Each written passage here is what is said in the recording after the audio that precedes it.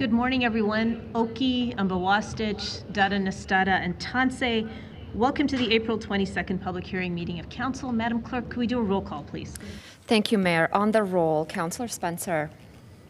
Here. Councillor Walcott. I'm here. Councillor Wong. Here. Councillor Wyness. Councillor Kura. Here. Councillor Chabot. Present. Councillor Chu. Here. Councillor Demong. Here. Councillor Dhaliwal. Here. Councillor McLean. Here. Councillor Meehan. Here. Councillor Penner. Here. Councillor Pootmans. Here. Councillor Sharp. Here. And Mayor Gondek. I'm here. Thank you, Mayor. Thank you.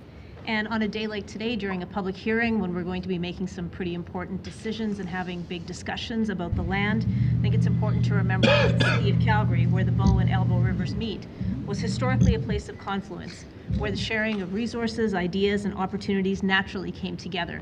And long before Scottish settlers named this place Calgary, the original Indigenous nations of this area had their own names for the land. For the Blackfoot, it was called Meginstis. For the Ithaca Nakota Wiskatabe, it was called Wachispa Oyade. And for the Tsuut'ina, it was called Gutsis. The Métis call the Calgary area Otisquani. We would like to take this opportunity to appreciate and acknowledge that we're gathered on the ancestral and traditional territory of the Blackfoot Confederacy, which is made up of Siksika, Piikani, Omska Bibigani, and Kainai First Nations. The Ithaca Nakota Wiskatabe First Nations, comprised of Chiniki, Bearspaw, and Goodstoney First Nation.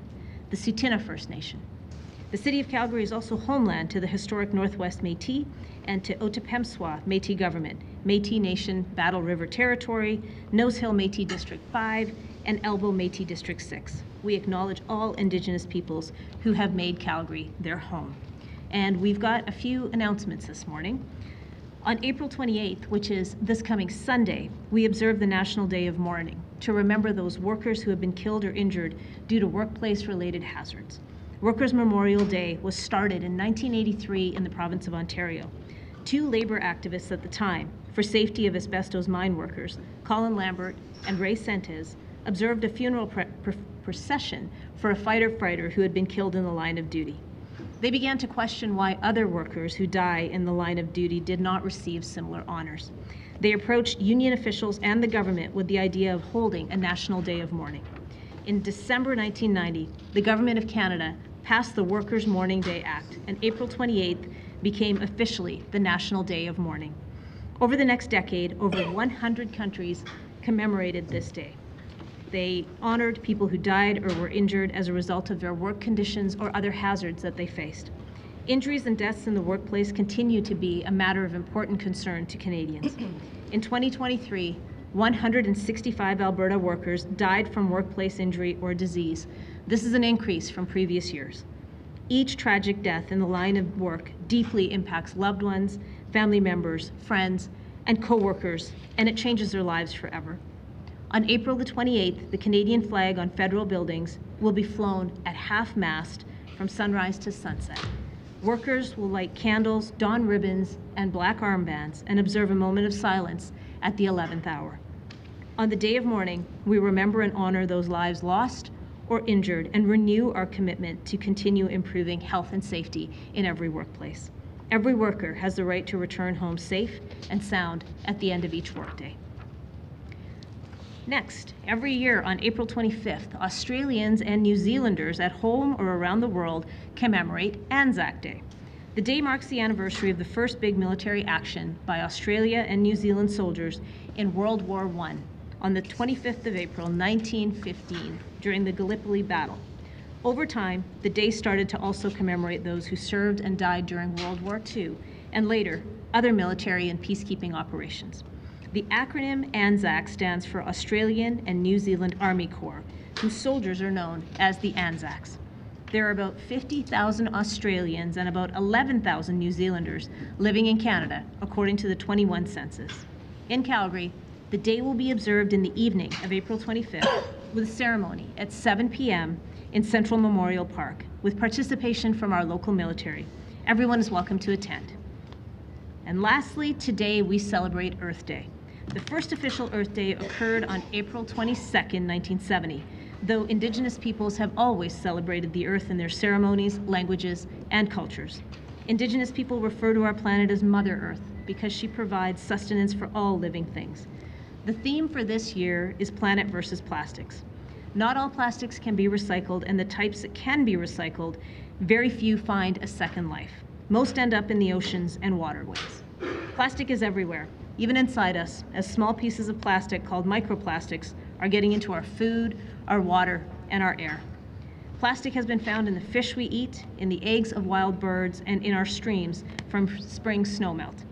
This is not just about having less trash, but it's also about keeping the environment and ultimately all of us healthy. This year's campaign of Planet versus Plastics unites communities, businesses, and governments in a commitment to reduce plastics in our lives, looking for a 60% decrease in the production of plastics by 2040. We encourage you to find a way to reduce plastic usage in your daily routine, even if it's just one item at a time. The City of Calgary is committed to the environment strategy that we approved in 2021 and delivering on resilience. We're committed to doing our part to address climate change, and if you have more information, or if you need more information about Earth Day and how you can contribute, you can visit earthday.org or you can visit our website at calgary.ca. With that, Madam Clerk, I believe we are moving into confirmation of the agenda. Just before that, Councillor Spencer does have a school introduction. I don't know if it's right now. Let's find out. Yeah, I think we need to wait till after 9:50 just to make sure they're actually watching the TV. If we can delay just a little bit. Absolutely. Okay, Yeah. awesome. I think we can find something to do until then.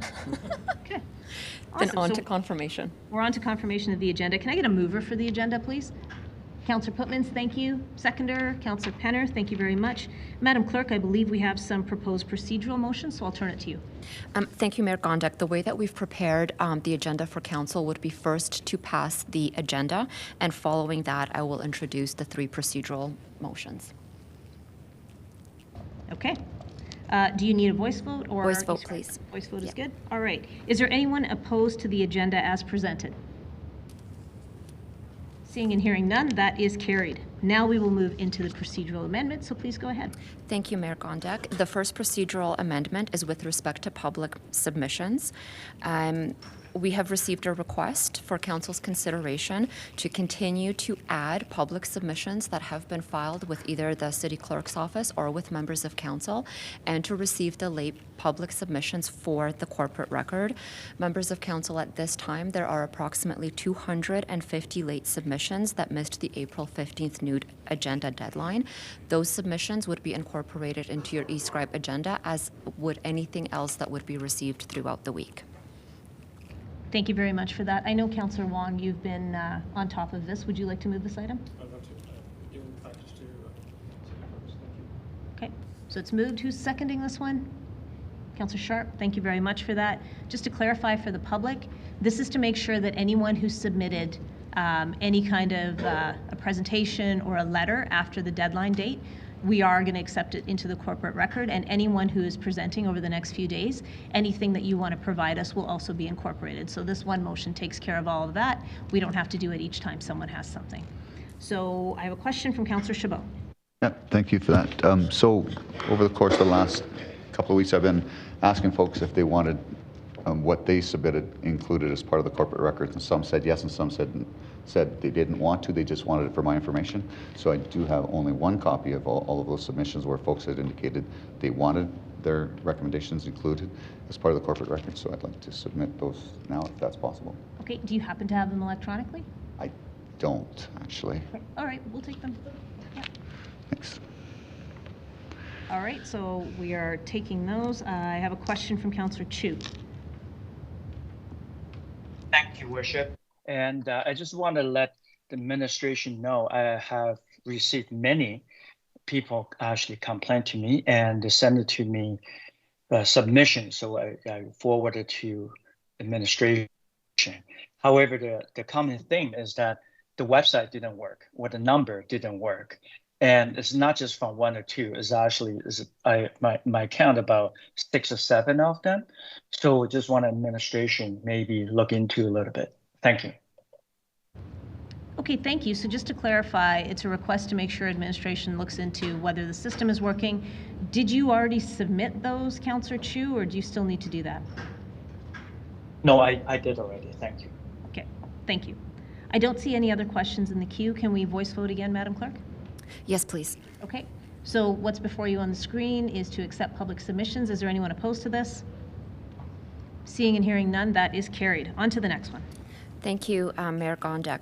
The next procedural motion is with respect to recess times. So to facilitate the efficient paneling of speakers, the following motion has been prepared for Council's consideration, and that is that Council, for the duration of the April 22nd public hearing meeting of Council, modified the standard recess times as set out in Section 78 of the Procedure Bylaw to the call of the Chair.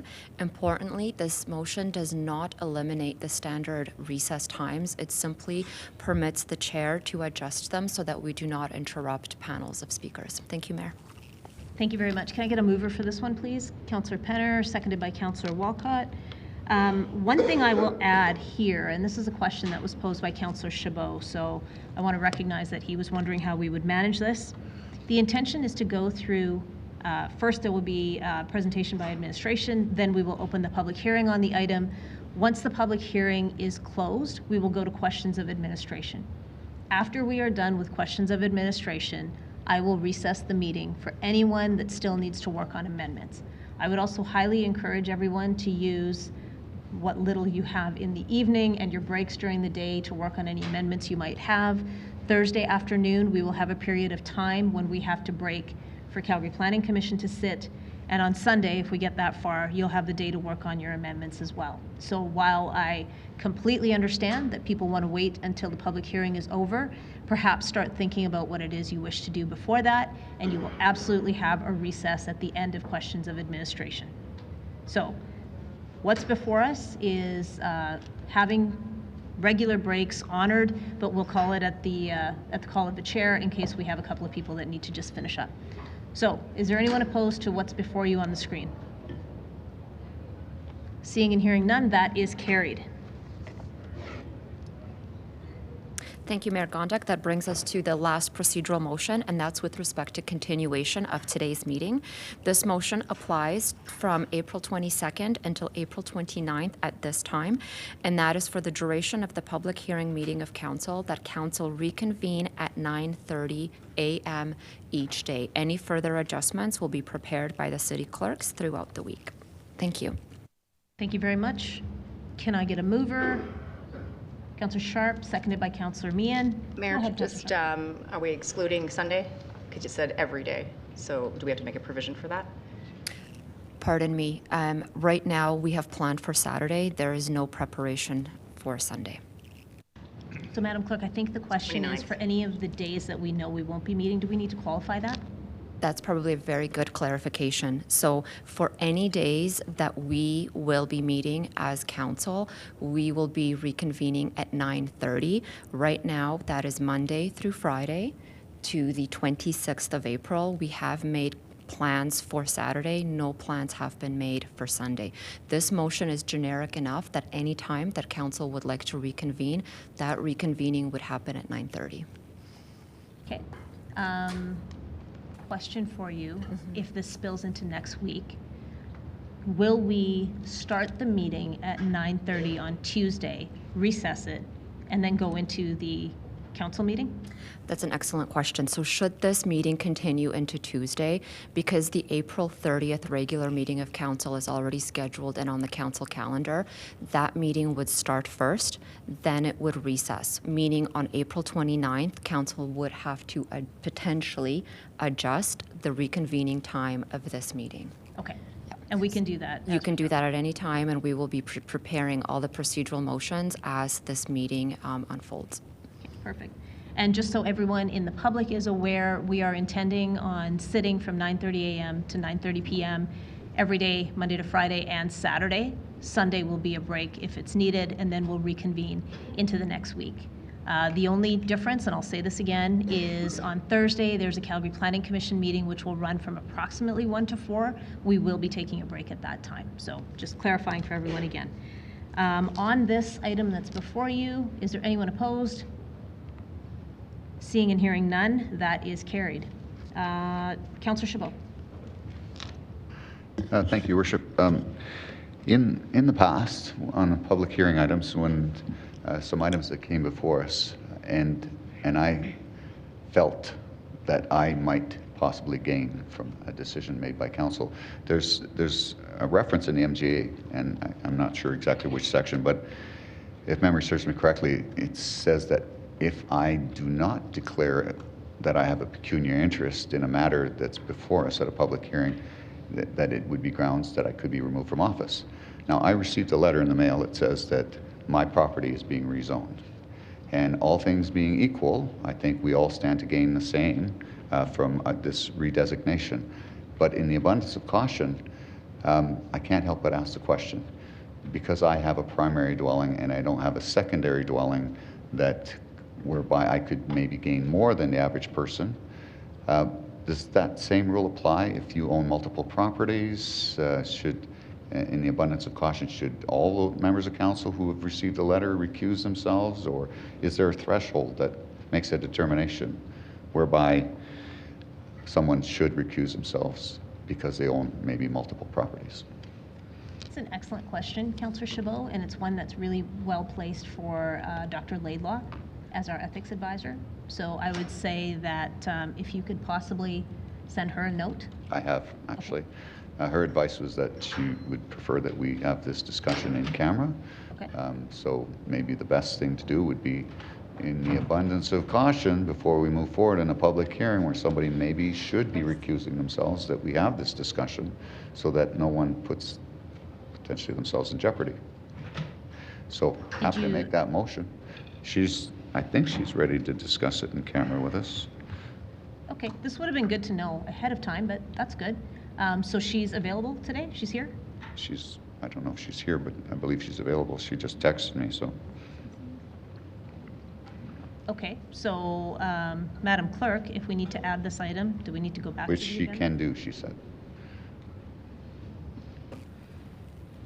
I don't believe we need to add a standalone item onto the agenda in light of the fact that it's with respect to item, excuse me for 1 minute, item 7.2.1. I think council can take a motion to move into closed, which we would have to prepare in order to hear that advice. Okay.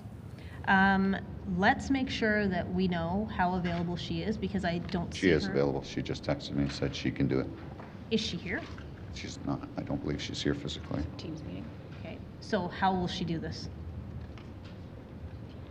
If I may suggest something, Councillor Chabot, this is a conversation we can have with her whenever she's available, and we know that we'll be able to go into closed session to have that discussion. Can I perhaps ask you to coordinate timing with her? So here's part of the challenge. If in fact someone does have to declare pecuniary interest, they would not be allowed to sit for any portion of the public hearing. So if we're entering into a public hearing. We are entering into administration's presentation first. Okay. So I would highly recommend that you set a time with her, and let's see what we could do. I just sent her a text. Thank you. I'm going to go to City Solicitor Flowen. Thanks. I've just been in contact with Dr. Laidlaw, and she says she's available right now. And as we normally do with someone participating virtually, she can participate via Teams through the closed session. Okay. Councillor Craw, you had a question? Well, I'm prepared to debate the going in camera to discuss this when it's appropriate to do so. Okay. Let me see if we've got the motion ready. We're ready, Mayor. Okay. So the motion reads that pursuant to Section 27 of the Freedom of Information and Protection of Privacy Act, Council now move into closed meeting in the Council boardroom to discuss confidential matters with respect to item 7.2.1, and further that Dr. Laidlaw be authorized to attend. Thank you. I assume you're moving this, Councillor Chabot? Yes, please. Okay. Can I get a seconder, please? Councillor Demong, thank you very much for that. Recorded vote, Madam Clerk, like electronic? E-scribe, yes, please. Yeah. E-scribe, everyone. To debate the motion that's before us? Yes, forgot.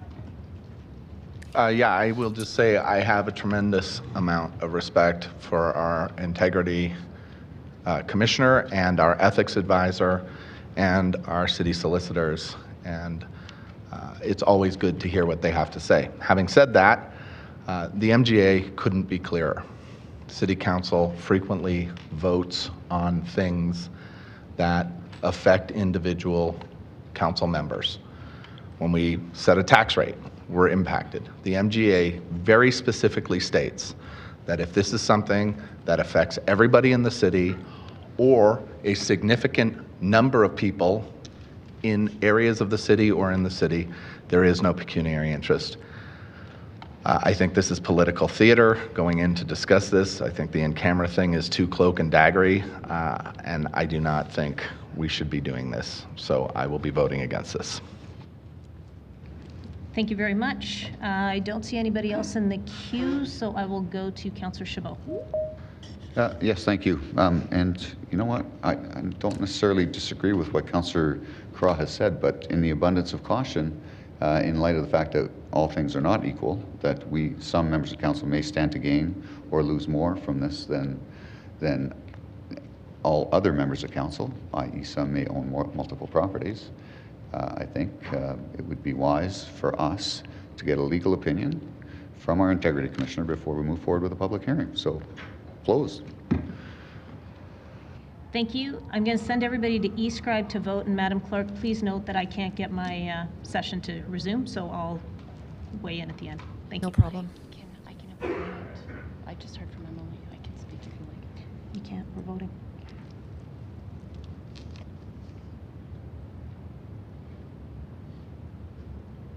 Councillor Wong, your vote, please.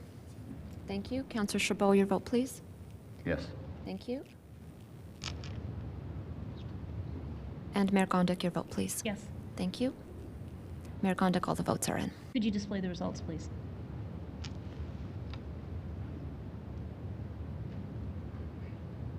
All right, that is carried 13-2 with Councillor Craw and Councillor Meehan voting against.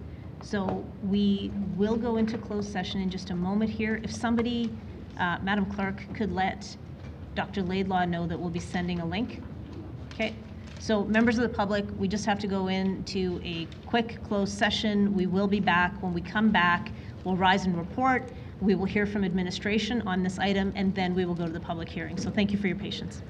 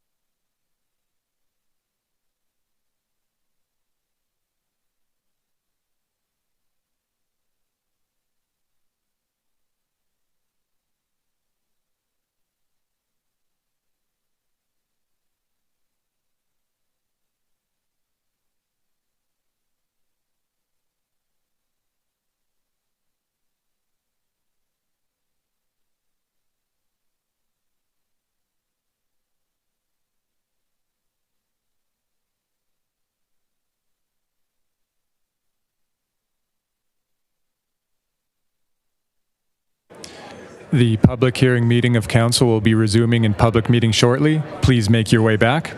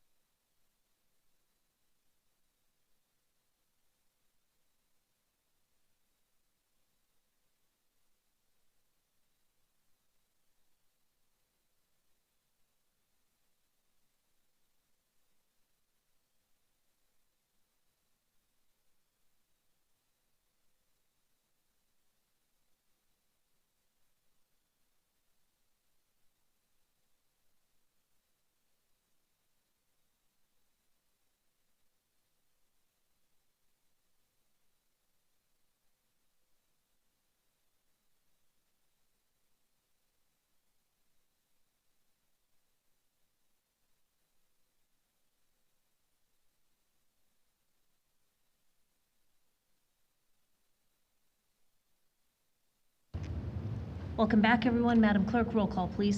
Thank you, Mayor. On the roll, Councillor Sharp. Here. Councillor Spencer. Here. Councillor Walcott. Councillor Wong. I'm here. Councillor Wyness. Councillor Carra. I'm here. Councillor Chabot. Present. Councillor Chu. Here. Councillor Demong. Present. Councillor Dhaliwal. Here. Councillor McLean. I'm here. Councillor Meehan. Here. Councillor Penner. Here. Councillor Pootmans. Here. And Mayor Gondek. I'm here. Thank you. Thank you. To rise and report, I believe we had Councillor Sharp and Councillor Demong. Do you need an e-scribe vote, Madam Clerk? Voice vote is fine, Mayor. All right, anyone opposed to rising and reporting? Seeing and hearing none, that is carried. We need to do one quick thing. Councillor Spencer, there's a school you need to recognize. Indeed. So this is a really popular school. I think they've sent now 4 classes, potentially 5. This is a grade 5 class. Their teacher, Ms. Wesolowski, and normally they'd have filed in here to be recognized for their commitment to learning about the way our city works. But let's all just applaud for them as if they were here in this room today.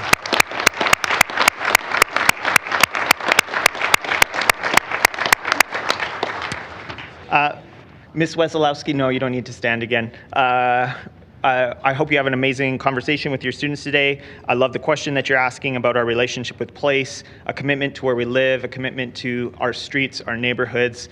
I mean, it dovetails in today's conversation in some amazing and weird ways. So I hope you have a really great time here at City Hall. Thank you, Mayor. Thank you very much, Councillor Spencer. Can we bring up the motion coming from closed session, please? All right, that's before us. It's being moved by Councillor Dhaliwal. It's being seconded by Councillor Chabot to hold the discussions confidential. However, Councillor Chabot, I think you have a question.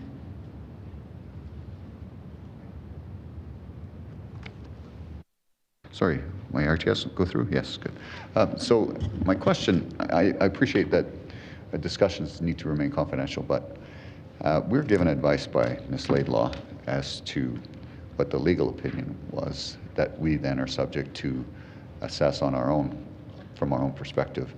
Is it possible for Ms. Laidlaw to elaborate specifically on the recommendations or the legal advice that she provided to members of council? I think, and I will get clarification, what we can do is ask Ms. Laidlaw to provide a general description of whether or not there is any kind of pecuniary issue here. She cannot provide us with advice. She can provide us with information, and then each member of council takes that information and determines whether they are in a position of pecuniary interest or not. So she could provide us with a general comment, but let me turn to Ms. Flowen to ask if that's appropriate. Yes, I believe Dr. Laidlaw is on the line and ready to provide legal advice. So she'll share her information, but of course, excuse me, the advice that she provides to individual members of council is legal advice. Thank you. Go ahead, Ms. Laidlaw. Thank you, Mayor. I'll keep this brief, but the general question was about pecuniary conflict of interest. So pecuniary conflict of interest is where a member of council might be financially impacted, whether good or bad. And when that happens, a member of council must abstain from voting. There are exceptions to this, though, and very clear exceptions. One of them is if the member of council has an interest in common with the municipality or parts of the municipality. And what this basically means is, you know, if you're a member of council, you're an elector in the municipality, so you're going to be impacted by the decisions council makes. And so democracy would be frustrated if you couldn't vote. So if you have an interest that's just in kind with, you know, the same as everyone else in that community or the same as everyone else in the municipality, then you still have a duty to vote and to participate. It's only if what your financial interest is something just wholly different than everyone else in the community, and not just the amount, not the degree, but wholly different, then there would be a duty to abstain from voting. This is all a fact-specific determination. It's case-by-case basis, and every member of council has to make that determination for themselves. So if you do have any questions specifically, I would encourage you to reach out to me and we can discuss your personal circumstances. Thank you, Ms. Laidlaw, for that response, and based on what you've just said, I feel quite comfortable in being able to sit through this public hearing. Thank you. Thank you very much. I will turn to Councillor Dhaliwal to close. Thank you. E-scribe to vote, everyone.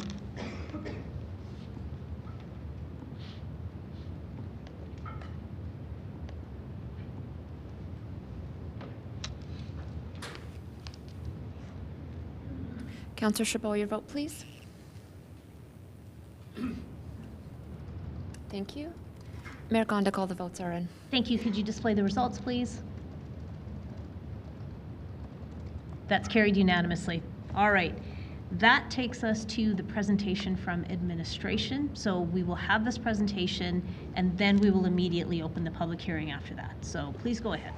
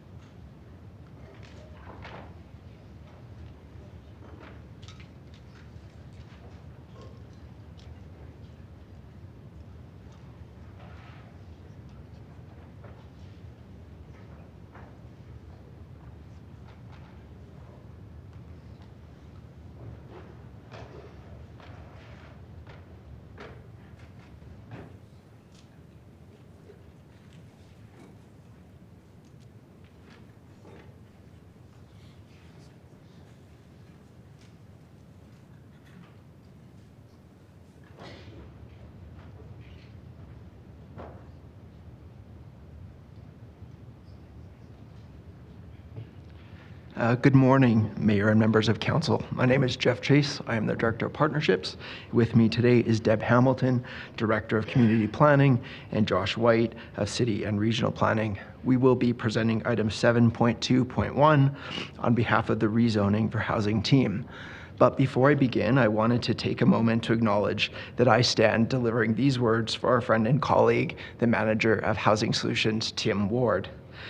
He should be here today, and with a deep and incredible gratitude for Tim and everything that he's done to help get the housing work to where it is today. I know he's watching from home, and I want to thank him very much for helping get us here today. We are all thinking of you, Tim, and thanks very much for wearing the right ribbons. Next slide, please. Calgary is in a housing crisis. Based on data from 2020, 85,000 households in Calgary can't afford their housing, and that number has only increased in the last few years. Rents have increased by as much as 40% since 2020, and the price of a single detached home has increased by 37% over that same time frame. We all know that this is about much more than the stats. Every day we hear about people struggling to find safe, dignified, affordable housing. We hear heart-wrenching stories about those searching for homes and those losing their homes. We see the impacts across our city, and we must do more. The housing crisis is about our neighbors, our families, and our friends. Fundamentally, the need for more housing is about people. If we are going to address housing affordability, Calgary needs more homes, period. More market homes, more non-market homes, and we need a diversity of housing choice. In recognition of this worsening crisis, and after hearing from more than 150 Calgarians last September, Council approved Home is Here, the city's housing strategy. Building off of a long history of housing work, including the recent Housing and Affordability Task Force, the strategy represents a bold and a comprehensive plan. It includes 98 actions that respond to both non-market and market housing. It pulls all the levers that we have. The strategy is fully funded, and it's in the process of being implemented as we speak. We understand the magnitude of what is before Council this week, the magnitude of city building moves, the complexities of change as Calgary rapidly grows. This work represents our best advice and recommendation regarding an important action that we can take to address the housing crisis. Next slide. Thank you, Jeff. The housing strategy is a yes and strategy, in that no single action strives to or will on its own solve the housing crisis. Other actions we are working on include activating more city land around transit stations, known as transit-oriented development, planning for more density along nodes and corridors through local area plans, and the downtown office to residential conversion program. These actions will result in more multi-residential apartment buildings, a housing choice at one end of the spectrum. What is before you today, the shift to a base residential district, is squarely targeting the middle of the housing spectrum, the space or opportunity that lies between apartment buildings and single detached dwellings. The recommended base districts of residential grade-oriented infill, known as the RCG district, and residential low-density mixed housing, known as the RG district, include single detached dwellings, semi-detached dwellings, secondary suites, backyard suites, row house, and specifically for the RCG district, townhouse as well. These districts allow a variety of low-density residential housing types to be built in proximity to and in compatibility with each other within the same neighborhood. The proposed citywide rezoning removes the need for landowners to apply for their own individual application, reducing time and cost to the delivery of more housing. Currently, 67% of residential properties only allow a single detached house, and another 20% only allow semi-detached houses. And while single detached dwellings are and will remain a desired housing choice by Calgarians, as for outcome 1 of the housing strategy, the rationale for rezoning is to increase the supply of housing to meet demand, increase affordability across the housing spectrum, and to remove barriers to housing by streamlining policy and planning process. Housing choice and affordability are key to our economic competitiveness. It is how we attract talent and new business. Vibrant and resilient communities have diversity of housing, allowing Calgarians to remain in their desired community as their housing needs change over time. Increased housing supply and variety will help communities with declining populations thrive, supporting local services and amenities. Before I turn the presentation over to Josh, who will expand on why Calgary needs more, next slide, please. Before I turn the presentation over to Josh, who will expand on why Calgary needs more homes, share how Calgarians contributed, and how the rezoning will help with housing choice, I would like to introduce 2 new distributions, the final What We Heard report and the verbatim comments. And I believe Madam Clerk has these distributions. These reports include comments from Calgarians received through our Engage portal that opened in January, as well as those that received at our in-person and online sessions. These reports were shared both directly with Council and made available to the public last week. While we extended the Engage portal deadline till April 11th, the themes heard from Calgarians did not change since the Calgary Planning Commission report was written. I'd now like to turn it over to Josh. And next slide, please. Council, the recommendations are before you on the screen, as recommended unanimously by Calgary Planning Commission. Next slide. What do the recommendations mean? In summary, Council is being asked to consider making a citywide rezoning change to the RCG district in established parts of the city and the RG district in newer parts of the city.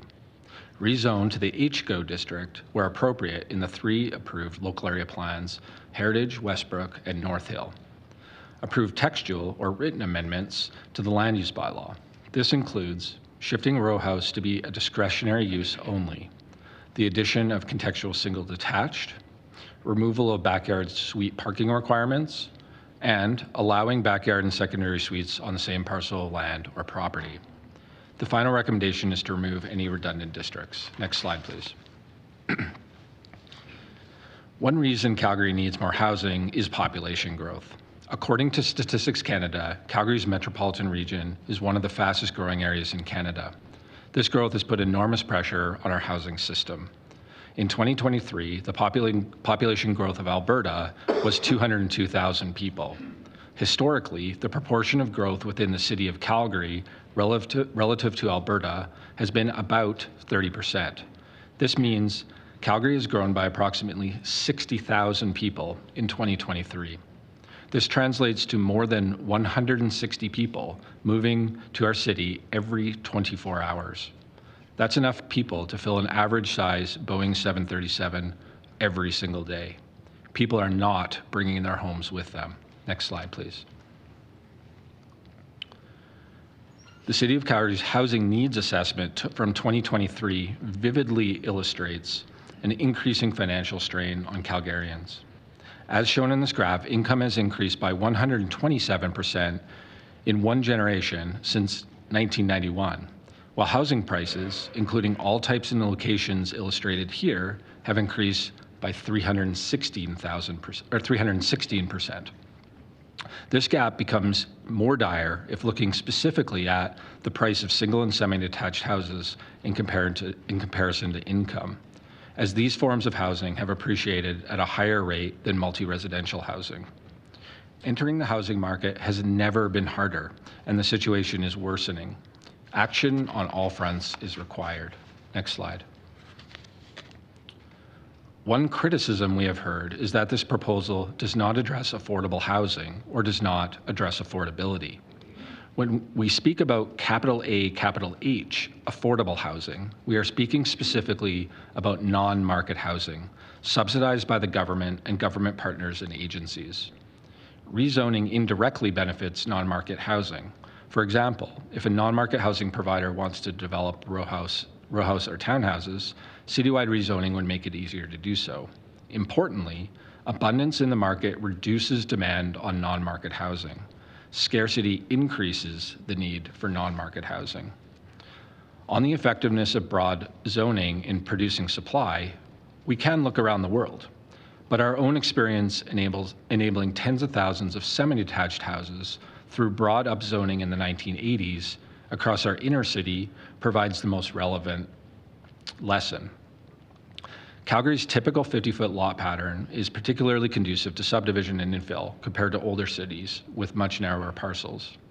Change is incremental in any given location over many years or decades, but across the city, it adds significant supply annually to our housing system over time. By increasing housing supply through rezoning, we will provide more market housing choice between apartment forms and single and semi-detached houses. Calgary and many other cities are adept at enabling development of apartments in certain locations and single detached houses, but are lacking supply of housing in between. At present, there's a large increasing leap that is required to move, for example, when people's life stage changes with having children, from an apartment to a single or even a semi-detached house. Based on today's high prices relative to income, that is an insurmountable challenge for more and more Calgarians, especially those wanting to choose within the established area of the city. Next slide, please. Calgary's housing market is a spectrum of housing forms. This includes everything from high-rise apartments to single-detached houses. Some Calgarians have expressed concerns or have heard assertions that rezoning for housing could mean apartment buildings emerging beside their house. It is crucial to highlight that today's proposal is not about apartment-scale housing and development. HGO development is within the scope of this rezoning and is being proposed for locations specifically identified as appropriate in completed local area plans. What is also being proposed is a new base residential district approach that includes RG district in newer communities and RCG district for established areas of the city. Acknowledging differences in some rules, such as lot coverage, these forms have fundamental similarities in scale and ground orientation. All of these houses are accessed from a front door, which differs from apartment forms of housing. By enabling a higher supply of semi-detached, row house, and townhouse forms, more people are able to make that leap within their means, resulting in improved affordability in the marketplace. In today's environment, where rezoning is required on an individual parcel, builders with the knowledge to navigate regulatory risk are drawn to where market risk is least, premium inner-city neighborhoods. By reducing barriers, houses will be built across more of the established area, including where land values are at less of a premium, meaning housing costs will be at less of a premium. Increasing housing choice is a ripple effect in the housing market. When someone moves from an apartment to a row house, it means an affordable apartment is now available. Administration anticipates that the proposed rezoning could result in approximately 1,500 new housing units plus secondary suites annually, representing an up to 15% increase in overall housing supply, which increases housing choice. Next slide. The housing market operates as a system. In a housing market with less choice and a scarcity of supply, finding housing can feel like a game of musical chairs, where there are more people than chairs, and housing costs escalate rapidly. However, with choice and abundance, the housing market becomes more dynamic and fluid, where people can move within the system according to their needs, to suit whatever life stage they are in. It now becomes a game where everyone has a chair. Next slide. This series of slides is a representation of the constantly evolving housing system and the thousands of decisions that influence housing markets across the city. Let's take a look at 4 families who are all living in single detached houses. Each family has a unique set of needs and are all at different stages of life. The family wearing pink loves their home and it meets all their housing needs. The family wearing green has outgrown their house and needs to find a house to accommodate their growing family. The family wearing yellow are living in a large house with too much space now that their young adult child has moved out to go to school. The family wearing yellow are living in a large house with, the last family wearing red are no longer able to maintain a single detached dwelling and would like something smaller with less maintenance. The remaining 3 people in the foreground are not able to find housing due to limited supply. Next slide. When we allow more housing forms throughout the city, we allow more housing choices to meet the needs of residents at each stage of life. A new row house was built, and the family wearing yellow moved in. Now, having a secondary suite for rent in their basement helps with their mortgage. The family wearing green has purchased a large single detached house. Next slide, please. The family wearing blue has now moved into the blue house and has added a backyard suite. The suite has been built at grade, which makes the unit more accessible and low maintenance for their parents, the couple in red, to move into. Next slide. Let's talk about the journey to get here, including how Calgarians contributed. As Jeff mentioned, our journey to now started in 2022 with the formation of the Housing and Affordability Task Force. In September 2023, Council adopted Home is Here, the City of Calgary's housing strategy. The public outreach campaign for this proposal launched on January 15th, 2024. Since then, administration has conducted public outreach, where we listened to Calgarians. On March 7th, the proposal was presented to Calgary Planning Commission, who supported the recommendations unanimously. Legal notification letters were then sent to all landowners whose parcels were included in the proposal.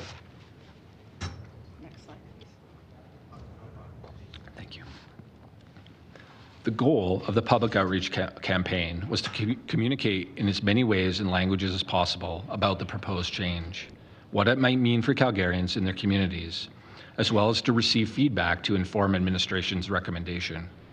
Through this approach, administration promoted the many ways that Calgarians could participate in this process, including this public hearing. On the screen, you can see some of the activities and events that were undertaken since January of this year. Next slide.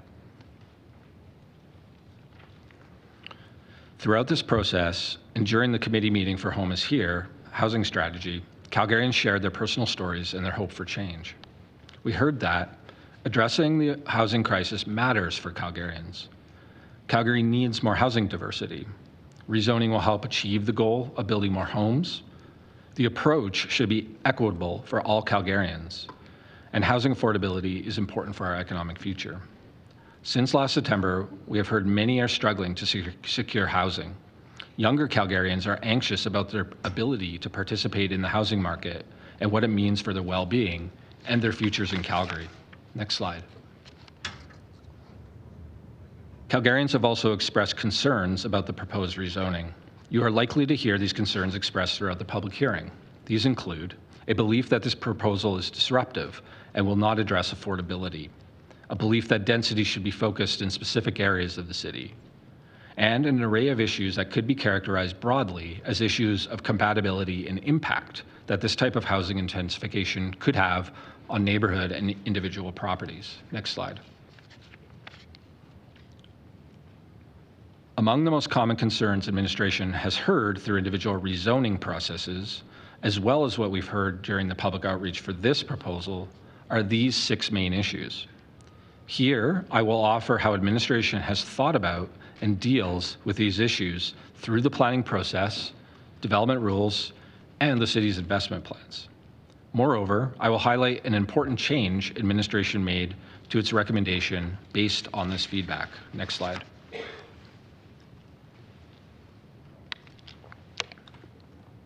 Parking.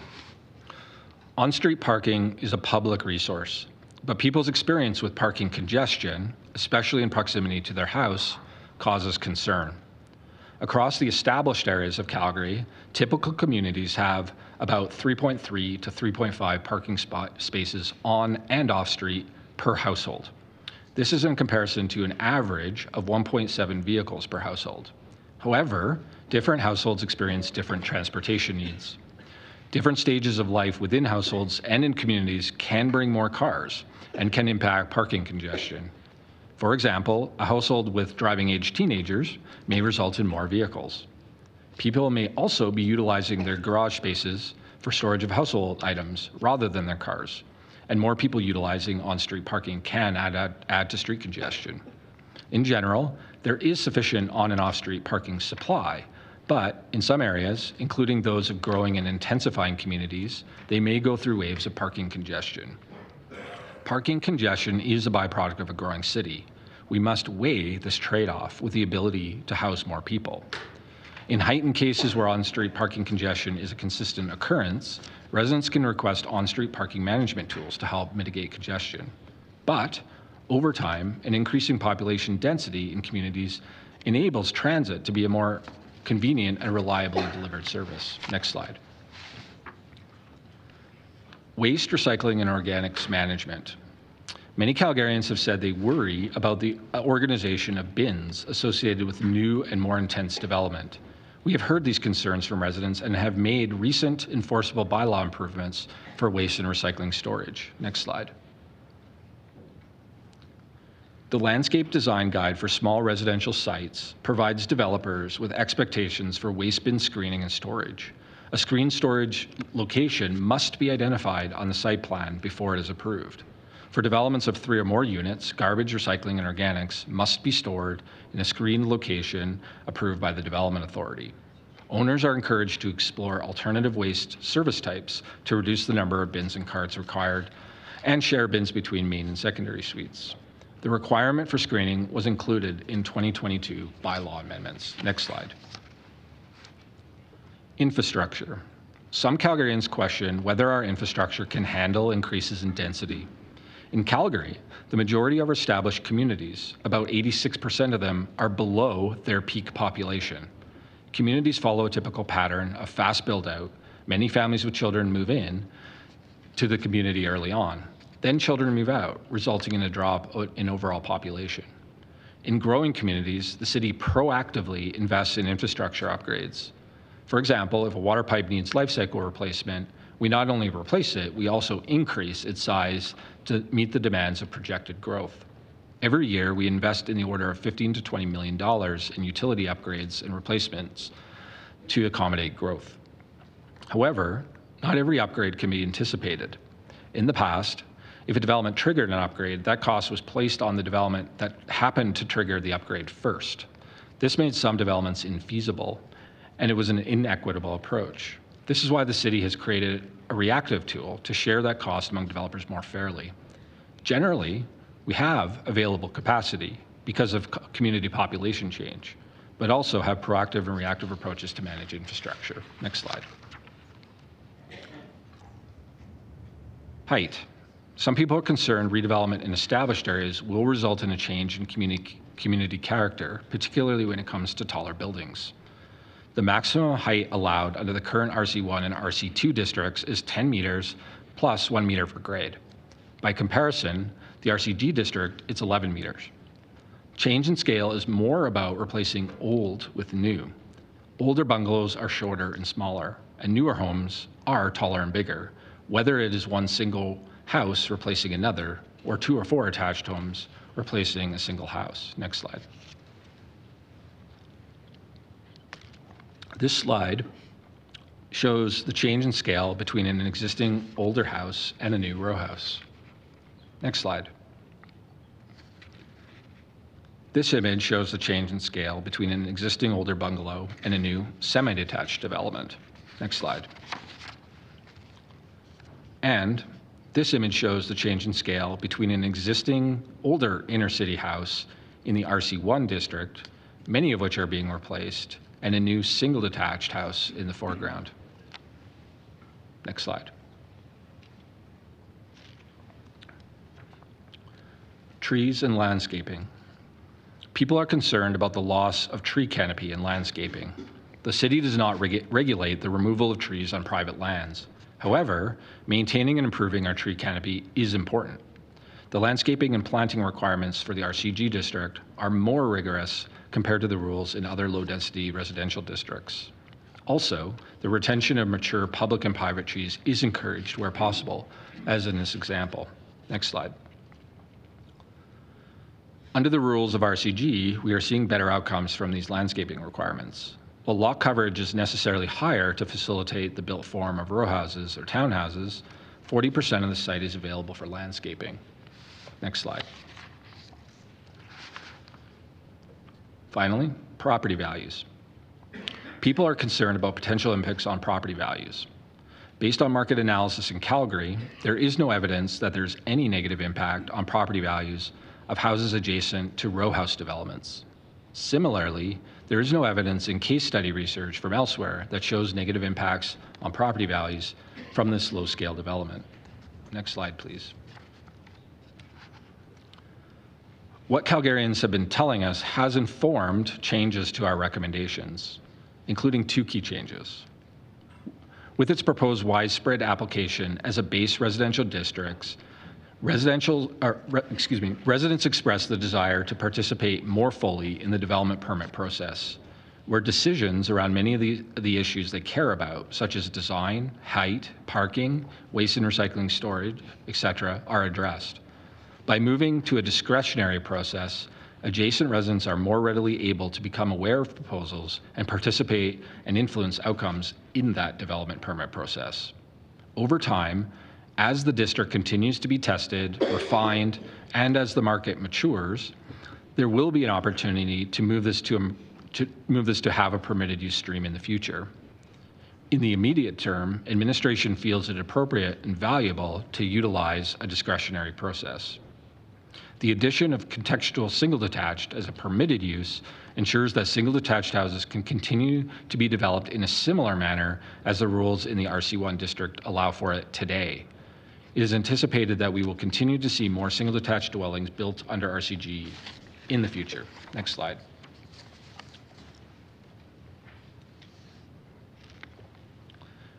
When we think about redevelopment in our neighborhoods, we know there are factors that dictate whether redevelopment of a parcel of land is feasible. This includes land value, age and condition of the home. For example, newer homes are far less likely to be redeveloped compared to older homes. Parcel shape, lane access, and proximity to employment or transit or other drivers of demand. When we consider these factors, we know that not every parcel of land in the city will be a good candidate for redevelopment. Next slide. Many of the new row houses seen today are built on 50-foot wide by 120-foot deep lots across the inner city, where these conditions for redevelopment described on the previous slide exist. This represents a typical site plan on a corner. Under the RCG district, the number of units allowed is based on a calculation of lot size. This calculation for density is the maximum allowable number of units on a lot. However, rules for minimum parking, minimum setbacks, height, amenity space, and lot coverage limit what can be built. While the site, in theory, under the current proposal, would allow for 4 main dwelling units, 4 secondary suites, and 4 backyard suites, the bylaw rules would limit what could actually be built. Nevertheless, we understand this is a concern, and should a change be proposed to formally restrict backyard suites alongside row and townhouses, administration would be supportive. Next slide. With rezoning, it is a paper exercise that allows us to say, here are all the potential uses that could be located on a parcel of land. It is not until the development permit stage that we start to see the details of what could be built. For example, when there's a corner parcel as shown on the previous slide, there's more potential for redevelopment as the site is rectangular in shape and has lane access. When the shape of a parcel is irregular or does not have lane access, there are more limitations and less potential for redevelopment, especially of row houses and townhouses. Next slide, please. Like all land use redesignations or zoning changes, Council today is being asked to consider the proposal through the lens of planning rationale. The planning rationale for this redesignation is rooted in and supported by the following: the South Saskatchewan Regional Plan, the Regional Growth Plan, the City of Calgary's Climate Strategy, and Home is Here, the City of Calgary's Housing Strategy. This proposed rezoning, in addition to the implementation of the additional actions within the housing strategy, will improve Calgary's economic competitiveness, environmental sustainability, and social resilience. Next slide, please. Further, this proposal supports the direction provided in the Municipal Development Plan, which states that we work towards a prosperous and diverse economy and consider housing affordability and planning decisions. That we support complete communities and ensure efficient use of land, infrastructure, and providing housing choices. Encourage change in low-density neighborhoods that is of similar scale and built form.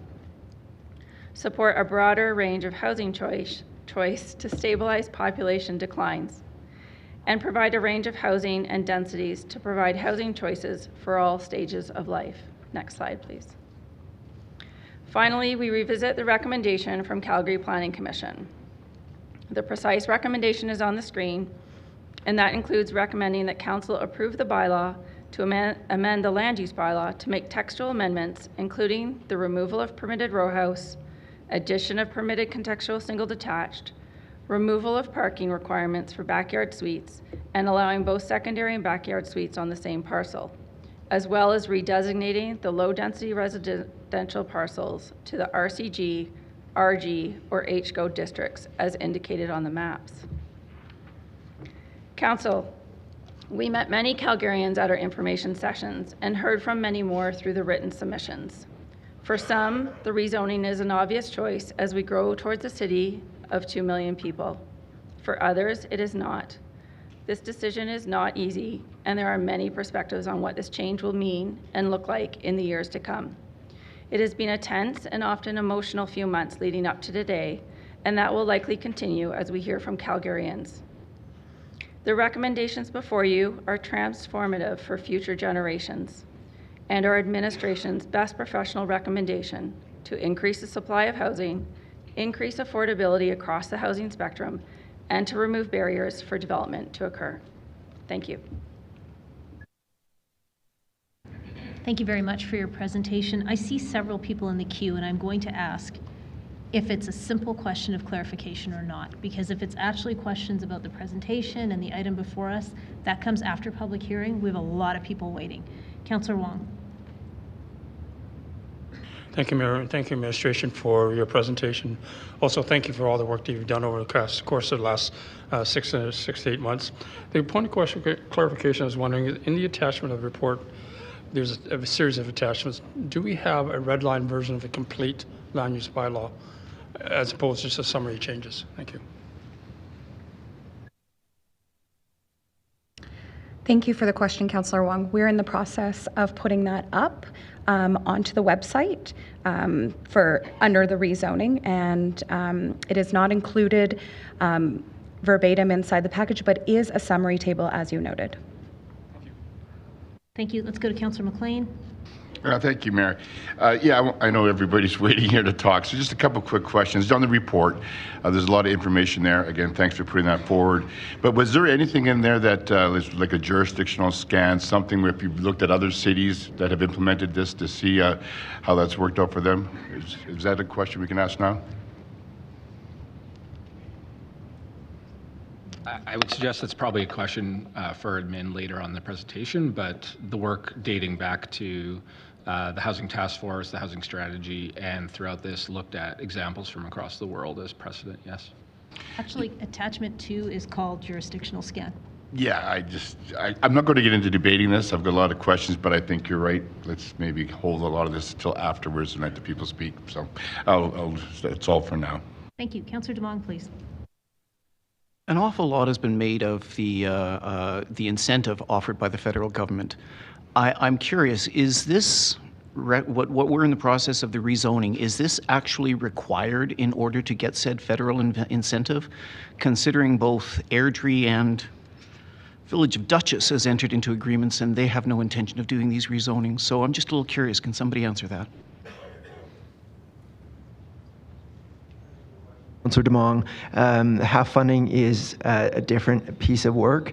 An initiative included in the Housing Accelerator Fund relates to land use changes, but the money is separate from this, and pending council direction after this item, we would look to allocate funding as best we can with the initiatives that are moving forward.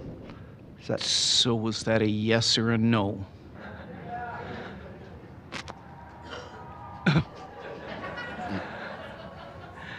Sorry. Could you just ask me a yes or no question, Councillor Demong? I'm simply asking, is this rezoning required in order to get federal incentive money? No. Thank you. Thank you. Let's go to Councillor Spencer. Thank you, Mayor. You shared some great stats on the established area for parking. Just curious to what degree and what granularity that's presented in your attachments in terms of other areas across the city.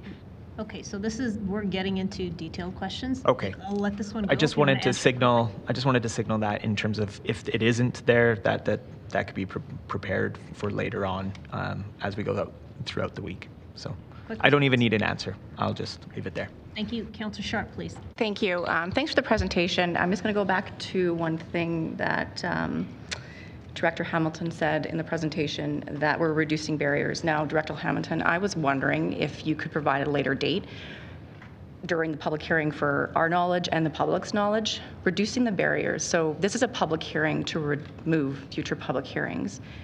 Do we have somewhere in the report, or can you provide what is the now and what could be proposed, and where the public has the opportunity to speak to as if it was today, and what could they be speaking to or not speaking to if this moves forward? I think this is really important.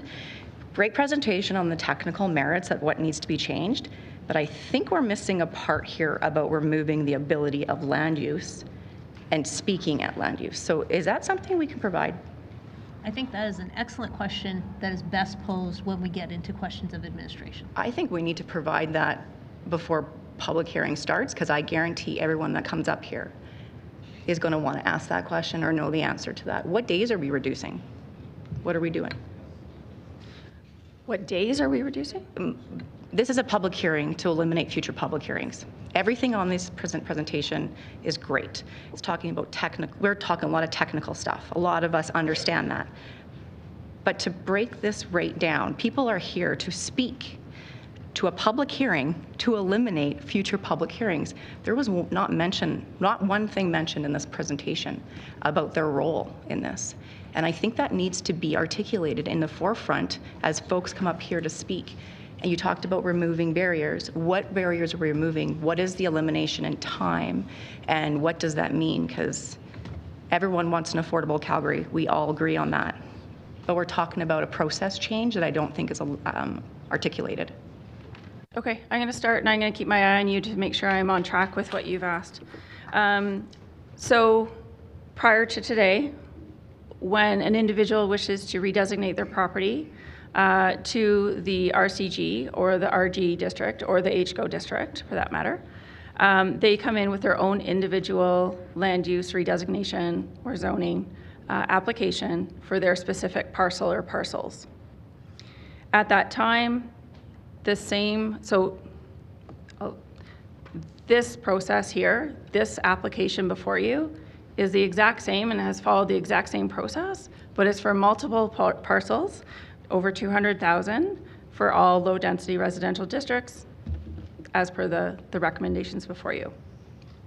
So whereas when we come one by one, Calgarians are typically only coming out to speak to a matter that's in their neighborhood, today's public hearing is one large land use redesignation where Calgarians have come out to speak in favor, in support, in opposition, or neutral against the public hearing as a whole. The barrier that by doing this, by redesignating to a base residential district, which has a variety of land uses allowed within it that Josh mentioned, we will remove at least, or on average, 6 months per individual application. It also removes a lot of council's time in that approximately 40 to 50% of each of our agendas over the last year have been low density residential designations here at council.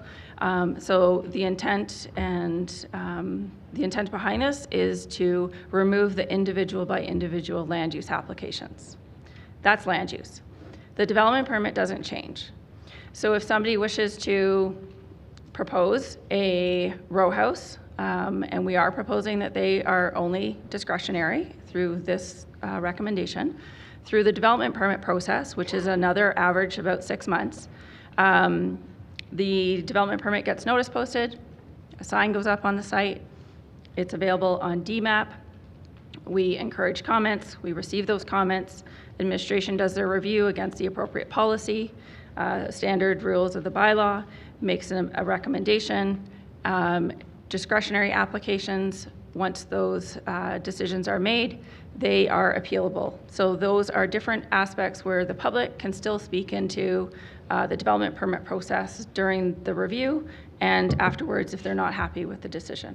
Am I answering your question, Councillor Sharp? You are answering my question, and if somehow we can get that on the the website where this information is by the time this public hearing is over so people can reference it, I think it's really critical. But you did answer it really well, and thank you. I know it's not an easy task to do off the top of your head, but this information is critical for council making these decisions and folks to be speaking to it this week. Thanks. Thank you. Clarification question from Councillor Chabot. Yes, thank you. And part of the Housing Affordability Task Force recommendations included looking at single-family residential homes that had basement suites and then having the ability to have not only a basement suite but a backyard suite as well. So I get the intent there was to go from 1 to 2 to potentially 3. I'm just trying to rationalize how this morphed into now all of a sudden being not 4 to 8, but 4 to potentially 12 units. Council, I think you're getting, okay, hold on everybody. We actually cannot have any kind of applause or questions from the audience when it's your time to speak. Happy to have you up here, but for that period of time, I can't control them out there. I would ask that you hold your applause, please. Thank you.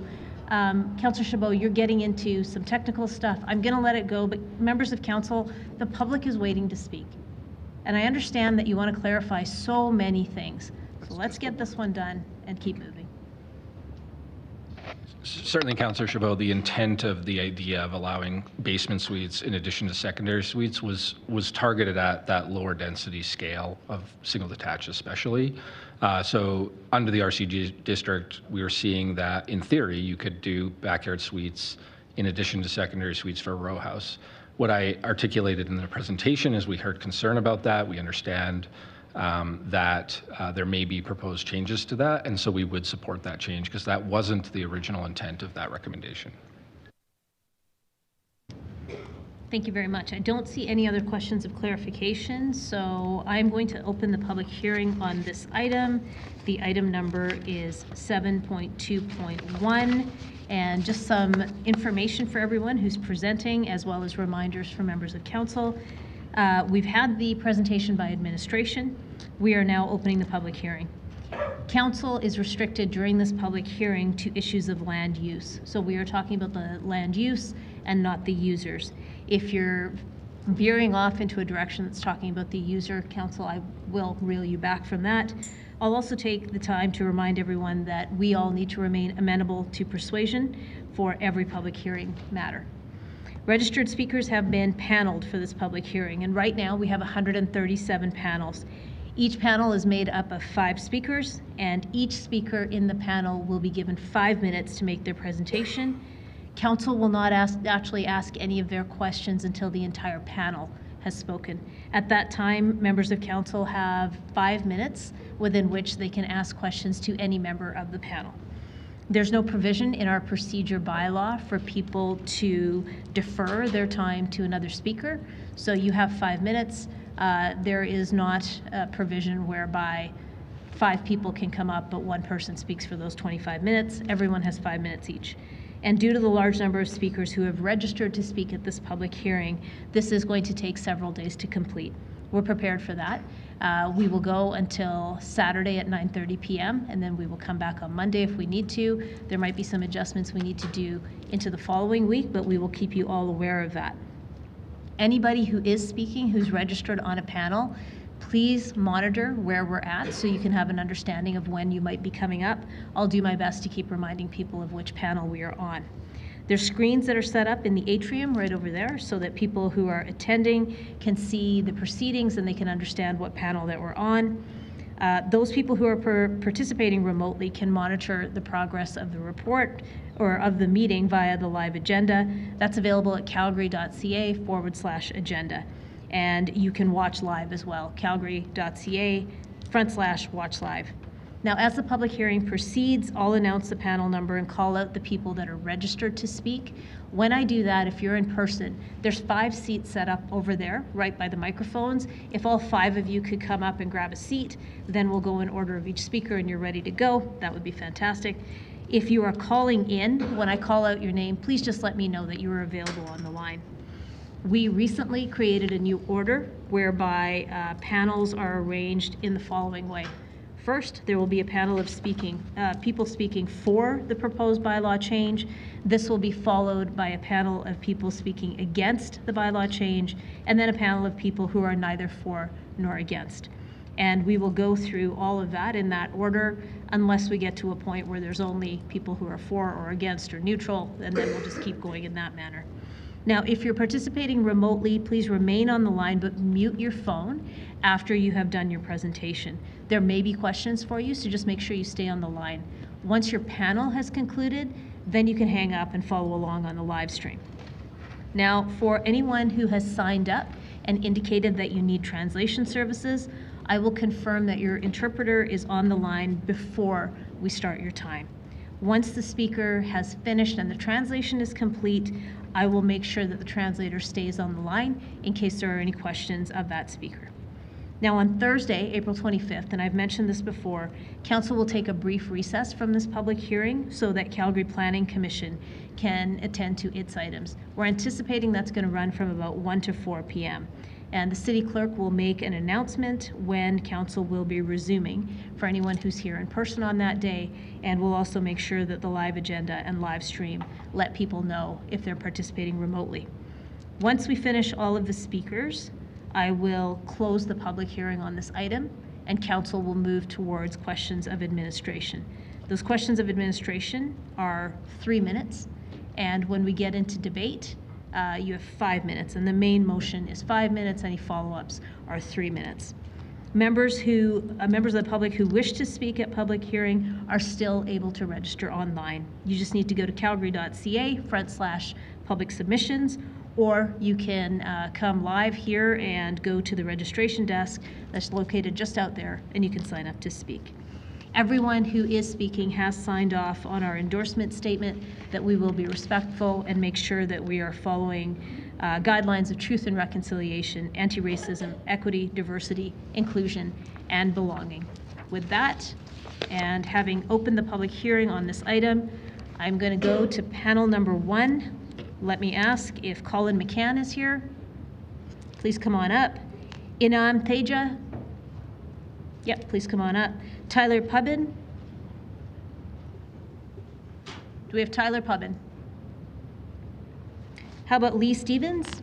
Yep, please go on up. Do we have Josh Bertwistle?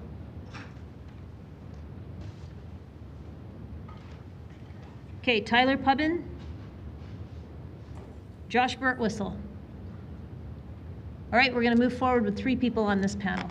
So let's have Colin McCann come up, please.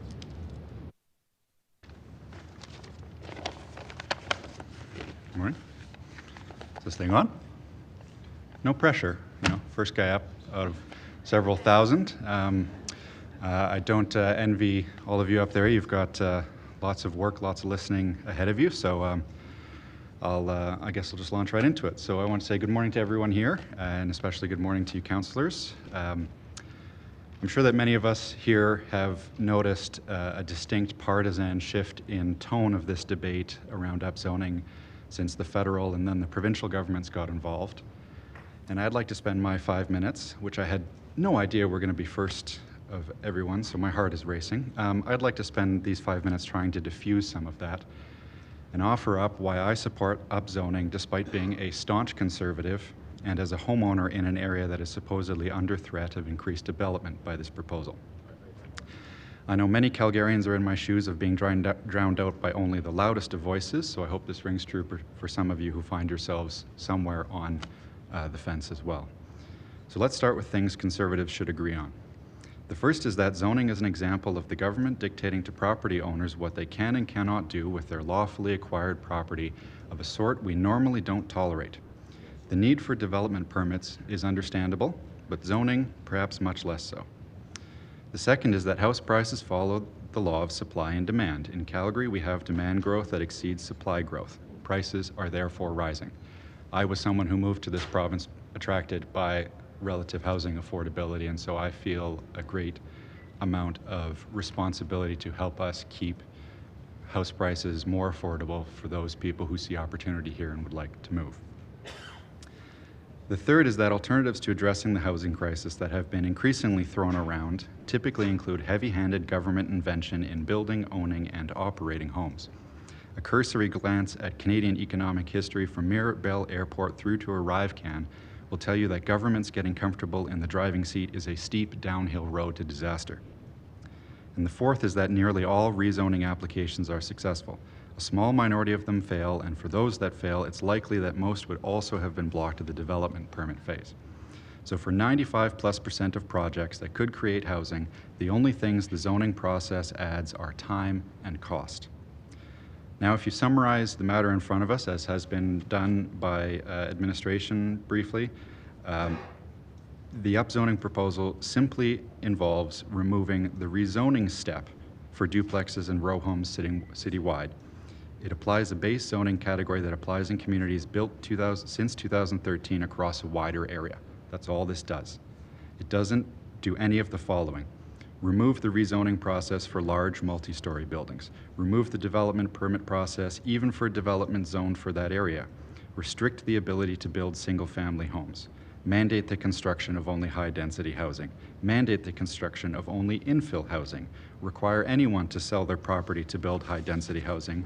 Reduce the ability of council to reject development proposals not deemed fit for the city, and nor restrict the ability of Calgarians to voice their concerns about proposed developments in their neighborhoods, including for such things as parking and noise levels.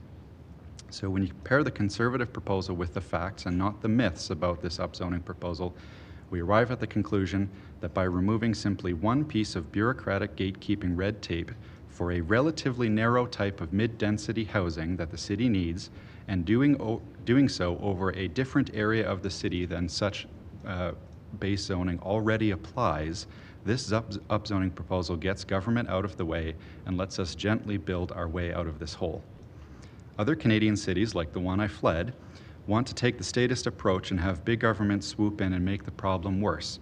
Well, they can, but here in Canada's most entrepreneurial city, we have a proposal instead to address the root issue, and doing so will allow us to succeed where those cities have failed and will fail to provide for their citizens.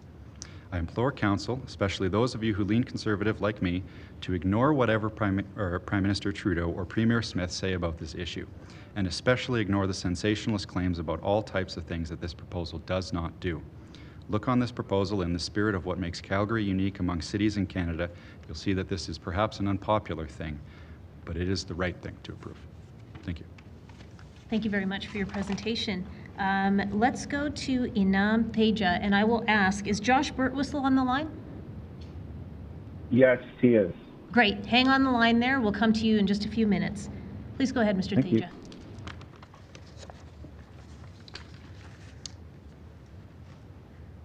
Hello, Council.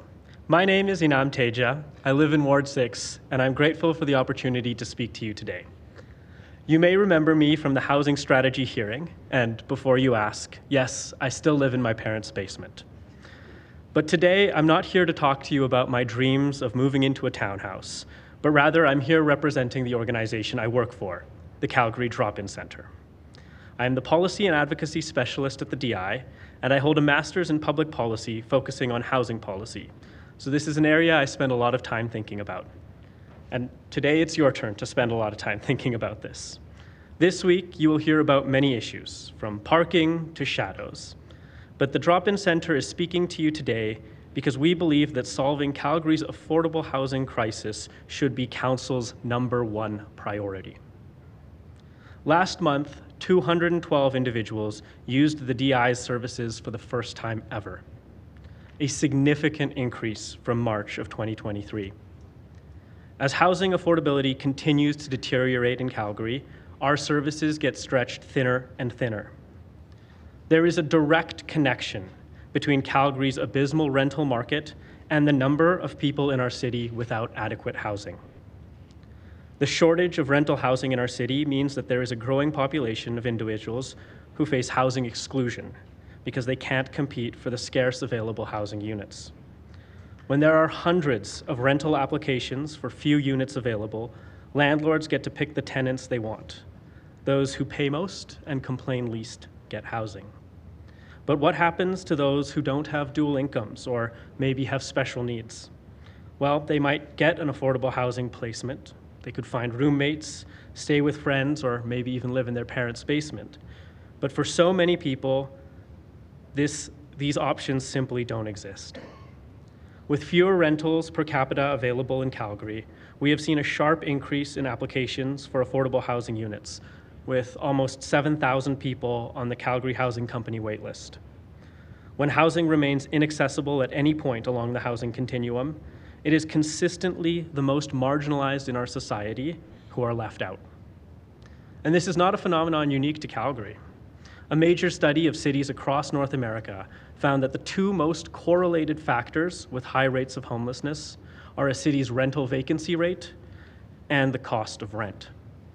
This study looked at many other common explanations, like rates of drug use, mental illness, income poverty, or even local weather factors. But none of these things impact homelessness more than the price of rent and the rental vacancy rate. If we are serious about being a city where all Calgarians can thrive, then we need to focus on ensuring that we have enough rental housing supply to raise our vacancy rates and keep our rents in check. That is why we are urging City Council to follow through on the Home is Here housing strategy by approving the proposed citywide rezoning to enable the creation of more housing. Outcome number one of the housing strategy was to increase housing supply. And the purpose of today's rezoning proposal is to allow for more housing to be built. Adding more housing units of any type reduces the number of people competing against each other for already existing homes. But this proposal will also add more basement suites and laneway units, which are significantly more affordable than typical new units.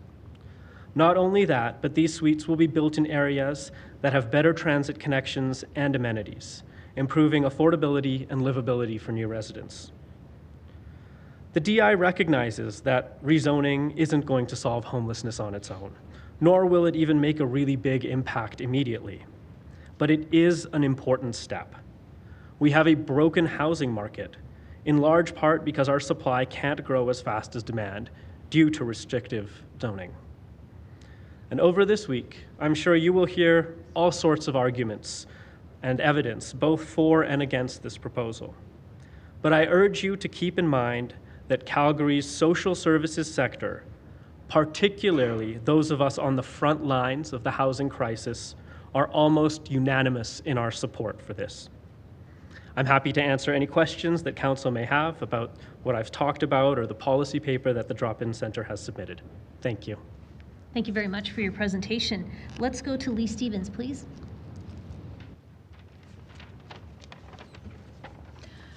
Morning, Council. My name is Lee Stevens, and I'm here representing Vibrant Communities Calgary, stewards of Calgary's poverty reduction strategy, Enough for All. Let me begin by stating why we are in favor of citywide rezoning. Access to affordable and appropriate housing decreases the likelihood that individuals will fall into or remain in poverty. We believe changes to our zoning bylaws will help us achieve our goals to reduce housing need. Calgary is growing, but we also have fewer rental apartments and row housing compared to other major cities in Canada.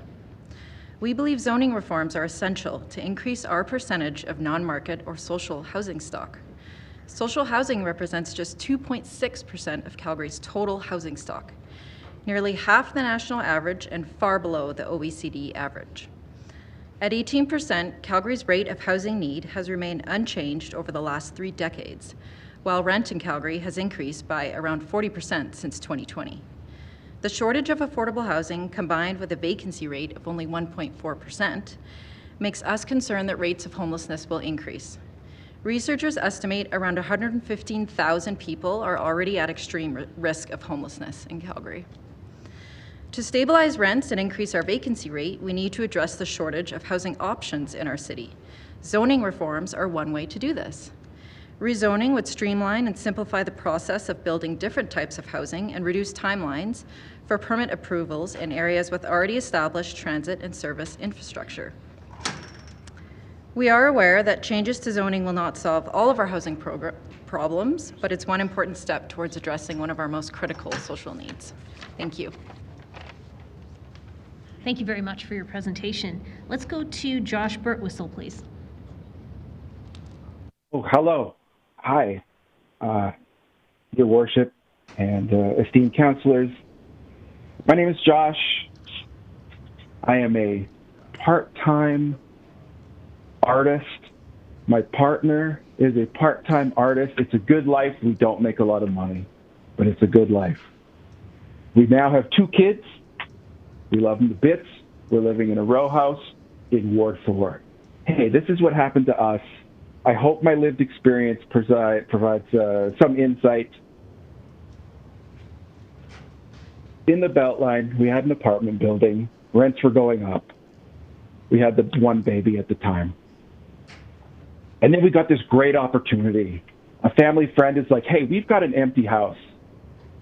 We need someone to look after it for like little to no money. And we were like, oh, this is it. This is our chance to save for that down payment. You know, we had been working towards getting our credit score up and trying to save as much as we could. And this was going to be our ticket to a house. And moving in was great. Unfortunately, a few months later, we were assaulted in a home invasion where 4 individuals broke into that house and assaulted me and my wife in the night.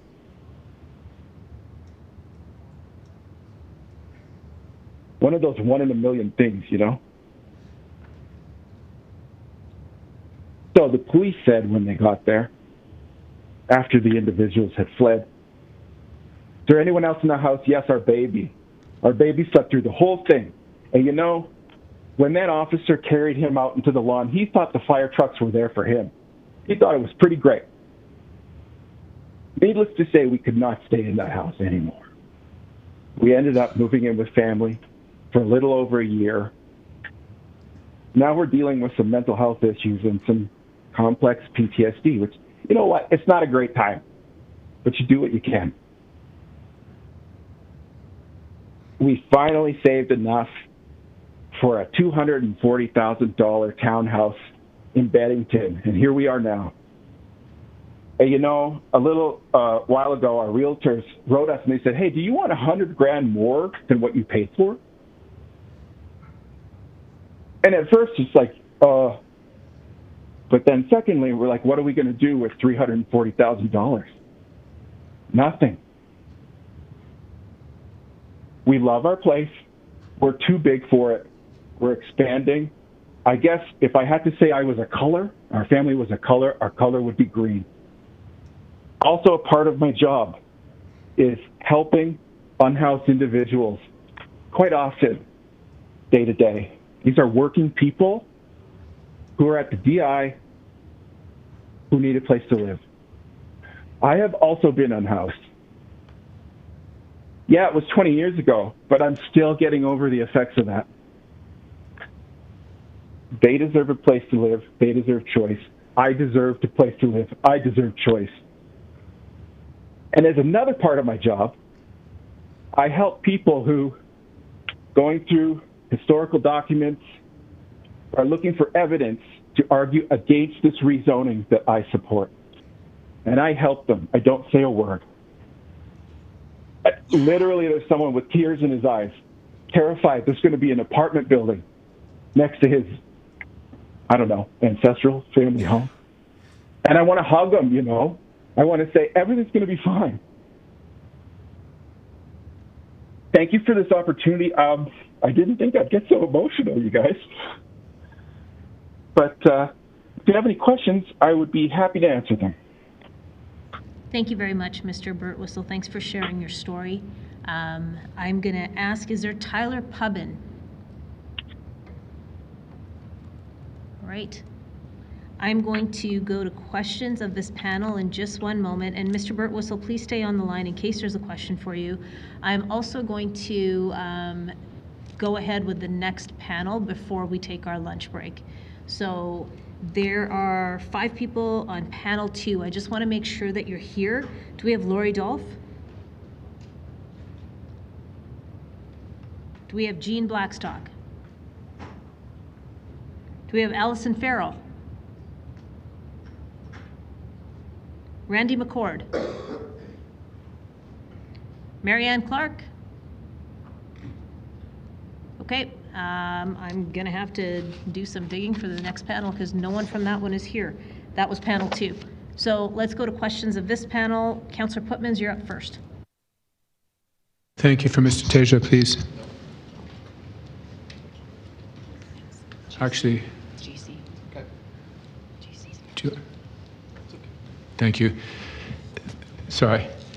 Thank you very much for your presentation. If you were to choose 2 or 3 elements of the strategy, what would be the most important to you and your stakeholders?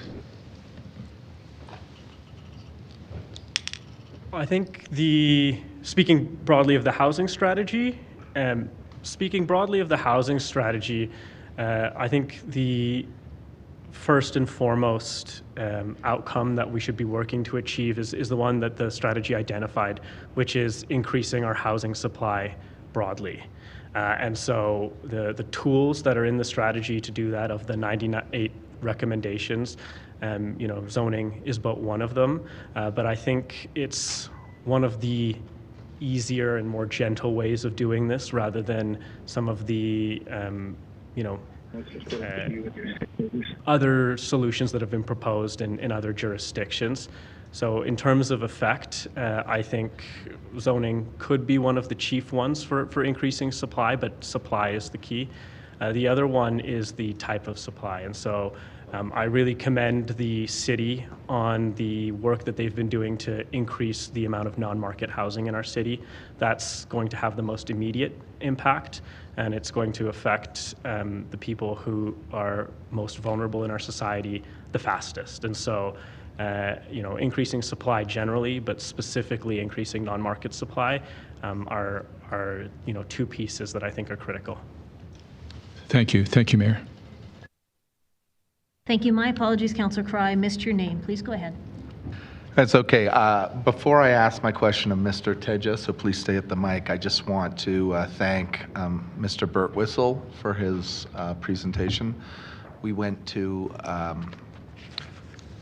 it was in the heart of lockdown that we went to a virtual approach to public hearings, and we didn't know whether it would work or not. And we had some very powerful public hearings, and the opportunity to participate in government from the safety of your home and speak your truth is one of the great things that the pandemic gave to us. And so I really appreciate that personal story. Mr. Teja, you are an expert in this field, and a lot of the technical points that you shared with us closely mirrored what we heard from administration. I suspect something that we're going to hear extensively from the no side is the impact on property values of this kind of thing. I think administration's presentation touched on it a little bit. I think yours touched on it a little bit. I was wondering if you wanted to take a little bit of time to tell us a little bit more about what the research is on the impacts of this kind of approach to people's property values. Sure. Thanks for the question. In terms of property values, I'll first of all echo what the city has said, and that's that property values are, there's no evidence to suggest that property values will go down. Either for someone whose parcel is rezoned and redeveloped or an adjacent parcel. There is, however, some evidence to suggest that property values, specifically land values, could go up when things get rezoned. When you rezone an entire city, it's a less stark increase than when you rezone parcel by parcel or when you rezone even area by area. But the land value can rise because it becomes more, we're creating the incentive for more development.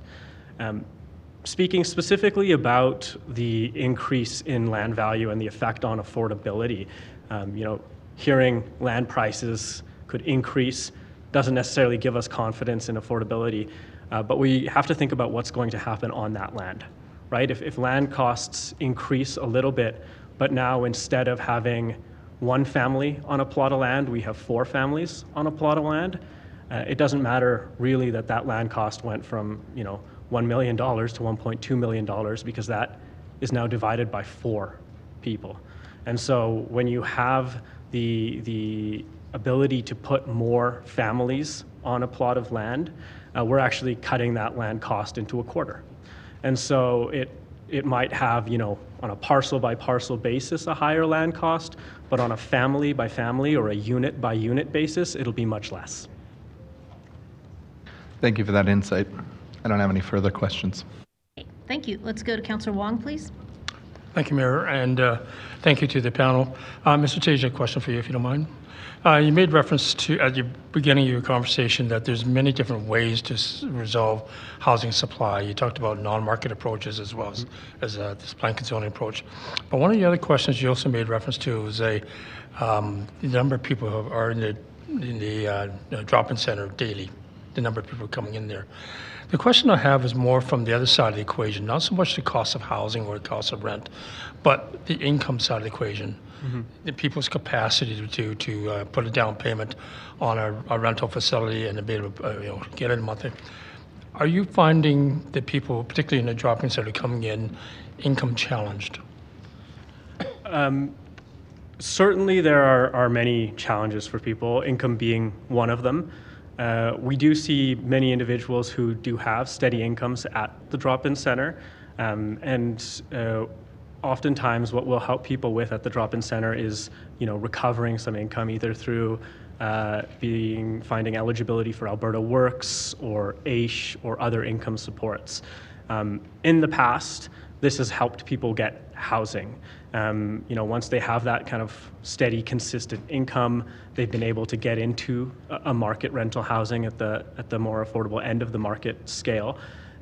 However, that's become far harder over the last couple years, and our ability to place people into what we call like scattered site placements, individual rental units across the city, our capacity to do that has significantly diminished because we're now competing against people with dual incomes for the same one-bedroom place, where we're trying to help one of our clients out who's just on an AISH income.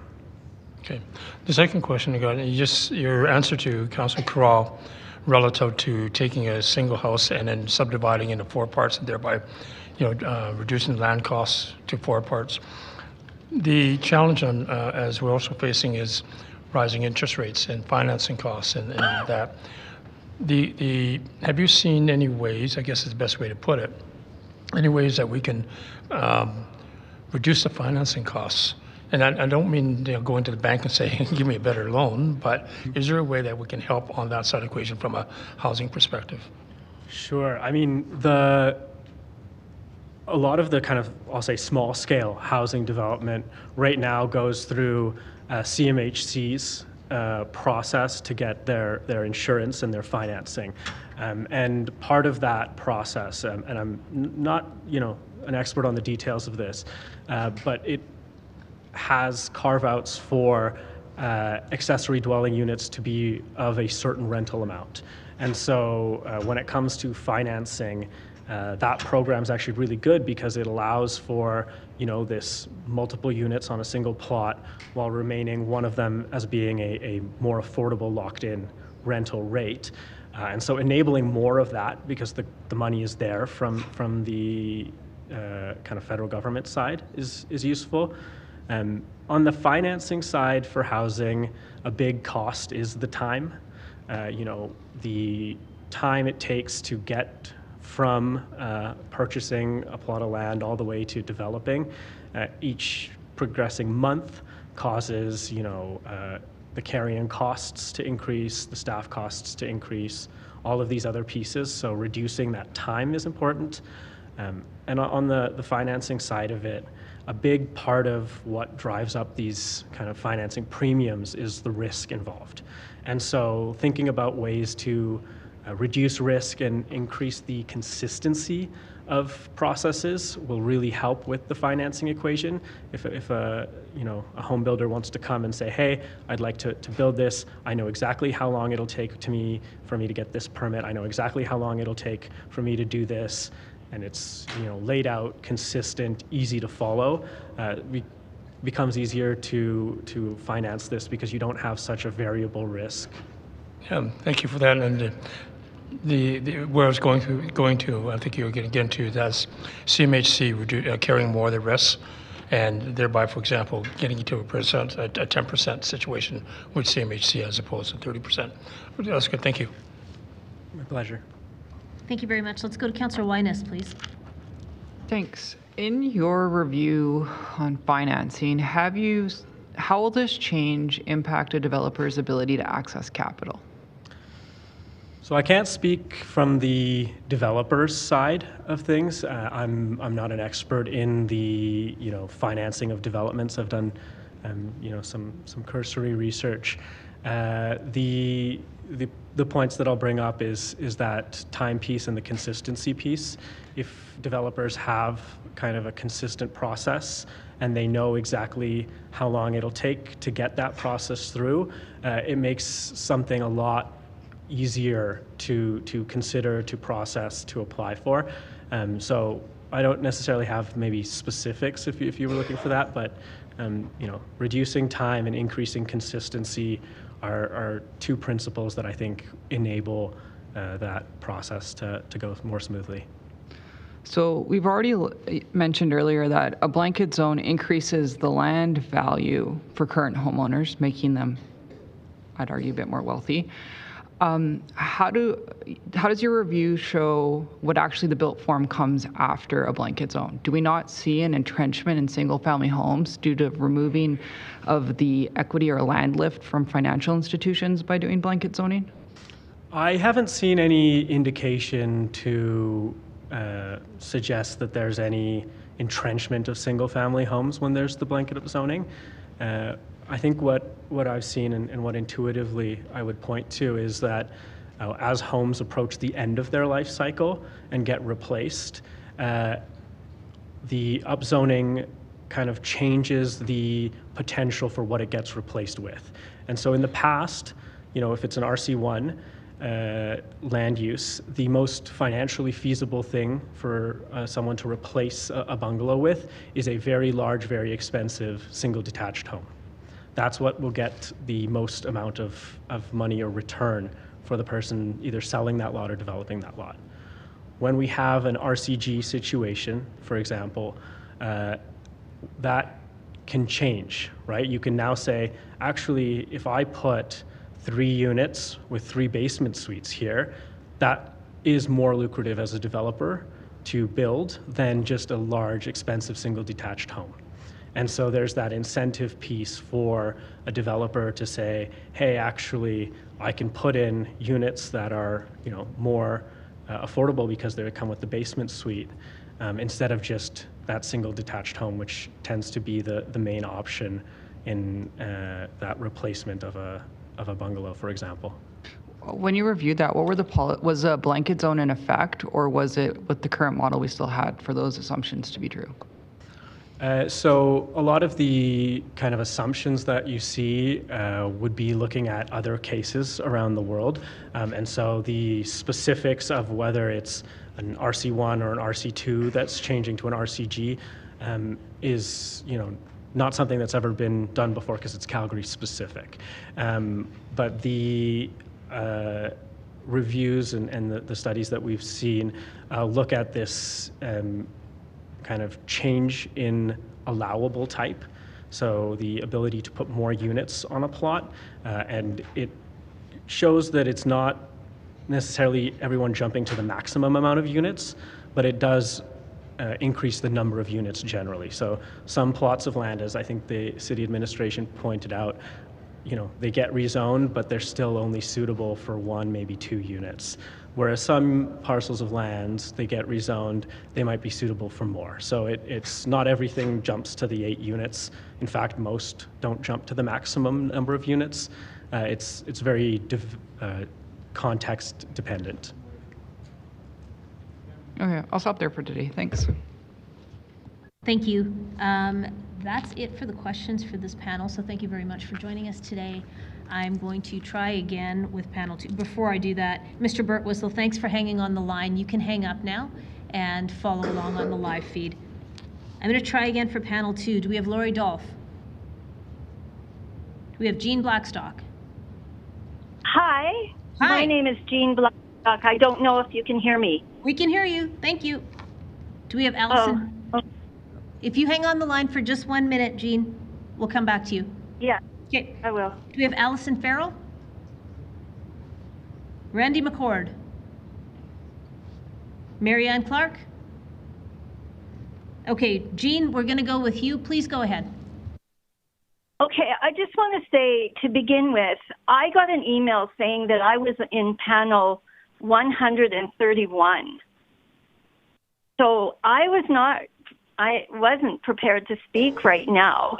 I will try to speak as much as I can, but I don't have my do you know my slides or my ready. Do you know what we can do? That. We can pause here. You don't have to do this in a rush. Please don't worry. Would you like to stay on 131, or do you want me to call you after lunch? Could you call me after lunch? Yep, I can absolutely do that. So you take your time, get your stuff together. Please don't feel rushed.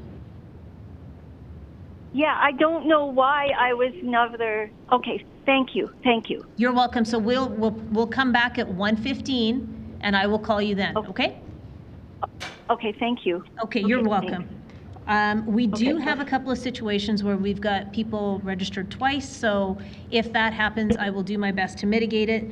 We are actually going to take our break now because I don't have an entire panel ready to go, so we're going to take our break. When we come back, and if there's any friends of Laurie Dolph, Allison Farrell, Randy McCord, and Marianne Clark here, please let them know that we're going to be calling them right after lunch. And then after that will be panel 3. That's Grant Symon, Michael Zwiers, Michael Desolé, and Tudor Dinka. So we will come back at 1:15, and resume. Thanks, everyone.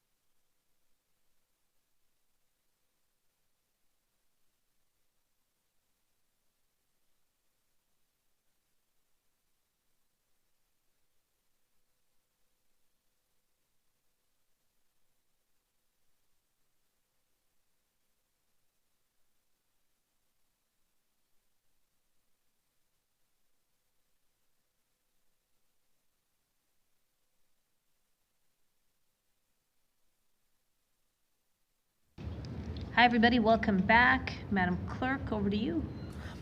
Thank you, Mayor. On the roll, Councillor Carraw, Councillor Chabot, Councillor Chu. Here.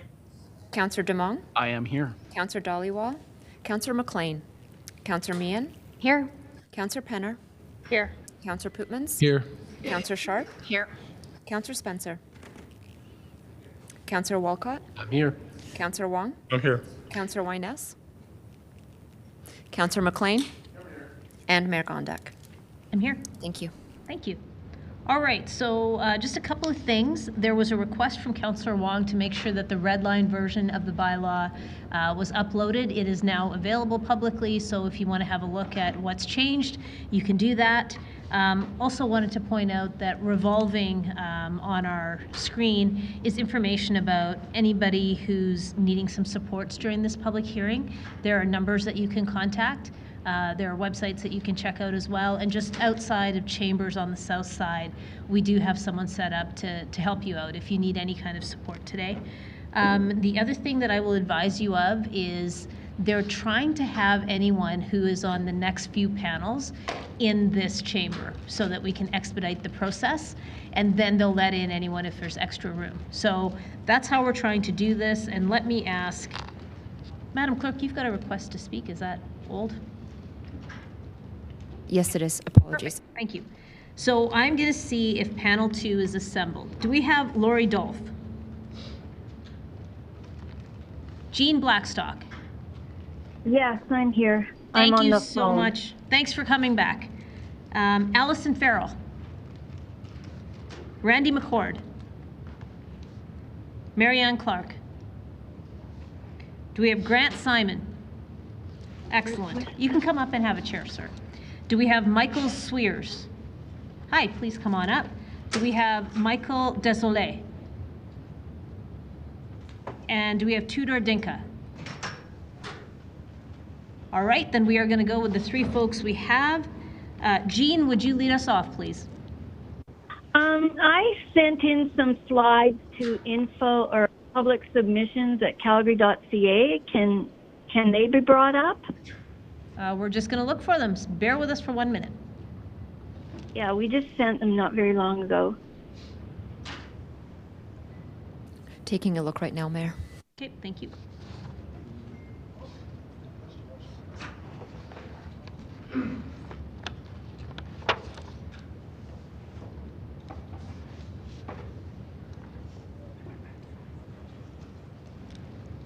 We just received them. They'll be coming up momentarily. Jean, do you want to start? They'll be coming up in just a moment. Actually, they're up right now. Oh, okay. Okay. Okay. So my name is Jean Blackstock. I'm born and raised in Calgary, and I'm just representing myself. I live in Rosemont, so most of my concerns are in Northwest Calgary. So I am here to try to protect some of the ecological concerns with this blanket rezoning. Here are some pictures of the houses that are being taken down in the city and the trees, bushes, and green space they are taking with them. So the first slide is 24th Avenue, the trees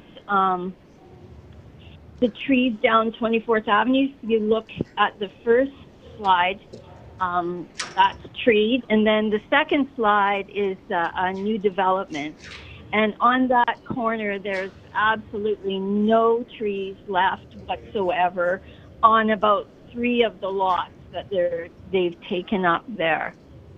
So I need to remind Mayor Gondek that she had declared a climate emergency.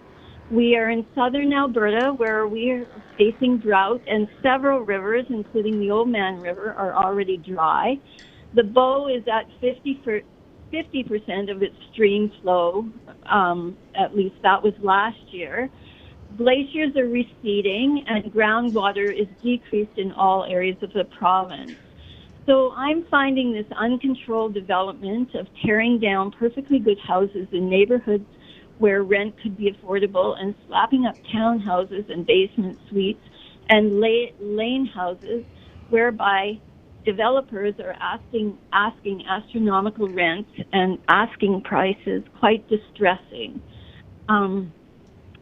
So if we could go to the next slide, or this is a house. It's over in, well, it's by King George School, and as you can see, there are many, many trees on this lot that I'm terrified are going to be taken down with that. Go to the next slide. And here is an example of the development that is going on at a frenetic pace in northwest Calgary. And if you scroll down to the slide, this one. Oh, can you scroll down with the next slide? It's up now. So, yeah, this is the, and then the next one. These are, hello? Hello? Hi, we can hear you. Hi, sorry. And can you go to the next slide? Yep. Okay. Which slide do you want us to be on? Maybe that would make it easier. Okay, so this is just showing, I'm just making the point of, the administrator spoke about how they are encouraging contractors and developers to leave the trees on the lot. But what I'm seeing is none of the trees are being left on the lot, such as the slides that I'm showing you. Okay, so I'm also asking Mayor Gondek, where are the bylaw changes to reflect your climate emergency, such as heat pumps, insulation, solar panels, and triple-paned windows? These are the other things. Where is the rent control? Where are the bylaws to protect trees that are needed to take in carbon, as well as keep water in the ground instead of cement that promotes water to be lost? Where is the promotion of affordable housing? The whole thing is supposed to provide for affordable housing, yet I have yet to see anything affordable. So in the next slide that you're looking at right now, I'm saying that this runaway development has to be supported. Where does all the wood come from? Clear cuts in our watershed. Logging. This is a slide of logging in the Aura Creek. It's by that you're seeing in front of you, Horse Lake in the Ghost River watershed, and all the clear cuts around it. Could you go to the next slide?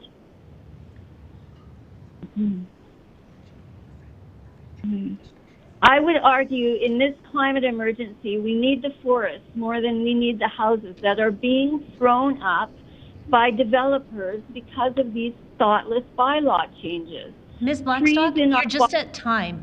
We're just at time. Oh. You're just a bit past your 5 minutes. So if you wouldn't mind, could you just hang on the line? Because if anybody has any questions, I will call you back. Is that okay? Oh, I can't finish my... No, I'm sorry. You had 5 minutes. I actually gave you an extra 20 seconds.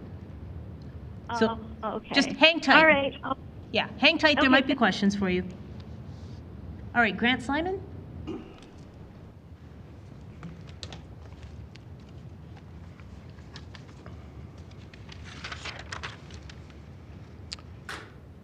I'm Grant Symon, and I'm representing myself. My father is a City of Calgary firefighter. He's on the front memorial for Calgary firefighters in front of City Hall. So the reason why I'm here is because of information, such as these pamphlets that were delivered to my house. They were produced, as well as the web page, and delivered on taxpayers' money. I went to the forum at Ranchlands March the 16th. I had one simple question. Give me an example of a city where this has been successful. The first person that was there was just me and another person from the city. Couldn't answer the question and said, I've got to get somebody from development permits. The person came from development permits. I asked the exact same question. Give me an example. They didn't have an answer. A third person came. I'm not sure who they worked for. They had a stuck-on name tag with a felt pen name, hummed and hawed, and said Auckland's New Zealand. And it's interesting because this reference material isn't available on the webpage. It never was. Auckland, New Zealand, and this is for you, Councillor McLean, was implemented in 2016. Between 2010 and 2016, rents were up 38%. Once implemented, 2016 to 2023, they did not go down. They went up 13% over that time period. Why? Because of the supply. 4% inventory was added. Single homes in 2023, 7 years later in Auckland, average value went up $107,000. Why? Because of lack of supply. Affordability, as stated in this document, rezoning improves affordability, that is stated by the City Council, or City Administration, I'm sorry, does not work. If you'd like to read more about this subject matter, you can go to the Journal of Urban Economics, OPES Partners, New Zealand's property experts, the Vancouver Sun, where blanket rezoning is introduced, which supposedly is not working. You're welcome to read more. City Administrator's webpage, supporting reference documents. And I read through it, and I went to the reference documents, and I only looked at one. It was from Upjohn Institute for Employment, not for housing, not for affordability. The report is I. One person's opinion as a paper for 1.4 million Calgarians. I was disgusted and disappointed. This brochure, the latest one, states 87% of low-density residential properties only allow single or semi-detached homes. City Administration, what are you trying to say? Perhaps it is 87% is for one purpose, and that purpose is Calgarians want to live or rent, or presently rent or own single or semi-detached homes, which is supply and demand. Perhaps this 87% explains why the city has reported 70% are not in favor of this bylaw. 0.5 stalls proposed makes me think, do I park my car in the front or park it in the back? The parking makes absolutely no sense. Blanket rezoning for all communities. Stated here, rezoning gives you more housing opportunities in all communities. I am sure that high-density residences will not be put in communities such as Roxborough, Mount Royal, or Bel Air. City administration produced a one-sided, inaccurate, and flawed propaganda. For the legacy of the 2024 City Council, if you vote yes for this proposed blanket rezoning bylaw, shame on you. Mayor, the provincial and federal stress is concerning you. This same thing is happening in our Calgary. There is a process in place presently for rezoning. Leave it alone. Thank you, Mr. Symon. Let's go. Hold on, everybody. Remember, we're not doing any kind of applause. Thank you very much. You can have a seat, sir. If there's questions for you, we'll call you back up. Michael Zwiers, please.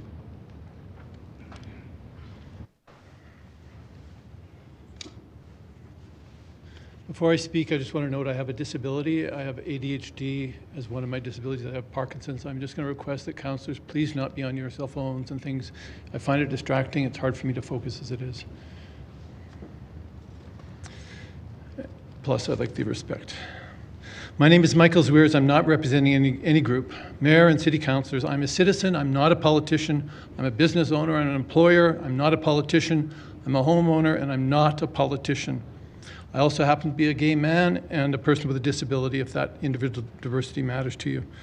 Today, I speak to you as an ordinary citizen who lives and works and recreates in this city. For decades, Calgary has followed a process of land use planning, development planning, and neighborhood planning to create a city that is good for people to live in, and a city that has an exceptional quality of life. I think you'll agree with me.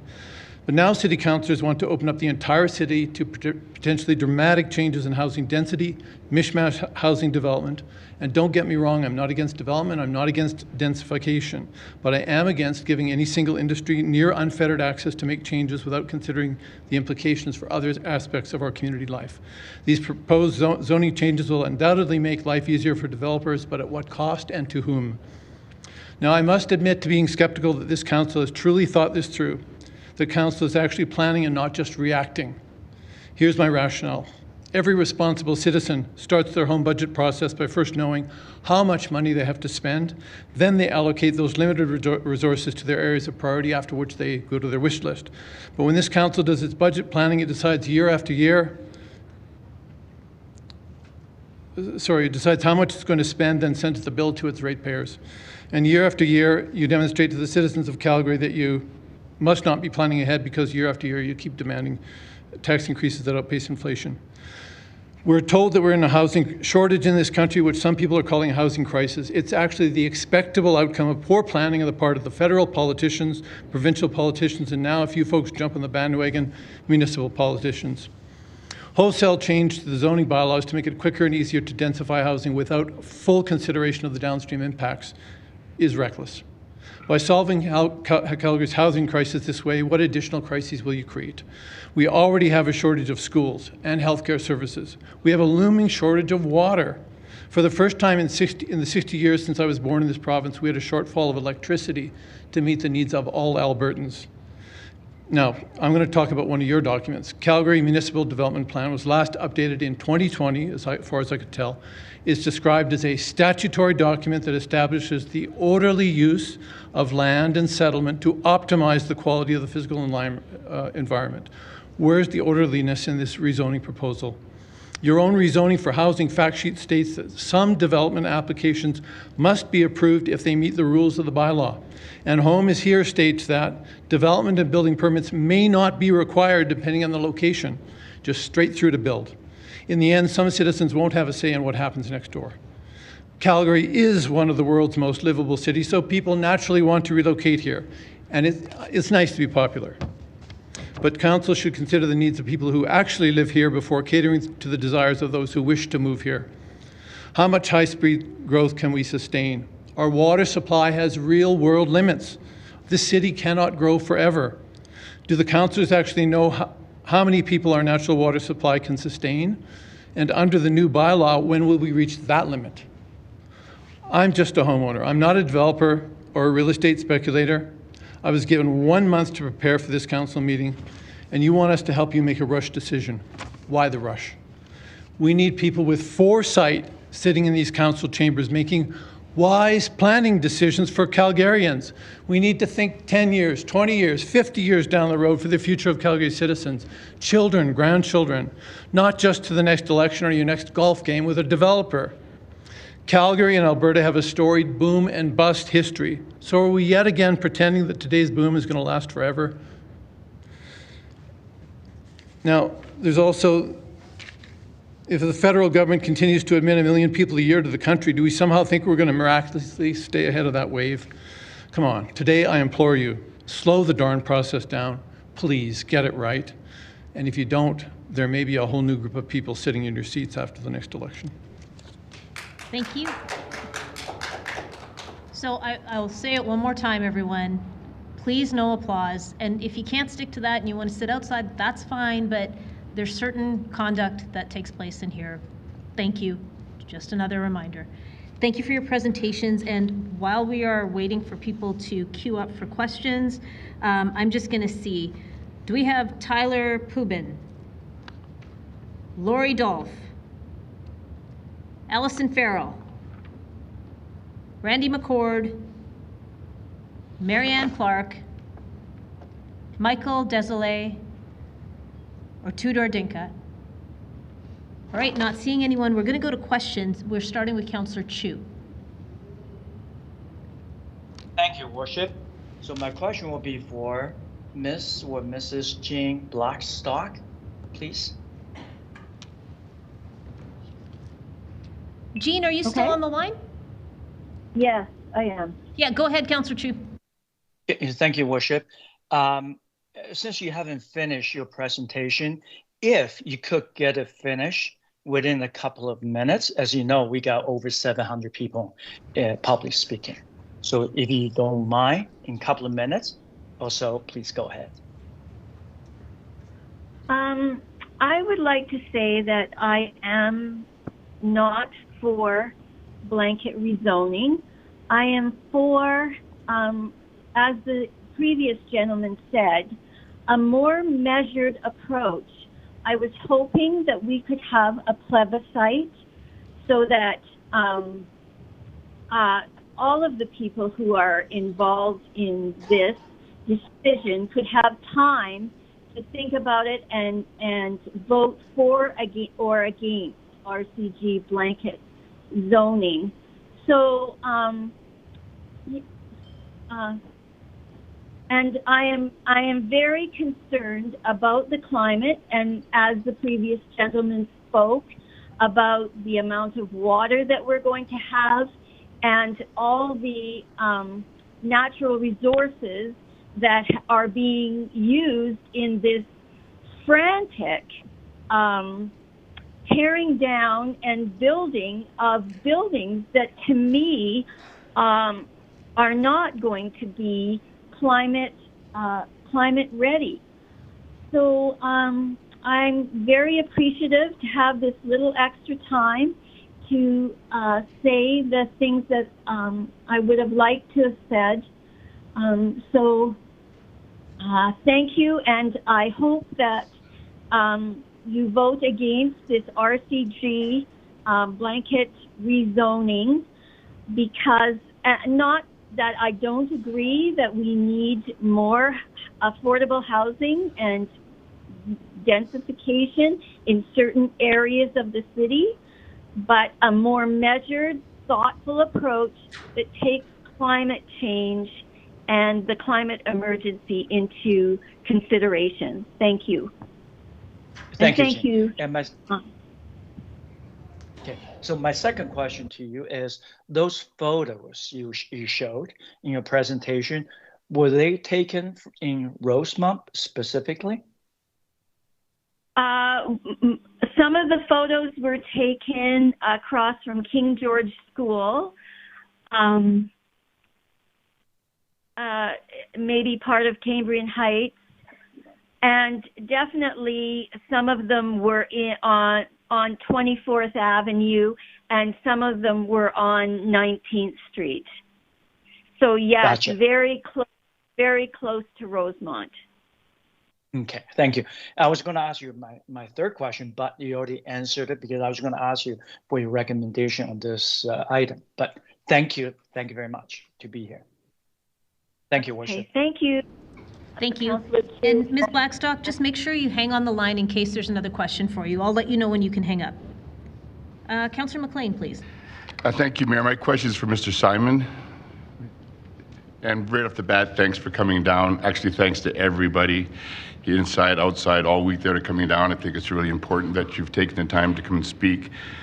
Thank you for your additional research that you've done. I think maybe you're gleaning from my question about the jurisdictional review. I've read those articles too about New Zealand, Vancouver, where upzoning hasn't made things more affordable. But my question then, have you seen any other research, since you look like you've been doing a lot of it, in any other cities where upzoning has appeared to make homes more affordable? No, I was expecting that the city administration at the Branchlands meeting would have had more support. I didn't read further on the support reference documents. I believe there's about 6 of them in the webpage. I only read the one I made reference to. Okay. Well, again, thanks for that additional input, and again, thanks for coming down. Thank you. Let's go to Councillor Penner, please. Thanks. I actually just have a question of procedure, and I'm actually maybe hoping clerks can clarify this for us. Recognizing that this is a passionate conversation, and we know that we've got those watching on the outside who are applauding, but we do have rules and procedures for the gallery. So I just was thinking maybe the clerk could actually clarify through procedure bylaw what that rule is, just so we can establish what those norms are in council chambers.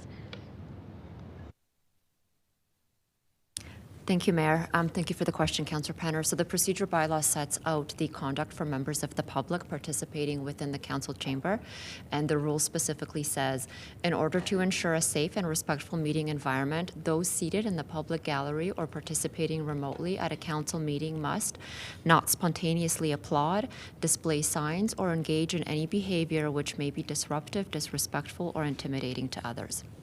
Thanks. And this procedure applies to all meetings that we have? That's correct, Councillor Penner. This applies to all meetings of council as well as all council committee meetings. Thanks. And I say that just knowing that there is a lot of passion behind this, but it actually helps us move through the meeting faster when we don't have to continually remind everybody of the rules. So. Thank you. I don't see anybody else in the queue, so thank you very much to the combined panel 2 and 3. Really appreciate you being here today. You can take your seats again. Ms. Blackstock, you can hang up from the line and follow along on the live feed. All right, we're going to move to panel 4. Do we have Robert Tremblay? Do we have Courtney Mo? Great, you can go on up and grab a seat. Do we have Nathan Green? How about Andrea Cox? Please go on up. Michel Selim? Yes, over the phone. Great, thank you. And do we have Mary Salvani?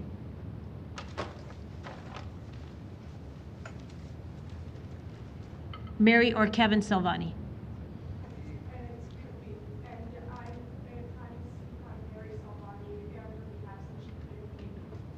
Okay, go on up.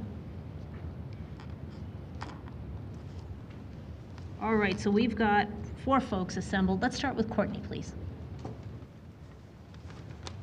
Good afternoon. I'm grateful to City Administration and Council for your work on this important issue. My name is Courtney Mo, and I'm speaking on behalf of Momentum. Momentum is a change-making organization that combines social and economic strategies to create more economic inclusion. And we are a champion of Calgary's Enough for All poverty reduction strategy. We acknowledge the concerns around blanket rezoning and also recognize it to be necessary and wise to create inclusive and diverse zoning throughout our city. We have witnessed the strong relationship between adequate housing and poverty in our 30+ years of delivering charitable programs and 10+ years in advocating for more inclusive economic public policies.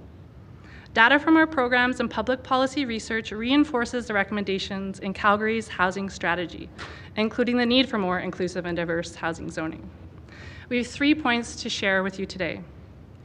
First, our long-term program-wide research on building sustainable livelihoods shows tremendous growth for program graduates in terms of their hope for the future, income, savings, social connections, debt management, money management skills, employment skills, and many other important indicators of building a sustainable livelihood, but not housing. We saw an 8 percentage point decrease in participants that said they have a stable living situation that meets their needs. Affordable and appropriate housing is tied to these other social and economic indicators. The lack of affordable and diverse supply throughout our city is undermining the charitable, social, and economic efforts of organizations like ours, and more importantly, the hardworking participants in our programs and others living on a low income. Our second point and data to share with you is from the Owen Hart Home Ownership Program that we've been operating for 24 years. It has a long track record of making home ownership a reality for people living on a low income. The program provides people with financial empowerment training and a boost to their own savings, up to $21,000 for the down payment on their first home. To date, we've helped over 175 low-income Calgarians purchase their first home. Despite many efforts to accommodate to this rapidly changing market and diverse housing needs, the program now has a growing queue of graduates unable to compete in Calgary's highly competitive housing market. Yet stable and appropriate housing is life-changing though. One of the last homeownership program graduates that was able to buy a home shared, "It changed my life. I have been able to become integrated into the community in a special way and build a future for my kids. It makes a big difference having the confidence that you have a place to stay for a very long time and you can start making plans for a very long time. It helps to bring stability generally to your life and to your plans." Which brings me to our third and final point. Please pay attention to who is able to speak to you in the coming days and make an online submission. Living in poverty and struggling to find housing is a full-time job, and we struggle to find and support a program participant who would be able to speak with you here today. It is one more reason that we felt it important to come to speak to you today as an organization. So please vote in favor of this rezoning. We believe that the benefits greatly outweigh the concerns, and that rezoning will change our city for the better and better enable us to help others build a sustainable livelihood and find housing that meets people's needs and budgets throughout our city. Thank you. Thank you very much for your presentation. Let's go to Nathan Green, please. Good afternoon, Mayor Gondek and councillors. I'm here to express my support on behalf of myself and my family for the rezoning measures before council today. I want to share a bit of my own experience to paint a picture of what might be gained from rezoning. On aggregate, Calgarians stand to gain much more from rezoning than they risk to lose. I'm 32 years old, married with 3 daughters, 6 years old and under, and I've been renting the 2-bedroom main floor of a bungalow in Briar Hill since 2022. Another family of 3 rents the basement suite. For the 4 years prior to moving in where we live now, we rented a 2nd-floor, 2-bedroom apartment in a triplex in Montreal, about 700 square feet. I was a student and our finances were tight, but our rent was about $980 a month, so we managed. The current tenant has just let me know they pay $1,050 per month for that unit. Our current place is bigger. We enjoy our backyard. We never worry about finding parking, but our rent will be $21.75 on May 1st. Our Montreal triplex resembled the kind of housing that RCG could enable as a normal housing choice in much of our city. Units like that are currently few and far between. Also, it would enable more of that housing in areas well served by reliable, frequent transit and with schools that don't have a wait list to get in. I estimate conservatively that we've saved about $25,000 as a family due to living in that Montreal apartment compared to what options would have been available here. Would I trade those savings when our finances were tight for the single-family home life? Not a chance. But many of the naysayers treat that as being an inferior choice that I and others should be prevented from having in much of this city. This whole debate makes me think of the secondary suite debacle that wasted so much of this council's time over previous decades.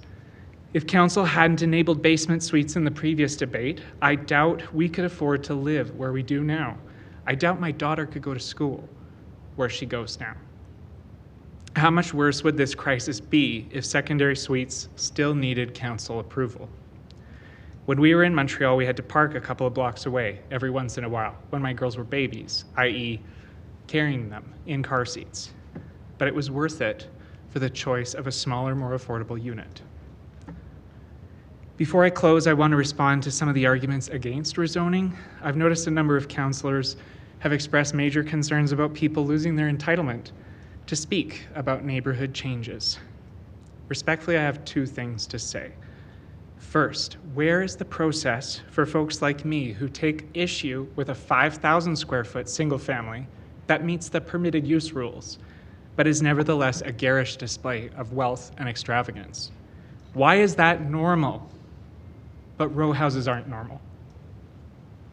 Second, nobody has a right in the form of a property right to live in a single family neighborhood.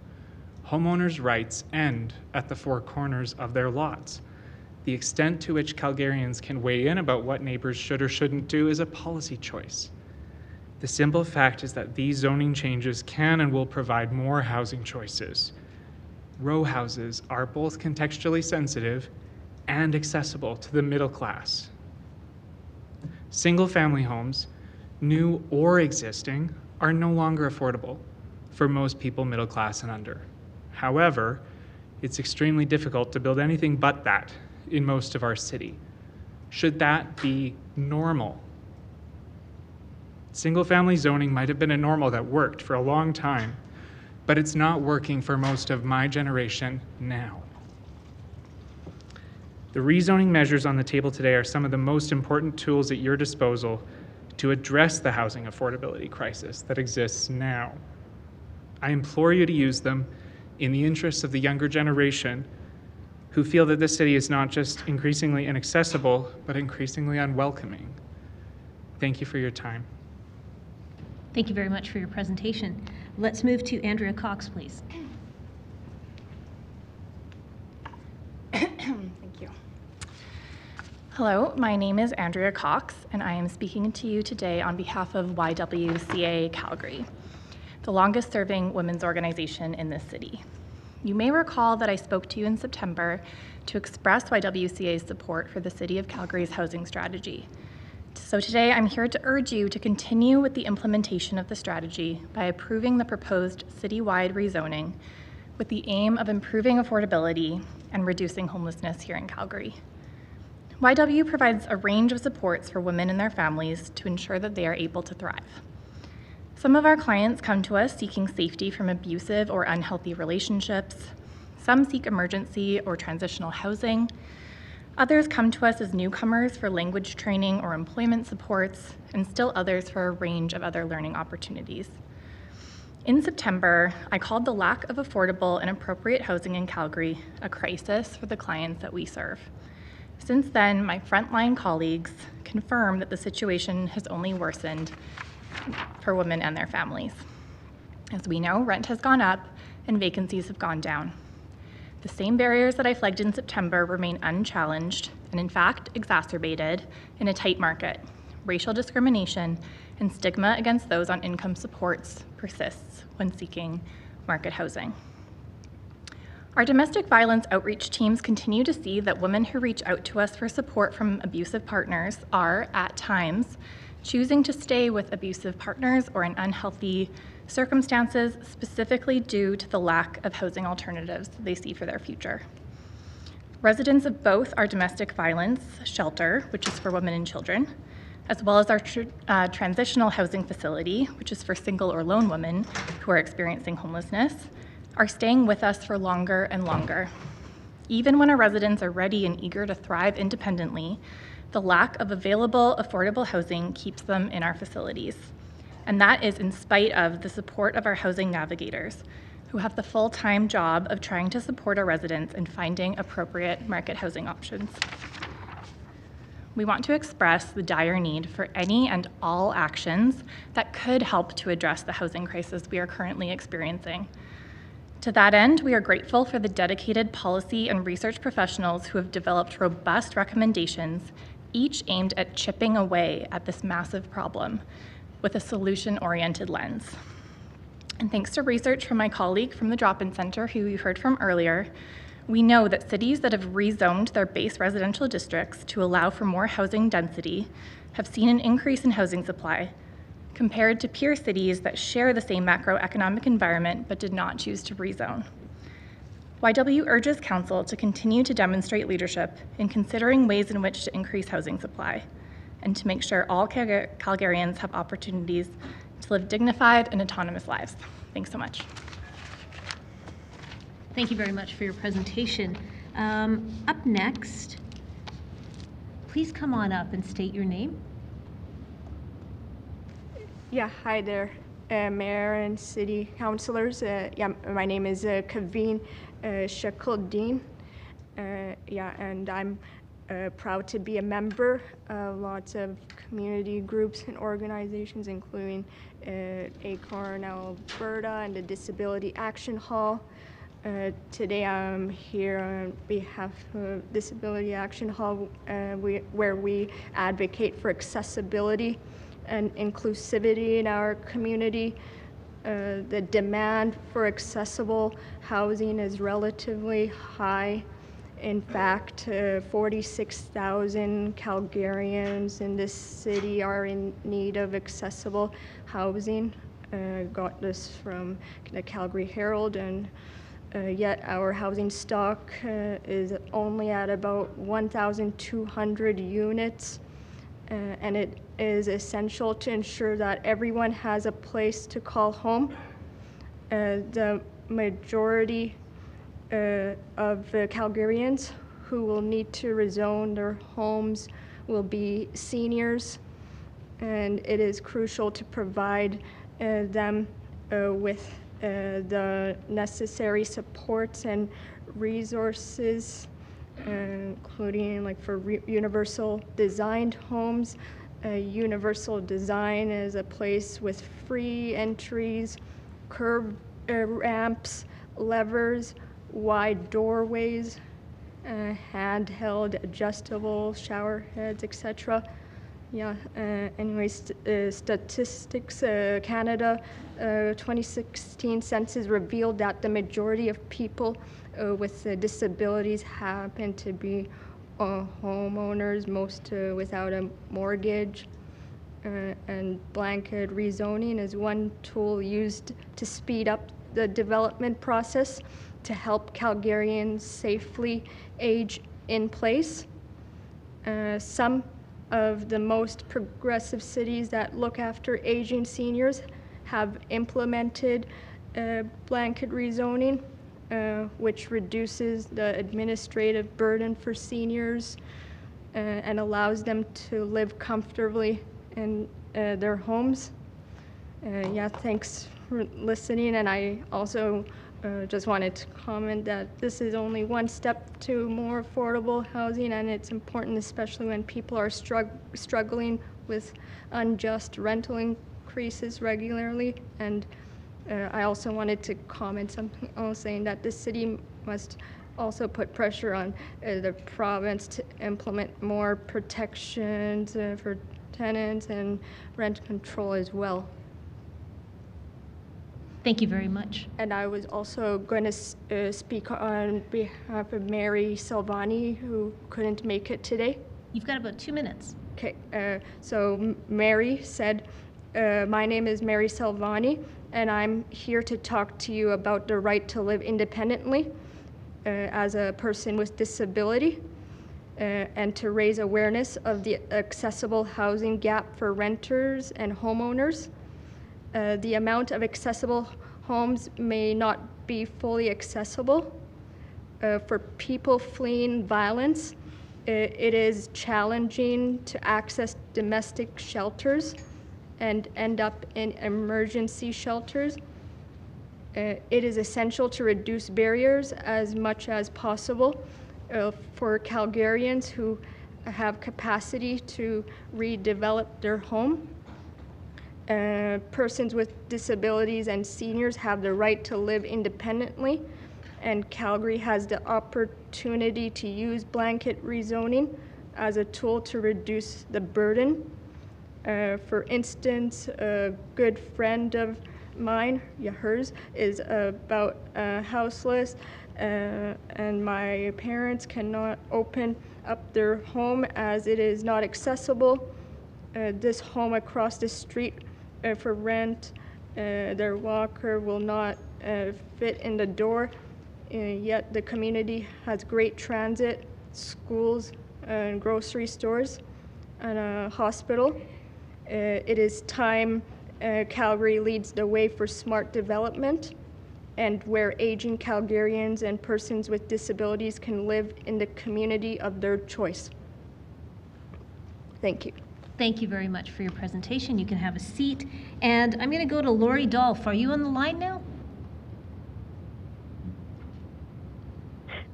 Thank you. My name is Laurie Dolph. I live in Lakeview. I'll be very brief because what I'm about to say is quite radical. I live in Lakeview, as I mentioned, and my concern is, does Calgary really have to grow? I know that's seems like a strange thing to say, but do we really have to grow? Because my main concern is water, that we're going to run out of water. And that's all that I wanted to say. Well, thank you very much for joining us. Please stay on the line in case there's a question for you. Let's go to Councillor Penner. Thanks. Ms. Mo, I just have a question for you. You talked about the program that you have helping people achieve their first home, and you referred to them as being low income. What is that actual income bracket that those families tend to have? I'd like to double check the figure before I state it for you today, because we recently had to update income qualifications to find anybody capable of purchasing. So when you say you had to update qualifications, in other words, you likely had to, the limit was too low and you had to increase that number to a higher annual income in order to help people even get qualified. That's correct. Okay, that's good enough for me right now. Thank you. Thank you. Thank you. I don't see anybody else in the queue. So thank you very much to this panel for joining us today. Ms. Dolph, you can hang up from the line and you can follow along with the live feed. All right, I'm going to call the next panel. This is panel 5. I'm just going to see who's all here. And if you're here, you can come up and have a seat. Do we have Guy Buchanan? Please come up and have a seat. I was missed. Sorry, I was missed.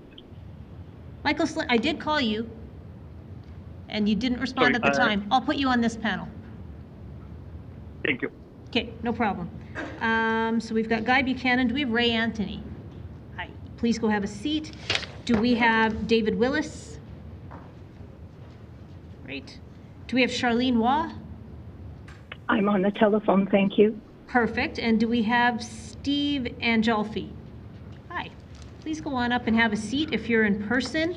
And we are going to add Michel Selim to this panel as well. So we're going to start with Guy.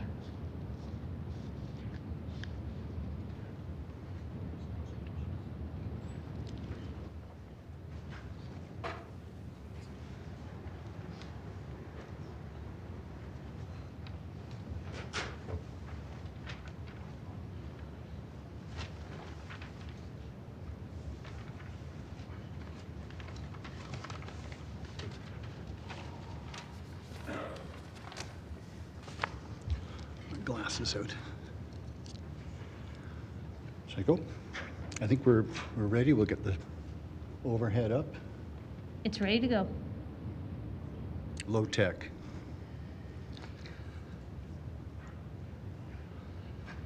Well, good afternoon, Your Worship and members of Council.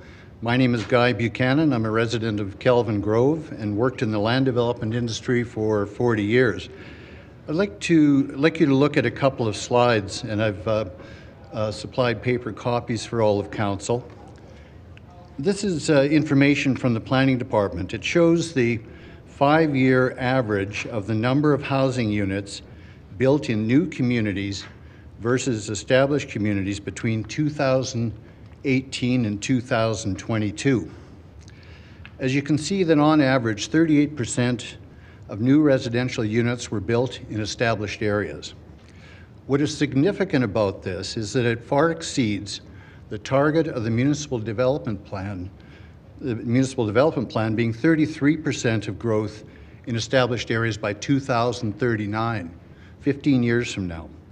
When you take into consideration that we have sufficient zoned land in greenfield and established areas to build 440,000 more units, that means we have over a 30-year supply of land for new units without the need to infringe on existing single-family communities. I'll get this second slide up here, if I could, please. This slide is from your water resources slide during the off-site levy discussions in 2022, and I'll just read the bullets. The first bullet, the local water network is designed to support land use at the time of subdivision design. The local water network in the established area was not designed to support the density the city is striving for. new greenfield subdivisions are being designed with local water pipes to support higher density buildings. Given the concern raised by Water Resources about the capacity of existing water utility infrastructure, how will the density targets in this bylaw be met without expensive and disruptive upgrades to infrastructure? And who pays? When new communities are brought forward to Council for approval, aren't detailed business cases required, along with specific Council approval of the capital cost and operating cost impacts? How is established area development any different? If densification is going to occur, which is fundamental to this bylaw proposal, how are the capital and operating cost impacts being fully and transparently presented for public input and to Council for consideration and approval? Will there be a levy for transportation, utility, and community services infrastructure for infill? Or is the money for those items going to come from existing taxpayers? Do we or will we have an infill subsidy? These are questions Calgary taxpayers need answered. Council, we have an adequate supply of zoned parcels to accommodate growth for the next 30 years without blanket zoning of single-family neighborhoods. We are ahead of the MDP target of division of growth between greenfield and established communities. Blanket upzoning is not needed. In any event, your administration is telling you that there is inadequate waterworks capacity in established areas to accommodate this proposal. Council, my request is that you not approve this bylaw, or at the very least table it and take it to a plebiscite. Please don't devastate the character of our great single-family communities. Thank you. Thank you very much for your presentation. Let's go to Ray Antony, please.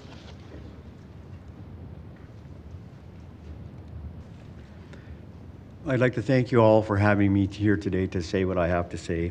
My name is Ray Antony, and I lived in an older inner-city neighborhood of Calgary for 30 years. And I'm strongly opposed to this change in zoning bylaws for many reasons, only of which a few I'm going to talk about. Firstly, in March, City Council approved a motion to find ways to increase the tree canopy in Calgary. This rezoning proposal will have the opposite effect. My yard is the perfect example. My yard has 10 or 12 trees in it, some of those trees very large, 60, 70 years old. And if a developer were to buy my lot and put on 2 units or 4 units, something more than my single family house, none of those trees will survive. And in the neighborhood I live in, every single lot is the same way, with many, many trees that really meet your goal of a proper canopy. And I think this bylaw change will ruin that part of it. So I'm not sure I understand, where you're trying to get with that thing, okay? Secondly, I understand the City of Calgary has a affordability and supply crisis. I understand that, okay? But allowing developers to put up $1 to $2 to $2.5 million townhouses or row houses in some of these older neighborhoods will not solve the problem of supply or affordability. It'll just annoy lots of the neighbors that now will have to live by a unit that has needs 4 or 6 or 8 or 10 parking spots and has 17 disposal containers along the alley. So I'm just having trouble understanding how a $2 million row house or townhouse is going to solve affordability issues. Third, I understand the City of Calgary is the largest owner of vacant land in Calgary. I expect a portion of this land would be in fact suitable for affordable housing. This vacant land should be the starting point for solving the problem.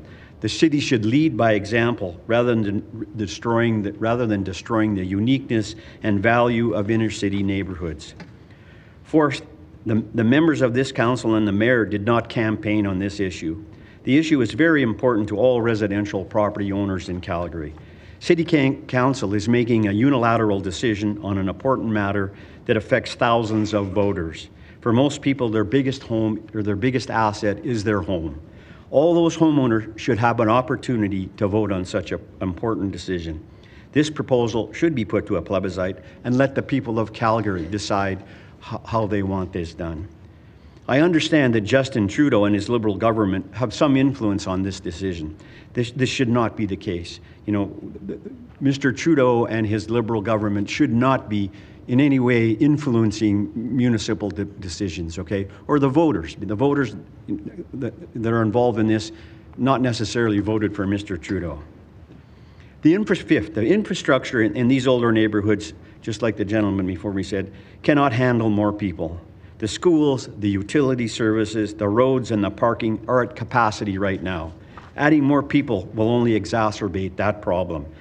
I think you have it backwards. The infrastructure should come first before you add any more people to these neighborhoods.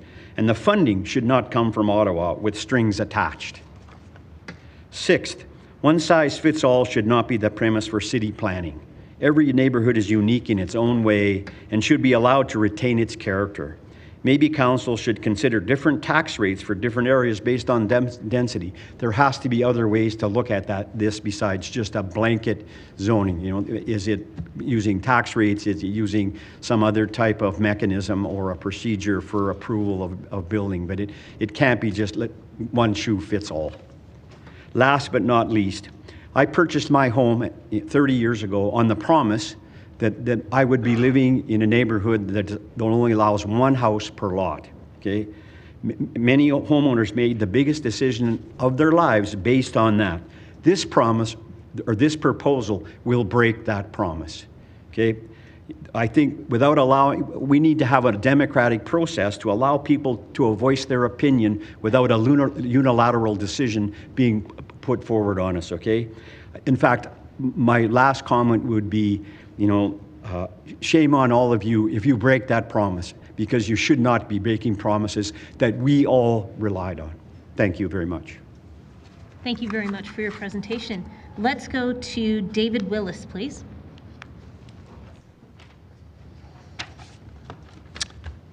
Thank you, Mayor Gondek and councillors, for the opportunity to speak. My name is David Willis, and I am representing myself. I reside in the community of Lake Bonavista in Ward 14. I'm here today to express my opposition to citywide rezoning. I believe zoning should be community-specific, taking into consideration the unique design of each community and including input from its residents. The city's engagement on this proposal was insufficient. I grew up in Calgary, in the community of Lake Bonavista in the 70s, 80s, and the early 90s. I later pursued further education and a career that led me to the lower mainland of British Columbia in 1997. During my time there, I witnessed firsthand how blanket and reckless zoning decisions impacted communities in the name of progress and densification to address housing shortages and high rental rates. Entire neighborhoods with single-family dwellings underwent rapid transformation. Houses were torn down and replaced by row homes, multiplexes, and apartment buildings. These changes resulted in severe community disruption, including, but not exclusively, parking shortages, overuse of green spaces, and traffic congestion. What were once residential lots covered in greenery became dominated by large buildings with postage stamp yards. Despite these efforts, affordable housing did not materialize, and living expenses continued to rise, forcing many people further down the Fraser Valley. In 2019, I returned to Calgary, and after considering several communities, my family and I chose Lake Bonavista for its unique community ecosystem and to avoid the congestion that had previously compelled us to move multiple times in the lower mainland of British Columbia. I paid a premium to move into this community, expecting single-family housing to remain a prominent feature well into the future. The community of Lake Bonavista is a prime example of good community design and functionality. Developed by Keith Built Homes in 1968, Lake Bonavista was a unique concept built around a man-made 20-acre lake, replacing what was once a farm field. Residents, after paying an annual fee, have exclusive access to the lake and surrounding park. The park ecosystem was designed for a set number of homes and users, and in addition to providing recreation for the residents, it supports a wide range of wildlife. The Keith plan included abundant green spaces, ball diamonds, playgrounds, schools, churches, a mall, a medical clinic, and an inn. It essentially embodies the concept of a 15-minute city, a term that became officially recognized 50 years later. The neighborhood features a wide variety of homes, ranging from estate homes around the lake to middle-income homes. Additionally, Keith supported the construction of an adjacent mobile home park on Lake Fraser Drive, which was later rezoned by the city into an auto mall, displacing all the residents. The City of Calgary has an engagement. The Lake Bonavista neighborhood was meticulously designed and functions harmoniously under its original designation for single-family dwellings. It is a neighborhood that should be studied by urban planners as a model of successful community planning rather than being changed based upon a metro urban planning philosophy. The City of Calgary has an engagement framework and engagement policy, both of which are commendable documents. However, I wish to express my disappointment in the city's implementation of these policies. Meaningful engagement and consultation were lacking. The city's efforts were geared more towards checking boxes and engaging with special interest groups and developers rather than genuinely involving the most important constituents, homeowners and community associations. Meaningful engagement involves consulting and listening, not just informing. It requires seeking creative ideas and solutions from the community rather than imposing decisions from above. Boots on the ground engagement works best. The city should have held engagement sessions in the most affected communities, including Lake Bonavista. I have experience in community engagement, and in a truly progressive society, engagement means consulting and listening, not just informing. Communities should have the right to their own self-determination. Calgary is a city of communities, and any citywide rezoning should be approached with community-specific plans and direct engagement with affected communities. Calgary does indeed face an affordable housing crisis. However, convenient and expedient citywide rezoning with poor engagement is not the solution. We must learn from mistakes of other large urban areas. Instead, engage directly with affected communities and support them in developing community-specific plans. My experience with the community stakeholder engagement process left me feeling the city administration was more interested in informing me of their predetermined opinions rather than listening to the concerns of the residents. I propose two options. Do not proceed with this current rezoning proposal and engage directly with the communities that are affected. Or two, put it to a plebiscite, put the decision to a plebiscite and allow each community to determine what is best for itself. Thank you. Thank you. Let's go to Charlene Waugh, please. Mayor and Council, I appreciate this opportunity to share my own personal thoughts on the proposed rezoning bylaw. My name is Charlene Waugh, and I've lived in Calgary for over 30 years now. I'm one of many who took advantage of interprovincial migration when I finished school and started my work career. I left a small town for opportunities in Alberta, and there were many at that time, as there are today. I started my Alberta life in Edmonton, where at the time there was less than a 1% vacancy rate. And in order to find an affordable place to live, I actually walked up and down the streets looking for signs in front of places that I could check out. So I do appreciate the housing challenge that we face. Through my experience living in the city, I created a clear vision for myself and an aspiration of where and how I wanted to live. Somewhere where there was less traffic noise and a feeling of being so crowded in, having a strong sense of community and connection, and where I had space for a garden and to enjoy a sunlit yard. When I made the decision to move to Calgary, I was lucky to have friends here who could advise me about community characteristics to help me select a community that met those personal visions and values.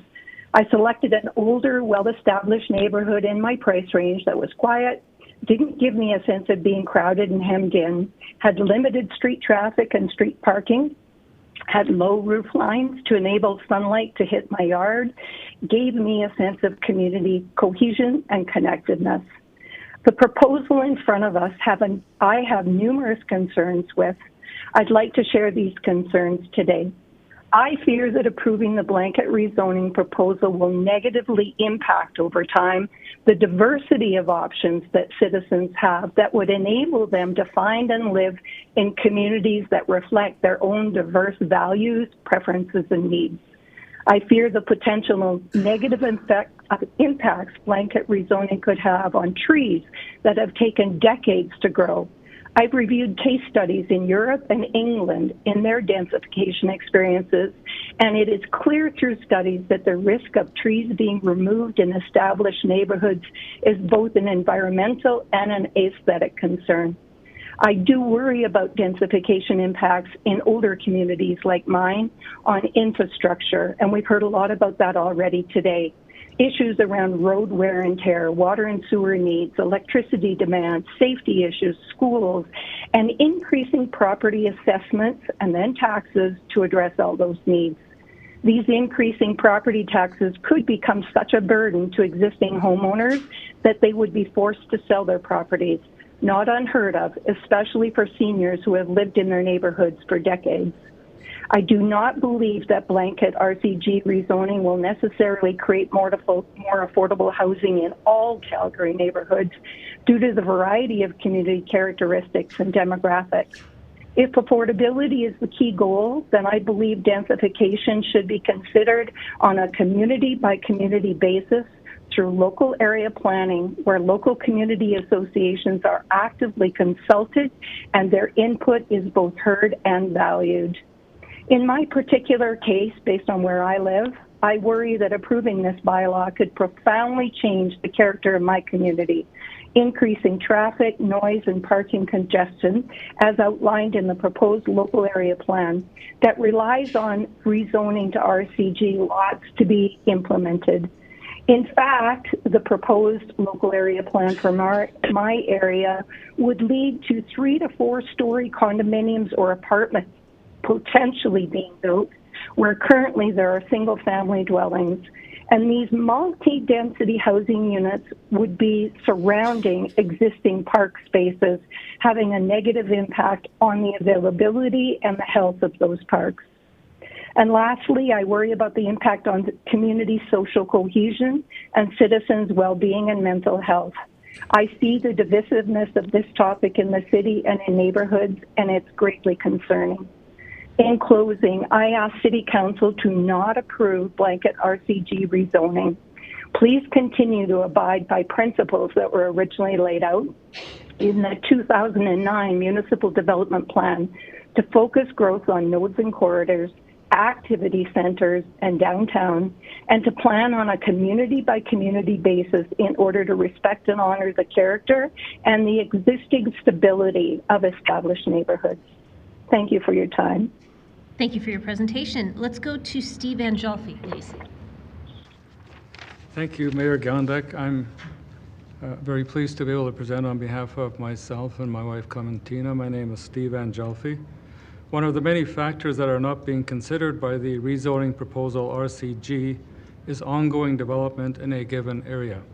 My wife and I live in University Heights. A census in 2014 showed that in our area, apartments, townhomes, and duplexes outnumbered single detached homes by a factor of 2 to 1. That ratio is rising steadily. In our southwest corner, phase 1 of the Stadium Shopping Center rebuild already has a 14-story residential tower with 203 units. A second such tower is planned in phase 2. The 20-year development project, known as University District, initiated in 2014 and to our immediate northwest, will have over 7,000 high-density units by the time of its completion. And the conceptual development framework for Foothills Athletic Park, just east of us, includes 2,500 high-density units in several buildings strung along University Drive from the southern to northern tips of our adjacent community. When all is said and done, in the area encompassed by Crowchild and Shaganappy trails east to west and 16 to 32nd Avenues south to north, the ratio of high-density units to single detached homes will balloon from 2 to 1 to at least 25 to 1. Yet this is not enough. City wants to extend a destructive form of development into our small, serene neighborhood of single detached homes as well. If sold to developers, our home would be leveled. Gone would be our front and back lawns, flower gardens, garage facing the alley, and 5 tall, mature trees. To be replaced by 4 row houses facing the street and 4 secondary backyard rental suites facing the alley. Minuscule to no green space. An 8-fold increase in households living on one lot. Heck, even 12-fold if each row house also has a basement rental suite. This is the kind of nightmare scenario that RCG would allow. And there is absolutely no question that if passed, this row house with backyard rental suite mentality would predominate by far as development progresses through inner city neighborhoods. Why? Certainly not to solve our affordable housing crisis, but rather to assign a hefty price to each unit, prices well beyond the grasp of low-income families and most immigrants, in order to maximize profit. In the process, we're excluding thousands of trees. It will take decades to regain the extensive canopy of our inner city neighborhoods that they're enjoying right now and are so fortunate to have. All of this in the face of a progressively warming planet and in an era that has been dubbed a climate emergency. Very recently, 8 councillors voted against holding a plebiscite on one of the most contentious issues to hit our city in decades. This is an ominous sign, the obvious implication being that a majority of council are strongly biased in favor of RCG, have made up their minds a long time ago, and intend to force this very poorly considered rezoning plan upon us, despite the many legitimate concerns being expressed by a well-informed and well-educated electorate. My request of councillors is this: please do not vote on RCG. Collective trust in City Council is currently very low.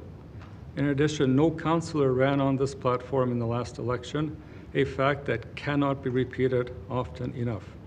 And because of this fact, no councillor has the mandate to markedly reduce the single and semi-detached housing options in inner city neighborhoods for Calgarians, something which over time RCG will most definitely do. Calgarians are not opposed to densification. There is already plenty of it happening in our own area, as I have outlined. But we cannot proceed with the much more reasonable, nuanced rezoning plans that have been put forward until RCG is repealed. Do the right thing, organize an immediate plebiscite, or if that's not possible, with the next election. Let the citizens of Calgary decide the fate of RCG. Thank you. Thank you very much for your presentation. And our last speaker on this panel is Michel Selim. Hello, Council and fellow citizens. Can you hear me clearly? Yes, we can. Thank you. My name is Michel Selim. I am a resident of and volunteer of the community of Forest Lawn. I'm speaking in favor of the motion of citywide rezoning. I call on all councillors to vote yes for 3 main reasons. Number 1, single family on RC1 is outdated. According to Statistics Canada, July 2022, one-person household in Canada rose to 29.3%, which is the highest in Canada's 150 years history. The growth of one-person households has implications for the demand for various types of structural dwellings. Number 2, which is the most important, parking is not a human right. Housing is. So that parking is not a human right. Housing is. Parking-less housing development should be encouraged and incentivized. Building an automobile-dependent city is very costly financially and environmentally. Thanks to COVID, working from home is the new norm. I can see myself living in the future, living in a vertical neighborhood where I buy groceries and go to the gym on the main level, while I live and work from home using public transit or a car sharing program when needed. It won't be far in the future when I order my self-driving car through an app that will drive me to my destination and go park itself in a remote location. Number 3, according to the United Nations, the number of people aged 65 or over is projected to reach 201 billion by 2050, more than double today's numbers. We need a mix of housing types so residents can downsize easily in their own neighborhood, keeping their routines, networks of friends, and destinations. Higher density mixed housing helps the elderly age in place and keep connected to their community, rather than feeling lonely and isolated in out-of-the-city seniors housing. Part of my submission, I had attached an article from the Globe and Mail dated May 3rd, 2023, titled How Cities Worldwide Are Planning for Their Aging Population. The article points out that the city of Toyama, Japan, is one example of a city that has taken a high-density planning approach, bringing older residents together in residential encouragement zones, where public facilities, frequent and accessible transport, intergenerational activities, and housing design meet their needs. Thank you from First Lawn. Thank you very much for your presentation. Let's go to questions for this panel. We have Councillor Craw up first. Yeah, I've got a question for Mr. Buchanan. Mr. Buchanan, you're a professional in the field of city building, so I want to sort of ask you to clarify your numbers. You repeatedly stated that we are on MDP track to achieve our densification goals. Passed in 2009, the MDP called for a 6-decade balancing of growth in the city of Calgary, 50% in the established areas, 50% in the greenfield developing areas. That's a significant reversal in what we used to do, which was all growth on the edge all the time. Actually, we were distilling people out of the established areas. That's 50-50 aggregate. So every year we don't hit 50-50, we need to back end it. I think 2009 to 2019, we were 10% redevelopment versus 90% growth in the established areas. So that means for the 5 remaining decades in the life of the plan, we have to be 58% established area growth, 42% on the edge of the city. Explain to me your 1/3 statement in the context of those facts. Through the Mayor, Chair, to Councillor Craw, the 50-50 number you cited, according to the MDP, doesn't need to occur until 2070. There's an interim step where 33% is by 2039. It is in the MDP, sir. Okay, that's not what the MDP states, but thank you. I believe it does, with all due respect. Okay. Any more questions, Councillor Craw? No, we'll be asking administration to clarify. Sure. Okay, thank you. Let's go to Councillor Spencer, please. Thank you, Mayor. Mr. Buchanan, my question is for you as well. I love that you've surfaced the MDP because it really is a guiding document about the way our city grows. I love that you have an understanding of it.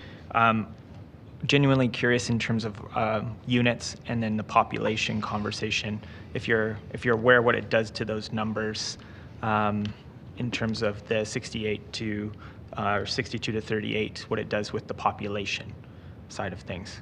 Well, if I understand the question, I mean, the MDP sets some targets. It's a 2009 document, but it did set a split of 33% inner city development compared to Greenfield by 2039.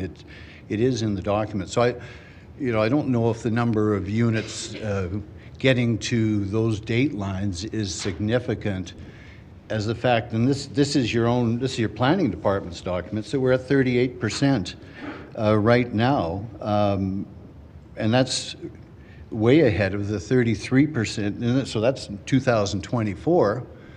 That's ahead of the 33% by 2039. So, congratulations to Council for encouraging, growth in established areas in appropriate places to reach that target ahead of time. I applaud Council for that. But we don't need to disrupt the single-family communities. There's other places to put this density, and I would argue that it is with more affordability. We can put them in density on LRT sites, along major corridors, undeveloped or underdeveloped commercial sites without disrupting single-family communities. And I think you'll get the efficiency of scale. Big problem right now is the trades. The trades are at capacity right now. And if you look at small projects, there's a mobilization, demobilization stage. There's some inefficiencies in between those projects versus large-scale projects where the trades can focus on those projects and you'll get more utility out of the trades. That's where they'd prefer to migrate to. If I could come back, to I maybe no, it's all good. Yeah. It's all good information. Thank you, Councillor. Yeah, my understanding is, and thank you for the kudos on the units. I do. It is great that we are starting to witness a recorrecting in terms of development patterns. So, kudos to administration, and that's been a heavy lift. But my understanding is we still are quite a ways behind the ball in terms of the actual population, just to the way people are moving around our city, right? With the emptying out of our established. So the streets that you're saying we should leave alone, they actually are getting sleepier. Like the numbers would say, the population is leaving in great swaths of our city, slowly leaving those streets, and they are getting quieter. And so then, questions and concerns about infrastructure and all the rest is we're actually below peak population, and we actually do have room to grow in many different places in our city. So I love that we can get back to these policy pieces, but I did want to speak that, like, while the units may be signaling I know population is showing us we still need to pull on the rudder of this ship and continue to move it in that direction.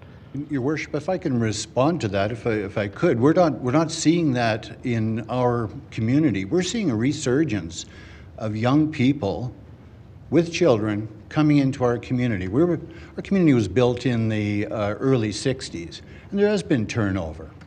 My family bought from the original owners, and we're seeing young families move in all the time with kids, and we see them down the street, and it's just great. So, that may be a snapshot, generalization, I would suggest, but at least in our community, and I've talked to others, young families are moving in to these places. They aspire to a single-family ownership because it's a place for their kids and et cetera. They can, Yeah, Mr. Buchanan, I love that. And I love hearing that. Yeah. And certainly my understanding is what's on the table before us is to kind of help that, right? So, yeah. No further questions, Mayor, I think. But let's talk more on policy in the days to come, because it is really what guides this ship. So thank you, sir. Mr. Thank you, Buchanan. Worship. Thank you, and let's go to Councillor McLean, please. Thank you, Mayor Gondek. Yeah, don't sit down. My question for you too, No, I have a question for you, Mr. Buchanan. Along the lines you were talking about infrastructure and maybe how in our growth areas, our green fields, developers do pay for the infrastructure up front through levies, and you were concerned about maybe increased costs in infrastructure upgrades and operating costs. So as Councillor Carrad mentioned, with your extensive land use development experience, do you have any other concerns around that issue? Well, I think the infrastructure is a huge concern because if we don't get a set of levies for inner city developers, at some point in time we're going to hit the wall, and there's going to be a huge bunch of upgrades that's going to be burdened to the existing taxpayer. I think that developers should pay their fair share. Greenfield developers do it, inner city developers. To more answer your question, I think some of the other concerns I have is with blanket upzoning affecting the land assessment. I phoned your assessment department last week, very wonderful lady I spoke with, and I said, what's your take? What do you think the impact of blanket upzoning will be on the assessment, general assessment for citizens? And it was, I thought, a good conversation. She said, we've bounced that around here. We don't know. We don't know what the impact is yet. And I understand that because they usually go on some historical values, etc. But I believe that blanket upzoning is going to raise the highest and best use. It's going to, the land component, there's two components, as council knows, land component and building component. I think it'll raise the assessed value of the land component carte blanche. Now the other side is that I think if an RCG was built next to someone, My opinion is that the value of that house next door will drop somewhere between 10 to 20%, and that's in the Shawcross article that's been widely circulated and was developed by some industry professionals. So it's a little bit, you know, it's a thumbnail, but somewhere between 10 and 20%. So will it balance out? Land value go up, but property value, your building side will go down because you're looking at a wall of RCG next to you? I don't know, but it's a concern that I think people, you know, if they don't have an RCG, their land, I believe their land assessment will go up. And I think this is why we need a pause. We need to study this further to really fully realize the impact of RCG. I don't believe we need it in the single-family communities. There's lots of other spaces, but if council decides to go ahead, we need to study the levies, make sure inner city developers pay their fair share, and look at the impacts, the unintended consequences that this zoning might result in. Excellent. Thanks for your input and again your experience. And we'll see after we've talked to hundreds of people, maybe some of these recommendations will be made in amendments. But again, I appreciate your time and your experience and your comments. Thank you, Councillor McLean. Thank you, Your Worship.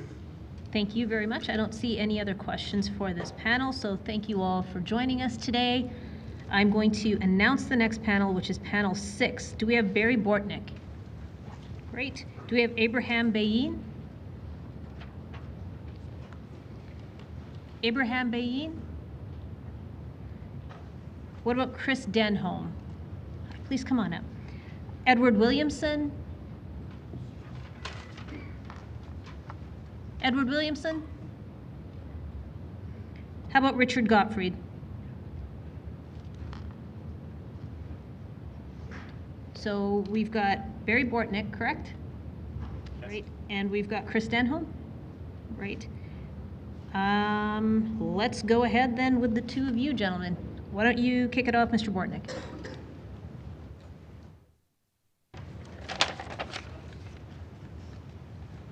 Next slide, please. Good afternoon, Mayor and Council. I appreciate the time I've been given to speak against this rezoning plan. I am currently provisionally against, but I can be switched. My name is Barry Bortnick, and I live in Ward 7, or East Crescent Heights, an area already zoned as medium density. Density continues to increase as single-family homes are demolished and replaced with fourplexes or larger developments. You cannot increase density and not expect to have knock-on effects with all the other city services that will see increased usage in proportion to density. You've heard and will hear many reasons against rezoning, but I'm going to focus on a particular issue, and that is the effect that this will have on bylaw enforcement. First, let me say I believe bylaw does as well as it can with policies and practices that they must adhere to currently. However, it's slow and painful to report problems now, with resolutions, if any, being measured in weeks.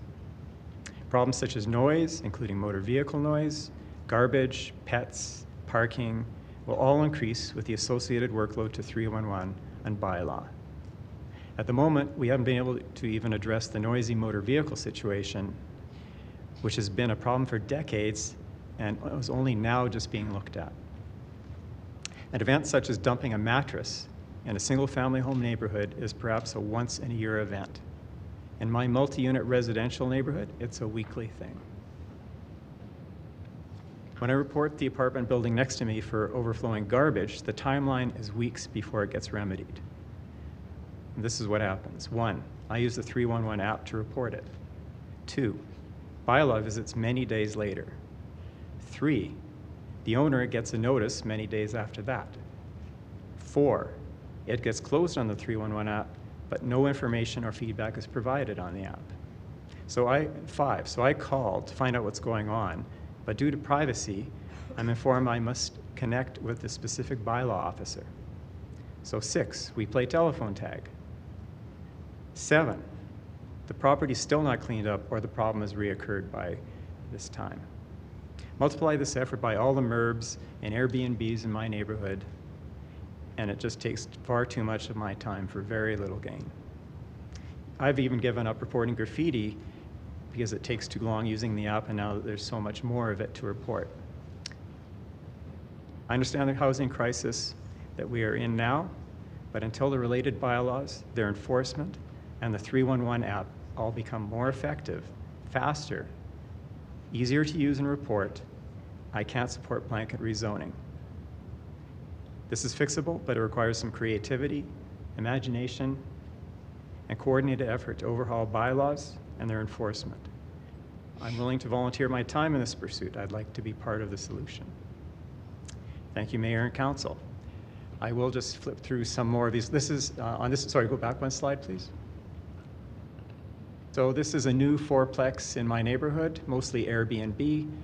This is typically what the garbage looks like on their situation, which fronts the sidewalk that we walk by. Next slide, please. Yep, mattresses, furniture, garbage. Next slide. Overflowing garbage, constantly trying to report it. I just can't keep up with the garbage and the effort to report it. Next slide. Next slide. You maybe can't quite see it with the shadows, but there's a very lonely dog behind that door. The owner only lets him out to poop on their front yard. That yard has been destroyed. There's a lot more pets going to be in higher density homes, and there can be a lot more issues related to pets. Next slide, please.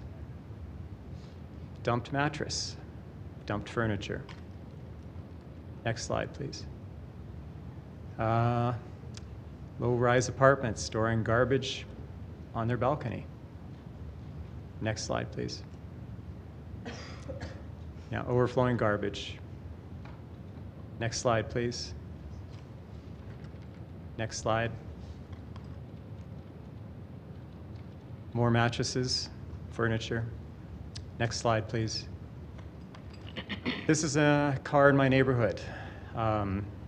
Noisy motor vehicles, situations around that are going to increase with density. This particular car has removed their muffler. It's just a straight pipe all the way to the engine now, and we are disturbed when they get up early in the morning, when they come back during the day, when they leave and come back at night. There's no easy way to address this situation. Thank you for your presentation. Your 5 minutes are up. Thank you, Mayor. Thank you, Council. Thank you. You can have a seat and stay tuned for any questions that might come your way. Chris Denholm, please. Yeah.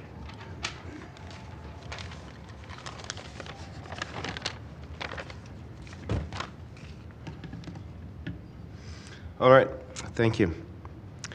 So, yeah, I'm here to talk about the blanket rezoning to create infill housing. It's been called the missing middle housing. It's been called schmooze, which is small scale, multi-unit housing. That's the term they use in British Columbia. And it seems to me it's a policy that was developed very quickly, an idea that came quickly, and maybe it's out of opportunism because the federal government offered to provide certain dollars. So whether it's opportunism or desperation, we really do have a housing crisis. I do understand that. I think that it's been quite radical. The first I heard about it was getting a rezoning notice for my property, which I'm kind of annoyed about. It doesn't seem like there was much consultation going on. Maybe there was and I missed it. I don't know. When I grew up, people had dreams. Some people dreamed of being a hockey player. People dreamed of traveling to exotic destinations. But many people dreamed of owning a house. And a house was a building with a yard and a picket fence and a dog and some flowers and the rest of it. And I understand that there are various types of housing. I've lived in many of them. I've lived in old farmhouses and cockroach-infested apartments and all kinds of places. And I've even been homeless once for a very brief period, which was not very pleasant.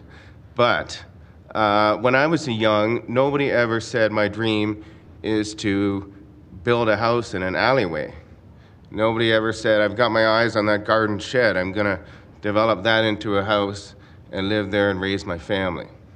That's an example. Those are examples of the kinds of things that you're proposing here, things that are not aspirational for Canadians. It's not where people want to live.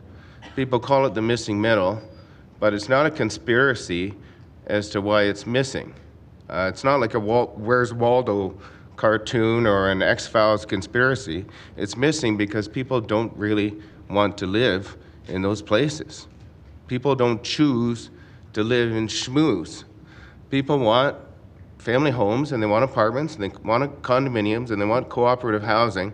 And there are ways to address the housing crisis in Calgary without destroying the neighborhoods and causing chaos.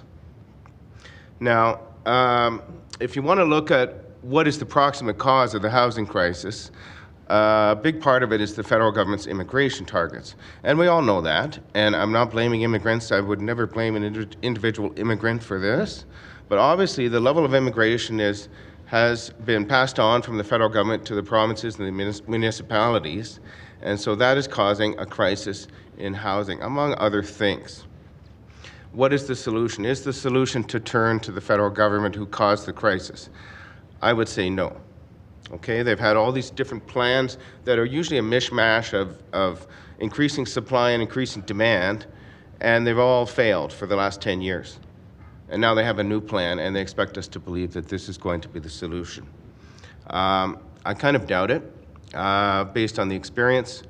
I think that there are better solutions than this to break up all the contractual zoning, sort of a social contract between the city and the property owners, and to increase chaos on our streets through parking problems and all kinds of other problems.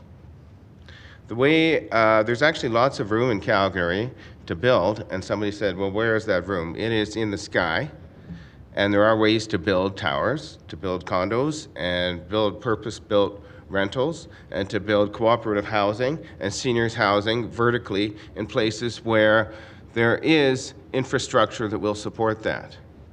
And to take an example, if you looked at where there was that kind of zoning exists for high-rise development, there are vacant lots, there are vacant properties, and you can also expand those zones. You could expand them one block in every direction, and you would have plenty of room for thousands and thousands of people to live. If you look at the transit stations, including the new transit stations that were built, it was kind of a lost opportunity, because if you look at some of the housing that was built, it was row houses, it was low density. You should take a four-corner approach to a new transit station, and some of the old ones as well, where you look at each corner and you see, can you build a high-rise development? And if it was a cooperative housing or low-income housing, all the better. Help solve the housing crisis. You could house tens of thousands of people in a very short amount of time, rather than doing this intensive one-on-one redevelopment, which is probably the least efficient way of building housing. Thank you, Mr. Denholm. Thank you. Appreciate your presentation. Just before we get to questions, you can have a seat, and we'll Yep. call you up if there's a question for you. Just before I do that, the next panel that's going to come up is panel 7, and that's Sandra Clarkson, Kate Duggan, Peter Harrison, Holly Hoye, and Ryan Wiebe. I'm just giving you a heads up that you'll all be next. Sorry? Oh, thank you. Okay. Let's go to questions. Let's start with Councillor Waugh. Thank you, Mayor. Mr. Bortnick, please. Mr. Bortnick, thank you for being here, and thank you for all the different exchanges we have about the different sort of bylaw issues. But I was taken by the very first statement you said, that you're against it, but you could be convinced. What did that mean? Yes, I'm on the fence, and I'm mainly against the increase in density due to the fact that all of the other related issues that come along with density will increase. These will all end up going through 301 and bylaw enforcement. And as I indicated in my presentation, enforcement, the timeline and the amount of effort on my part to accomplish a particular issue is just, it's far too long, far too difficult, and far too slow. So, and even using the 311 app, although it's faster than calling the city, it still has its own issues. And I think there are ways that the app can be improved, that the processes can be improved. Also, I think bylaws need to probably be rewritten to support the fact that there's going to be increased issues around density, and how do we address those things in a more quickly efficient manner. Does that answer your question, Councillor? Yeah, I think it does. Just to paraphrase, if I can, basically what you're trying to say is that some of the issues of densification, i.e. the things you refer to, which are bylaw issues, if we can improve that, we can improve the quality of life, and therefore it'd be acceptable, correct? Yes, so if I could report the 311 app, it might only take me a few seconds, and the issue might be addressed in a few days, and repeat or scofflaw offenders would be appropriately punished so that things don't reoccur and occur constantly. Yeah, I would be in support of it. Okay, appreciate it. Thank you. Thank you very much. I don't see any other questions for this panel, so thanks very much for joining us. Thank you, Mayor and councillors. So I'm going to call up the next folks. Do we have Sandra Clarkson? Do we have Kate Duggan? All right, perfect. Come on up. Do we have Peter Harrison? Please come on up. Holly Hoye? And Rowan Wiebe. I'm sorry if I didn't say that before. Apologies. And I'm going to give the alert to panel 8, who will probably be after our break. Just be ready. It'll be Andrew Voorhees, Erica Voorhees, Leslie Farrar, Jacques Mainguy, and Doug McNaughton. That'll be panel 8. It'll probably be after the break. So let's get started with Kate, please.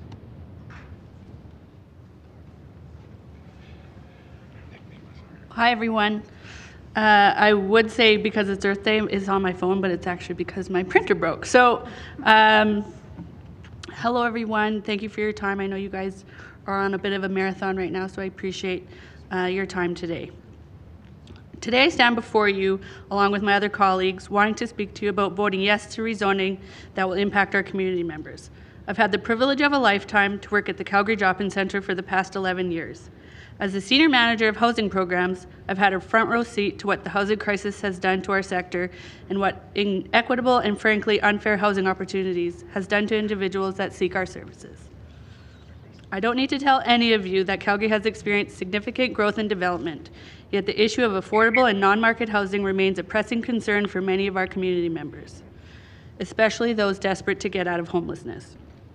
The rising cost of living, coupled with limited availability of non-market housing options, has created a situation where far too many individuals are having to rely on our team to access the bare minimum. Rooms for rent have become our go-to, as they are the only option for folks on Alberta Works and now even AISH, and it's all they can afford.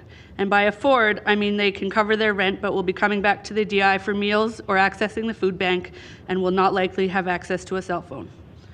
The rooms that we've seen are undignified. We are seeing landlords prey on people desperate to leave shelter by owning multiple single-family homes across the city, charging upwards of $1,400 per room in inhumane conditions with strangers, sometimes even attempting to house people in their garages. Wait times for subsidized housing are very, very long, and sometimes so far out of reach it does not seem possible. I've had to advise my staff not to take their shoes off when entering some rooms because of bed bugs or cockroaches, or not entering at all when we hear reports from clients that their roommates, whom they've never met, have weapons. I've had women come to me stating that their landlord has offered to lower their rent in exchange for sex, and facing eviction, they're considering their options. While we do our best to report predatory landlords or work with CPS and bylaw to keep everyone safe, we keep a Rolodex of blacklisted landlords. It's simply putting out fires, and sometimes it feels it's the fires we've started, instead of addressing the systematic problem that brings us here today. Right now, people are forced to stay with these landlords because there's no other options. Calgary's extremely low vacancy rates means that there's no other options for people to go to. If we had a robust rental market with plenty of basement suites, laneway houses, and other rental options, people would be able to leave these awful situations without needing to stay in shelter long term. The housing team at the DI prides itself on being client-centered and doing our best to offer client choice. But when the choices are so limited and sometimes dangerous, what are we to do? Sometimes it feels as though we are feeding people to the wolves. I often wonder if some of these situations could have been avoided if people exiting our shelter had housing options, a front door, for instance, or a community that they know and feel safest. We are asking for density to build up where we already are, for our well-established communities to be vibrant, safe, and accessible. I'm lucky enough to live in a lake community with a school I can walk my son to and Fish Creek right at my doorstep. I know Councillor Demong, who represents us, will agree that these neighborhoods are incredible and we're lucky to call it home. But I don't want to gatekeep it so tightly that it excludes a significant amount of Calgarians. Rezoning for housing is not the silver bullet that will solve this crisis, but is symbolic to Calgarians that you are listening and willing to make bold decisions in this chamber that will help our city meet the needs of more community members. Saying yes to this will be another step in a domino effect to keep working on projects that will move the housing strategy forward. Rezoning has the ability to unlock more supply and choice in our housing market, which is an important step in addressing housing affordability. While I truly empathize with folks that are nervous about rezoning, more diverse neighbors and neighborhoods are not the big bad wolf. The function of our one communities is not meeting the needs of many Calgarians, and our city must change and adapt to meet the needs of its people, and this is the first step in doing so. Please vote yes to rehousing. Thank you. Thank you very much for your presentation. Let's go to Peter Harrison, please. Thank you very much. I did have an entire speech that I put together, but listening to the presentations today, I'm kind of going to go off script. One thing I just heard a few minutes ago was that no one has ever had a dream to build a laneway house. And I think that that statement is patently false, being a person who has a dream to build a laneway house. The first house that, well, let me go back a bit. Growing up, my family, I had a mom and a dad, I had 3 siblings and 1 older half-sibling. They bought a house, and then they couldn't pay the mortgage, and we had to move and rent somewhere. And then we got back on our feet, and they bought another house, and the same thing happened again. And this was in the 90s, when houses were relatively affordable. Imagine that happening today. My family wouldn't even get past the gate, and that's what you saw with Courtney talking about momentum, where they can't even get people in the door to get them in line to get a house. But I digress. My parents never got to own a home, but I was fortunate enough, and I worked hard, and I found a great wife that supported me, and the first house we bought wasn't for us, it was for my mom and my siblings to live in. And we bought that house. We properly legally suited the basement so that my younger sister and her husband could stay there, and all of my siblings have since moved on and gotten their own place, their own townhouses typically, or condos, because they're affordable, because there's no way they could afford a single family home. And I had that dream to take a single family home and make it so that more people can live there. And now I've got my mom still living upstairs with roommates, because that's all that she can afford, so that we can still pay all the bills. And I've got a great family from the Philippines that live in the legal basement suite. And I want to put a laneway house in the backyard, and I want to do it myself. And for some reason, we're saying that that's not the dream that Calgarians have, that no one dreams of anything but a single family home with a white picket fence and a dog. Like, come on. Are we so set in our ways that we're not willing to change, to allow our communities to grow and evolve over time and become something more than they are now? Are we not able to use the infrastructure that's there and put more people on the same amount of land and use it more efficiently, lower people's taxes? The only people who would not benefit from this rezoning are the people who are afraid of change. So I implore all of you to vote yes for this resolution. Thanks. Thank you very much for your presentation. Let's go to Holly Hoye, please. Good afternoon. My name is Holly Hoye. Today you've heard many personal stories from Calgarians directly impacted by the housing crisis in our city, and I hope you found them compelling. I know I did. Frankly, I'm in awe of the many Calgarians who have made the effort to appear here or call in with their perspectives, despite the fact that they may find it challenging to do so. I know many Calgarians who are impacted by reduced access to housing can't afford the time to be here. Those who are unhoused, recent immigrants, students who are up to their eyeballs in term papers and final exams right now, people working many jobs and long hours. I'm retired and have the luxury of time to be here. I don't have a personal story to tell about how changes in rezoning and densification may impact me. I stand here from the privileged position as a homeowner of 20 years in a well-heeled Ward 11 neighborhood. I own a home in a rising market, I don't pay rent, and I don't struggle to put food on the table for my family, mostly because I had the good sense to be born in the mid-60s. And that was sarcasm if you didn't catch it. I won't personally benefit from stable housing prices, lower rent, or my chances at buying a first home, but that's precisely why I'm here today, to lend my strong support for RCG rezoning, because it benefits so many other Calgarians now, in the next 10 years, and in the next 30 years and beyond. We are a city that is more than the sum of our parts, a web of families, businesses, and infrastructure that inhabits land on a prairie next to the beautiful Rocky Mountains. It's a beautiful, increasingly vibrant city, one that is indeed always changing. But recently, our city has grown at an accelerated rate, and many of our resident families are struggling. 84,000 households can't afford where they live. Rents are up 14% in 2023, and apartment prices are up 17% year over year. People are coming here for job opportunities, for relatively affordable housing, and for a better quality of life. Provincial in-migration and international immigration makes us stronger, more diverse, more vibrant, and crucially grows our economy. We all benefit from this change, and providing as much housing as we can for these new and existing residents helps everyone. Housing is a ladder, it's all connected. Whenever we stand in the way of new housing of any type, the people who should have lived there don't simply vanish. They move down the ladder, competing with other people for existing houses, thereby putting tremendous pressure on people near the bottom of the ladder.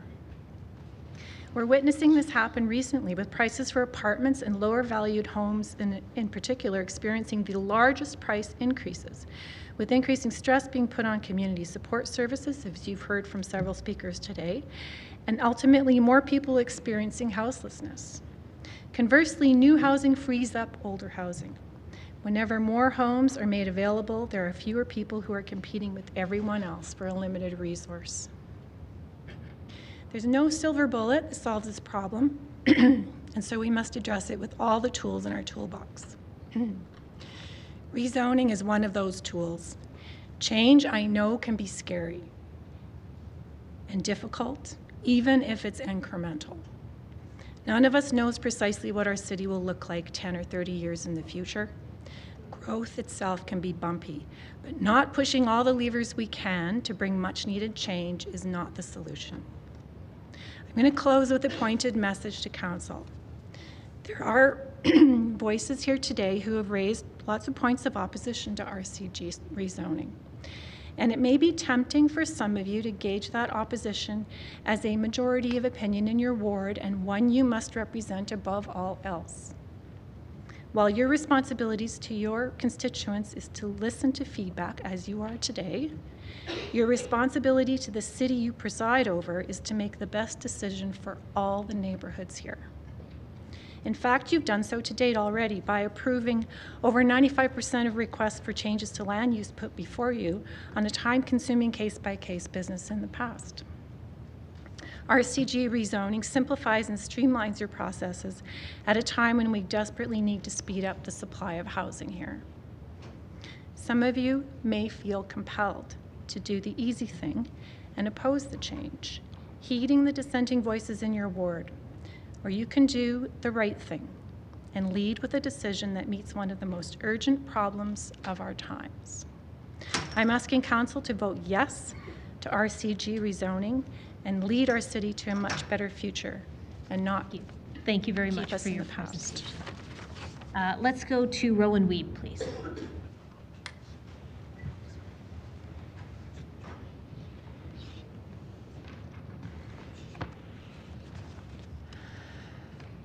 Hello, my name is Rowan Wiebe.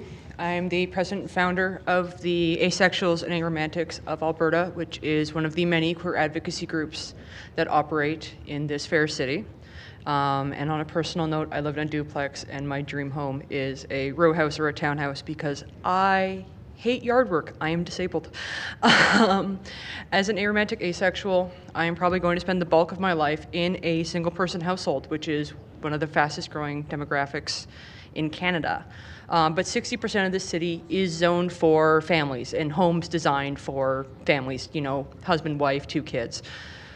This was the result of campaigns through the 20th century to push single or queer people into respectable lifestyles. 2 bachelors couldn't live together, a woman could not live on her own.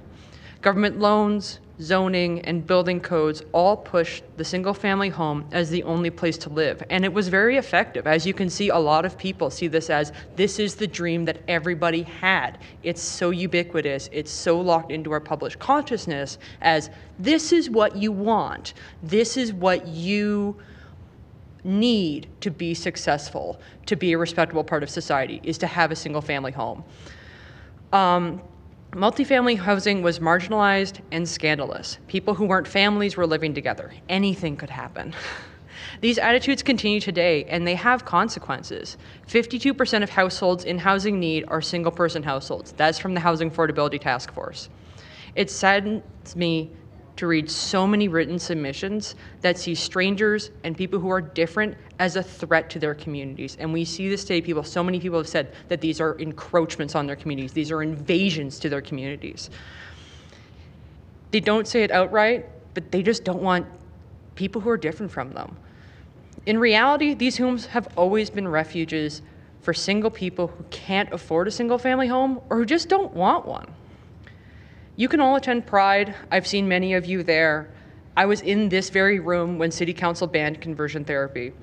But Calgary is literally built in a way that cannot welcome me and my community.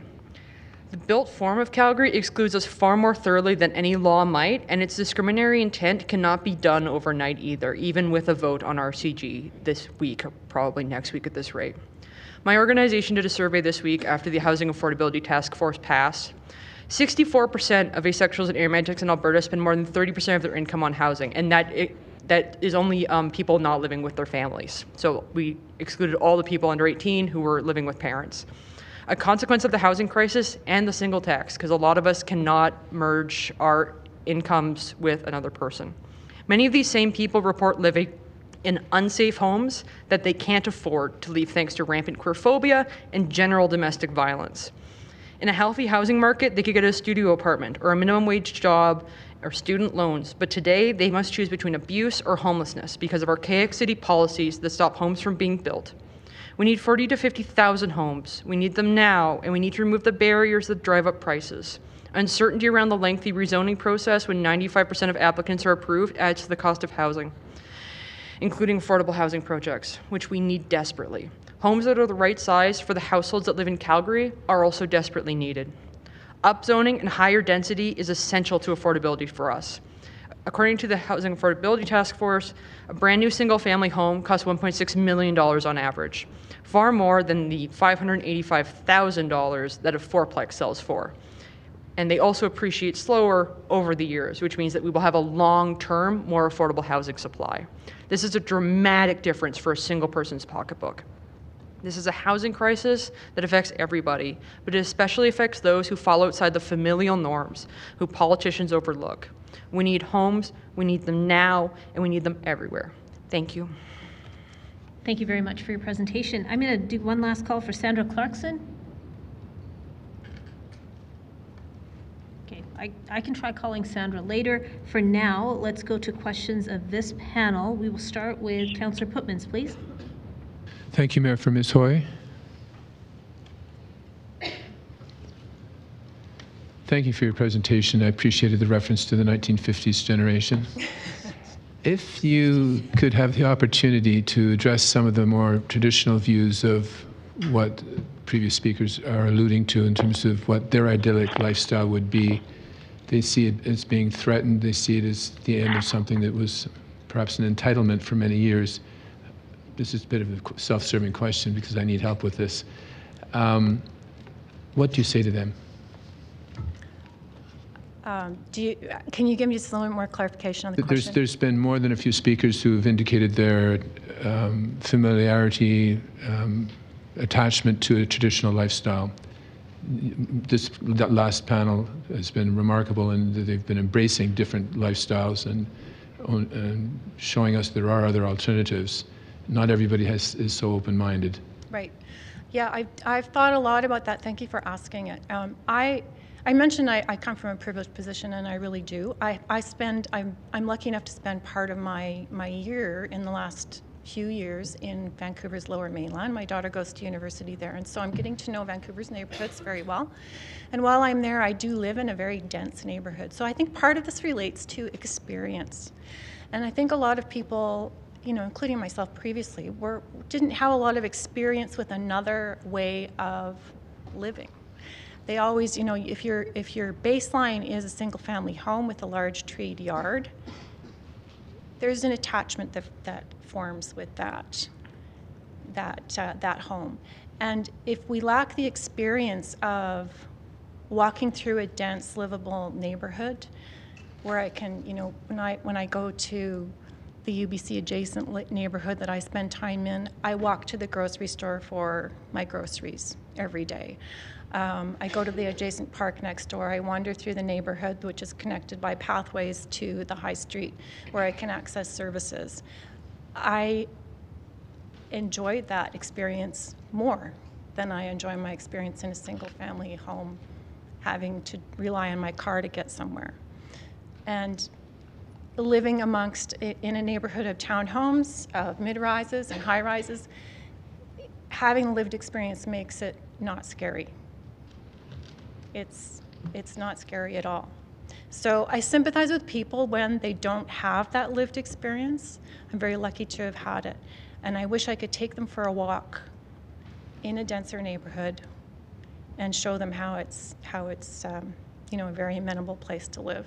Now they can do that here in Calgary. We do have denser neighborhoods. Go up to you know, the new University District, for example, and there's many other examples too.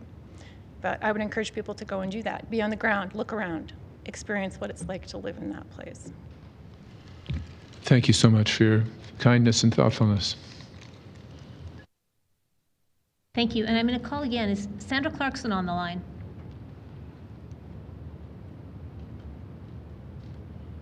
Okay, you know what? We will try again with the people that have been missed. There's probably about 10 or 12. I'll call their names when we come back, but this is just a reminder that when we come back, we will have panel number 8. It's Andrew Voorhees, Erica Voorhees, Leslie Farrar, Jacques Mainguy, and Doug McNutt. So we will take a break now. Does anyone need any longer than 3:45? Okay, we will be back here at 3:45. And thank you to this panel for taking the time to be with us.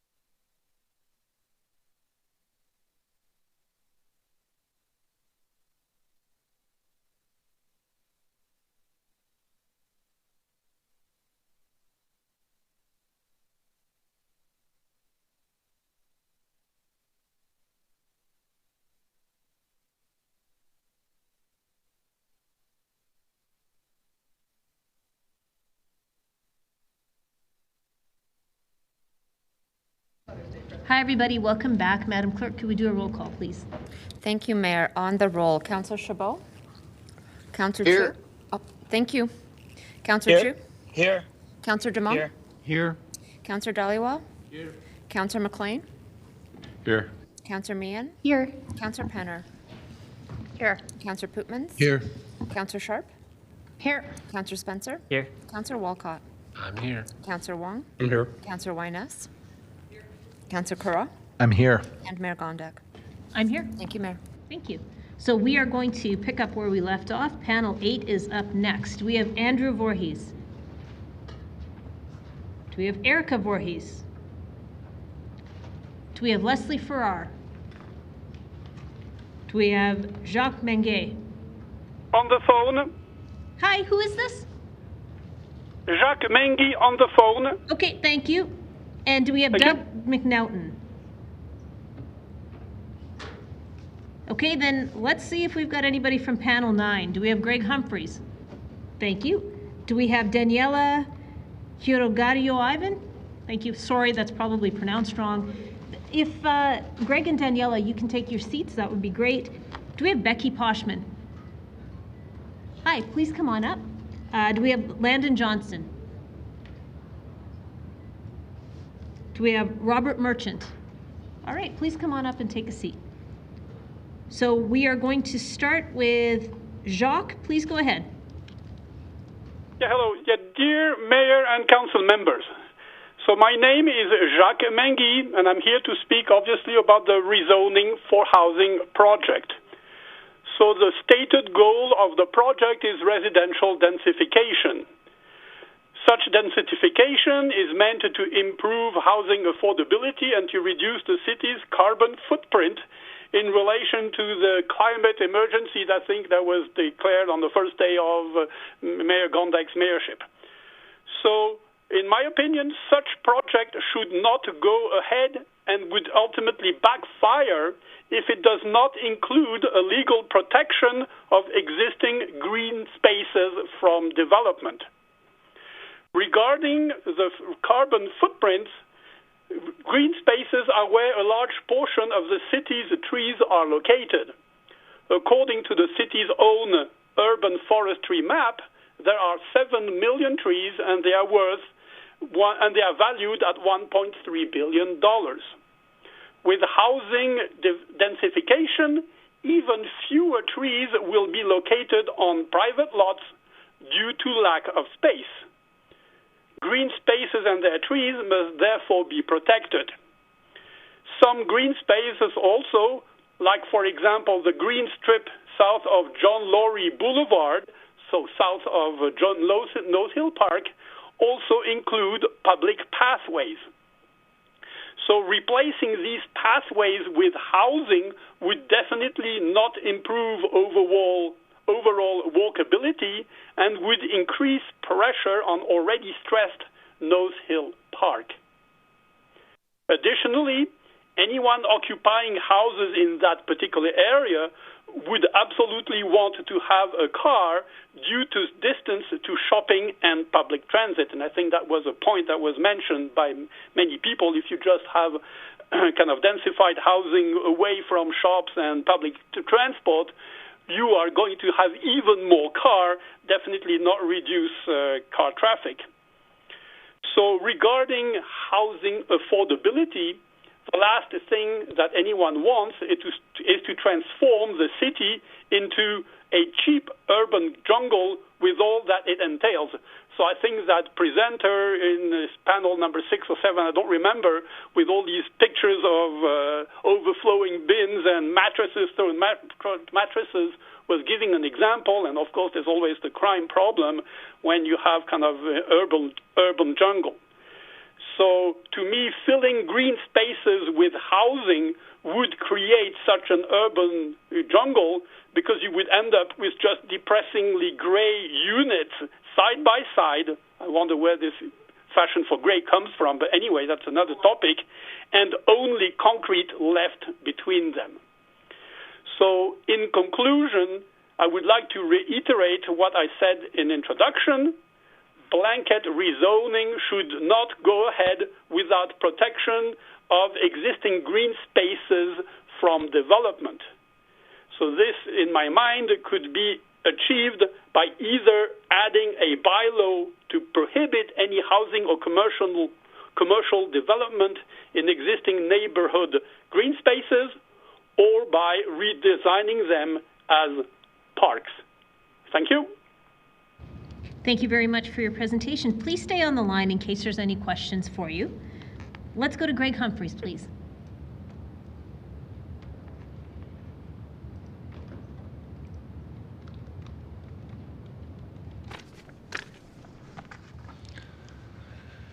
Good afternoon, Your Worship.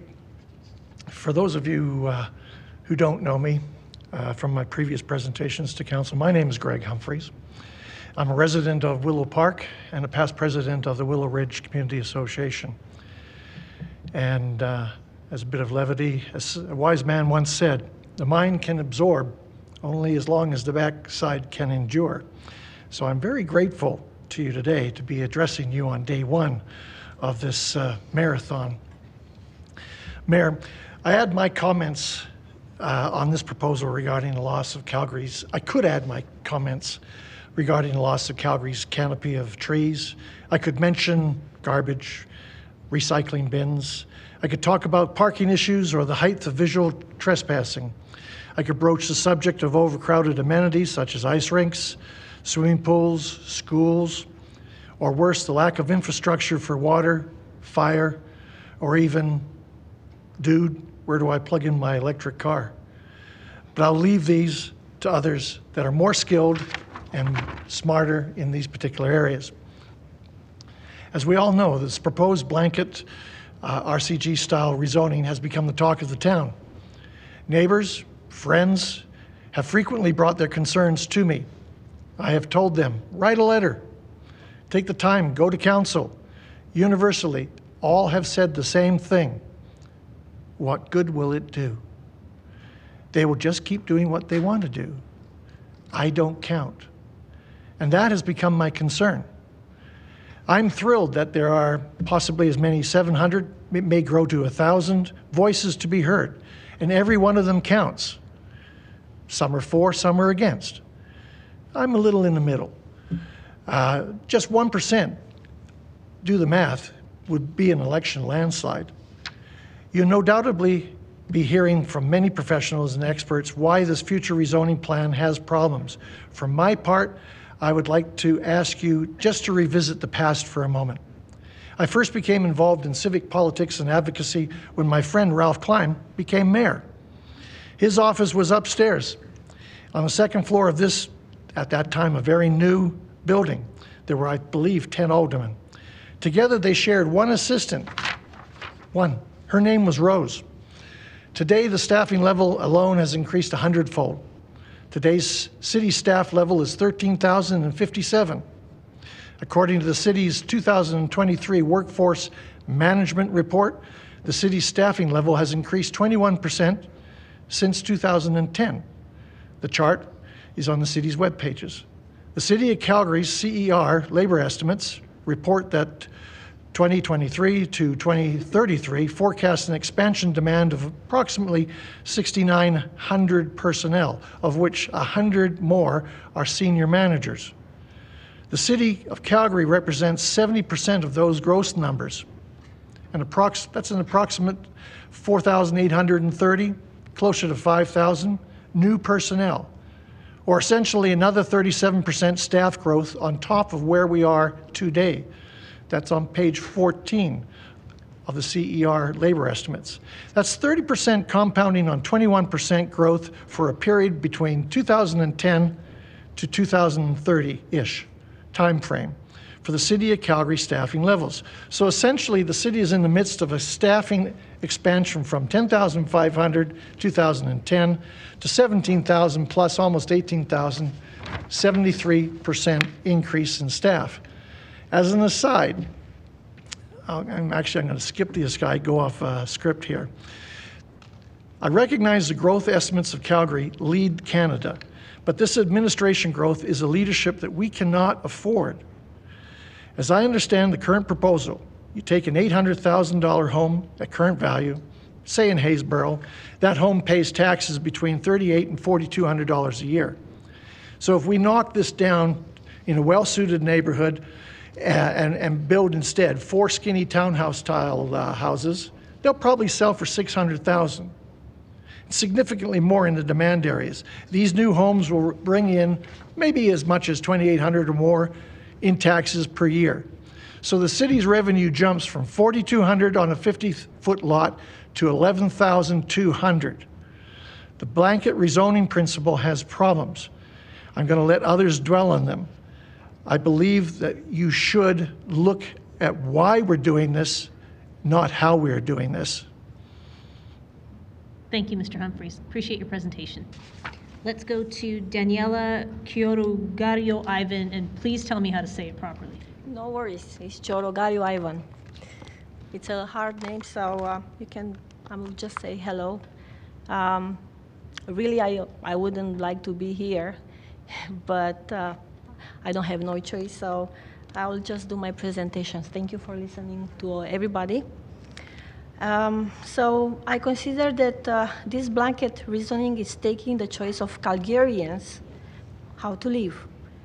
I lived many years under the communists, and one of the reasons I came here with my family is to choose how and where I live, without the city or nobody else to tell me how to live. On Calgary City website, they are trying hard to justify that their blanket rezoning is a good thing for the community. But is it? What can we understand when they say decreasing the distance between trips to work, school, or amenities? I'm asking how? How can you bring the airport if someone works there closer to home? Access to pathways and increasing transit options encourages low-carbon modes of transportations. Calgarians, be ready to bike at -40 if it's the case. They say, rezoning supports climate action. Really? How? By cutting all trees from the streets, like in Mardalup, for example, or taking away park space, which the city of Calgary is calling now a surplus land. Considering the fact that the city of Calgary wants to build high-rises, including in Glenmore Park, I'm wondering how the New Yorkers would feel if high-rises would start to be erected in the famous Central Park. Aren't those parks everywhere in the world considered the lungs of the city? And we should just preserve them the way how they are? So this blanket reasoning deal is not so green after all. This reasoning comes with so many problems and no guarantees that our actual quality of life will be maintained or improved.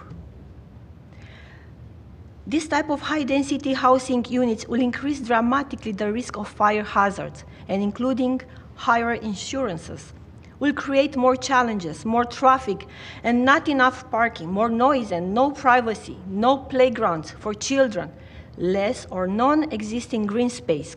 Conclusion, I wouldn't call this blanket reasoning progress, but rather a growth, downgrading of our lifestyle.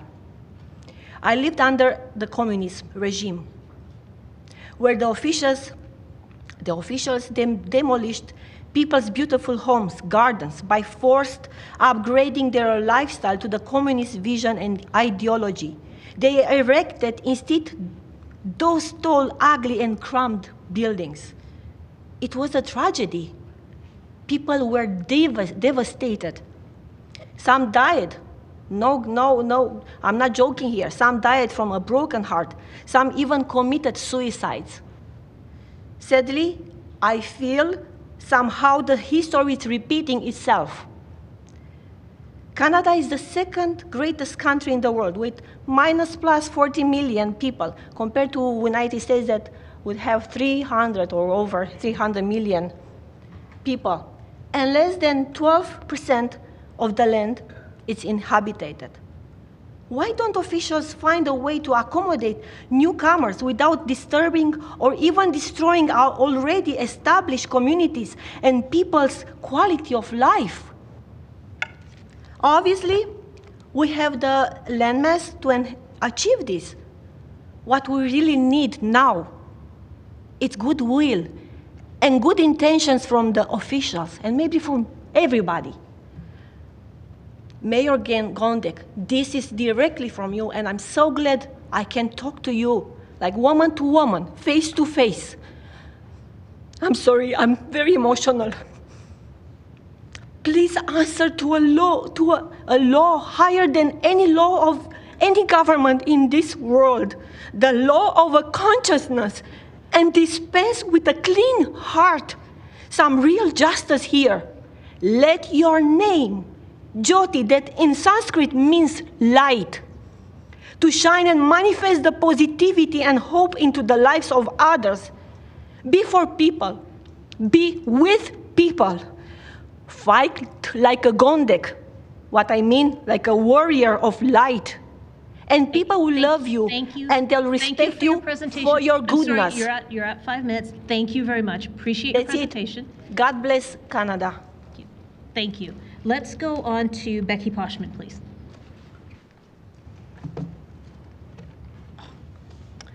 All right, Mayor Gondek and councillors, my name is Becky Poschmann, and today I am here speaking on behalf of myself, which is a rare occurrence most of the times that I'm here in council. I chose to present from a neutral position, as I like to take a balanced approach when speaking on land use related topics, because every scenario has its strengths and its weaknesses. I am an urban planner who has completed research on public engagement from the perspective of the Community Association. I have also served on my Community Association's board as the Director of Development, President, and I am currently past President, and I am currently working for a Community Association as their in-house planner. I am someone that is supportive of redevelopment, to the point where my heart skips a beat when I see a land use development or development permit sign go up and my mind starts to race, guessing what could be coming. It's a great feeling for those who are planners. The type of redevelopment that I am most supportive of is the type that introduces a variety of housing styles, is supported by the long-term statutory plans that affect it, and that the overall concept of and design fits within the context and the characteristics of the community. Throughout this process, and even listening to the presentations today, it has caused me to question what the overall goal is for this crochet blanket rezoning. Is it to build more affordable housing and or increase the supply of housing forms that should result in housing affordability? Or is it to reduce the red tape for developers to build more housing? If the goal is the former, decisions such as this need to align with the long-range statutory plans that focus on current and future challenges. If it is the latter, all this does is benefit those who can build housing products that fit within the parameters of the RCG land use district, where the end product is often viewed as being out of reach for those facing housing hardships. After thinking long and hard on this topic, I've come up with some suggestions that could possibly work to benefit everyone. My first point is relating to timing. The city is currently engaging on the update for the city plan and zoning bylaw. There are also several communities that are currently participating in engagement on their local area plans. The timing for this rezoning does not make sense. It should be a phased approach where the land use aligns with the vision, principles, and policies of these statutory plans. Why not focus on implementing the zoning to the 30 communities that have approved local area plans in place currently? And then it could then be applied to those 50 communities who are currently in that process. My second point is the MCG land use district should be part of this rezoning, as these areas tend to be located within 500 meters from an LRT platform. It is my understanding that the MCG districts can only support a secondary suite or a backyard suite, while the RCG can support both. If the goal is to increase supply as well as densities, why not apply the RCG designations to areas that are closer to transit stations, especially when densities for MCG are typically set at around 42 or 72 units per hectare. To help ease fears, I strongly encourage the city to include or develop a webpage that is dedicated to RCG and explaining the number of dwelling units and suites a property can support based on its size. People can input a number. This is the size, the length and width of my lot, outputs a density number with a unit number. This can help decrease tensions that may arise during the development permit stage. And then what are the incentives for communities that will be experiencing increased densities and/or population? I'm not opposed to decreased parking minimums on the property. However, there needs to be a plan in place that will result in more investment towards 5A networks, transit frequencies, and even park spaces. If we want to continue being recognized as one of the top cities in the world, we need to paint the complete picture where residents have access to the great amenities and infrastructure. I'd like to end on these final points. This process will reduce the red tape that is currently in place to build row houses, townhouses, etc., because the land use amendment will not be required for that type of housing. This process should result in more dwelling units being built. However, there is absolutely no guarantee that they will or must be affordable.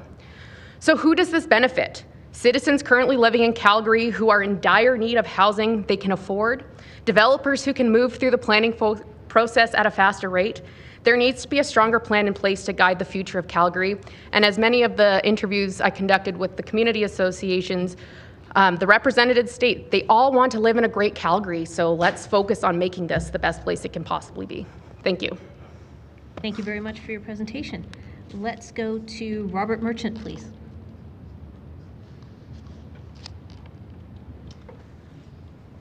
Good afternoon, Council. I'm a retired architect in Calgary. I came here in '72 and I moved into Bankview in '73. I live in a house that's over 110 years old.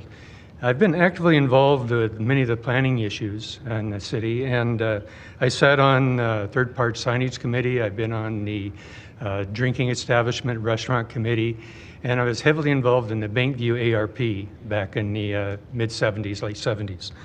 So I'm pretty well familiar with it, and I've also been on SDAB for many years.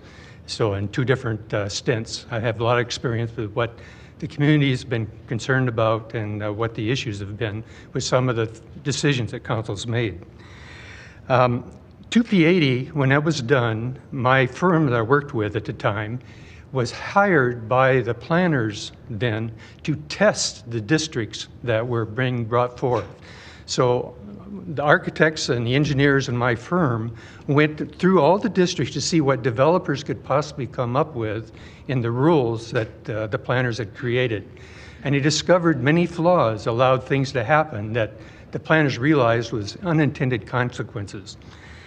This is my problem with what's happened with the RCG and the HGO, is that I don't think that council or the planners really understood the implications of the details of what these districts can actually provide. They don't seem to be tested. And what's happened is developers have been able to exploit the densities and the relaxations that's in those districts to make them truly incompatible with where you want to plant them in R1, R2 communities. The problem is that, first of all, you've taken secondary suites and you don't count them as units. This is kind of an Orwellian definition, if you ask me, that you don't have to have parking requirements, the amenity requirements are reduced, they don't have to have access to the street in terms of front entries. There's a big problem in just pretending that these secondary suites aren't really units. In a typical development now, developers, and we've seen this quite often in our community of Bankview, where I live, that they can put 5 units that are counted as units on a 50-foot lot. That's the actual calculation. And they can put 5 secondary suites in that same development. Now you have potentially 5 units with 3 bedrooms each, and another 5 units with 5 more bedrooms each. So you now have all these bedrooms that are created in there, and you only have to provide 3 parking stalls. So that's one of the biggest problems that has. And very often, these are in communities like Bankview that have no lanes in certain areas, have lots of narrow lot houses, have many areas that don't have any on-site parking. And you're trying to put these developments into these R2, R1 areas where this parking relaxation all alone has a big problem. The other problem I have is that the way these developments are being done, there's 2 or 3 units in front and there's another 2 or 3 units tucked in behind. And we've seen examples of those on the internet. The issue is that they should have front doors that all face the street. That's a real row house. That's a real townhouse type development. When you have hidden entries, hidden in behind the units, people have to walk along beside the neighbor's property, along the fence, past their bedrooms and their living rooms, or their kitchens, or whatever it might be, to access the units in behind. That creates a big problem. And sometimes they're coming in off the lane because there's even not even a proper access to the front street along the side yards. Another problem is that the amenity spaces that you're requiring for these RCG developments is way too small. These are not family-friendly units that are going to be built. They're very small amenity spaces. They're constrained, they're surrounded, and the problem with these amenity spaces that are being created, sometimes it can be on top of the building or on balconies, which have no impact on open space, that those amenity spaces are hard surface. They're not green spaces. They're not places you can plant trees. There's no restriction on how much hard spaces can actually happen on the remaining space of lot. There's several other issues that happen with these. One is that the way these things can be extended along the backyard with the units in the rear of the unit, the privacy for the immediate neighbors is totally lost. They're having units overlooking their backyards. They're having people that shadowing effects and all that cannot be mitigated by the heights or by the architectural rules that you have in place for these units. So my argument is that if you're going to have this type of rezoning happening on a large scale across the community and this blanket type approach you're taking, you really need to redesign these rules so that they have less impact on the actual community itself. Thank you, Mr. Merchant. Appreciate your presentation. Your 5 minutes are just at a close. Thank you very much. I do have more, but that's fine. Those are my key points. Thank you very much. Okay, so I'm going to do this before we go to questions of this panel, and we've got 3 councillors with questions. I'm going to see who's here from panel 10. Do we have Shamir Gadar? Perfect. We've got Mike Bortwistle, Joel Tiedemann. Perfect. Do we have Don Laverne? Okay. Grace Louie?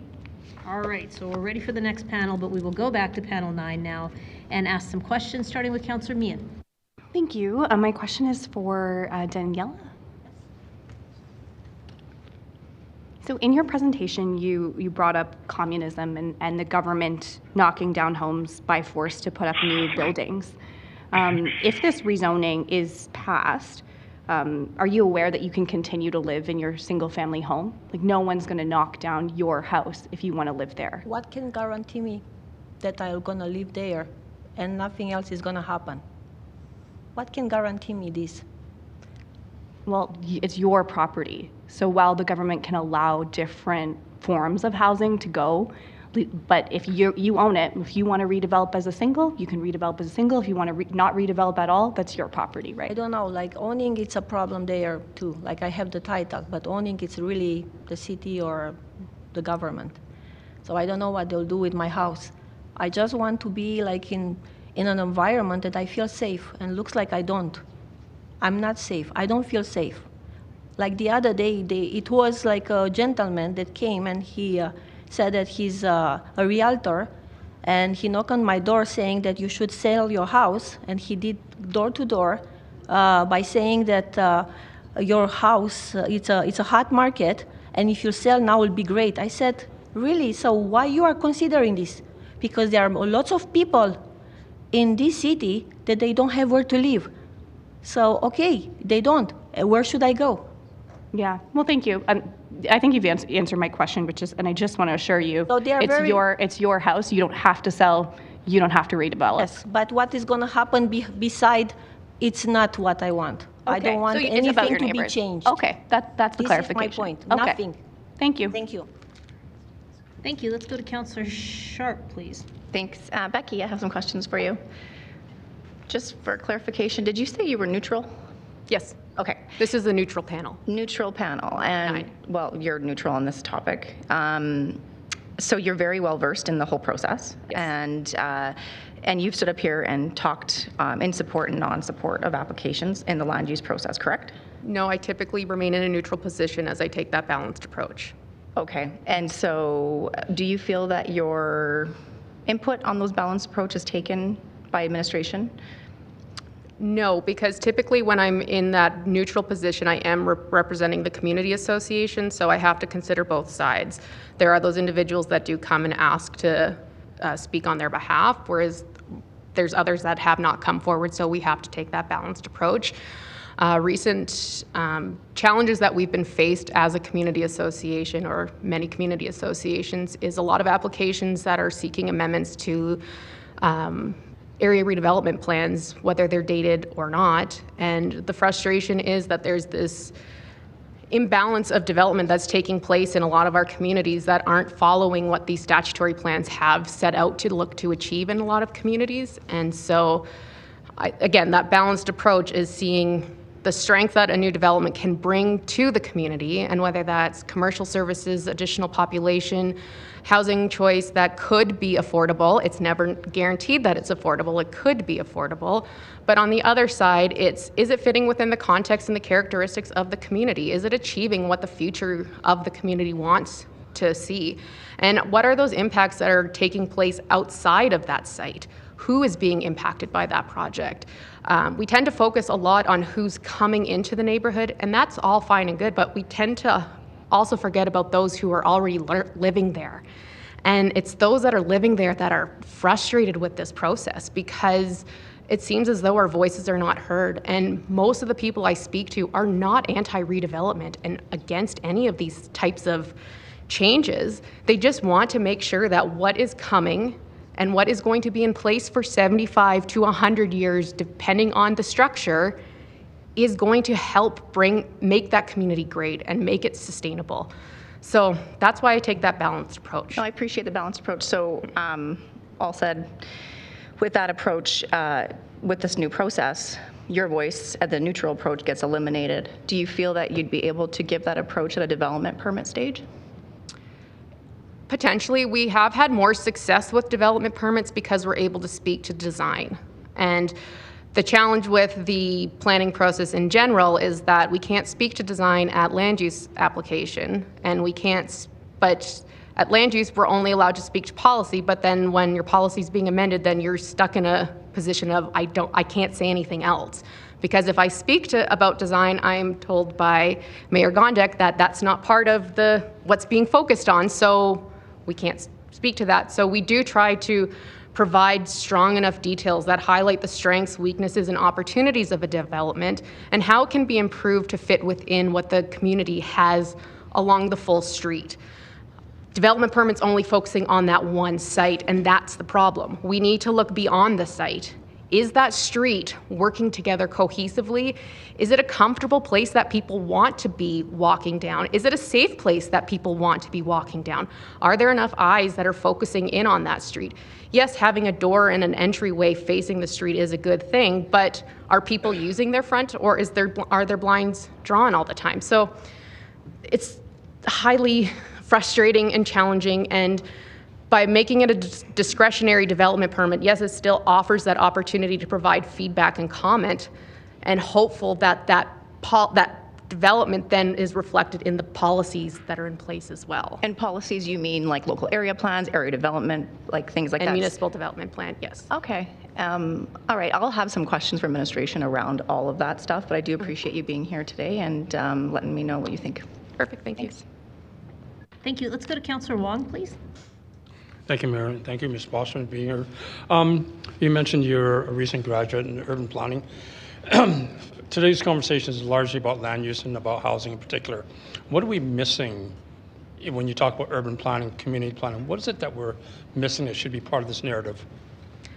I think that there's two sides to this conversation, and like I mentioned, that there is this discussion on affordable housing and housing affordability, but there's also the discussion on making it easier to build row houses or any type of housing that's allotted in the RCG land use district.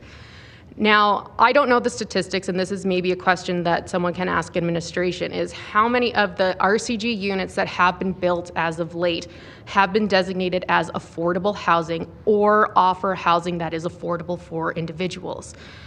Is that being achieved with that land use district? I'm not sure, but a lot of the affordable housing projects that are, I believe, that are coming through are more of a multi-residential M district type of land use district. And then there are ways in which the land use can be, if it's just a DC, can be written to ensure that affordable housing is built.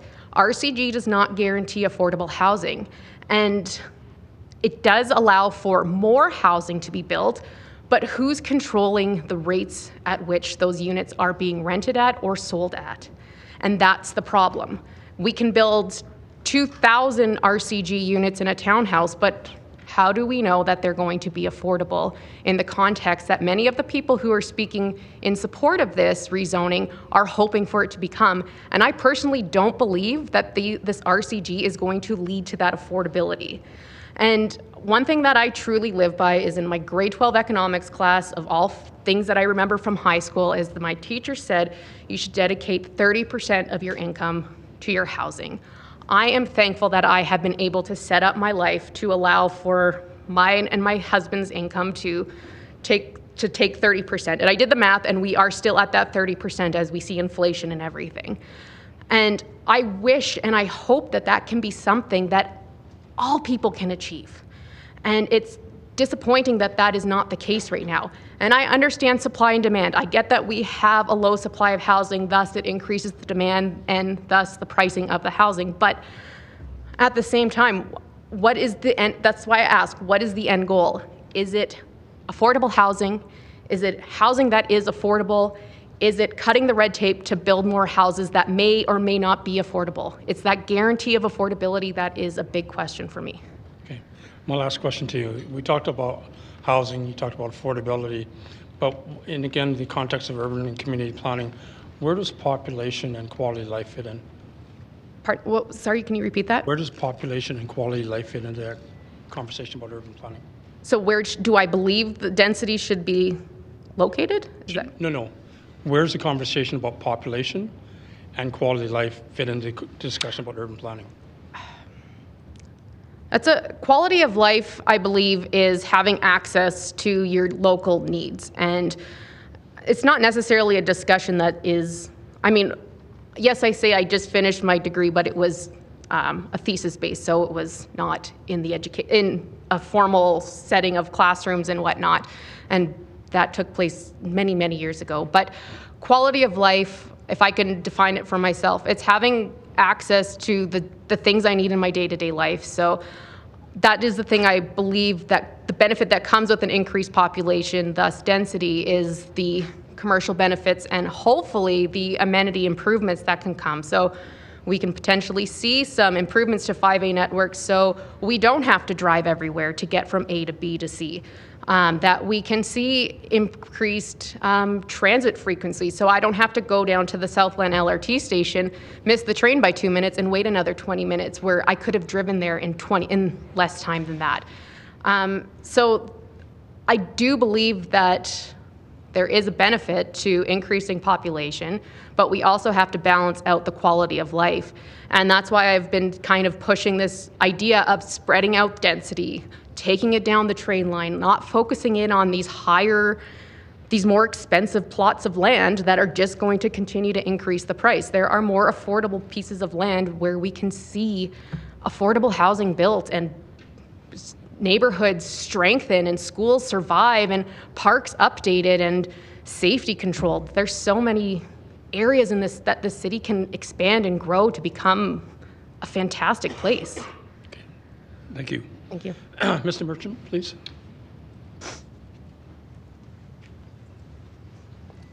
Yes, sir. Thank you. Thank you for being here. I'm going to follow up the same question only because Becky referred to her career being more recent and you've been around, I'd like to think, a couple of decades more. Yes, I'm older. Thank you. Can you answer that last question I just posed, which is where does population and quality of life fit in urban planning?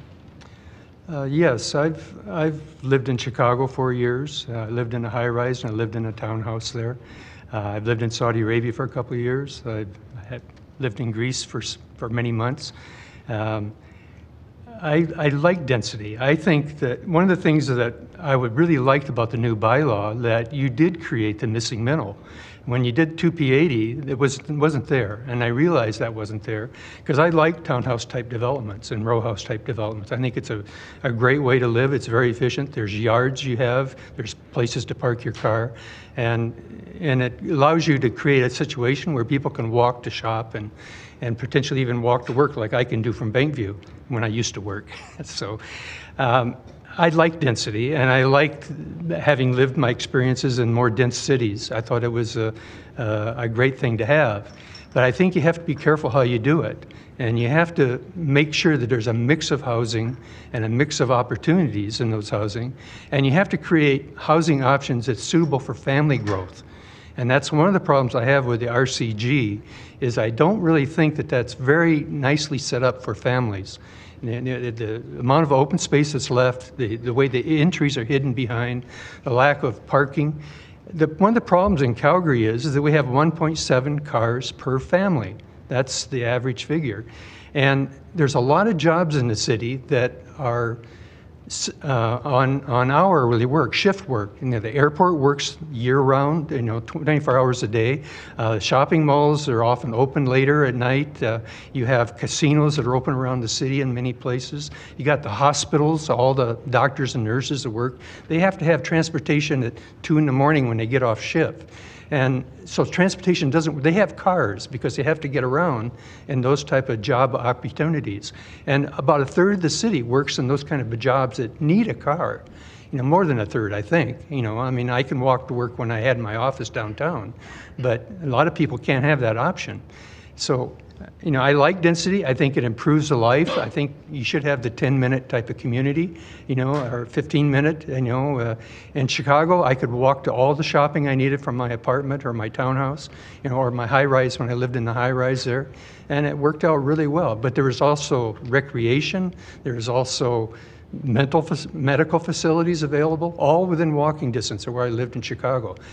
Calgary isn't laid out that way. We have huge distances between shopping malls and shopping areas. We no longer have the little corner markets like we used to have, where we could walk and get a butter and a quart of milk. So we have to consider that a lot of these communities need to have cars, and you need to deal with that. So that's why my recommendation is to relook at some of the rules around RCG and HGO as well, to make it more compatible with the real lifestyle in Calgary, and to perhaps make them a bit more family friendly in the process. Thank you. One of the things that we often look at is housing density of 75 units per hectare. Other jurisdictions look at a population per acre, and I'm sure there's a conversion there. Is there a need for us to look at both?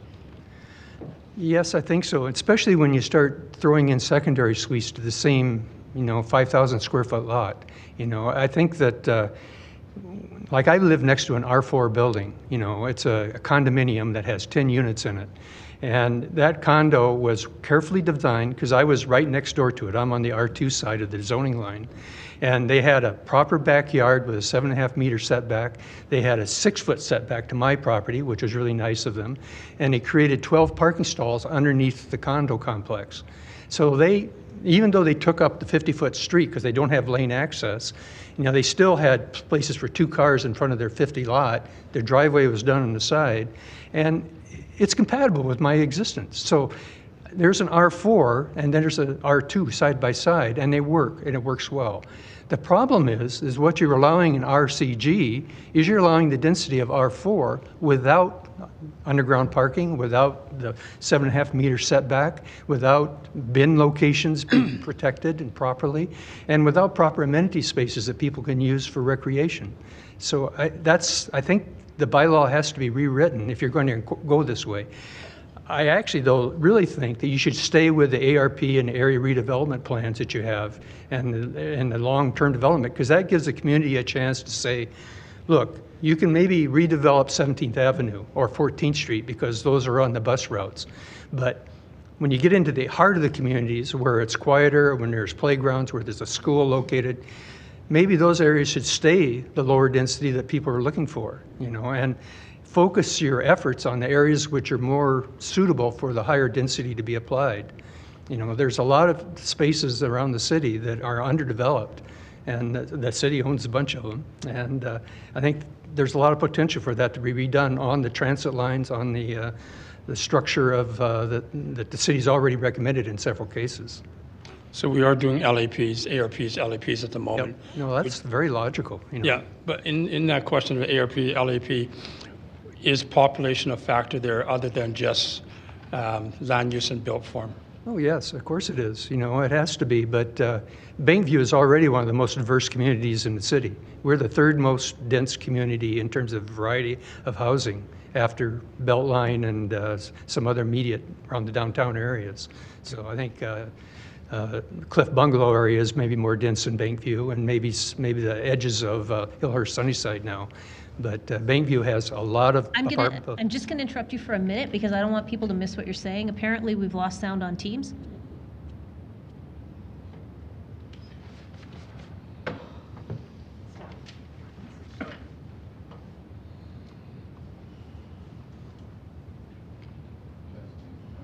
If there's anyone on there remotely, you know what, Councillor Chu, let's pick you. Can you hear us? Yes, I can now. Okay, thank you very much. Earlier, that gentleman I couldn't hear. Okay, thank you very much. Thank you. I hope I've answered your question. I don't know if I have or not. No, you did, because I think the fundamental debate here is land use in isolation without thinking about all the other, ingredients to urban planning. So between yourself and Ms. Poschmann, you've done that. I just got one more question for you, and that is, a long time ago, I shouldn't say a long time, about a month ago, I did a tour in Westhurst with a former city planner, and he enlightened me to a term, I'm not sure if you know the term, and that was during the 1960s about putting what would we call row house, but the term was block busting. Can you elaborate what that means to you? Sorry, Yes, hold on. It was a major issue. Sorry, Mayor, point of order on this one. Actually, and this is a point of privilege. I'm going to do this for a moment. Councillor Wong, is that actually the term that you want to use? That was a term that was given to me by the planner. Okay. I don't know any other term about it. Sorry. It's a term that's very loaded. It's very charged. It's racially charged. And so that wasn't the content. Sorry. If you want to ask a question that has to do with something specific without using that loaded term, I would highly recommend that you do that. Sure. If your question is about that loaded term, then you've got at least 2 colleagues who are going to rise on a point of privilege. And I apologize, I do not know the context that's being referred to. So I'm seriously, I generally don't. Your Worship, maybe we could allow Councillor Walcott to educate those of us who don't understand that term. Okay. Yeah, the term block busting is by definition a tool that was utilized by realtors and land developers to drive down the cost of home ownership by threatening entire blocks that in the middle they were going to build high density housing and move in black people, which would then scare off other homeowners because they didn't want to live on the street with black people. And then that real estate developer would then buy up the entire block from everybody with the threat of moving in people of color. Thank you. And I appreciate that. And again, that wasn't the way it was presented to me. This is a former city Calgary planner who has since retired. But what he was trying to describe was putting densification in the block. What was the resultant behavior by people in terms of home ownership or redevelopment? That was the orientation of the question. Okay, now, here's what I'm going to do. Councillor Wong, I've given you a whole ton of latitude on your questions. Sure. You're asking about quality of life. You are asking for perspectives from people who are professionals in the field. I get that. That's all good. Can you focus on the question to the person that you're asking it to? We don't need you to explain what you thought it was. Fair enough. Thank you. I gotta look. I'm sorry, I forgot your name. But the question I was asking again, from an urban planning perspective, your experience of putting missing middle type housing in a block, in the middle of the block, can you describe what the result had been around that block and other properties? Yes, I can give you the personal experience of what happened in Bankview. We moved into Bankview in 1973, and it was all, half the community or 2/3 of the community was zoned R4, the complete community, and the other side was R2. What was happening is the developers would put up an apartment building in the middle of an R4 block, and then the older homes on either side of it would be overwhelmed by the density and by the impact on their particular environment. So what we did is, working with the planners back in the ARP back in the late 70s, was to go through, talk to everybody in the community and find out what they saw as appropriate for their particular block. And as you know, Bankview has a large number of heritage homes, homes that were built in 1910, 1915. And it's one of the oldest communities that still has a lot of these heritage homes in it. So we wanted the planners to protect those areas. And so they did. They downzoned them to RC2, R2 conservation, to say that those are protected. And we had everybody in the community sign on to that ARP. It was a really onerous effort, but we did it over a couple-year period with the help of your planners. And what we did was, between the established R4s that was there, the apartment-type buildings, which were 4 stories with a story of parking underneath typically, that we created transition zones. And the transition zones were the next-door neighbors where those lots could be redeveloped into something that would be in transition density-wise, somewhere in between that. And that has worked really well in Bankview, to have that mix of housing, having the small 25-foot lot, often historic homes, with maybe a 4-plex type of building next to it, and then having an apartment building there. And that's gone on now for the last 30, 40 years. We've had that kind of zoning. So I like that variety with Bankview. We have a variety of housing there, and that's what I think your zoning should be trying to achieve in every community is, and most of your new communities have that kind of mix being built into them. You know, that's a good thing to do. But I think the key is that when you have that transition density being built, it needs to be compatible with the neighbors on either side, be it higher density or lower density. And that's what I'm asking for you to do, is revisit the rules around RCG and make those setbacks more compatible, make the parking more compatible, make the amenity space more compatible, so that it doesn't have negative impacts on immediate neighbors. That way, I think the character of the neighborhoods can be retained, and more of that row house, townhouse type development can be developed, much like it's done in some of the, like the Garrison Woods area. That's really a wonderful development, but that was not done through the townhouse zoning. That was done through DC and the federal government saying, let's have a denser community. And that's the kind of communities we should be trying to build, is that type of denser but friendly family community. Mr. Merchant, thank you. Thank you. Let's go to Councillor Chabot, please. Start with you, Bob, if I may. Mr. Merchant, sorry. So you made mention of a couple of things. One specifically was amenity space, and you were talking about above-grade amenity space, I believe? Yes, what the rules say that you have to have amenity space for each unit. It's a very small area. It's basically, I think it's about 4.5 or 5 square meters or something like that. The problem is it doesn't have to be green space, and it doesn't really have to be located on grade in RCG. It can be put on the balcony, it can be put on the roof of the building, and we've seen some of those done.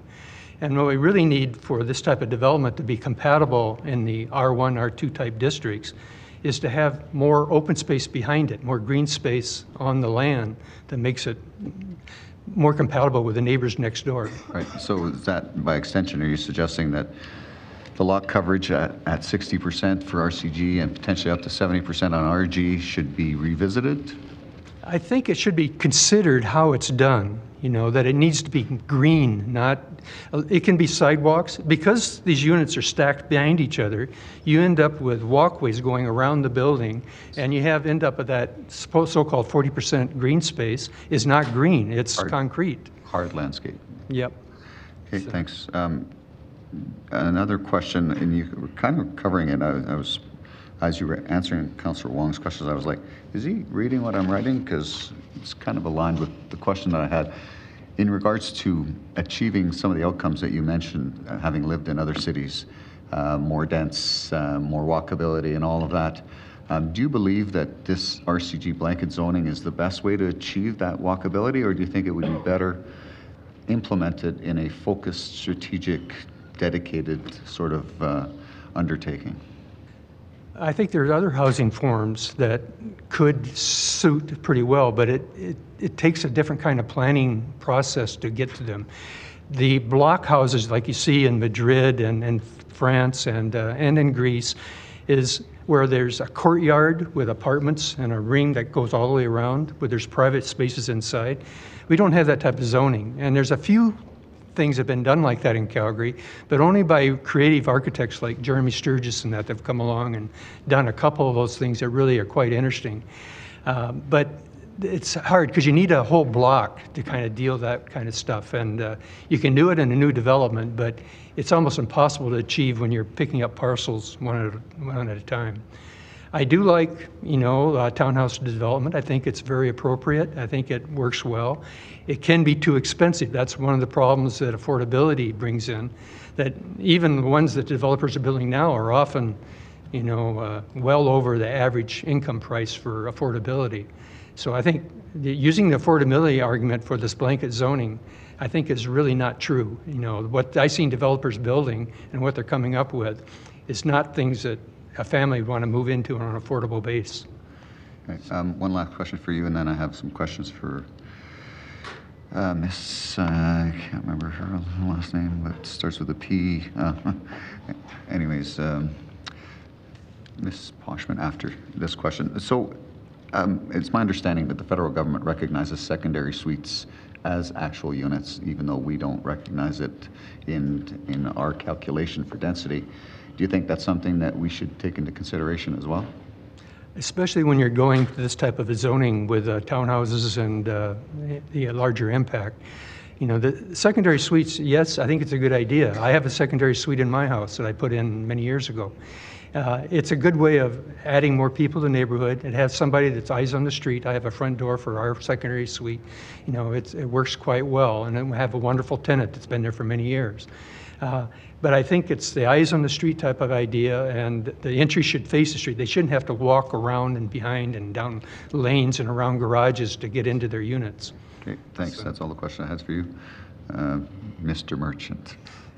Thank you, Mr. Chabot. And I like saying Mr. Merchant because I used to say Mrs. Merchant to your wife when she was teaching. Yes, my wife taught Mr. Chabot in junior high school. And we are entertained by these tales. Sorry. Councillor Chabot, you have 22 seconds left, and I don't want you to blow it all by telling high school stories. Ms. Poschmann, Thank you. one question for you. You indicated a number of things, including MCG, RCG, but engagement is what I'm most interested in hearing from you about. How do you think we could improve that, or do you think there's something lacking there? Mr. Merchant, it's not for you, it's for Ms. Poschmann. Thank you. Do you have time for this answer? Are you ready? You can take all the time you want to answer the question. This is like the question I've been waiting for. I will do it based on my research and the outcomes that I came with that and what communities are looking for. And I can say this based on it coming from community associations, is they're looking for proactive engagement. Proactive engagement meaning coming before the application is submitted, similar to what you have with the file manager. And then once they're circulated, they have a really good understanding as to what this project's looking to achieve. That then leads to imparting knowledge, education, having a two-way conversation back and forth like we're having right now, so that I can tell you my challenges with this application and you can tell me the why behind what you're looking to achieve for. That then leads to meaningful engagement, where we get to the crux of what the problems are, we can solve the problems, and then we can lead to a development that best reflects everyone that is directly or indirectly impacted by it. So from an engagement perspective, it is about coming out early.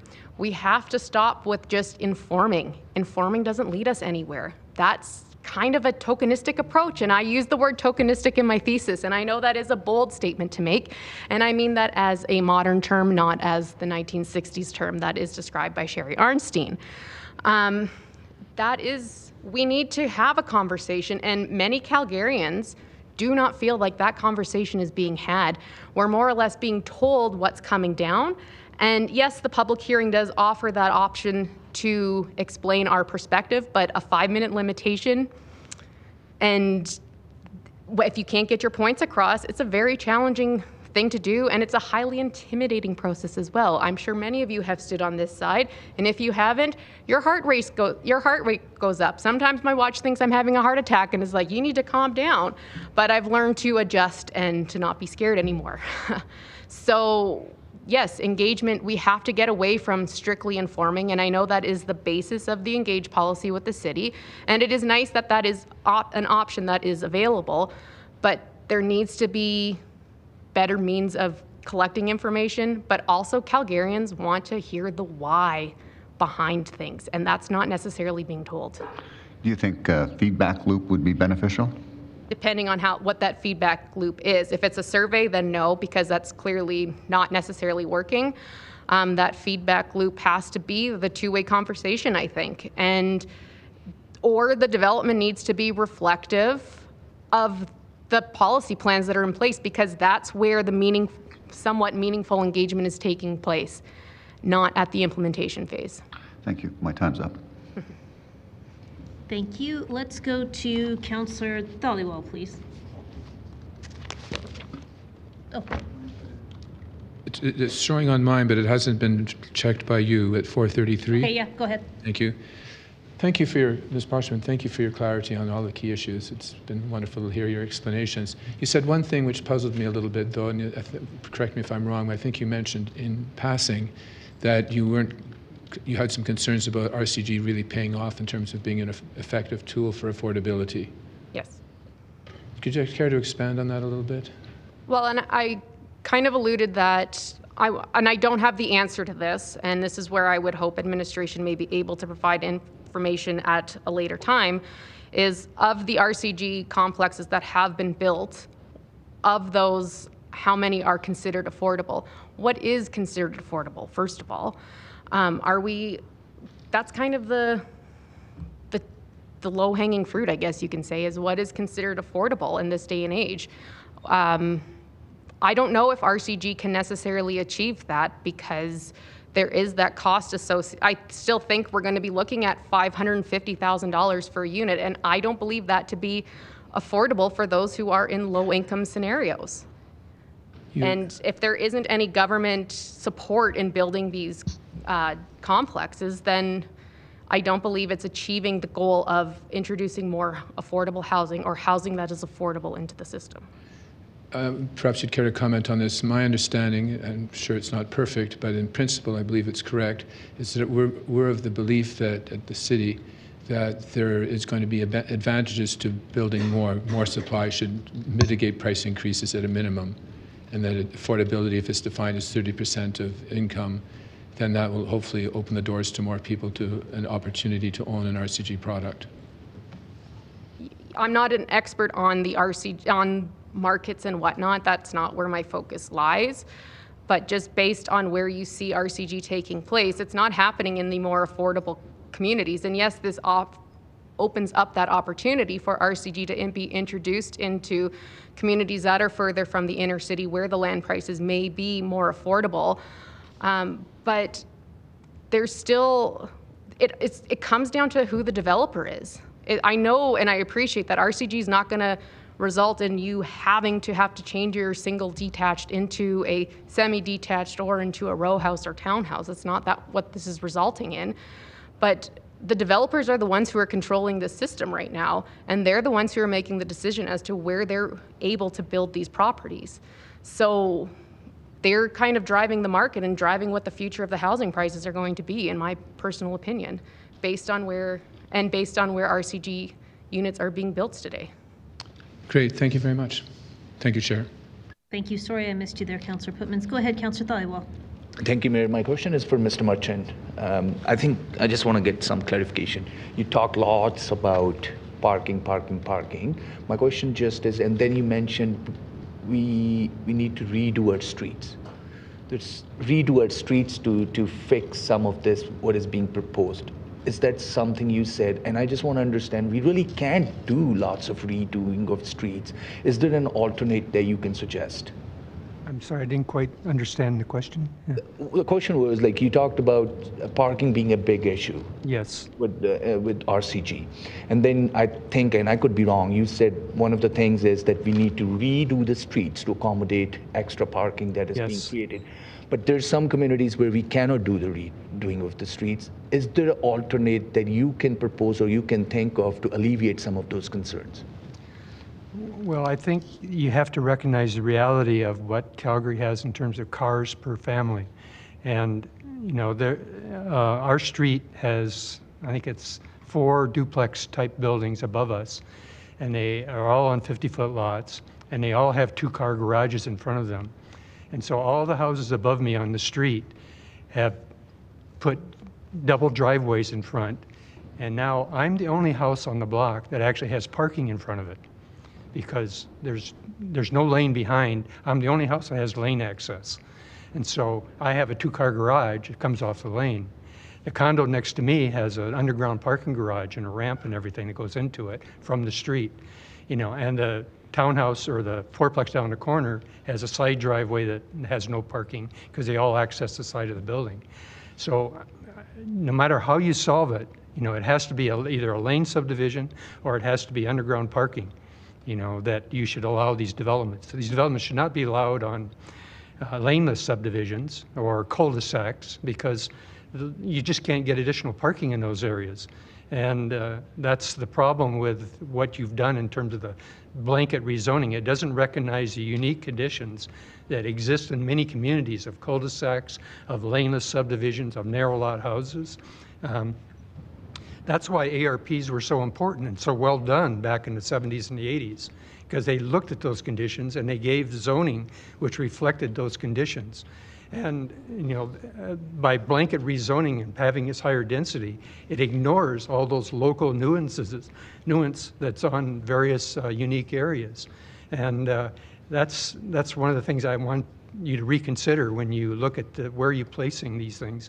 That's why I think I'm basically against the blanket rezoning. I think you should return to the specific rezoning for communities that have community dialogue, like our planner friend was pointing out, because that reflects what's there. You know, it gives feedback about what works and what doesn't work in a particular community. Okay, great. I think you answered my next question, which was exactly going to be how do we handle lane-less houses, cul-de-sac. I'm just going to ask you another question, and this is probably my last. You said what you alluded to was intelligent implementation, but parking becomes a DP kind of question, DP kind of consideration, which will be considered because some dwellings will be a discretionary use. That shouldn't slow us down from doing these land uses or making a land use that is universal in the city. Well, the original, when you put this in before the publications, it was a permitted use. RCG was permitted use. And so if it met all the rules, which included only 3 parking stalls for 5 units, then if it met all the rules, you couldn't argue it. That was the problem I saw with it being a permitted use. If it's a discretionary use, you know, then there's a chance for the neighbors to say, wait a minute, this doesn't work in our neighborhood. So, but then you define discretionary only for row houses. And what we're seeing in these RCG districts is not just row houses, it's 2 buildings, front and back. That's not a row house definition, that's something else. And that is also the real problem. You know, that has a problem, how those are solved as well in terms of parking. So I think discretionary should be applied to all development that happens under that zoning, and HGO as well. Because HGO, even though it's a different district and different application, has the same kind of problems around it in terms of what the developers can exploit in terms of not meeting the problems of the local area. Okay, great. My last question. RCG is mostly being, not mostly, is being proposed for established communities that are infrastructure. I don't want to call the term rich, but they have good transportation transit network. Then the establishing communities is RG, where we already have, like I represent Ward 5. If I go to northern communities, density is already there. One of the things, and I just, again, hate going back to, again, parking is a big issue. You think that's the right approach? You think that also allows for that smart implementation, that we treat different communities differently? Well, I've lived in cities with really good transit, and in Chicago I had 4 options. I could take a subway, I could take a bus, I could take an L, or I could walk. It's a long walk. But in Calgary we have a transit system that is very limited, really, in where it goes. And the rail line system really only goes to the 4 quadrants, and maybe the new line will get built and fill in some of those gaps. But the bus service, really, it only starts at 6:30 in the morning and it finishes about 11:30 at night. And we have neighbors that are Filipinos that work at the airport, and they get off ship at 2 in the morning. I have casino workers that live next door that work at a casino. They have to have a car to get home at 4 in the morning. There's a lot of jobs like that and that need transportation. And you need it for maybe getting to the mountains or going to your skiing and stuff like that too.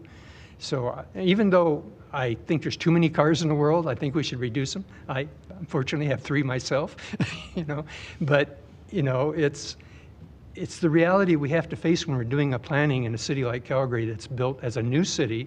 It's not built in the heart of Paris or heart of Athens or even downtown Chicago. It's a city that's been dependent on cars, and it's part of the reality. Yes, you can improve it. You can add more transit, you can get better lines, you can get more bus frequency, you can get late night buses, but it's all money, right? Yeah. And you guys can control the budget. And you know that those things don't pay themselves very well. So yeah, transit is key. Thank you so much for answering all those questions. Thank you. That's it for me, Mayor. Thank you very much. Let's go to Councillor Walcott, please.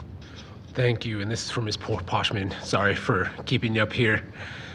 Every once in a while, a panel gets grilled, and this happens to be the one. So, you left a lot of really good questions lingering in the air, and knowing how long this process is going to be, it might be a couple of days before admin actually provides some answers for them. I wanted to answer, but also just do it through the form of questions, because I think there's a lot of really good context that you addressed. By chance, have you had a chance with your planning committee, or even just yourself as an individual, to go through the rest of the housing strategy? I have had a chance to read through it, yes. And when you were asking the question about what is the purpose of the RCG, is it about relative affordability, is it about the creation of affordable housing, did it make sense, because this is a real thing that sometimes just the list of 98 recommendations, they don't always clearly fit how they work together. Did it make sense how that one was purely a housing supply conversation and not one based on the creation of non-market housing or below market housing? Yeah, I get the sense that it's being part of having more supply of housing. But then, in all fairness, throughout this entire process, as we got to this public hearing, there has been a lot of discussion regarding that affordability aspect to it. So it's caused a lot of confusion amongst people who are participating in this public hearing or who are not participating in and just being informed by the information. So I am okay with the RCG. I'm not opposed to that. I just think that the approach in which it's being applied should be more aligned with the policies that are in place. So the MDP and local area plans, and it should be focused on these new statutory plans that are coming up, not based on an MDP that was written and approved in 2009, 2010, updated in 2020. I don't know which sections of the MDP were part of that 2020 update, and whether or not the housing discussions and objectives of that document were part of the original or the update. Because if they were part of the original of 2009, what have we been doing for the past 14 years? Why haven't we introduced more housing?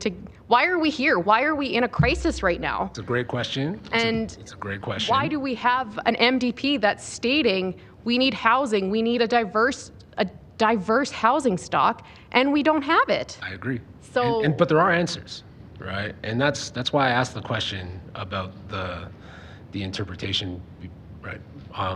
When you think about the MDP and you even think about statutory plans, they don't change zoning. I know. And so when we talk about actually reducing the barriers, would you agree that this is the first time in for a very long time outside of maybe Banff Trail that we've actually removed a barrier.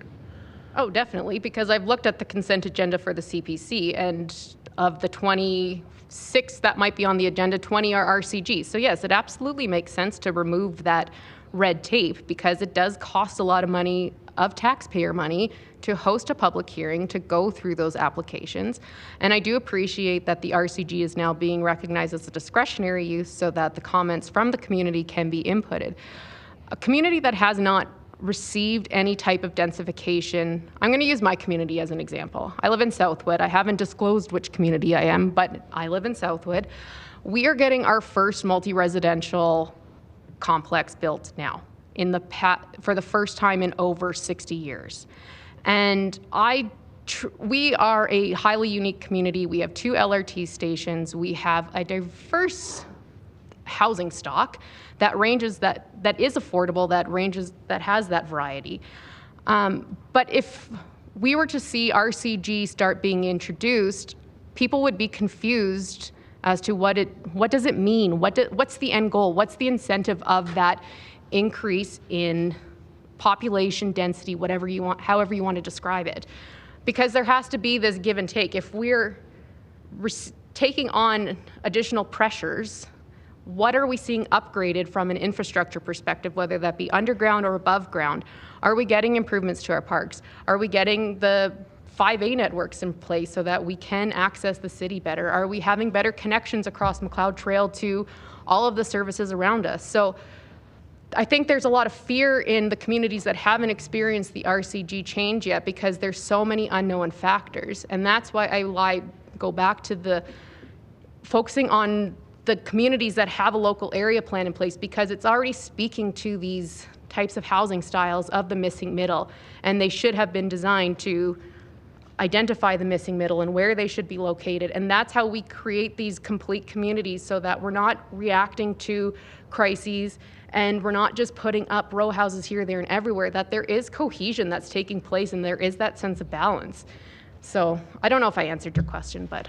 It definitely added some stuff. When you describe your neighborhood as affordable, what do you consider? I do consider affordable to be anything that is around that 30 to 35% of your take-home income. I've done some calculations. If I were to purchase a 2-bedroom unit in one of the 3-story walk-ups that we have in the area, I believe I can buy it for, let's say, $198,000, $200,000. And if it's in good working order, I think I did the math, and I could at minimum charge about $1,500 a month for that, based on the mortgage rates, whatever my down payment is, so on and so forth. And this is me acting as a landlord. If I may, could you specify, maybe even just getting to the housing forms that we're talking about within the RCG district? Because we wouldn't be doing a 3-story walk-up condo. It would be townhouses, suites, single detached. Yeah. How are those represented within your community? Well, we have a lot of 4-plexes located in closer proximity to the Anderson LRT station. And with the LAP in place, they could technically go up, and once the new zoning bylaw is in place, the low modified does allow those units to go up to 4 stories, if I'm correct in that. Potentially, because that's far ahead of us. But that's more just the rezoning that we're talking about right now with RCG. I know, but I have an LAP that speaks to low modified, which goes up to 4 stories. So this is the confusion as well, is that I have a statutory plan that speaks to, that identifies areas for low modified that now the land use bylaw does not reflect. So it's not that. It's just that we're not discussing about. It's similar to the ARPs as you described. Councillor Walcott, I'm just going to say this is an excellent debate. Okay, that's fair. I will pause and we'll continue. We'll let admin go in later.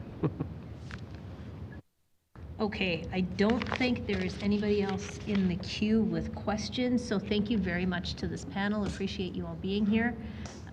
Yeah, so what I'm going to do is assemble the next panel, and I'm also going to bring in someone who wasn't here when we started this last panel. So let me ask, Landon Johnston, are you on the line? Yes, I am on the line. Okay, thank you. Just hang tight for a minute, and we can get Shamir and Mike and Joel. And do we have Dawn? Dawn Laverne? Okay, and we have Grace. So you can all have a seat, and Mr. Johnston, please take it away. Yeah, hi there. I'm just gonna pull over here. Sorry I couldn't make it in person. I really wanted to see your guys' expressions as I talk. Okay. Part of my recall petition the last 60 days, I kind of kept track of majority of the people I talked to's reasoning for signing my petition, and the number one reason was this rezoning. Okay, so I've actually been in a lot of your guys' wards talking to your constituents, and all we're asking you guys to do is to listen to us, right? So whether that's majority of people in your ward want the rezoning, right? So we're asking you guys to listen to those constituents, and that's your vote. Your vote should be a representation of your constituents, right? But I know Councillor Spencer, did a little poll of his, which was really awesome, but it came out like 70% against. But for some reason, he seemed a little iffy on what that meant. Well, it kind of means whether you keep your job or not for the next election, right? So all we're asking from the councillors is to put off this until the next election. You don't have to vote yes or no. Just say, hey, we're not here yet. We're not ready for this vote. We want to put it back to the people, because this is the largest single issue ever put on this city, and you guys are, it seems like you guys are ramming it through without real public consultation. You guys are talking about this as if it's already going through, but that's not the case. The case is that if you guys vote against your constituents, you guys aren't going to have a job next election, right? So why not put it to the people? Why not just put it off another year and a half and then just run on that part of your platform, right? And then just put it to like a mini plebiscite that's part of the election, right? That's all we're asking, right? But if you look at how close some of you guys won your seat in your constituents in the last election, man, to recall you guys after we've ironed out all the details and everything that we had to go through with the last recall, I mean, if you guys want to hitch your wagon to a burning fire, you guys are going to lose your job pretty darn quick. And this is based off of you listening to the people that you represent. And if you're not going to do that, we're going to take care of that by the legislation. We don't even have to wait for the legislation to be changed to get rid of some of the councillors, because you guys have already hitched your wagon, right? And if you want to stay part of that wagon, you're going to lose your job either really soon or in the next election. That's not a threat. That's a promise, okay? And so I've already got the paper written out for two of the councillors. And I mean, I can't hand them in. Mr. Johnston, Mr. Johnston. No, let me finish. I'm going to let you finish. I'm going to let you finish. Just do me one small favor. Let me finish, Mayor. Can you focus on the land use item before us instead of a recall? This is part of the rezoning, Mayor. This is part of the rezoning. Right? This is part of the rezoning. If you guys are going to hitch your wagon to this rezoning, and if you're going to go against what the will of the people are, then you're going to lose your job. It's as simple as that. Look at the poll numbers from the mayor. That's going to happen to you guys, and you're not going to have the job next election. But if you stick to what the people want, the people will protect you. The people will love you. The people will guide you into the next election because you listen to them. It'd be very hard to get rid of a councillor that listens to the people. And listening to the people would be, hey, do the people in my community want this? No? Okay, well then let's just put it to the next election. We're not even asking you to vote yes or no. We're just asking you to at least put it to the people because it's such a large issue. But you guys are talking about it as if it's already being pushed through, and you're trying to iron out the little details, and then you guys are going to come out with this watered-down version of the rezoning that we're just going to have to accept. No, that's not how it works anymore. You guys work for us. We are the ones who are in charge of you guys, okay? You guys seem to have missed that. And you know who did a really good 180 was Councillor DeMong. He had town halls in front of hundreds of people who were yelling at him, no, councillor, we need you to fight for us. And you know what? It seemed like he listened to us. That's a good councillor. Another good councillor is Jennifer, Councillor Jennifer. She listens to the people. It'd be very hard to get rid of councillors who care about their constituents. Look at Dan McLean. These councillors care about their people, whereas there seems to be some councillors on that panel up top there who don't really seem to listen to their people. And we see that now, and I've seen that. I've talked to thousands and thousands of your own constituents, and what they want doesn't seem to align with what you guys are pushing on us. Okay, so we're just asking you, put the vote to the next election. What's 2 more years? What's a year and a half?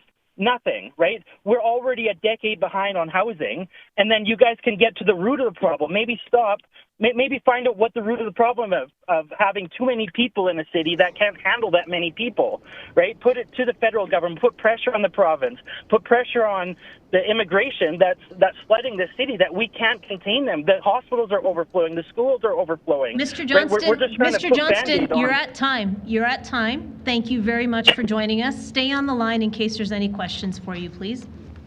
Okay. Okay, let's go to Shamir, please.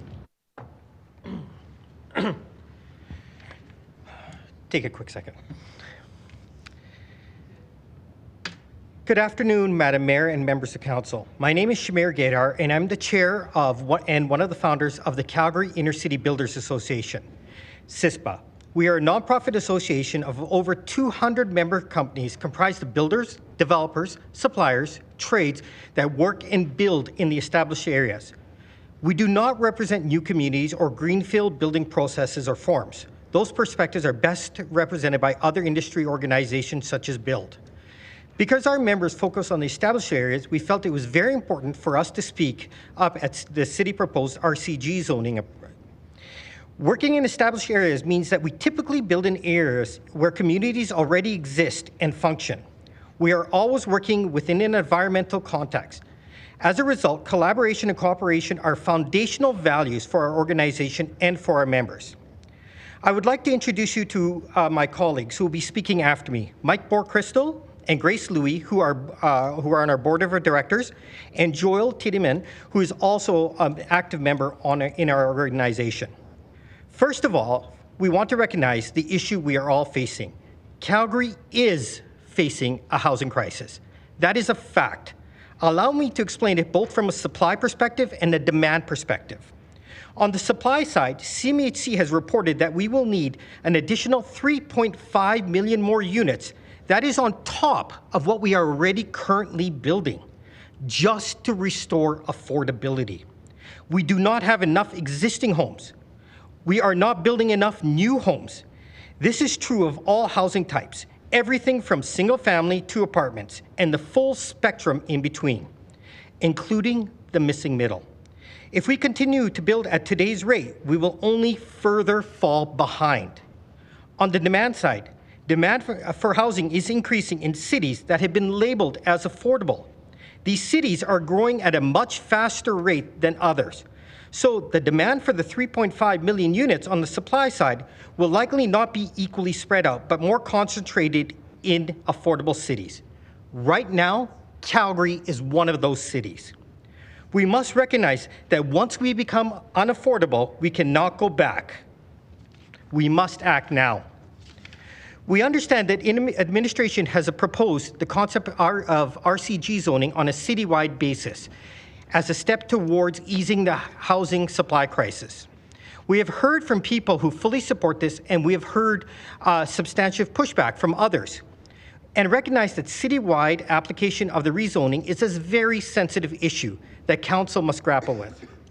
RCG allows for a variety of housing, from single-family homes to duplexes to row housing. But keep in mind that actual development activity is highly dependent on location, site constraints, and financial feasibility. There's a lot of misperception out there. RCG zoning is very prescriptive with a lot of rules to follow. Row housing with multiple units under RCG does not work on every lot. Let me repeat that. It does not work on every lot. The citywide application of RCG zoning will not necessarily incentivize development everywhere on an ad hoc basis, but there's areas where RCG zoning won't do anything to incentivize infill or development. There are places where it is not technically feasible or financially viable to develop, even if it is zoned RCG. We acknowledge that there is no perfect solution, while at the same time we recognize that nothing is not a solution. Many people have asked CISPA, what needs to happen for your members to build more homes? What needs to happen for you to help fulfill the 3.5 million homes in Canada that's needed? It's a simple answer. We need predictability in process. We need shorter timelines for approvals. We need certainty for ourselves, but also certainty for communities and certainty for neighbors. My colleagues will expand on this further, but before I hand it over to our next speaker, please remember that we must recognize whatever council decides, we cannot sit back and do nothing. We cannot kick this down the road for a future decision. A year and a half from now, we'll be short more and more housing. So we must act now because the situation is only getting worse every day. Thank you. Thank you very much for your presentation. Let's go to Mike Bortwistle, please. Afternoon, Mayor Gondak, members of council. I'm Mike Bortwistle. As mentioned by Shamir, a base change in the underlying zoning can be beneficial to the housing supply in the city, but it's effective only if the overall process to obtaining permits and approvals is shortened and simplified.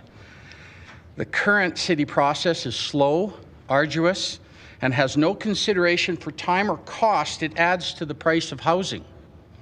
Keep in mind that all carrying costs loaded onto the building industry as they wait for approvals are ultimately passed on to the consumers. There are many details around this, and RCG to full capacity cannot work on all lots, but I only have 5 minutes, so maybe we can elaborate on that later. The change from permitted use to every application being discretionary use significantly reduces the benefit of proposed rezoning. We understand why administration decided to make this revision. However, our members are concerned that the intended benefit conveyed by the change in the zoning gets removed by the discretionary use revision. So let me explain a little bit what a discretionary use versus a permitted use allows. Under the current RCG, permitted uses, there's a very, very set strict of rules, and they were adopted by council to protect neighboring properties. I was fortunate to be on the team of 4 that presented RCG to the council, and it was approved. The RCG rules have been updated several times in the past few years, and the reason why they've been updated is because they were results gathered by monitoring and documenting how these rules affect neighboring properties. And each update has been approved by council. Designing inside these permitted rules allows faster timelines for approvals. If even one of the rules is not met under permitted use, it automatically kicks to discretionary, and neighboring properties and general public have an opportunity to comment. The intended benefit of RCG rezoning of designing and building under permitted uses, where we have to follow a strict set of guidelines, is eroded or offset by the longer approval process under a discretionary use. This adds time to advertise and conduct formal public engagement and puts every single application at risk of appeal on all discretionary uses, even when the developments fully comply with the rules. It also puts a lot of extra strain on the planning department as the amount of work triples, and ultimately on SDAB as well. And the SDAB is the Subdivision Appeal Board. We've discussed some of these concerns with the administration, and there's an agreement that we would all benefit to finding ways to make up the lost time by instituting a 6-week approval timeframe. If council decides to pass this bylaw in its current form with discretionary use and eliminating the current permitted use rules, then industry needs a guaranteed 6-week approval period for development permits. If council is serious about passing a bylaw to help with housing supply, then limiting the DP process to 6 weeks rather than the current 16 to 24 weeks minimum is an absolute must. By the way, 6 weeks for a DP approval is not unreasonable and has been proven in past cases with our members. Through CISPA's preliminary engagement with city staff, we believe it's a very achievable goal. But it requires council to direct administration to create a capacity to work with us on this. Our industry, through Calgary Inter-City Builders Association, is asking for a joint technical working group comprised of industry members and city administration to tackle this issue and reduce the time it takes for DP approvals at the levels of the inner-city development, at all levels of inner-city development, be it the single family, right up to the townhouses, right up to larger projects. Ideally, we would have this resolved with a new shortened process in place by no later than August 31st of this year. We request, I believe that's the same time that this bylaw comes into effect. We request that Council provide this direction as part of the bylaw, should the final decision be to pass what is before you. Thank you for your time. Thank you very much for your presentation. Let's go to Joel Tiedemann, please. Members of Council, Mayor Gondek, my name is Joel Tiedemann. I'm just going to follow up on what Mike and Shamir said. So the importance of addressing the housing supply crisis today cannot be understated. As you've heard from administration and some previous speakers, 1 in 5 Calgarians cannot afford the roof over their head, and the affordability of housing across all spectrums in our city is eroding. Doing nothing today, or more likely later this week, is not an option. Decisive, thoughtful action is required by the city's elected leadership in order to properly set the course for our city in the coming decades. This is not a perfect solution, nor is it the only one. This is, however, a significant piece to addressing the housing supply crisis, along with the other 98 actions approved in the city's housing strategy.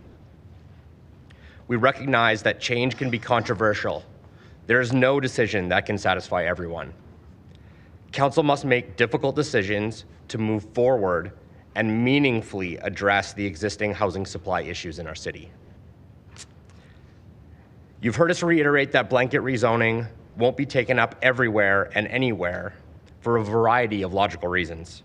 However, changing zoning on an individual one-by-one lot basis is detrimental to the housing supply in our city.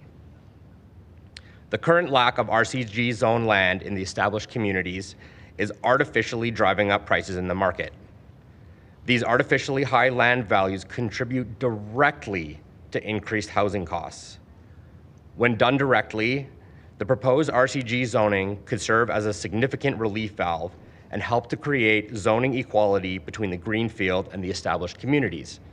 As you all know, that RG zoning already exists and is commonplace across new communities with row houses as a permitted use. The interests of our industry and the city is aligned with keeping housing costs in check. Builders do not make more money with increased housing input costs. Increased costs, and therefore increased market prices, end up reducing the pool of potential buyers or renters for any given project. This does not result in additional margins for housing producers. This is a citywide issue, and we are committed as an association to being part of the solution. If Council chooses to pass this proposal, we recommend that efforts be made to track and monitor the resulting developments. The data could then be publicly shared with the communities at large, and it would be important for administration to monitor and report on the outcomes to ensure the expected benefits are delivered and that negative or unintended consequences are not triggered or mitigated should they arise. We understand and would also like to highlight that if passed, administration and council will continue to hold checks and balances in the system to ensure high-quality developments can be built throughout our city. I would like to reiterate that we believe the most effective outcome for this zoning proposal would include permitted uses for row housing. Failing that inclusion, a commitment from council and administration to deliver on DP approvals in 6 weeks is needed to make this bylaw truly work as intended. A sustained industry working group to deliver this by August 2024, when the bylaw would be enacted, would ensure that the approval process can support and deliver on the intent of this bylaw proposal to increase housing supply in our city. I would like to close with a quote taken directly from the City of Calgary's Planning for the Next Generation website. Change is inevitable for all cities, including Calgary. City governments plan for change by working to adapt to growing populations, changes in the economy, outlining aims for a sustainable future, and creating great communities for everyone. As Calgary grows, we want to build our city in a way that is mindful of the future, promotes sustainable ways of living, encourages a variety of housing choices, is respectful of community character, and balances the interests of neighborhoods with the interests of Calgary as a whole. Thank you all for your attention to this critical issue facing our city. Thank you very much for your presentation. Let's go to Grace Louie, please.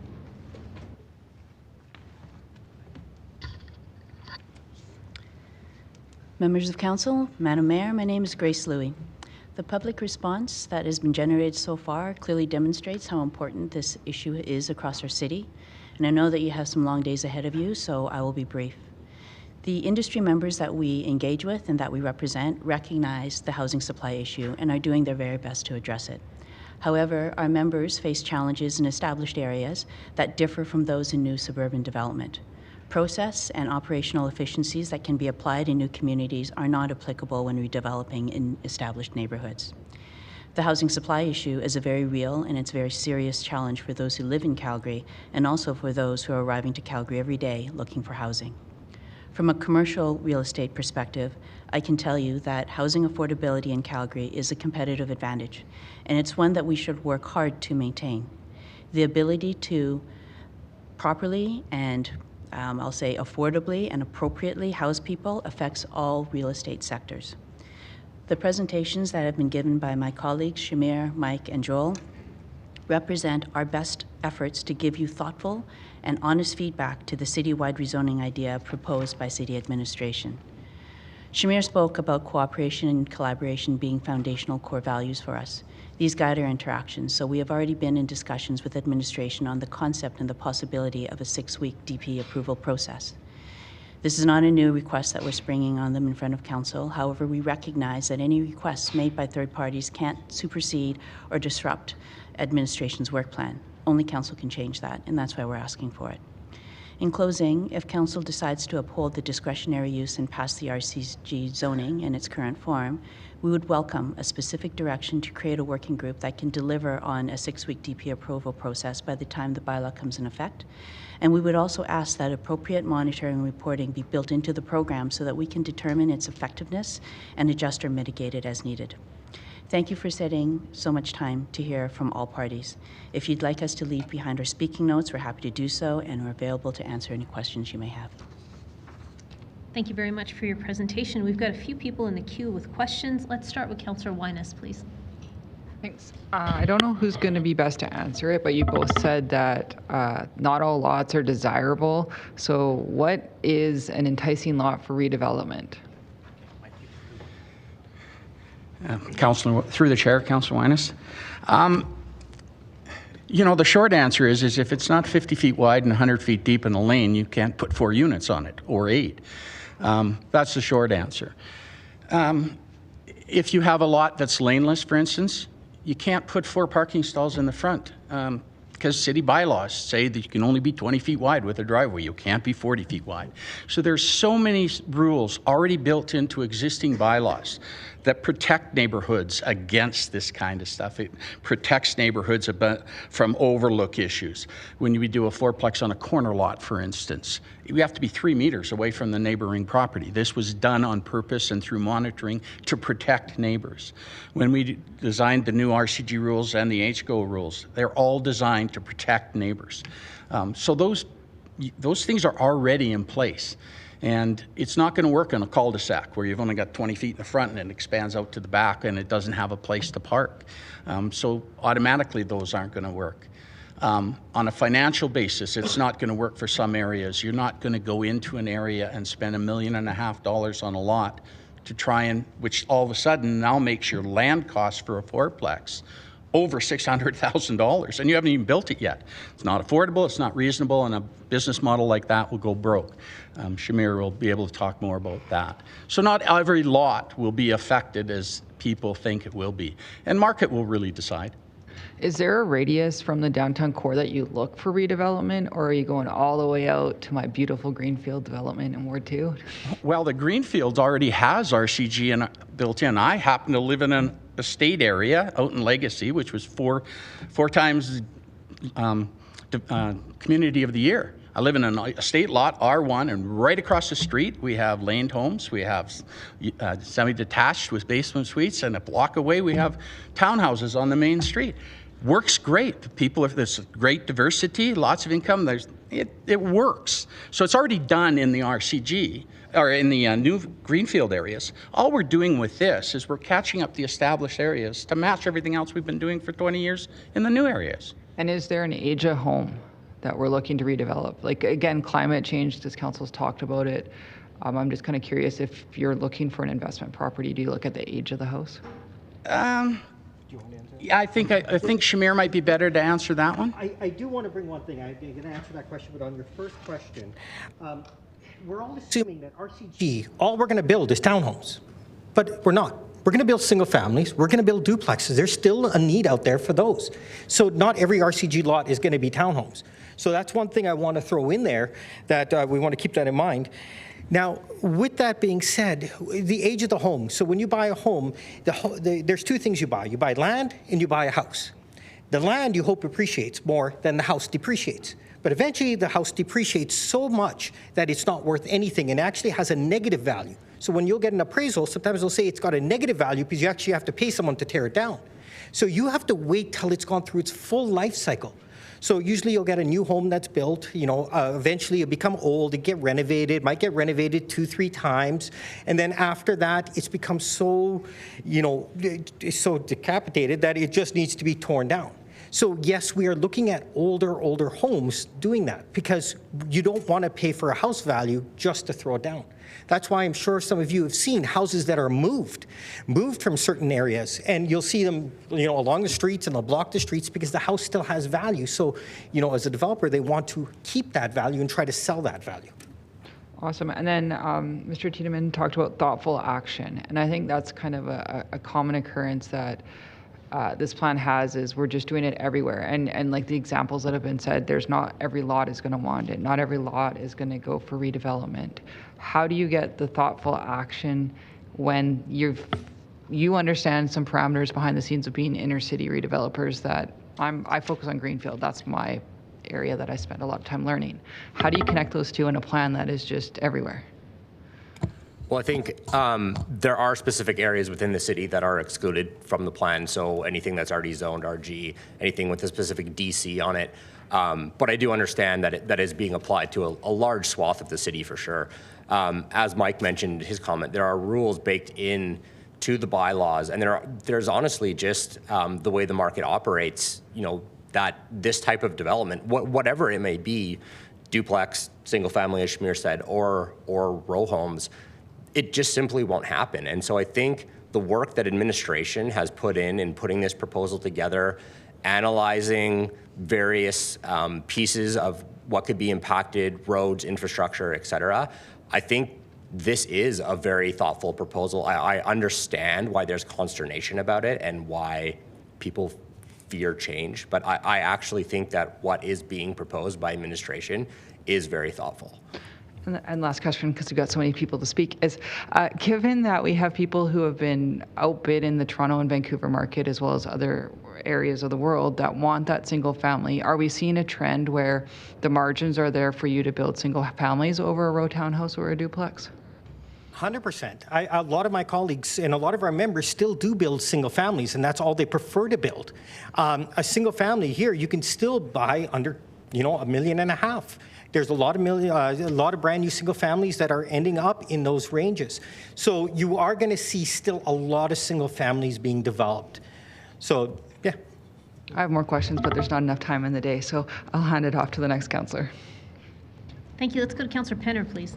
Thanks so much. I want to touch a little bit on the 6-week time period and making an assumption, right? So a couple things. So should this pass and the move to a 6-week time period, knowing that this product could likely enter neighborhoods where they haven't seen it before. So, and we're talking about a townhome or row house style product. Do you think 6 weeks is a great first starting timeline for those communities to be able to appropriately engage with the development permit process? Councillor Penner, through the chair, that's an interesting question. I will say yes and no. Under a discretionary use, it gets advertised. it's sent to the communities under a permitted use. It's not, because it follows this strict set of rules. So now everything's going to go discretionary. When we look at the process of a DP, and I'll go back a bit because I've been designing in this city for a few decades. Used to go to the counter, get a number, you'd meet a planner at the counter, they go through the set of plans, go through a set of checklists, it's assigned to planner the next day, sometimes the same day.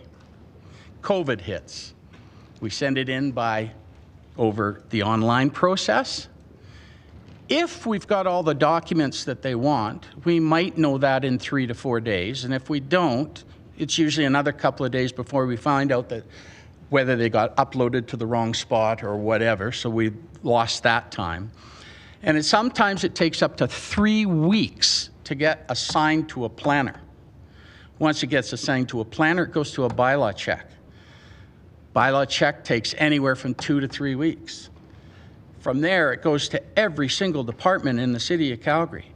When we're talking about what can be built on an RCG lot, why is it going to roads and transportation, and why are we building new sidewalks? And it goes on and on and on, and all of a sudden, before you know it, we're at 16 weeks.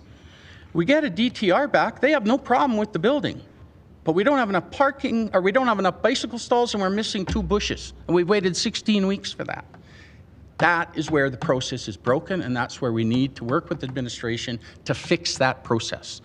6 weeks, we'll get an approval, it gets advertised, it still has the channels to do appeal and all that sort of stuff. It's still under discretion, sent to the neighbors. But why is it taking 4 months to do that?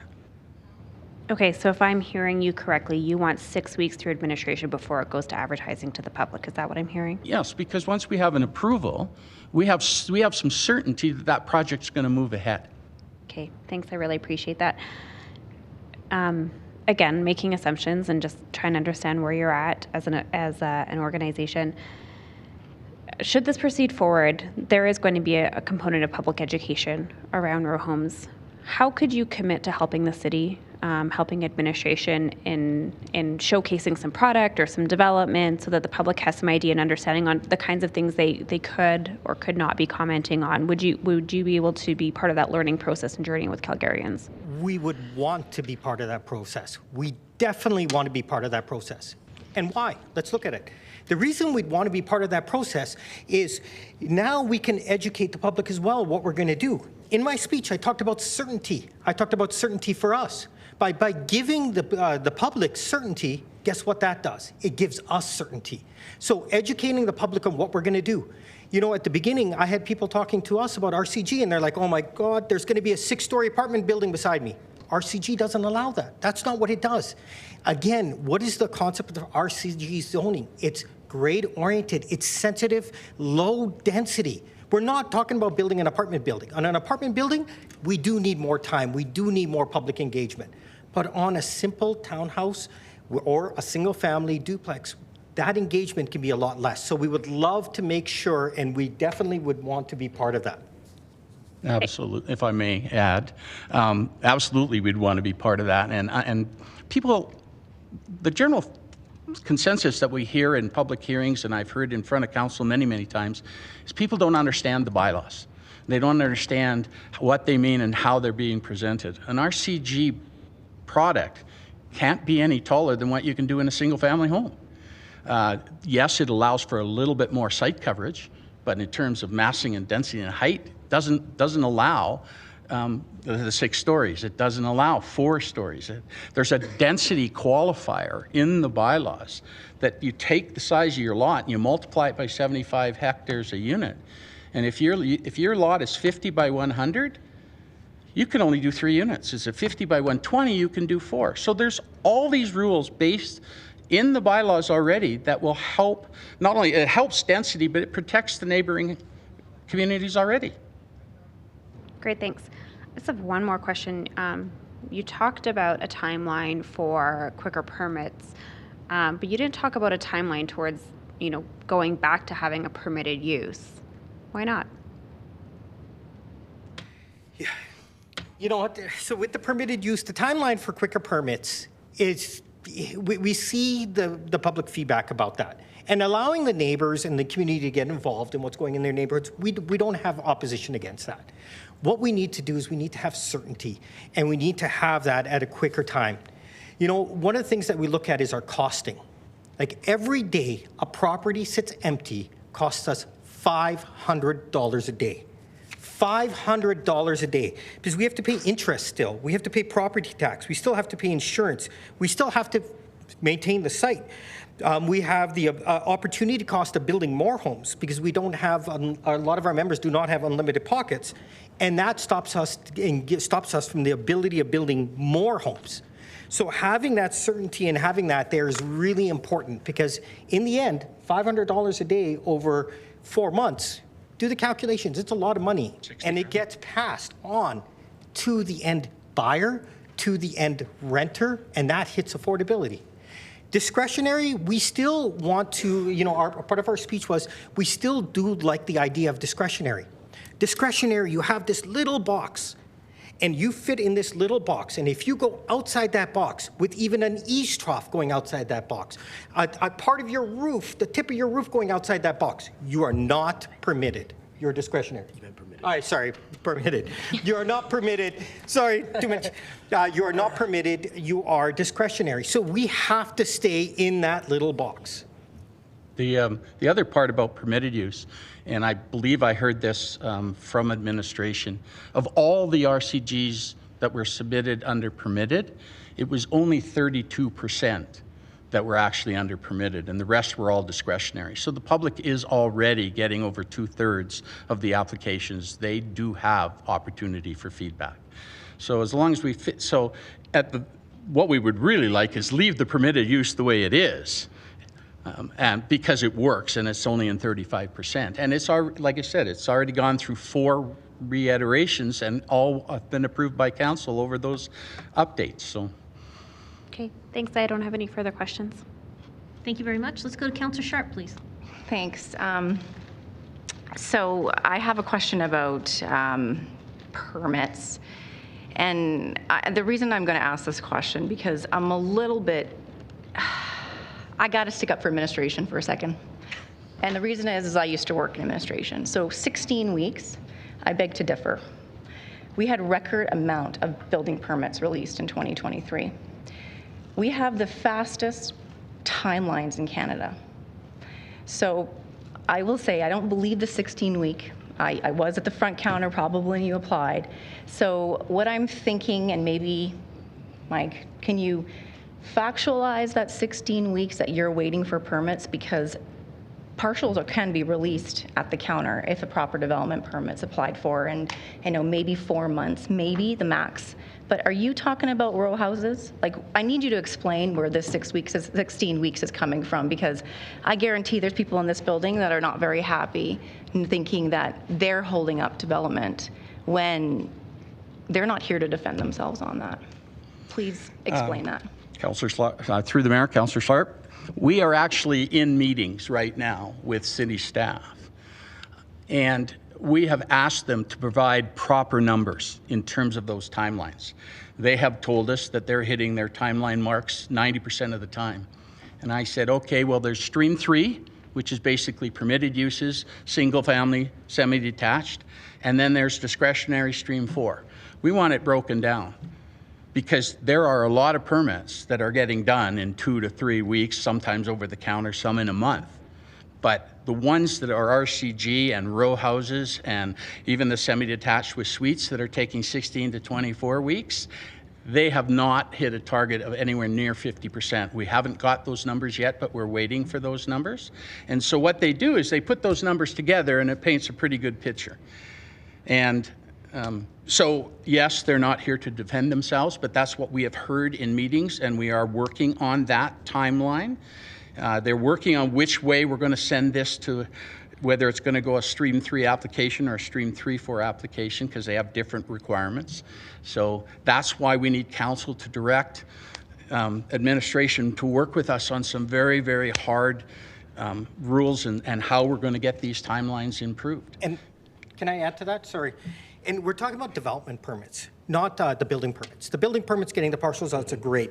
And we're talking about development permits not on single-family duplexes, but a lot more on townhomes or anything above that. Now, the thing is, I will agree with you, Councillor Sharp, that our city administration is way better at delivering than other major city centers, for sure. But there's improvement needed from industry and there's improvement needed from city. It is not us, them, it is a joint thing together. We've sat down with city administration and we've talked about certain things that, can we maybe look at, as we're doing a development permit, can we move some of the stuff to prior to release? For example, one development permit, one of our members was 2 bushes short. That should not hold up. We said, can we move that to prior to release? Their answer, yes. We need housing. We see that. Let's work on that together. But we didn't realize what prior to release means to a developer and what that means to, to your industry. So this here, our meetings that we've had have been great. There, and of course, the city's using their time, but with city council advising them that this is important to us, we can only work more because we'll have more resources work together. So, if that came off that way, please, that's not it, but administration for sure has been really open and receptive to it. Great, and I think that everyone needs a little bit of room and improvement, and I appreciate you for clarifying that, Mike. And then I have 2 more questions. How many land use applications have not crossed the floor for you, Mike? Well, I'm in front of council. I'll give you in 1 year, since this council was in. How many have not been approved? How many did council not approve? In my personal, just one, the last just year. everything I've seen? Well, the last year, yeah, just in the applications you bring forward. I have not had one that hasn't been approved. Going from RC2 to RCG, you have an approval rating of over 98%, and going RC1 to RCG, your approval rate is over 85% in council.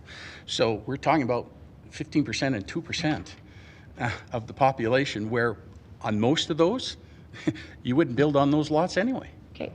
And then my last question, would inner city developers be willing to pay for infrastructure on redeveloped lots like greenfield developers have to do right now? So when it comes down to some of those costs, we do have levies that are already set out forth and everything there. Now, example, one of the things that we also do is we upgrade, we have storm redevelopment fees. So there are costs that are added in there.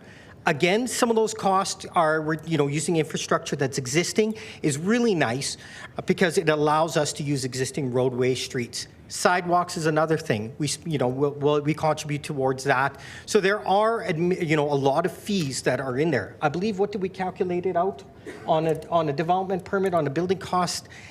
There's 16 or 18%. I can't remember. I'd have to get back to you, so please don't hold me to that. Of our fees are just for that. On that end. And just talking about the Mike's thing about your last question about Mike with the amount of approvals and everything, it wasn't the approvals that were there, it's the cost of waiting for the approvals. And that really kind of hurt because of course we're adding cost every day we wait for the rezoning or anything like that. And just really quickly on the infrastructure side of things, so the established areas is not as well set up as it is in the greenfields in terms of the levies and when the contributions come. So typically what will happen is a development permit will come in, the engineering team will review it. If there's capacity, then there's no payment.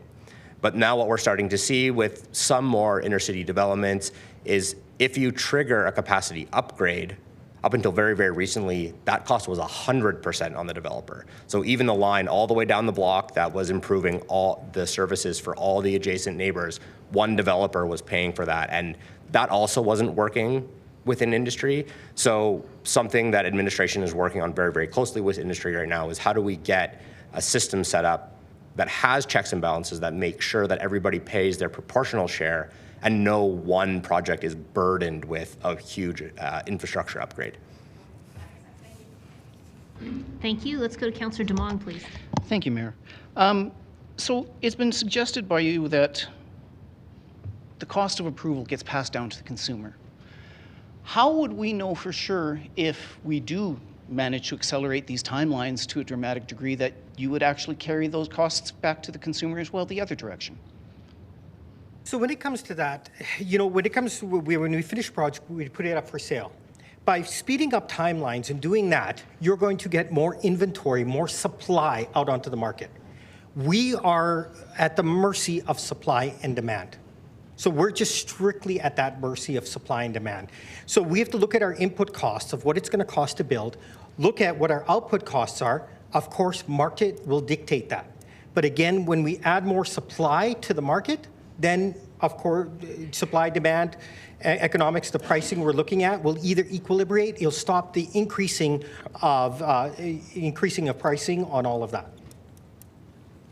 And Councillor Demong, I'd also just say, I said it in my little speech, but the higher the pricing goes or the higher the rents go, the smaller the pool that you have to sell or rent to in terms of the overall population in the city. So to some extent, that would self-regulate because you want to make your product available to as many people as possible. Okay.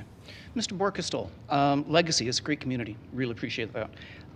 You say that you've got an estate home across the street from row houses or four-story buildings.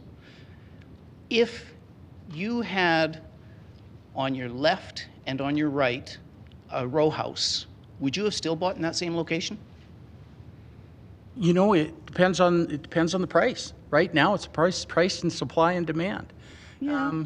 But I guess what I'm trying to say is, in a master plan community like Legacy, like any major greenfield location, it's often been mentioned that, well, they have RG already, so why wouldn't we give it to the rest of the city? But those are master plan communities. I'm not expecting to have an RCG pop up in the middle of 5 estate homes. But what we're talking about here is exactly that, where out of the blue, I'm just living my life in Bonavista, Vista, and out of the blue to my left is going to be an RCG, and lo and behold, 2 houses down is going to be another RCG.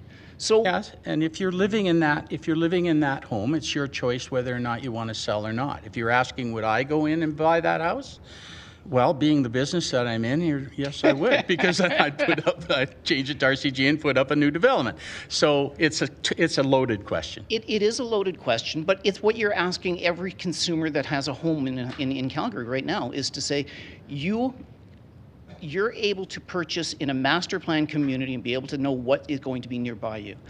That's not saying the same thing is going to happen to anybody else if this actually goes past. So it's a little bit to say, doesn't really seem fair to say, well, I live across the street from one, so I'm okay with it. What I meant by where I live is that the mixture works. It works for density, it works for everything. And the established communities don't have that mixture. They don't have that same structure. So, this will help. It won't solve it, but it'll help balance what happens in Greenfield and what happens in established areas. If people want to spend $450,000 for a double front dry garage, 3 bedrooms, they may have to go to Legacy, or they may have to go to Brookfield, or they may have to go up to Sky City or Streetscape or wherever they're building those types of homes. Exactly. We're talking about the established areas. Oh, I understand where that, sir. we need to get more housing. So let me just follow up with that. So you're okay with the master plan communities and that the density works because they're actually separating. The row houses are here, the condos are here, the apartment complexes are here, and this gentle density is more into the middle, which is what Legacy actually has. So why wouldn't we continue the process of a local area plan citywide and finish planning out the city the way we've started in a number of these LAPs so that you guys have that certainty as we go forward, knowing full well that they're allowed here, here, and here, but over here, not so much. We can maybe do an RC2 or something instead. Why wouldn't we go with that plan? Because you're not giving anybody a choice at that point. You mean, well, who's not getting a choice? Go ahead. Okay, with Mike's house in his lane, or in his house in his in Legacy, is it? Yes. Yeah, no lane. The problem, there's no lane in his house. For him to build a fourplex off there would be impossible. It's so difficult. You're taking this the wrong direction. That's not what I'm suggesting in any way, shape, or form. I am simply saying, why wouldn't we continue the process of planning where these neighborhoods and where these locations should be, as opposed to helter-skelter and having the average Joe not knowing if he's going to have a 12-unit equivalent of an apartment complex next door with 25 people where there used to be 4 people. Well, Councillor Demong, I think, so in the Greenfield communities, the base district is RG. And so we haven't seen that stock turnover because they're too new. But when we master plan those communities, we start with the base district that allows row housing, duplexes, and single family all in the same. I know, I voted against it back then too. So what we are asking again, for that's not what I'm asking. In the new areas where you've got the RG, the lots are too small to put into mostly RCGs and mostly locations anyway. But the fact of the matter is, I'm simply saying, if we plan the greenfields and we know where the density is going to be, why wouldn't we continue planning the rest of the city in a similar manner to say, we want RCG here, here we want R1, here we want R2? Downside of that, I guess, is what I'm saying. Councillor, through the chair to Councillor Demong, I don't think we're disagreeing with you, and I think that was one of the tenets we had said, is that even if you put RCG everywhere across the city, it's not going to be taken when built everywhere across the city. The proposal that is in front of council and everyone is basically, it is citywide rezoning, and so we are responding to citywide rezoning. We're not necessarily saying that it has to be that way, but that's the question that you're asking. Thank you. Yes, we understand, but that's not what is before us. I understand. And I think the point that we had made is that even though it's there's going to be a lot of other factors that will inhibit it being built everywhere. Could it be in certain areas? Sure, but that's not the way that's been proposed. Well, I'm very happy to hear that the Calgary Inner City Builders Association would rather have us planning it rather than just going for citywide rezoning. Thank you. Thank you. Let's go to Councillor Waugh. That's not exactly what we said, but. Thank you, Mayor. Let me just maybe pick up from where Councillor Demong was getting at. And I think what I heard Councillor Demong ask as a question, and maybe just answer yes or no. In inner city communities, we've done 3 LAPs. We've got 2 more very close to approval. We've got another 2 thereafter that's coming in. And that planned process of establishing where urban form for neighborhood local, neighborhood limited, so on and so forth, which will help define those placements of the different types of housing form. Do you support that, yes or no? We would not be adverse to that. Thank you. Okay. Now, getting to the questions I wanted to ask, and picking up on the question again from Councillor Demong about passing on the price. Currently, when you put together a bid for a house home buyer, somebody wants to do a redevelopment, are you factoring into that price, let's suppose Councillor Sharp's your customer, are you factoring into that price that delay, that 16-week delay, that the overhead carrying cost of that into that price that she's getting? So on let me just clarify. You're talking about is the home or the landowner hiring us or us building on spec? I just want to understand. Councillor Sharp's buying from you directly. Okay, so we own the land is what you're looking at. Because there's the difference. Because if the homeowner owns the land, they are going to carry that cost. That's definitely the delay of doing that. If we own the land, as developers, a lot of us do calculate that cost into there because we know it's going to take longer to build. So we know we're going to have delays. We know we have to pay for site fencing, property tax, interest costs. Those are all part of our hard costs and some soft costs in there. Okay. So you're building those costs in. If the city were to do what is being proposed here, which is reduce the timelines, and therefore is that credit going back to her as a purchaser?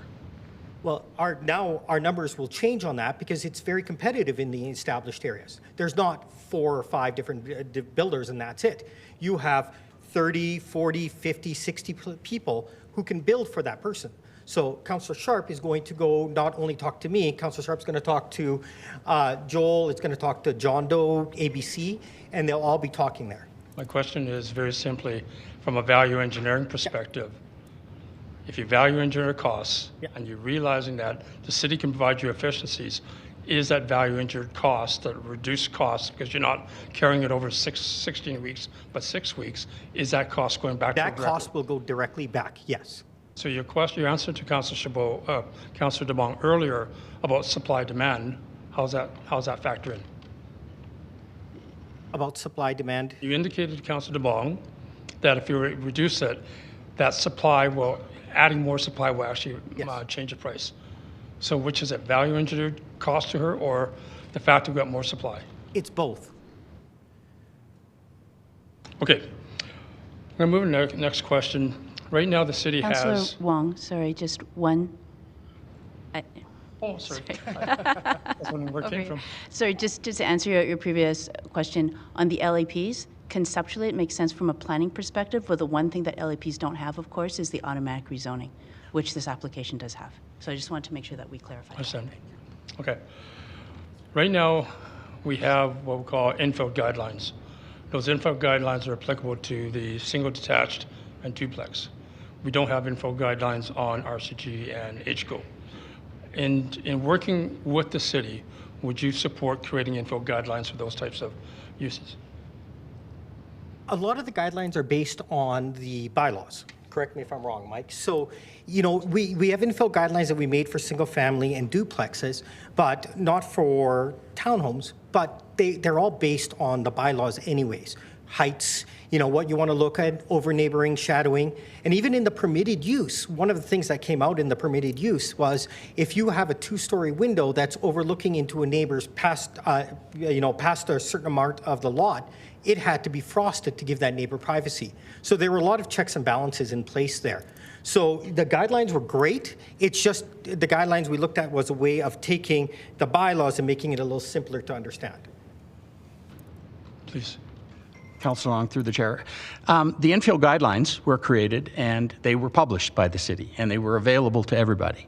When we did RCG, we went through the same process, but we didn't include it in the infill guidelines and it wasn't published. So to answer your question is if we were put something together that was based on the bylaws and increased the information in the infill guidelines, we would absolutely love to see that because the public will be then more informed about what we're doing and how we're doing it. You answered exactly. Because that's exactly some of the concerns we're hearing from constituents, is they don't know exactly what's going to be developed, but having infill guidelines that they can reference and know that there's some degree of predictability, if not certainty, in a DP process, that would help ease concerns. Would you agree? Absolutely.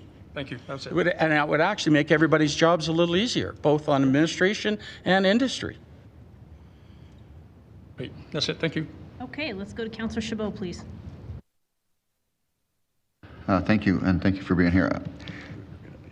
So this proposal, do you see this as being a good tool on a go-forward basis to help to achieve some of the objectives under the MDP, as in more development within the developed area, as opposed to having continued development in the greenfield that exceeds the amount of development within the developed area?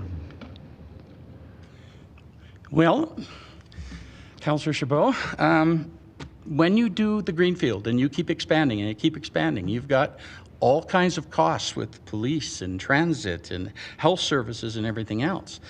The inner city already has a lot of those services available. Even the infrastructure was brought up earlier about the infrastructure in terms of plumbing and stuff like that. The average house when they were built for 6 people. Now we'll put in on a semi-detached, and if they happen to have 6 people in them and with the low flush toilets and with the undergrounds that we have to put in with flow rates and stuff going into the sewer system, it's already being done, so it's not a huge issue. So expanding, you're going to get half of your people in the city that don't want expansion. You're going to have half the people that say it's too much to go out. We've heard that in front of council. We've heard that when after the previous mayor said we're going to stop it and we're going to go in and we're going to go up, and we saw how that worked, and then council comes along and the next council had no choice, but they had to approve 14 or 15 new subdivisions just to catch up. So I think the city still needs a mixture of both. You've heard earlier that we're hitting 33% in the inner market. We've been in front of council and it's 88-12 at best. So we're nowhere near meeting the NDB plan, and this will help with supply. It'll also help certainty, and it's also, the cost of land is going to be evened out a little bit too. We use that analogy that if you have a bowl of Smarties and they're all brown and 2 of them are red, and those are the corner lots, for instance. As soon as those lots come up for sale, there's a bidding war. There's 30 developers bidding on it, and all of a sudden that price of that land is artificially inflated because that's the desirable lot, because that's what we can build. You change it all to RCG, that whole bowl of Smarties just turned red. Market is going to dictate. We're not going to pay that red price on that lot. We're going to pay the same price all the way down. It's going to drop the price of land, and it's going to help with the supply. So your answer is yes? Yes. I think you need both. But yes, it will. Okay.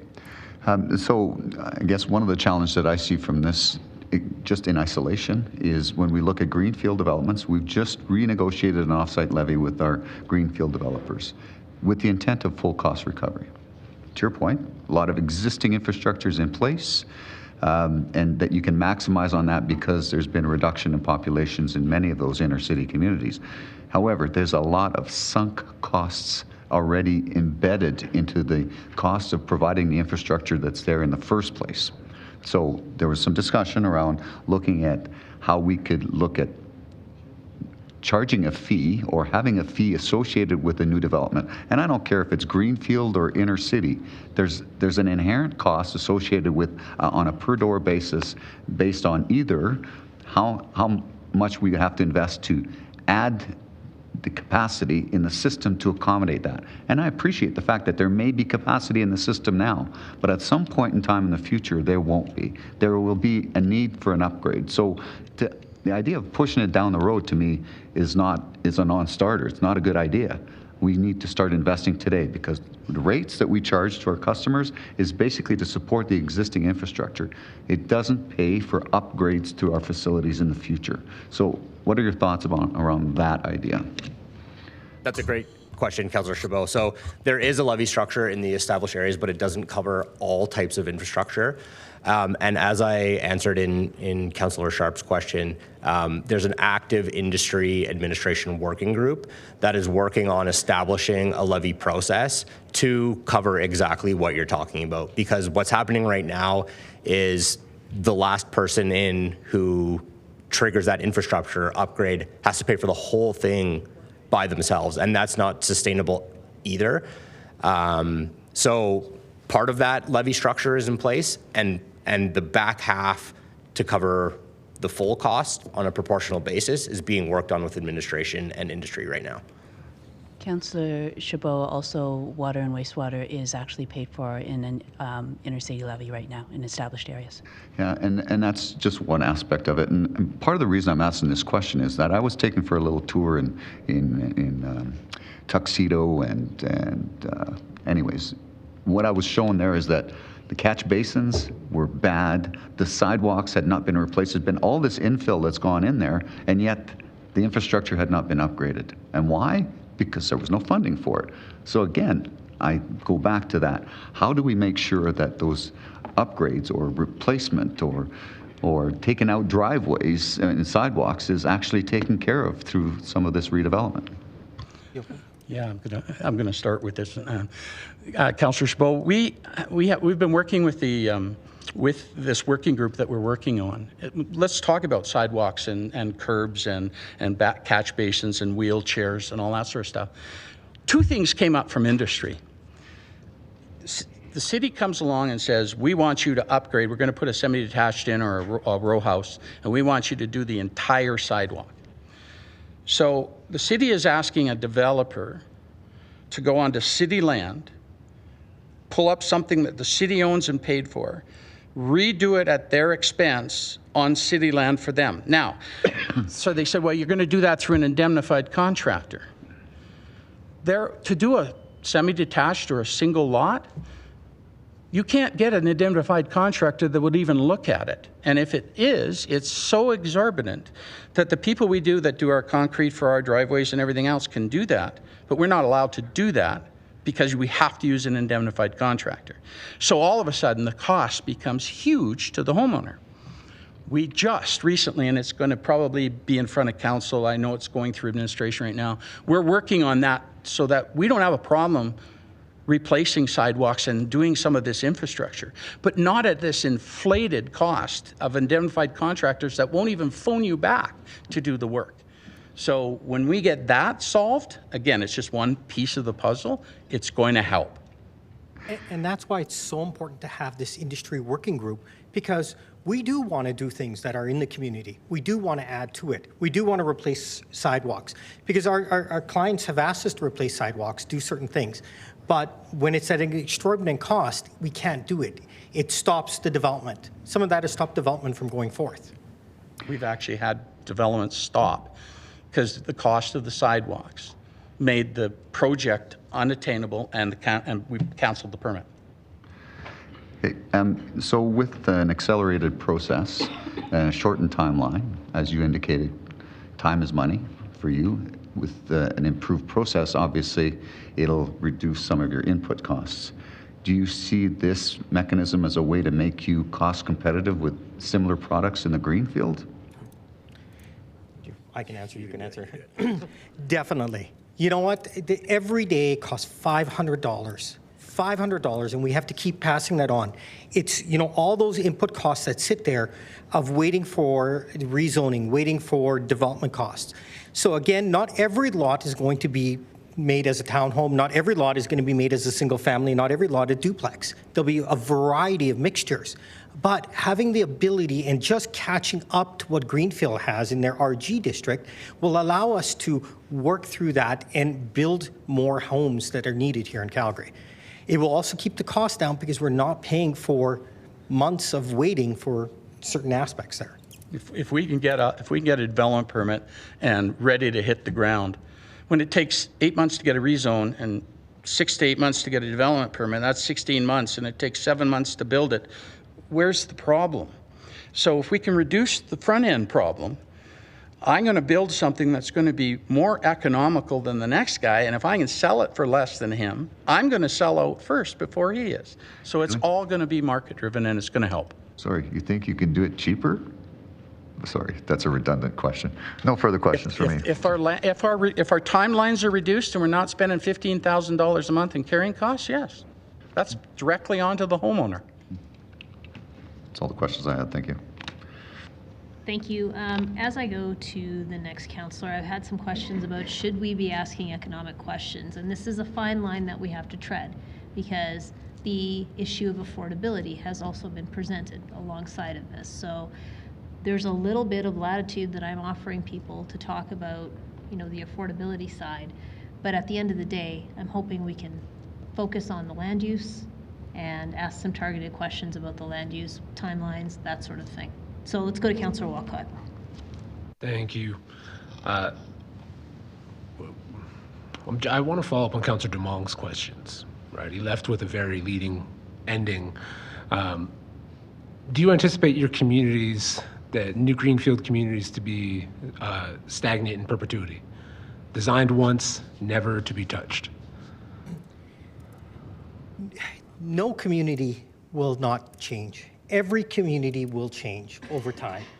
You know, when we first had communities built here in Calgary, Bridgeland, if you look at it, was an outlier, and it was greenfield. That's what it was. And change happened. And as cities grow, as population increases, you are definitely going to see change everywhere. When you're designing greenfield communities, do you ever learn new things that you didn't know when you designed it? I say it like a previous one. Every iteration of greenfield community, every iteration of housing development, do you learn new things and build differently? So, Councillor Walcott, our membership focuses on established areas. But I can say, having worked for greenfield developers, yes, they learn and they iterate and things change. When you're thinking about RCG, we're here talking about a land use district, but every single housing form that can be built within RCG, for every inner city community that you know, so that's singles, semis, or townhouses, those types, do you believe that those housing types will fit into any community that you work within right now? Can I get you to elaborate a little more on what you're asking? I could take it two ways. So it's very simple. So an RCG is a box, right? And we just say in that zone, all these different housing types can fit in a box. Yeah. So simple question. I'll go in the list. Yeah. In every community you work in, do you believe single detached housing is appropriate? Yes. In every community you work in, do you believe duplexes are appropriate? Yes. In every community you work in, do you believe that somewhere in that community, a row house, because it's discretionary, is appropriate? Yes. That is all my questions. Thank you. Let's go to Councillor Putmans, please. Thank you, Mayor. Just picking up a little bit from Councillor Chabot. You confirmed, I think, about 18 different ways that you anticipate this will increase the supply. RCG will be, under the strategy, will increase the supply of housing to the public. Do you believe that the cost of land might come down to a certain magnitude? Do you have any estimates about how much the price might diminish? Well, right now, on an RC2 property, I'm going to use an example like Killarney. You know, an RC2 property in Killarney right now is going for approximately $790,000. That's how much they're going for. Corner lot, RC2, $790,000. Anything that has the ability to be rezoned, you're seeing people pay upwards of $1 million right now for that. That can be to $200,000 more. So the problem is a lot of these lots are being artificially increased on pricing because of the fact they're RCGs. Sorry? The other part of that is we go out and they'll spend $1 million on this lot, on a corner lot, because you have a 98% approval rating for approving corner lots. When we look at an internal lot, and all the lots are RCG, we know that we can build whatever we want on there. They're not going to be paying $1 million. The market will govern that. We're going to sit there and say, well, I'm not going to pay $1 million for that corner lot, because right next door I can put the same amount of units and I can build it for I can do it for $500,000. So I think what's going to happen is it's going to even the playing field a little bit, and it's going to give us an opportunity. I guess in the long run, when we go to buy a piece of property, we look at the cost of it. But if it's going to take us, if we can't do something for a year and a half, we don't get a mortgage on that land. It's not like we go and buy a house and put a mortgage on it. We have to pay for that. So we're sitting on that. That money's gone. We don't make anything on it. It's costing us $15,000 a month. But if we know that it's going to be RCG and we've got that 8 months disappeared, or even, and some of the approval processes, now all of a sudden that we've gained a year. Yes, now that becomes more desirable. Now we'll look at buying more lots. Now the supply will go up. We'll look at doing more stuff because we have certainty and we have timelines that work. Makes a better business model. Thank you. And with a bit more latitude, Mayor, final question. The goals, the estimates of the housing that would be built through RCG, I think was 1,500 in the first year, some figure such as that. Bearing in mind administration's forecast, do you think they're realistic? At 1,500? That might be low. That might. Yeah. Well, and the other thing we got to look at is RCG right now. There's not much RCG out there. If you look right now on the MLS system and look for an RCG lot, you will not find one. Right now, you will not find one. There is no RCG available. So the output's going to be depending on the input. If there's more availability of RCG, we can definitely build more RCG. The number of 1,500, we're not sure if that might involve how much input and how much RCG land we have. But I can easily see a lot more RCG being built if there's RCG available. Thank you. Thank you. Thank you. Thank you. Let's go to Councillor McLean. Okay, I'll make it quick. We're ready for dinner break. I just typed in because of something you had just said, that the likelihood of you buying not a corner lot, but something deeper in the middle of the neighborhood, mid-street, mid-block, or deeper into that single-family home neighborhood, I think kind of is what most people are worried about. So I guess my question is, or maybe to go to Councillor DeMong's point, most people when they buy a home, they're looking for some certainty, or even Kreb had said, you know, people when they're buying or selling homes, there's certainty. So now what you're saying is, if you, as a developer, what's more desirable for you is to pick and choose and pick that home that's really in the middle of a single family neighborhood, is more desirable to develop, and so that's going to be happening more often. Is that what you're saying? Councillor McCann, yes and no. The reason why I say that is I get I'm in the design end of it, and so I do a lot of development permits.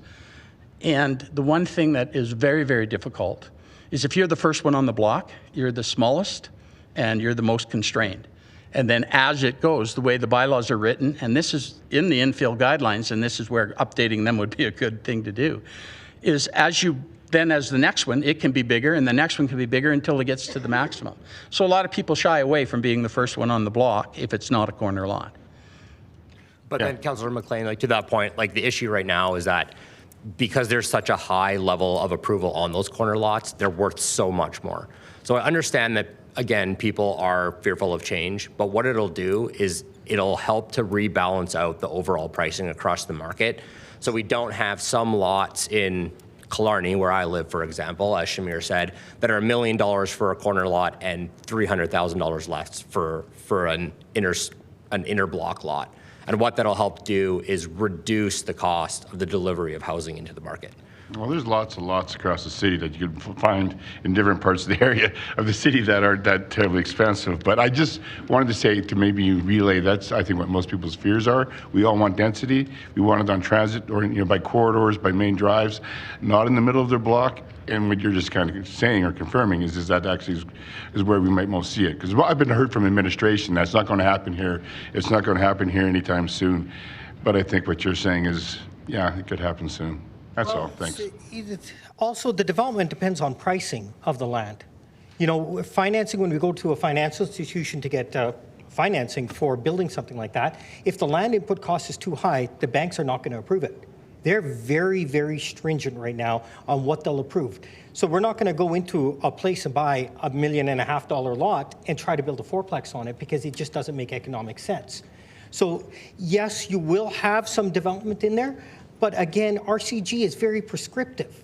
You can't go 4 stories. You can't do this. It's you know, it's basically almost in the same box as a single family to some degree, very close to it. We're not building tall apartment buildings, so you will get some densification, but it's gentle, as we said, you know, ground-oriented densification. Yeah, I get it. Yeah, again, you're just kind of confirming that there will be a land lift in all these lots, and the prices of these homes, duplexes or fourplexes, will probably not be any more affordable. So, well, we don't have a crystal ball, and I would say that maybe if a lot of the comments that we're making be taken, not all of the comments are going to be one rule that gets applied across all of an established area, because the established area, by its very nature, is going to be very different, and you have to be responsive in the community and the context. And I think that's why you had heard earlier, just because you put RCG across the city doesn't necessarily mean that everyone is going to go out and just build anywhere and everywhere across the city, because context still matters.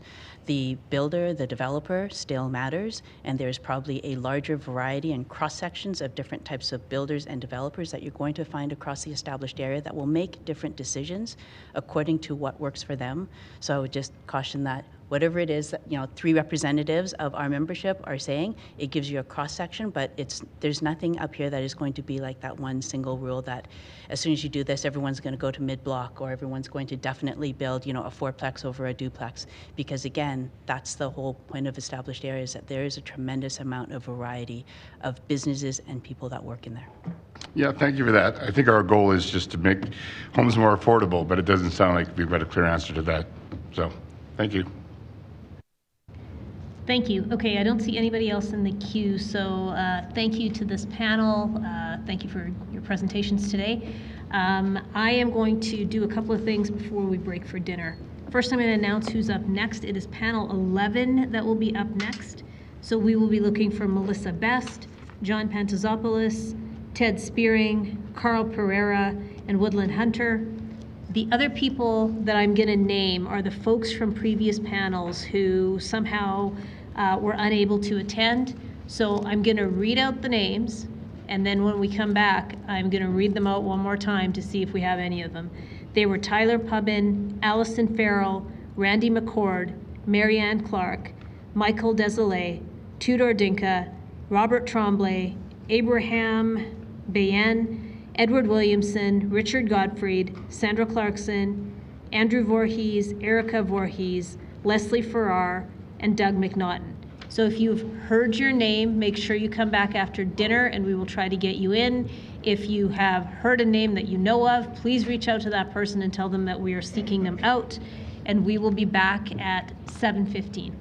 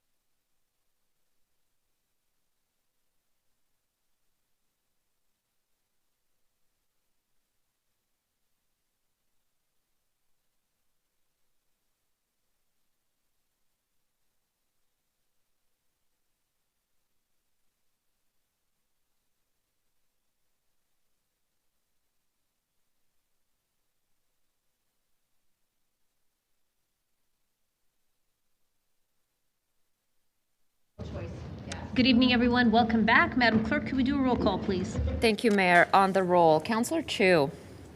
Here. Councillor Demong. Councillor Waugh. Here. Councillor McLean. Present. Councillor Meehan. I'm here. Councillor Penner. Here. Councillor Pootmans. Here. Councillor Sharp. Here. Councillor Spencer. Here. Councillor Walcott. I'm here. Councillor Wong. I'm here. Councillor Wyness. Councillor Carra. Councillor Chabot. I'm here. Thank you, Councillor Carra. Noted. Councillor Chabot. Present. Thank you. And Mayor Gondek. I'm here. Thank you, Mayor. All right, so I am just going to check on some folks. Do we have Tyler Pubbin? How about Allison Farrell? Randy McCord? Marianne Clark? Michael Desolé? Tudor Dinka? Robert Tremblay? Yeah, oh, good, thank you. Do we have Abraham Bayin? How about Edward Williamson? Richard Gottfried?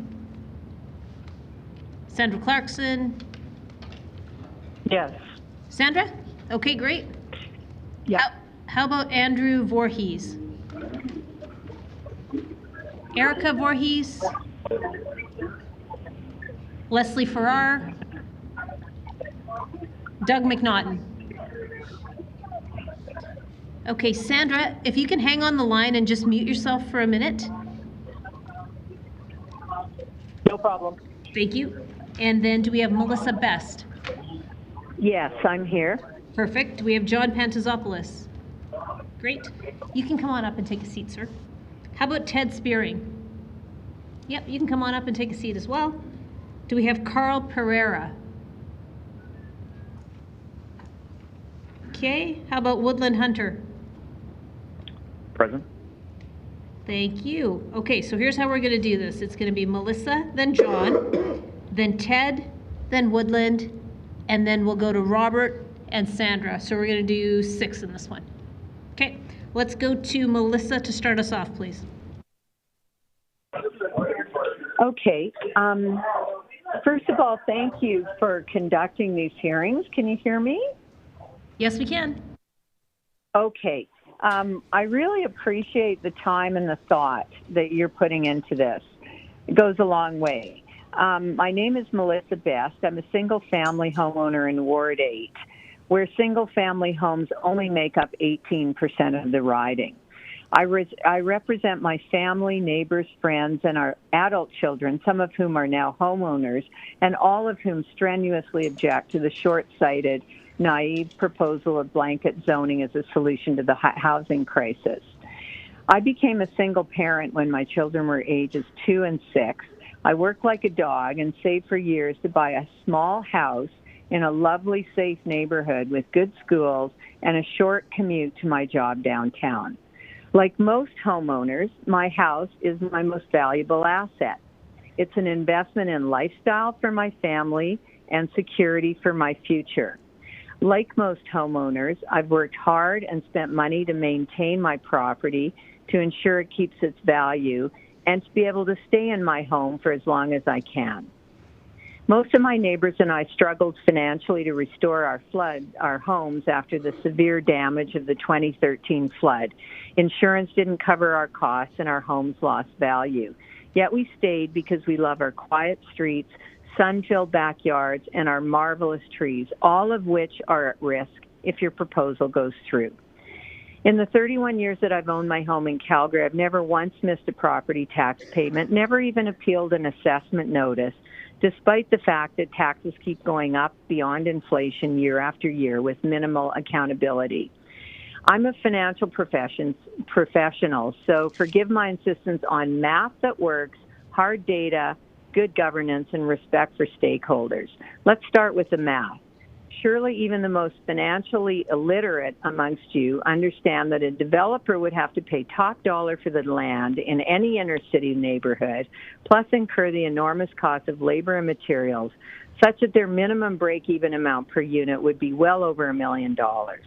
Please explain how my math differs from your math when you tell me that blanket zoning will solve the affordability issue. The only financial benefits I see of blanket zoning will accrue to developers and city councillors. In fact, developers will have carte blanche to devalue existing homes and neighborhoods. Taxes will go up as densification overwhelms infrastructure, roads, schools, emergency services, recreational facilities, everything. Marda Loop is a poster child for the city caving to unscrupulous developers. Do we really want more of that? In terms of hard data, please have your administrative team provide us with specifics on how densification benefits single-family homeowners and where blanket zoning has solved a housing crisis, per their discussion this morning. On the topic of governance, the fact that the mayor had to interrupt the meeting this morning to have an in-camera to discuss conflict of interest around this issue shows a frightening lack of governance. Conflict of interest only came up this morning? Really? And further to good governance, in the face of enormous pushback from single-family stakeholders like me, you refuse to put this knee-jerk proposal to a plebiscite. You set aside more than a week of everyone's time to hear us out, which is a good thing, but the cost of this must be right up there with the $4.8 million you just spent on reinventing the tagline for Calgary. The federal government has flooded our cities with newcomers who neither bring their own homes nor the money needed for housing. I feel sorry for them because I think they've been sold a bill of goods and they struggle when they get here. But to echo the comments of an earlier speaker this morning, it's time you started paying attention to Calgarians who are long-term investors in the city, paying taxes for decades before trying to fit new ones in. Let me remind you of a quote from Margaret Thatcher. The problem with socialism is that eventually you run out of other people's money. And last but not least, I'd like to address our own Councillor Walcott and councillors who have been openly disdainful when hearing our concerns about blanket zoning over the past few months, branding us selfish and spoiled for protecting the value of our most important assets, our neighborhoods, and our fine city. Shame on you. Thank you for listening. I'm at work, so I cannot respond to your questions, and I'm sure that most of what I've said has been reiterated by others. Thank you again. I'm hanging up. Thank you, Ms. Best. We appreciate you joining us. Let's go to John Pantazopoulos, please. Good evening. Good evening, Your Worship, members of City Council and concerned citizens of Calgary. My name is John Pantazopoulos, and I've had the privilege of living in Calgary for over 24 years. And for the past 14 years, I've lived in the amazing community of West Springs, which is located in Ward 6 in the southwest quadrant of Calgary. We built our home, started several businesses, and chose to raise our family alongside 11,000 other Calgarians, most of whom have young school-aged children like ourselves. Within that community, approximately 70% of the dwellings are single-family homes, which combined with the significant multifamily development currently underway, under construction, it is expected to increase our population to approximately 16,000 citizens. Our community is an example of how the current approval system, which balances growth and community needs, works as it ensures all voices are heard. I stand before you to express my deep concerns with the blanket rezoning proposed by this council. Fundamentally, densification and the benefits it provides to housing affordability make sense. As a finance professional, I understand supply and demand economics dictate, all things being equal, if we increase the number of homes in Calgary, more citizens will be able to enjoy the economic and social benefits of owning a home. However, densification only makes sense in areas where city planning has occurred proactively to accommodate such growth, to ensure things that make our communities amazing and can be incorporated into the communities ahead of time to meet the growth in population. When a community is proposed, like mine in West Springs in the late 1990s, and through subsequent area structure plans, revisions, and updates which have occurred, members of prior council set aside spaces for parks, roads, community centers, schools, commercial space, municipal services, police, fire, etc., in addition to single-family homes, condos, townhouses, and the like. When my community was conceptualized, the assumption was approximately 16,000 people or so will live in the area once it's fully built up. Public spaces were set aside based on those assumptions. Even with this thoughtful approach to city planning, our community still has issues with congestion, lack of parking, limited transit options, lack of public spaces, parks, playgrounds, community spaces, commercial areas, etc. But like all Calgarians, we persevere and survive. Fast forward a few years, and should Council approve this blanket rezoning, we will experience a population explosion, which will collapse our public services, which are already stretched to limits. Our community was not designed to increase beyond the 16,000. I'll use an example to prove the point. In 2022, every single Calgary Board of Education school where children from West Springs go are at 95+% capacity. Our schools are bursting, and require new children to be bused across the city. Now, I recognize education is a provincial jurisdiction, and I'm not asking for council to advocate or push for the development of new schools and building. Of course, that's paid for by the province. But it is the duty of council to zone for public spaces like schools and ensure adequate services exist for Calgarians. If we assume for a moment that a fourplex replaces but 5% of the homes, single-family homes in my community, that's 1 in 20. And if we assume again identical demographics move into our community, I do believe a very reasonable assumption based on what I've seen. Our schools will collapse. Our public parks will be more crowded. Our lack of community space like rinks, ball diamonds, and swing sets for that matter, will be amplified to a point where every single resident, both new and old, will experience a material decrease in their quality of living. My son already has to wait 20, 30 minutes for a city bus to attend his high school. Add another 1,000 school kids, and you tell me what's going to happen to the system. There is no possible way to increase public spaces within established communities absent massive expropriation of private property. So why allow uncontrolled densification when equally compelling solutions exist to solve the problem of the lack of affordable housing? When asked members of the city about whether they analyzed the impact of densification to public spaces within existing communities at the open houses I attended, their answers did not consider these important issues. The lack of consideration is evident in the presentations that were presented to council by administration because they do not speak what I was able to review.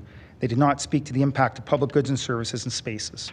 This is why I believe it is absolutely important to talk directly to Calgarians and members of council to ensure that these issues and concerns are addressed.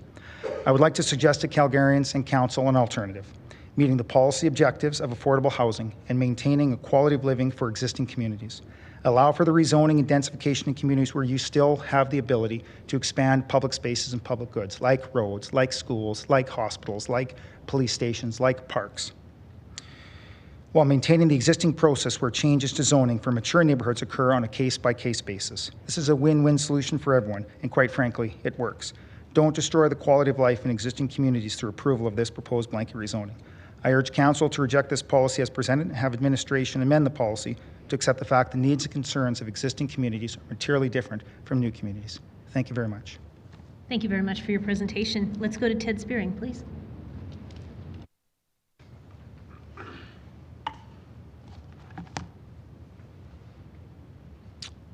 Thank you, Mayor Gondek and City Councillors, for this opportunity to speak with you.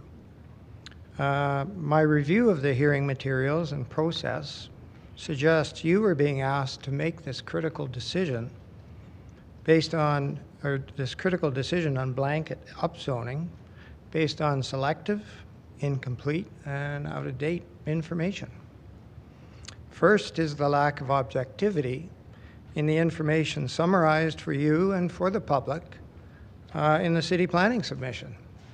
Somehow, after receiving a very large volume of public inputs listing numerous practical issues and negative impacts of blanket upzoning, the summary report in their implications section outlines only positive implications and no negative implications on their own headings of social, environmental, economic, service, and financial considerations.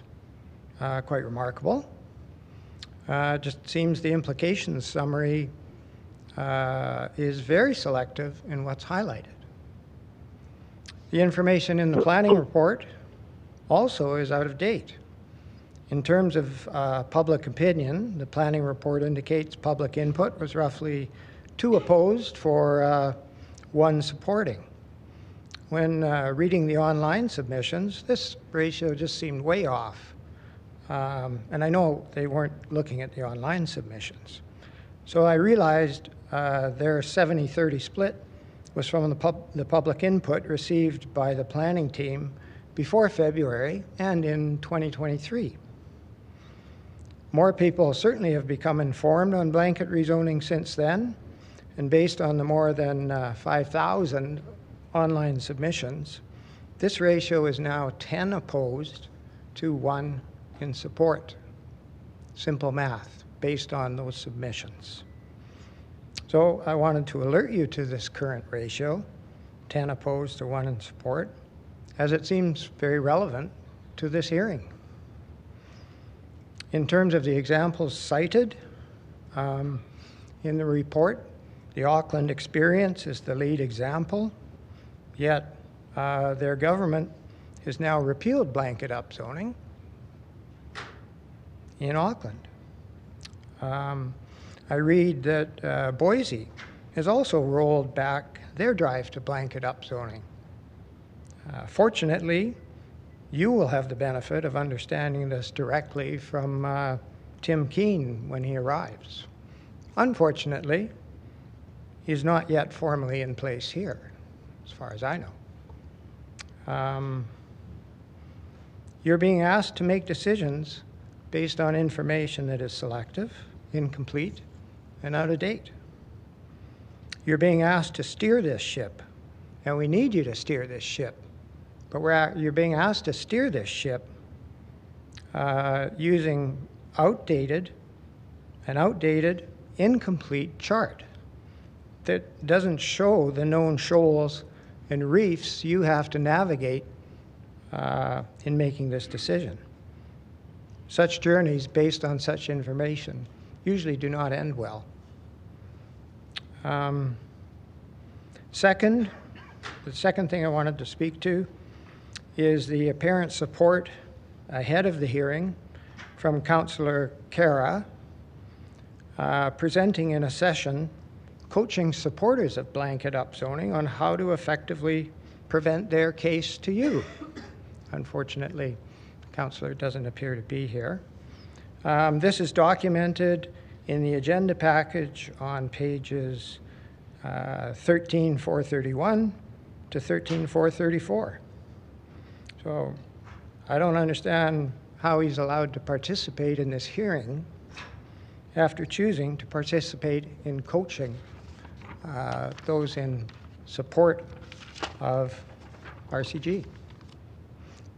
In conclusion, it seems like the recommendation for blanket upzoning has been rushed and relies on selective, incomplete, and out-of-date information. It needs to be sent back to the drawing board. I believe this public submissions and experience elsewhere demonstrate blanket upzoning will cause more problems than it solves. We do need to find ways to increase housing availability Thank you, and Mr. density. Spear. Your 5 minutes is up. Thank you very much for being here to present. And I'll just point out that that's GM Keane right there. He is actually here, right here in our front row, right there. Welcome. Yeah. Good to have you here listening. I don't believe you're actually working for the city yet. Yeah, he is. Oh, fantastic. That's why he's here. Welcome. And Councillor Cara is with us virtually, just so you know. So thanks for your presentation. Please have a seat, and if there's questions, I'll let you know. All right. Okay, let's go to Woodland Hunter, please. Hello. So good evening, councillors and Calgarians. My name is Woodland Hunter. I'm representing myself. I live in a bungalow in Ward 14, which I own, and I don't own any other property. Before my statement, just worth noting that I responded to the city clerk's email on Thursday with a request to withdraw, as I could not commit to being available at an unknown time due to my corporate job, and I actually received confirmation for withdrawal on Friday, so I was a little surprised when I heard my name this evening. I apologize if my statement is hastily prepared, but maybe that reflects some other names you've heard today that didn't answer. So my statement is, I watched a video created by Chris Davis, who is described as a municipal planning lawyer. I don't know Chris or the homeowner he interviews named Alyssa. Alyssa lives on 52nd Avenue in North Glenmore Park. The area is described as already having some densification underway, and a few RCG corner lots are shown. Alyssa lives mid-block in a modest bungalow, which looks very much like the one I live in. Next door to her, mid-block, the lot has been rezoned RCG. There are 8 units in 2 large buildings, which dominate the front and back of the property, separated by a tiny courtyard. There are no trees or plants, nor will there be room for any. There appear to be 2 or maybe 3 parking stalls being constructed in the laneway for these 8 units. This video really shocked me because I wasn't aware that RCG could look quite like this. Multiple windows look directly into Alyssa's property. The rear building especially towers over her backyard. The space between buildings is narrow at best. I believe blanket rezoning should stop at what the majority of the public is comfortable with, ideally with a plebiscite. I believe you'd find substantial support if you tried blanket rezoning for second units, maybe even third units, but allowing 8 units tactlessly shoved into this small lot was quite ludicrous, and it's certainly not something I'd be comfortable living next to. I'd encourage all homeowners to seek out this video and get a glimpse of what living next to an RCG property might look like. At the end of the day, there will always be a portion of the public that will only live in single-family housing. You can choose to support that group or not. Simply put, they'll either vacate the city or attempt to change the council composition. I would encourage this council to seek incremental improvements for the betterment of all Calgarians, because even big transformations happen in small steps and take time. Looking at a small bungalow overshadowed by an 8-unit RCG, well, it's quite clear to me that that's not incremental. Thank you very much for your time, and thank you especially to Councillor Demong for representing our ward. You've always been thoughtful and professional. I appreciate it. Have a great evening. Thanks very much for taking the time to join us.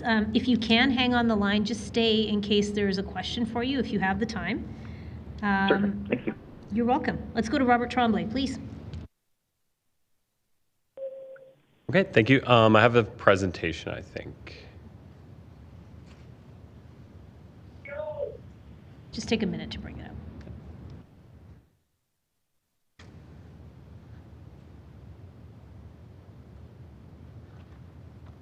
Okay, we're good. Okay, perfect. Thank you. Good evening, Mayor and Councillors. My name is Robert Tremblay, and I am the co-chair of the Calgary Climate Hub. I'm here today to speak on behalf of our organization in support of upzoning our base district to RCG. Next slide, please. Calgary Climate Hub's vision is to make Calgary a leader in addressing the most critical crisis of our time, climate change. We took a step towards that with the passing of Calgary's climate strategy, but implementation requires steadfast commitment to what was in that strategy. We have an opportunity to implement a portion of that strategy today. I'd like to start off by discussing whether the move to RCG is good for the climate, and then spend a bit of time debunking one of the climate myths I think we've already heard over the course of this public hearing. Next slide, please. So is changing the base district to RCG good for the climate? Unequivocally, yes. Next slide, please. Here's a line from one of my favorite climate policy manuals, Designing Climate Solutions, a policy guide for low carbon energy, in its chapter on urban transportation. Zoning and building codes should be designed to enable high density, transit-oriented, and mixed-use development without causing individual projects to seek waivers for use, height, setbacks, and so on. Pretty unequivocal. We need denser cities that allow for transportation solutions like cycling, transit, and walking to flourish alongside solutions like vehicle electrification. Common sense. Next slide, please. Legalizing more density is like energy efficiency for the whole city. We need to be allowing housing to be built where people want to live, not forcing people to drive till they qualify. Indeed, 34% of Calgary's total emissions come from gasoline and diesel burned in our cars and trucks. Ending the ban on row houses and duplexes throughout Calgary will allow not only an increase in the viability of cycling, transit, and other low-carbon modes, but it'll also make vehicle electrification much easier. Simply allowing more opportunities for folks to live where they want, instead of driving to far-flung communities, will shorten driving times on average. There will be less electricity demand for fueling up EVs, making it easier for our grid to adapt to them in the long term. Next slide, please. We already know this. That's why legalizing more housing types is right in our climate strategy. I'll specifically call out H4.2. Through the land use bylaw update, enable increased housing types and support uses in residential areas to facilitate complete communities and reduce dependency on private vehicles. Again, common sense. Next slide, please. Okay, but what about the trees? I'm sure we'll hear from some folks concerned that legalizing infills will impact our urban tree canopy. I'd like to spend just a bit of time debunking this myth. Next slide, please. First off, density is not at all incompatible with a great tree canopy. Here's a street in Montreal with trees just as good as the last slide, which is from my neighborhood in Calgary, by the way, with housing forms denser than what's up for legalization today. Next slide, please. Second, urban sprawl, where units will be built if duplexes and row houses remain tied up, consumes productive agricultural land. In fact, urban sprawl is a leading consumer of prime Alberta ag land, the second worst offender between 2021 and 2019. Not great. Next slide, please. And unfortunately, consuming farmland isn't free. That farmland needs to be made up somewhere else. With subprime land replacing prime land, many units of farmland will be needed to replace the 1 unit of farmland that was consumed by sprawl. New farmland leads to more ecosystem loss, including forests. This indirect deforestation caused by sprawl is actually 6 times greater than the direct impacts of sprawl. Put simply, urban sprawl leads to agricultural sprawl, which leads to more deforestation than anything that could ever happen in the scale of our city. Next slide, please. I'm sure we'll hear lots of folks gripe about the specter of tree loss over the course of this hearing. Remember this, not only is it not fundamentally true, but urban sprawl leads to much, much more deforestation than simply redeveloping existing neighborhoods. Folks that want to protect trees should think about protesting the clear cutting of Kananaskis instead of protesting here. Next slide, please. In conclusion, we fully support the implementation of base RCG zoning. Upzoning is like energy efficiency for our city's transportation system. It will cut our transportation-related emissions. It will make biking, transit, and other low-carbon modes much easier to do. It will ease our transition to electric vehicles. Concerns from others over tree displacement should be viewed very skeptically. Simplifying Calgary's zoning to allow for duplexes and row houses is essential to realizing the vision of Calgary's climate strategy. You've already heard many other reasons to proceed with upzoning, so please add good for the climate to the list. Thank you very much. Thank you for your presentation. Let's go to Sandra Clarkson, please. Hello, thank you, and good evening, Mayor and Councillors. Thank you for the opportunity to chat with you here this evening. I'm coming and chatting with you here today as the CEO of the Calgary Drop-In Centre, and we operate in the East Village, and we offer a number of services that are designed and intended to help people who are experiencing homelessness. And why do we care so deeply about housing is that we work tirelessly to address the root causes of homelessness, and every program and service that we offer is very intentionally intended to get people closer to housing and end their experience of homelessness. And we fundamentally believe that housing is a human right. As a housing-focused shelter, and we work diligently to house people, but that has become extremely difficult. We've made great progress since making our shift to being housing-focused. We decreased our chronic shelter stayers by 85% and have housed over almost 3,000 people since that time. But the progress is much slower now because there's nowhere for people to go. And it's really disheartening to see the housing crisis and the affordability crisis creating issues faster than we can solve them. You know, more people need our services every day. You know, we had, on average, each month we're seeing over 200 new people who have never experienced homelessness before seeking services from the DI and other shelter providers in the city. And fewer people can move on from needing our services because there is nowhere to go. And I want to reiterate, shelter is not housing. Shelter is intended to be emergency, short-term, and ideally one-time only. And when there is not appropriate and adequate housing, you will see an increase in encampments, you will see an increase in visible homelessness, and you will see an increase in social disorder. So more housing is absolutely needed as we hear these topics of concern by citizens across our city and across the country as well.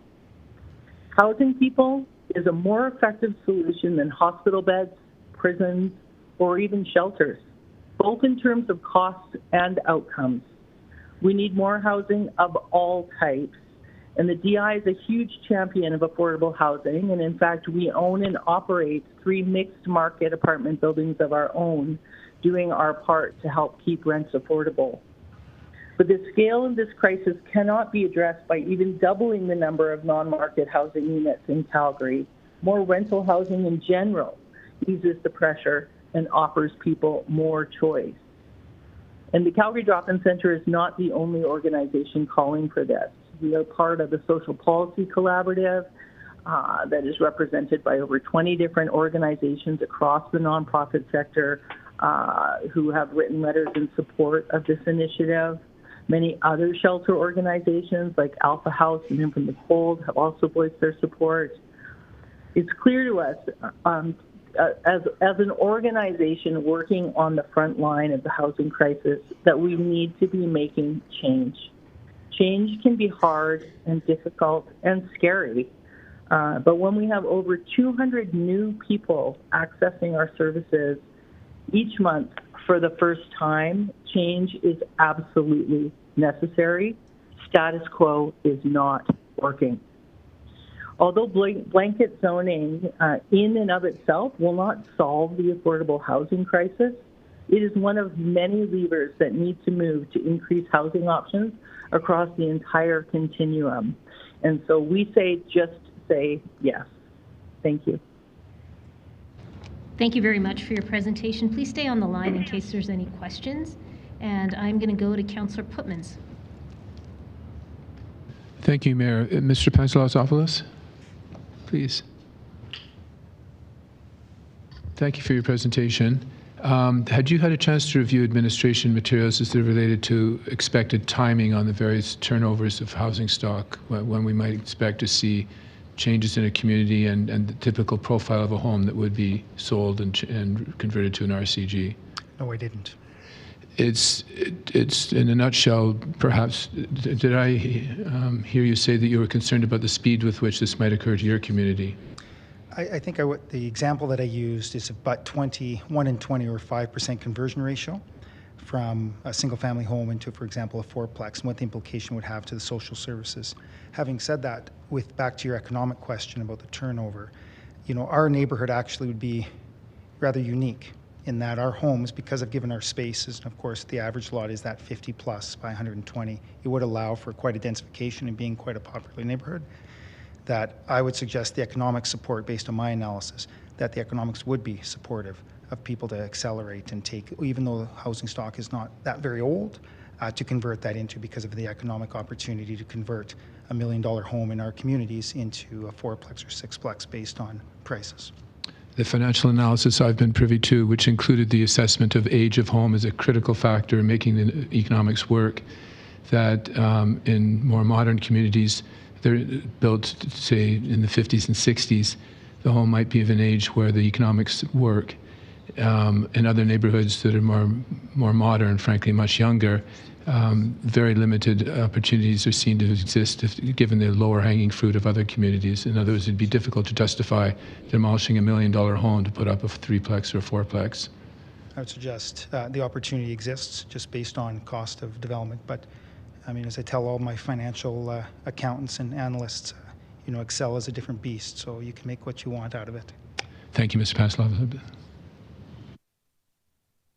Thank you very much, and I don't see any other questions in the queue, so thank you very much to our panelists. You can go back and have a seat, and thanks for being on the line. You can hang up and follow along on the live feed now.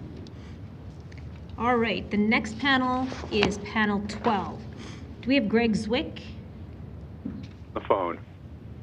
You're on the line? Can you hear? Yeah. Yes, I am. Thank you. Just hang on for a minute, and I'll call you when we're ready.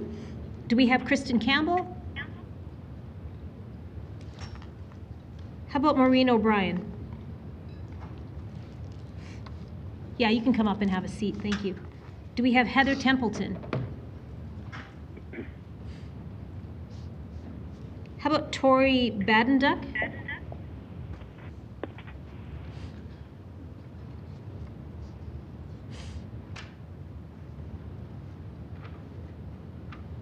Is that you, Mr. Badenduck? Okay, so we've got Greg, Maureen. Do we have Heather? And we've got Tori Badenduck, correct? Yeah, perfect. I'm going to see if we've got Micheal Jones. I am on the line. Perfect. And do we have Jennifer Morrison? You can come up and grab a seat too. So it's going to be Greg, then Maureen, Tori, Micheal, and Jennifer. So let's start with Greg, please. Thank you very much. My name's Greg Zwick. I work with a group in my community that looks at transportation and development issues, but I'm speaking on my own behalf this evening. And I just want to talk about one aspect of the city's approach to the housing crisis that is causing me some concern. And I would like to illustrate that concern with a slogan. If you can't tell the difference between affordable housing and a McMansion, you'll never achieve your affordable housing goals. And the reason that I say that, it seems like as we have been liberalizing building rules and encouraging more building, we're kind of taking a shotgun approach to that is encouraging all forms of building, both multi-family housing and single-family housing. And I would like to suggest that some of that single-family housing is not helping us move towards our objectives. I think there's an assumption that all building is good, and I would like to challenge that. I'd like to give an example of a building in our neighborhood. It was kind of a rundown bungalow, but it provided housing for 5 students. It was torn down. There was no house for about a year and a half, and eventually a very large single-family dwelling was built there that provides housing now for a family of 4. So how is that moving us towards our housing goals? That's at least $2 million of investment for a 20% reduction in available housing. Now, that's obviously just one example, but I'd like to suggest that when we're either tearing down or significantly modifying single-family homes and just replacing them with another single-family home, that's doing a little or nothing to help us move towards our goals. And it is causing some considerable problems. Part of that is inflation. There's competition between high-end housing and affordable housing for resources, and by facilitating the construction of that sort of transition, that contributes to that inflation. We also have an issue with capital allocation. It's hard for affordable housing to compete, and if we continuously improve the conditions for all forms of housing, that relative advantage of high-end housing will continue. And the third one is annoyed citizens. I'm not sure how many pictures you're going to see over the next several days of 3-story buildings that are hulking over people's backyards and living spaces and blocking out the sun. But some of those buildings are helping us. Just let me check something, you can come over. Moving us towards our objectives, and those are the multifamily ones. But the single-family ones, the McMansions, really aren't. And there's a lot of our citizens that are annoyed and are unhappy about this for housing that's not even moving us towards our objectives. So I guess my message today is a simple one. I want to say that McMansions are not part of the solution, that they're part of the problem, and that we need to do more, and that our policy needs to do more to distinguish between those forms of housing and encourage multifamily housing. Thanks for your time. Thank you very much for your presentation. Please hang on the line in case there's questions for you, but you can mute yourself. Let's go to Maureen O'Brien, please. My name is Maureen O'Brien. I just represent myself and my family. I'm a 64-year-old woman. I have 4 children, 3 in-law children, and 7 grandbabies. My husband and I have been married for 42 years. We are honest, hardworking Calgarians and have volunteered much in our lives and have given back whenever and wherever we could. Our children are also hardworking, generous, loving people that give much to this world and ask for little. We have always paid our taxes, made contributions to charity, and never asked for a handout. We are now in our retirement years. Our home is a big piece of that retirement plan. We live in Northwest Calgary, close to Centre Street North, in a community which could be greatly affected by blanket rezoning. There are so many obvious problems that will be caused by blanket rezoning that I feel lost at where to start. I have read many statistics, been to the open houses, listened to a ton of conversations and arguments regarding this new bylaw, and have come to the conclusion that it will do more harm than good. There are many statistical reasons, but I have chosen to keep this very simple today, unlike a lot of awesome speakers that have come up to this podium. I will start with my own personal situation, and I know that I am one of many Calgarians in the same situation. With this new bylaw, there is a great possibility that a 3-story complex could be built on any one of the 4 sides surrounding our home. What happens to our sunlight, our privacy, our space, when where there was once a single family living is now a 3-story complex housing a possibility of 12 families? And what that group from the inner city building group said about having the windows shaded or not overshadowing, that's absolutely wrong. I will happily show you a ton of places gone up that totally ruin the sunlight and the privacy in yards. If the new blanket rezoning goes through, that scenario could happen on all four sides of our house, which with zero means for us as homeowners to dispute or contest the development. We bought our home 44 years ago and have lived in it ever since. We did not buy a street surrounded by multi-family dwellings by choice. How can you as a city council act in this unjust and unfair manner to us hardworking, honest Calgarians? I shake my head and wonder what is going on at city council to even consider making such a move. And how is this scenario going to be healthy or happy for anyone, not just us?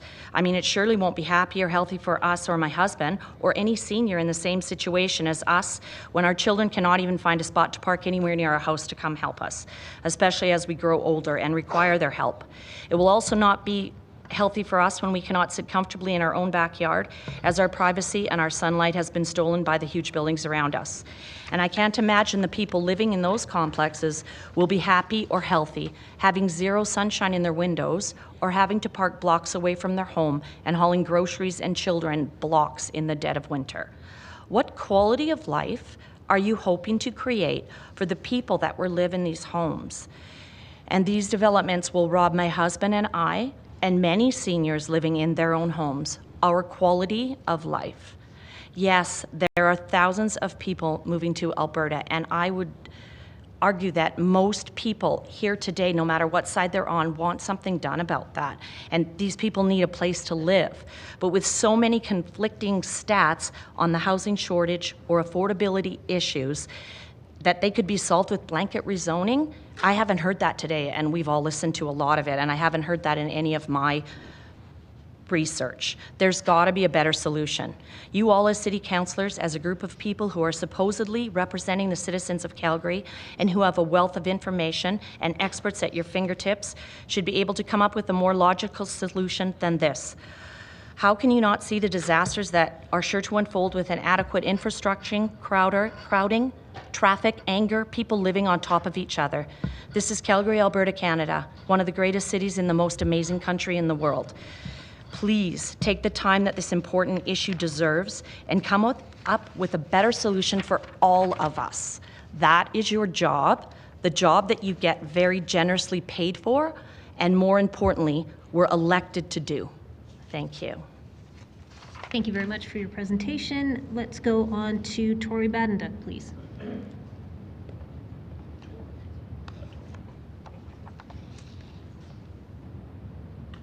Good evening. I was hoping it was going to be morning when I started. Now, just by way of background, I thought I'd give you some perspective and context. Context is everything in my life because I happen to be 78. And the answer is I moved here to Alberta in 1980. Well, I couldn't find an affordable home because I was still had to go back to university because I wasn't making enough income. So I bought one for 74, put 4,000 into it, and within 5 years sold it for 61. Good deal, huh? And then I turned around and bought a house in Ponte Vista for 109.9 because somebody was moving back to Ontario and wanted to bail. So what I hear about is all of the reasonable housing, but I don't hear a lot of numbers attached to the word reasonable, because reasonable is, like all words in our language, are very flexible. And so I want to know what goes into the blocks, because what happens is I took the no flyers out of my mailbox, and so since then I've been getting a whole bunch of ads from Jamin and a number of other builders saying, oh, we've got a number of condos that are going for $350,000. The impression I get from the media and presentations is they always show above ground housing, no buildings, no condos, no nothing. So the assumption is that people are being sold into that the only thing you can have is a house freestanding. Then, of course, if you put them into a fourplex, Lord knows you better put some solid party walls in, and I don't hear any discussion about insulating concrete forms which will make them soundproof and also so they're more comfortable. Because if you have people living on top of each other, they don't function better. Noise you can't ignore. Of course, unless you have hearing aids like me, you just take them out and then everything's peaceful. But so what happens is, I think that the thing that got me most is the idea of no parking. I know a lot of people don't like cars. Fine. But the whole city's been built on it. So all of a sudden you're going to play, something like out of one of the science fiction movies. We're going to waft it away. And sorry, you don't need to know about that. Like Jedi Knight, it's going to disappear. Well, it's not. We have to deal with what we have, because otherwise, is somebody going to then pay me for my car? And then the other statement is you talk about living closer to proximity and work. Great. But you put it in a lot of the subdivisions that are further out, you're not going to be. Now, my son, to his credit, when he was at U of C as an undergraduate, biked from Bonavista to U of C. Of course, not when it was snowing. See, so the answer is we have to deal with climate as well. There comes a time where there are realities we don't like, but that ain't going to make them go away. So I think that what we have to do is look at, if you're looking at affordable housing, I found one that suggested that the housing be set up with the land that the city owns to be put in a housing corporation for the city, and they then build houses and then sell the houses that are on it, but not including the land. So since the land component is usually about 30%, that brings the housing price down. Now, when it comes that the people who have lived in it need to move on, then what happens is they can only sell it back to the city. However, they can take a portion of the capital gains during that time. So you set it up with a CPI index or whatever index you want, and then what happens is that permanently builds a supply of lower income entry-level housing. So all of a sudden, if you're really, if we're going to put something in the box that works, I think that's worthy of contemplation. So you have to do, and we all have to deal with economics, like it or not.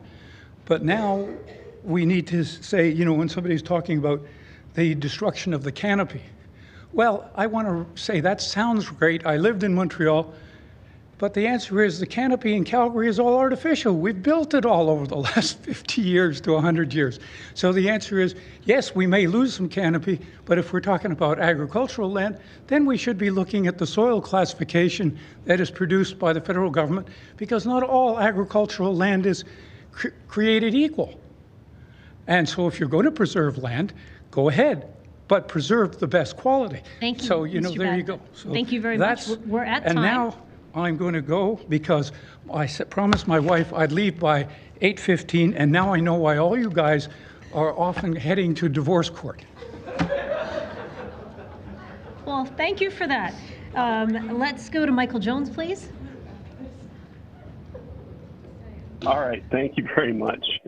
So good evening, Council.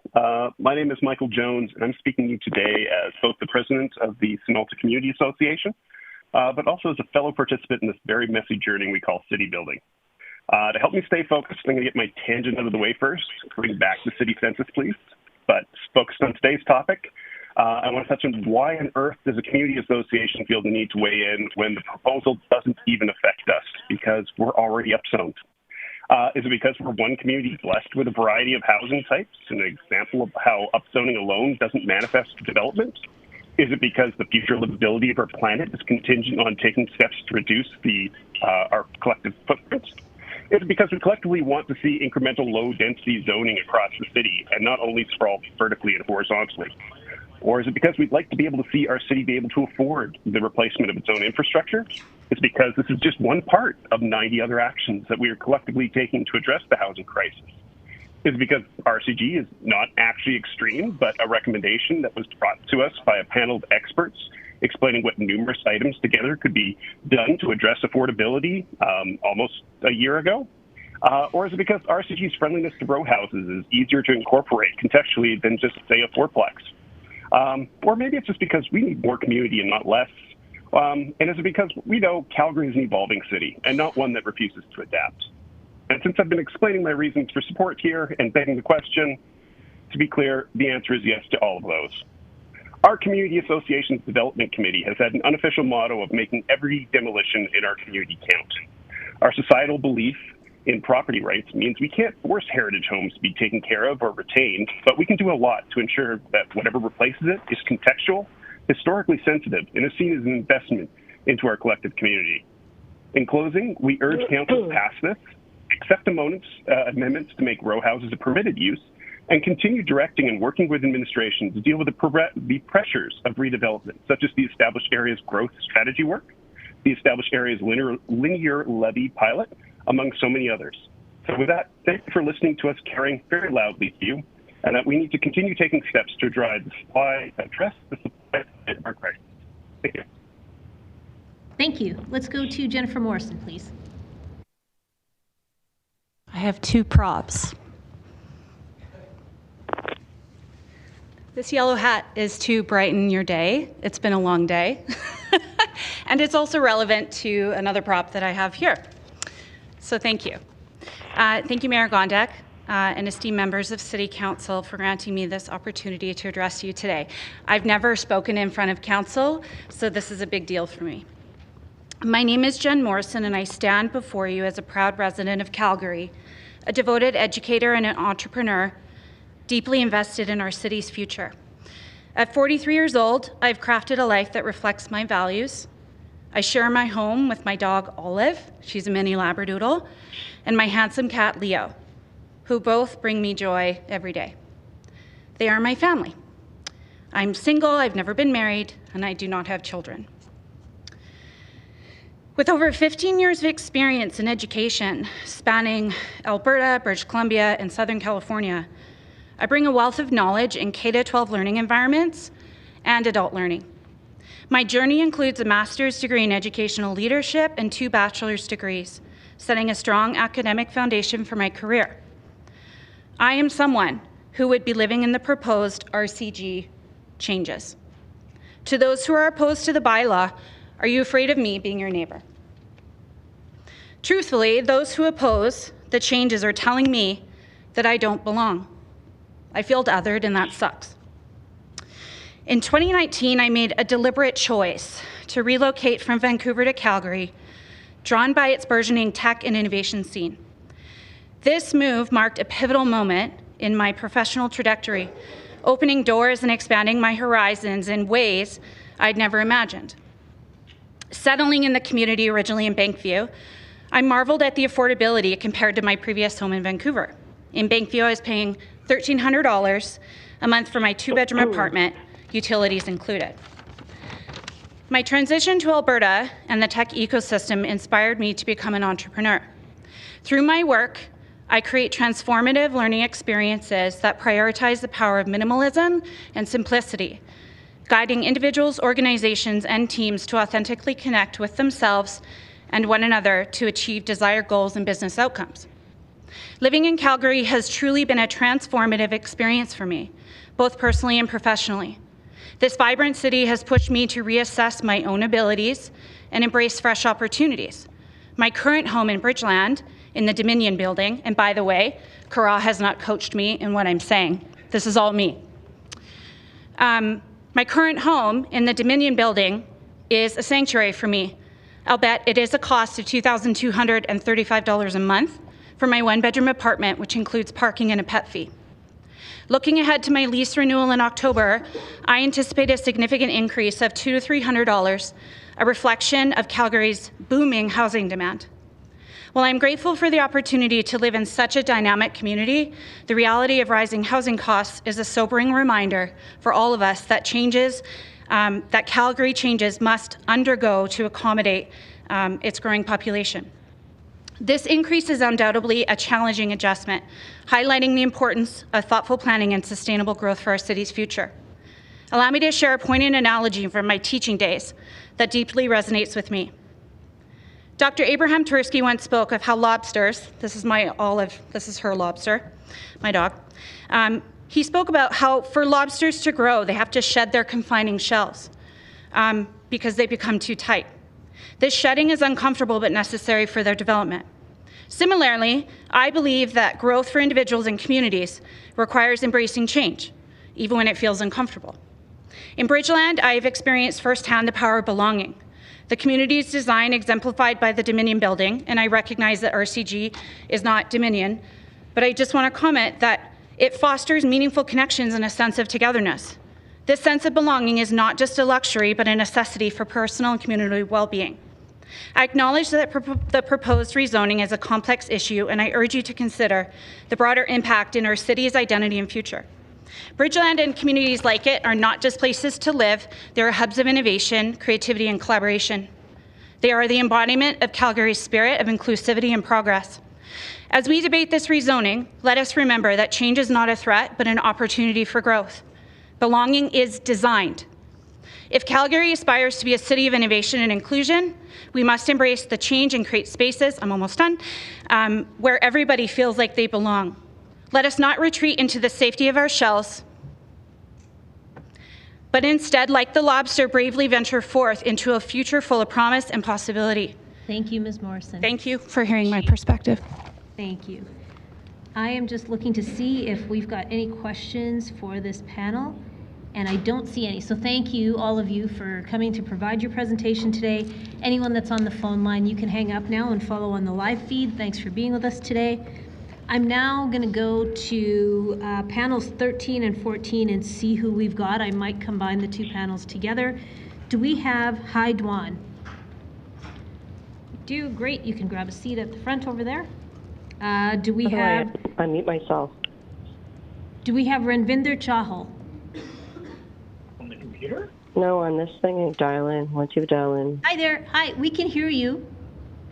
If you could just mute yourself for a moment. Do we have Ranvinder Chahal?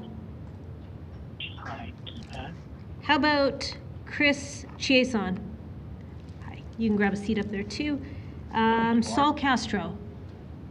I am muted. Hi, you can grab a seat up there as well. Am I muted? No, it looks like you're not muted. You're not muted yet. Do we have Cindy Slack?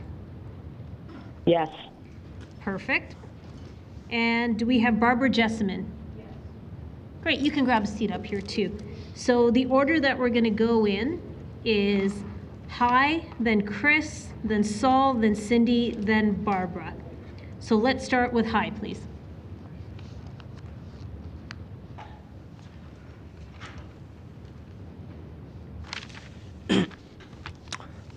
Hello, councillors. My name is Hoye Dwan. I am a Vietnamese international student doing my undergrad in civil engineering at the University of Calgary. God knows it's a tough time to be an immigrant, no less an international student. 30% year on year for 2 years straight of rent increase. Not sure about you, but I'm certain no one in this room received a pay raise that large.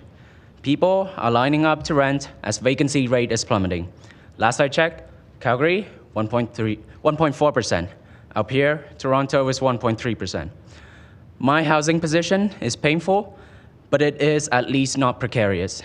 And I recognize that this is not the case for everyone. There was never any false promise of an easy life. Those with immigrant parents will testify on that fact. But it's disheartening to see people start turning their back on you, even if we try our hardest to make way in this society. We are chastised for trying to make the most of this life. The housing crisis has made pariahs of the immigrant community, a sad, outrageous, but ultimately inevitable fact. I've come far, halfway across the world quite literally, like 30,000 of my fellow immigrants in 2022. Never mind the biting Calgarian winter and sizzling summer, we made that journey regardless.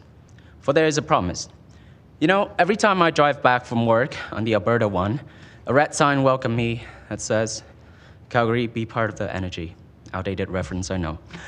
Although I admit it is no Statue of Liberty or Ellis Islands, for me it is still a good reminder of the opening and welcoming spirit that Calgary embodies, a place many are not born to, but ultimately many choose to make home. And yet here I stand, having to defend myself and fellow new Calgarians from those with entrenched interests, people who would take issue with building no taller than 11 meters to be on their street to accommodate for newcomers, whether it be Sikh, Filipinos, Chinese, or even Ontarian and British Columbian to come to this city, blissfully unaware of the irony that they themselves was once newcomers. They bemoan the loss of neighborhood characteristic, of the insecurity of investment, about their anxiety of the horrors that are duplexes going up on their streets, while many lives quietly wither away and many dreams total. I did not come to Calgary with explicit intent to fall in love with the place, but I did. Calgary is beautiful, and for me, there have been no friends like Calgarian. Would it be not a crying shame to not share this gift with others who wish to become part of this city? I'd like to remind Councillor that those who showed up today will not be representative of those in need of this legislation the most. Immigrant families, single parents, working students, maintenance worker, domestic violence victim, people in precarious housing position who simply cannot make sacrifice a few hours of their day to be here. About 100,000 to 125,000 people are at risk of homelessness in Calgary, 1 in 10 of us. 400 people died of homelessness in Calgary last year. How many is enough? How many is enough before we heed the cries of those unheard voices, or at least try our best to do something? There will be people during the course of this hearing who've worked greatly with society's disadvantage, and I hope Council give their statement the full weight they so deserve. No, not too far from this building on 13th Avenue, there's a small sculpture of a backpack, quietly tucked away on the sidewalk. The plaque reads, "In this space, we remember and honor our neighbors, families, and friends, known and unknown, who've lived and died because of the traumas of homelessness. In past, present, and future, may they rest in power." Councillor, a vote for blanket rezoning is a vote for hope, for prosperity, for individual property rights, for environmental and fiscal responsibility. Let's give the younger generation, the immigrants, and the disadvantaged of this city a reason for optimism. Today, I urge Councillor to vote yes on this proposal, keep Calgary's door open, and at least get us starting on a sustainable path of housing development. I'd like also at this time to express my disappointment with the admin's proposal to make fourplex and townhouse discretionary under the new rule. The RCG rezoning is tame enough as it is. There's no tooth left to be removed. The gatekeeping stops now. It's time to get to building more home. I thank Councillor for their time. Thank you for your presentation. Let's hear from Chris Chazon, please.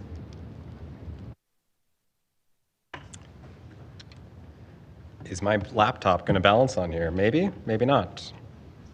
Can I tilt it? Thank you. Oh. Okay. See, this is where, speaking to council experience comes in, right? It's all about the lectern management. This is what they don't tell you. Put your laptop here and speak to this mic. Even better. It's a team effort here, everyone. Appreciate it. Hey, everyone. Thanks so much. My name is Chris Chazon. I am a homeowner. I own an apartment in Bankview. There's been a lot of bad blood around apartment buildings today. I gotta say, I have a pretty good quality of life. You don't need a backyard to be like a happy individual, just in case anyone was wondering. At 26 years old, I'm gonna take off my jacket because I'm a little nervous, so I'm gonna fidget a little bit. At 26 years old, I think I'm probably one of the younger people that have spoken today. Think of me like the Lorax, just instead of speaking for the trees, I'm going to be speaking for the Gen Zs. A bit about me, I fled from Toronto about 2 years ago. Some people say that I'm part of the problem, that it's people like me that are driving up the cost of housing. But really, I blame all of you, right? I blame all of you city councillors. I blame everyone in this room today for building such an incredible, great city that so many people want to move to. What I've learned over the past 2 years is something that everyone here, most people, have known their whole lives. Calgary is the hardest working, most innovative, and most community-focused city in Canada. Sitting on council, we see a small sample of some of the people that make Calgary great. Business owners like Councillor McLean have demonstrated the extraordinary entrepreneurial spirit of Calgary. Public servants like Councillor Sharp have generously served our city, helping provide integral services to our most vulnerable populations. Councillor Wong, you and I actually have something in common, as we've both served as the executive director of a BIA. People have no idea how important our BIAs are, by the way. Councillor Wong, as a BIA staff member turned councillor, you must hold the world record for angry emails sent to your inbox, by the way. So, great work. So why is the cost of housing increasing so quickly in Calgary? It's, well, because everyone here has done a great job making this a fantastic place to live. Despite being a recovering Leafs fan, Calgary is a city that has welcomed me with open arms. I love living here. I'm so proud to call this city my home. Calgary is a great city, and it will continue to be a great city for the foreseeable future. Because of that, Calgary is going to continue to attract dreamers and big thinkers who want to be a part of the energy. Sorry, I should correct that. Calgary will continue to attract those who want to be a part of the blue sky city, right? Updated branding. Just want to make sure I'm on track. Thank you, appreciate it. Since I'm guessing no one has any plans to make Calgary any less cool anytime soon, the cost of housing will continue to increase. This means that for everyone, but especially for those of my generation and younger, in Calgary, the small act of finding shelter is getting further and further out of reach. Calgary is not the first city to experience this. It's a story that we've seen in Toronto and Vancouver before. What happens when a great city doesn't build enough housing to keep up with its growth? Well, the cost of housing goes up. We've heard before, supply and demand. That's right, I got an A- in Econ 101.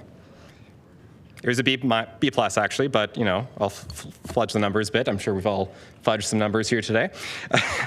So what happens when the cost of housing goes up? People struggle to find housing and have to adjust their life plans. Young people, especially in every city, are increasingly having to make some difficult decisions about where they want to live. When I was priced out of the Toronto housing market, I had no choice but to move back in with my parents. It was only after saving up every penny for a couple of years that I was able to make the move out west. This is the reality of a rapidly inflating housing market. When we don't build enough housing to keep up with demand, your grandchildren's freedom will be affected. If anyone wants to hear about how difficult it is to have a child move across the country, we can call up my mom right now. She will cry on this live stream. And if anyone wants to hear about how difficult it is to have a child in their 20s still living at home, we can call up my dad. Obviously, this is a very contentious issue. Councillors, whatever decision you reach, I'm sure it was not easy to make. And it will represent a fair and impartial approach to serving the needs of your constituents. And that's all we can ever ask. Whether this rezoning passes or not, but especially if not, I urge you all to continue to take the housing issue seriously and urgently.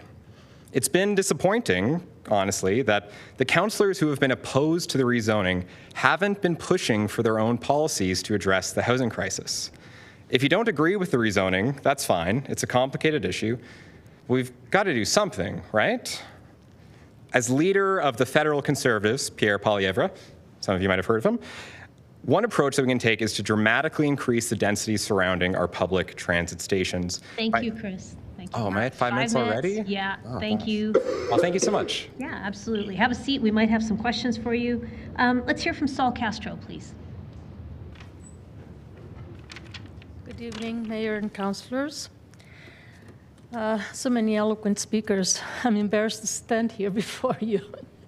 Anyway, I would like to speak to the blanket rezoning itself, because I feel that the blanketing divests the citizens of the right and duty to flag various types of oversights that may not have been addressed by the planning and development.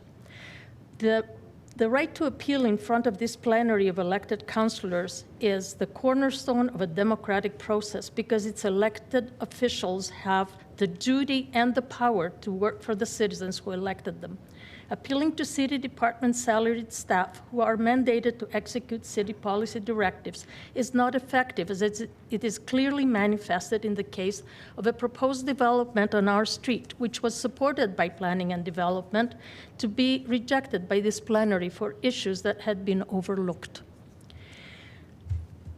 It is important to execute densification at a pace that continues to examine consequences in depth and continues to provide access to council to appeal oversights, reverse virtual building inspections in to inspections in person.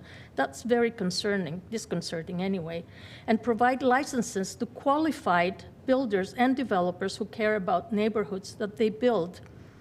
To save the canopy in times of adverse natural pressures and pollution, it's necessary to consider soil retention, water retention, cooling of day and evening temperatures that will rise during densification, and sequestration of CO2, all of these actions that only trees that are 20 years and older can do. Moreover, white spruce, one of four trees native to Calgary, are fire retardant and must be saved at all costs. It's also imperative to build enough truly affordable homes. My 900 square foot bungalow would sell within an hour by developers, some from, I don't know, some other provinces. I even had somebody from the US. Yet the lovely larger than 2,000 square foot on the parallel street to me has been up for sale for more than 3 weeks now. Well, I suppose it's not very affordable. The theory that the glut that will create affordability may not be correct. It can take many, many, many years before this glut grows old enough and builders and developers run out of tax breaks to keep the prices up. With the inflationary pressures and, over time devaluation of money, I doubt that prices will go down. So far, this densification has created inflation in Calgary. So the house that sold on the corner from me sold for just over $500,000, and 10 units are proposed for that place at over $600,000 each. Now, the other thing is that we're eliminating bungalows. And Calgary is a fairly young city, but there's also an aging population. So what does a senior do when the elevator doesn't work anymore? The other thing is, well, it's not that it doesn't work, it breaks down, it happens. My friends are stuck for 10 days now. So the other thing is, how can anyone on minimum wage afford homes or rising rents that are a percentage of return on investment, right? So people are pushed into, well, maybe not homelessness because they may be, I don't know, couch surfing. They still have a roof. We don't think of them as homeless. But we certainly don't want to see tent cities rising around the city or people sleeping in their cars. The RBC did a statistic, and they looked at a survey, and I think they pegged the affordability right now at 63% of take-home income. That's really not very, very encouraging. And I also take I feel terrible about the comment that the developers did that older homes have no value and should be taken down. My little 50s bungalow is solid as they come. It's built with 2x4 fir beams, and it's a fabulous place. You're just at time. I'm sure it's a fabulous place. Yeah, okay. You're just at time, so thank you so much. I just wanted you to consider that, just to work with us and go for a win-win so that we can talk to you. Thank you very much. There might be questions for you, so please have a seat and I'll let you know. Let's go to Cindy Slack, please. Hi there. Just put my clock on so I don't take too much time. I'm here to today to oppose the blanket city rezoning. Calgary's want to be part of the process and believe in strategic, thoughtful, and democratic densification. Our housing crisis has been decades in the making and with many social determinants of health. I lived in an infill in Mortaloop from 2009 to 2022, where it is zoned for RC1 and RC2. It was once an amazing place to live with my children and my husband. We left that area because of the increased overdensification and not listening to the residents' concerns from city council, city planning, and developers. It first started with row houses at the end of the street, which we thought, oh my goodness, why is that there? And then it's now progressed to where it's acceptable to have a mid-block HGO building between two homes. In 2021, at the end of my street, we had 8 units plus 8 micro suites that were proposed, which quadrupled the previous density of this parcel land. Developers requested relaxation on many issues regarding where the site is overbuilt. The land use and building rules continue to change, and when their residents' only recourse is to use the SDAB to appeal, my neighbors won the appeal for that project because the magnitude was inappropriate, which was then overruled by the City Council. I need to gain faith and trust in the City Council to do the right thing to build Calgary the best place to live, work, and play. The following concerns I have are the RCG zoning will not provide affordable housing. A single bungalow is more cost-effective than new townhouses, row houses, infills, and semi-detached homes. These types of houses do not fit in the community.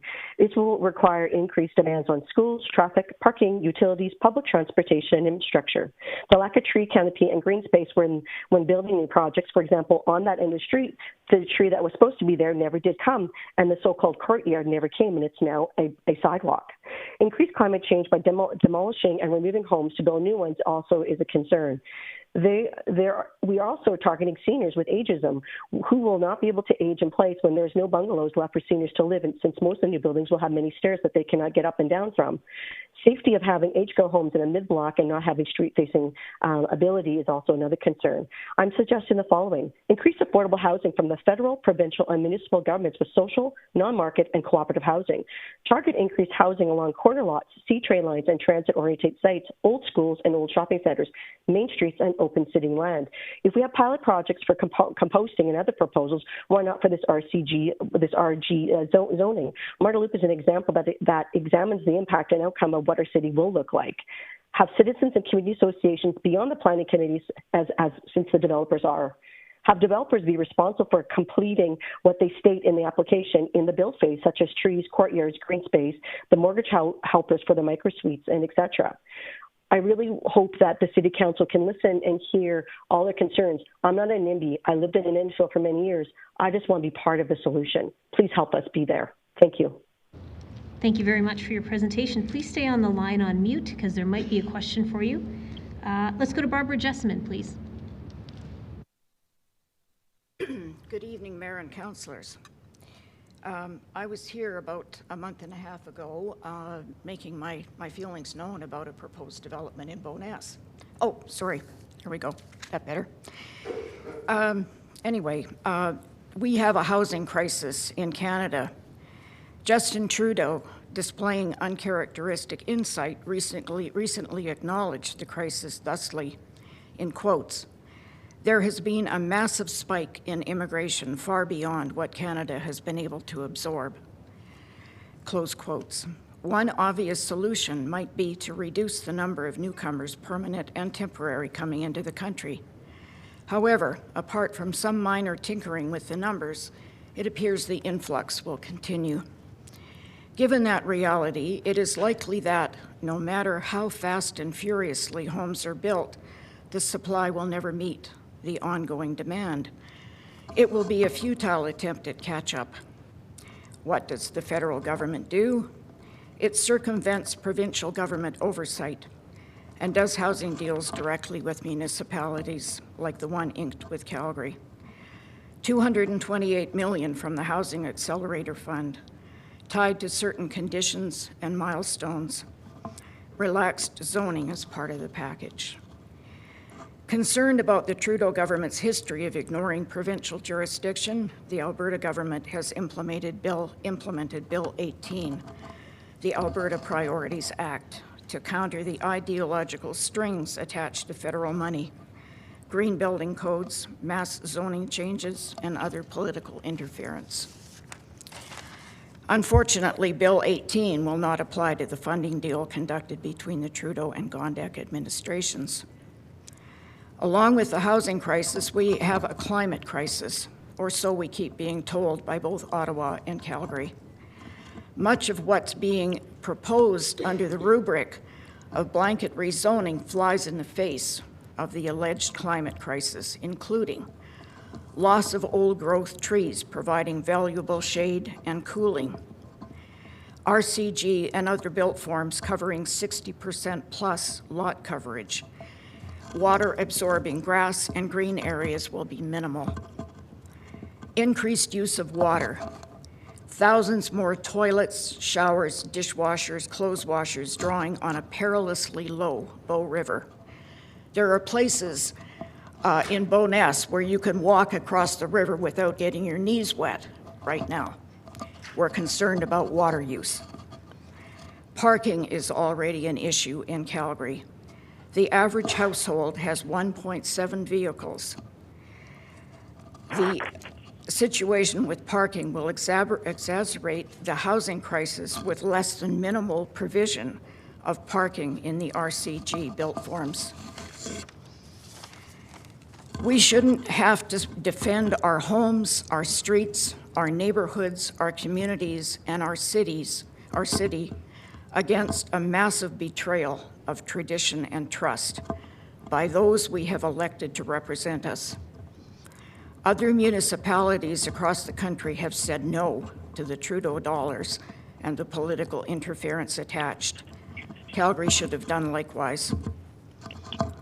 Several Calgary City Councillors, well known as cheerleaders for land use redesignation and ramped up density, will likely remain unmoved by the growing repudiation of blanket rezoning.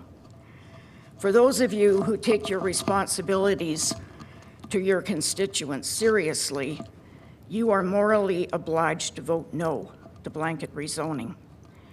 You have an obligation to plan for the benefit of citizens, not the profit margins of developers or the scandal-ridden Trudeau government. Thank you. Thank you for your presentation. I'm just going to see if there's any questions in the queue, and I'm going to go to Councillor McLean first. Thank you, Mayor. My question is for Mr. Selim. Did I say that right? You nailed it, like the first person ever in Calgary. Maybe I looked it up on Google. Maybe. I just wanted to say thank you for your presentation. It was uplifting and enthusiastic, kind of good for a crew of tired old people here in the building. But you know what? My only question is, I never really figured out where you landed on this. Were you for the existing proposal for upzoning or not, or you want to see amendments and see us to work together? I just wanted to get your take and see where do you land? Well, thank you for asking the point of clarification. I would say I'm generally in support of rezoning. I'm generally in support of any sort of policy which would encourage more building within our city boundaries, especially in areas which are already served by amenities, which are close to existing transportation infrastructure. I think that especially when we look at, a lot of people like to talk about the carbon effect of greenfield versus new development. There's infinite research. There's this great website I like to refer to on occasion called Google. And if you look at the general carbon emissions per capita from those who live in high density environments compared to those who live in low density environments, the data is very clear. There is really no reasonable argument to suggest that greenfield development is ever beneficial from a climate perspective. So I would say I'm in support of this rezoning. However, I would also encourage, if anyone on City Council is maybe against this rezoning, let's not let this one no vote stop any sort of discussions around the housing crisis. There's many great ideas out there circulating. There's many different ways we can address this issue. It's not a one-size-fits-all approach. We all know that. So I think my encouragement to you all, beyond anything else, is keep moving quickly. Listen to your constituents, of course. You all have elections you need to run next year. But think about Chris, that's all I ask. Think about the other people my age, because look, everyone here is so lovely and so smart and so enthusiastic.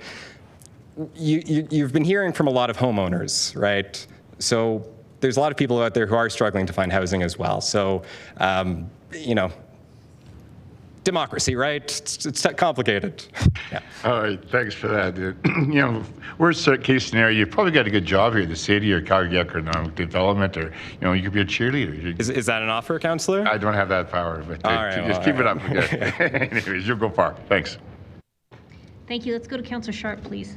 Hi, Chris. Don't run away. Hey. Thanks for the energy. Love it. You made a comment before that there may be few councillors on council that were opposed to this. Were you aware that 7 of us brought a notice of motion forward to reduce the red tape in September that didn't hit the floor? I did see a motion. Maybe you could educate me on how that policy would have reduced red tape. So it was a motion to put applications concurrently with keeping the public portion together. So applications would come through land use and development permit at the same time, reducing the timeline. Unfortunately, that didn't hit the floor and was voted down. Did you know that? I just wanted to make sure that you knew that there were other members of council that had been trying to build up housing stock in Calgary, that there is opportunity regardless. I just wanted to make sure you knew that, or if you didn't hear about that.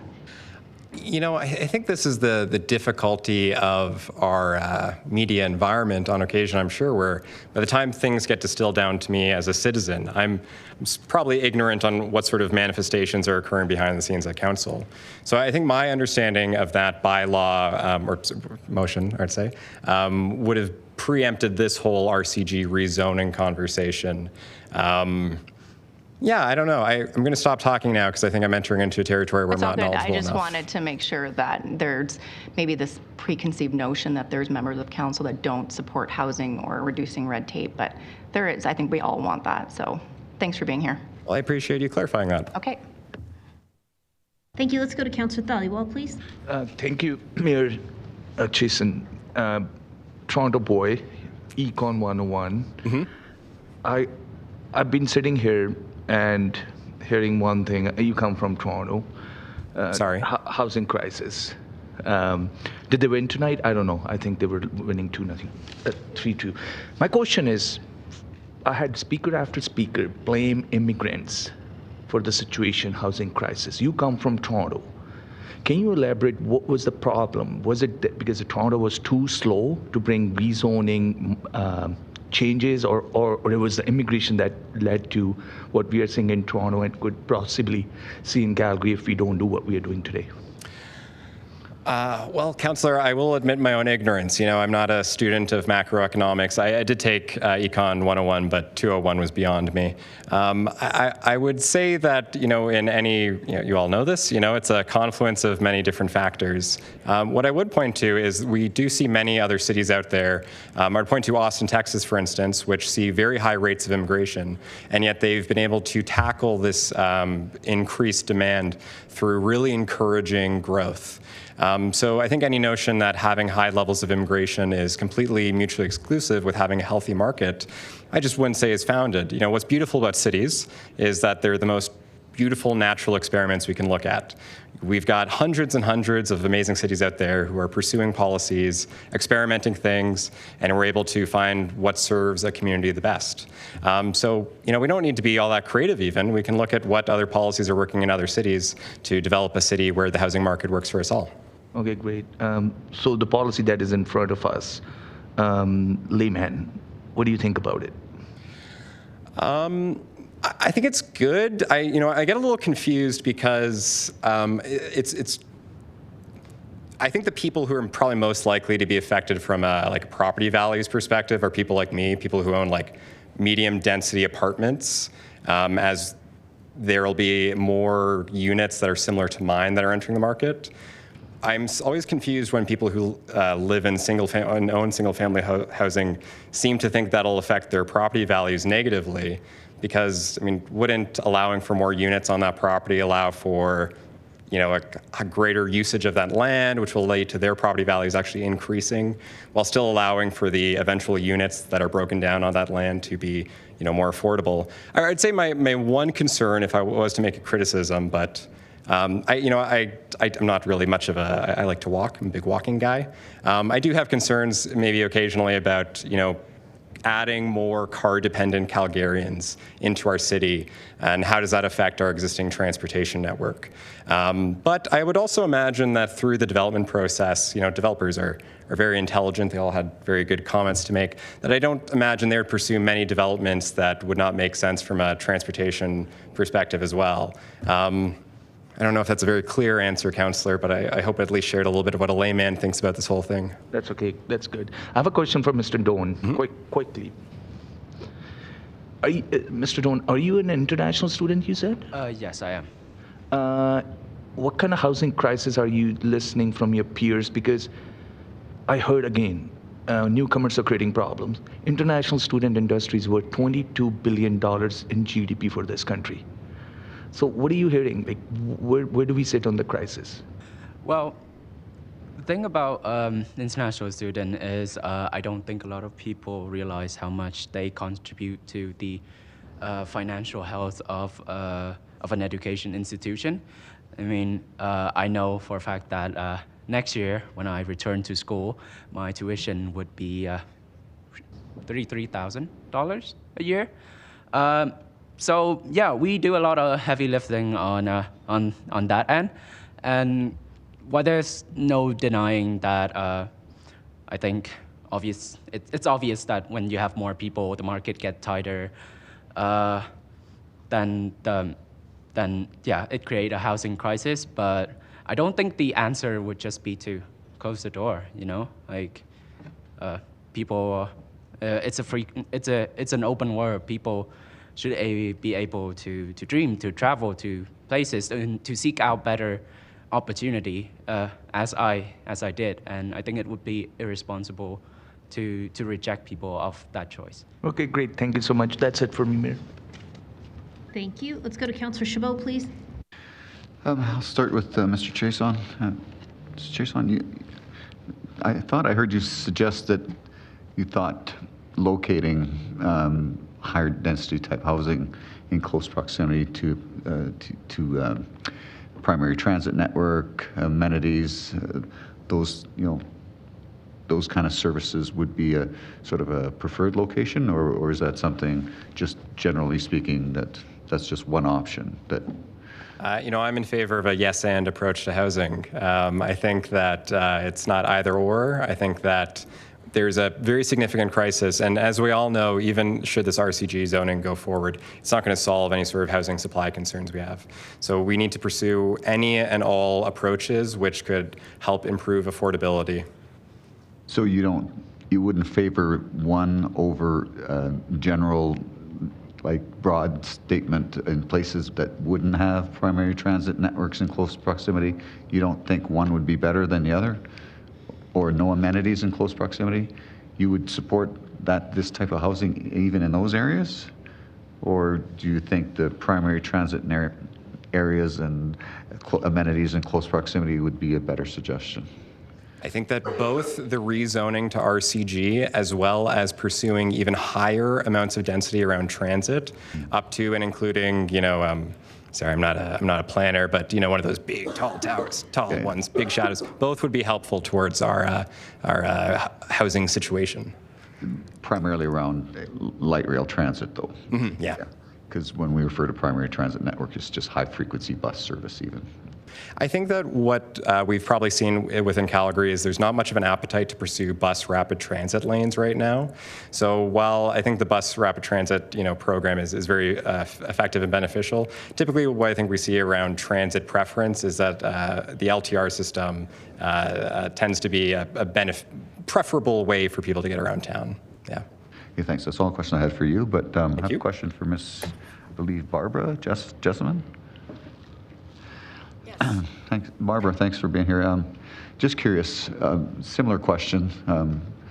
Insofar as this type of increased density, would you be more inclined to support this type of upzoning in some of those areas that I previously identified with the young gentleman, i.e., close to high frequency transit, close to services and amenities? Yes.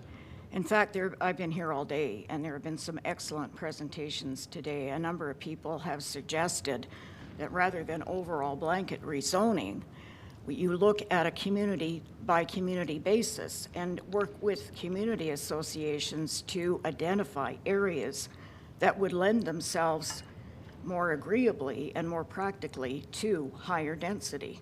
Right, such as the process we go through when we do a local area plan. Right, exactly. That makes real sense to me. I'm not against increasing density, but it needs to be appropriate, and it does need to take into account existing communities. Mm-hmm. And I'm afraid that this overall approach will kind of override that. Yeah, well, we've kind of been down that road once. We sort of attempted that. But anyways, I thank you for your thank you. submission here today. No further questions for me. Thank you very much. I don't see any other questions for this panel, so thank you all for presenting today. Appreciate you being here with us. Let's go on to panels 14 and 15. I might have to combine some people. Do we have Andrew Weldon? Hi, come on up, sir. Do we have Sean Heffel? Yep, you can come on up and grab a seat as well. Do we have Tom Kent? Tom Kent? How about Jean Kimber? I'm here. Great, thank you. Do we have Elizabeth Anderson? Hi, you can come on up. And do we have Darlene Banfield?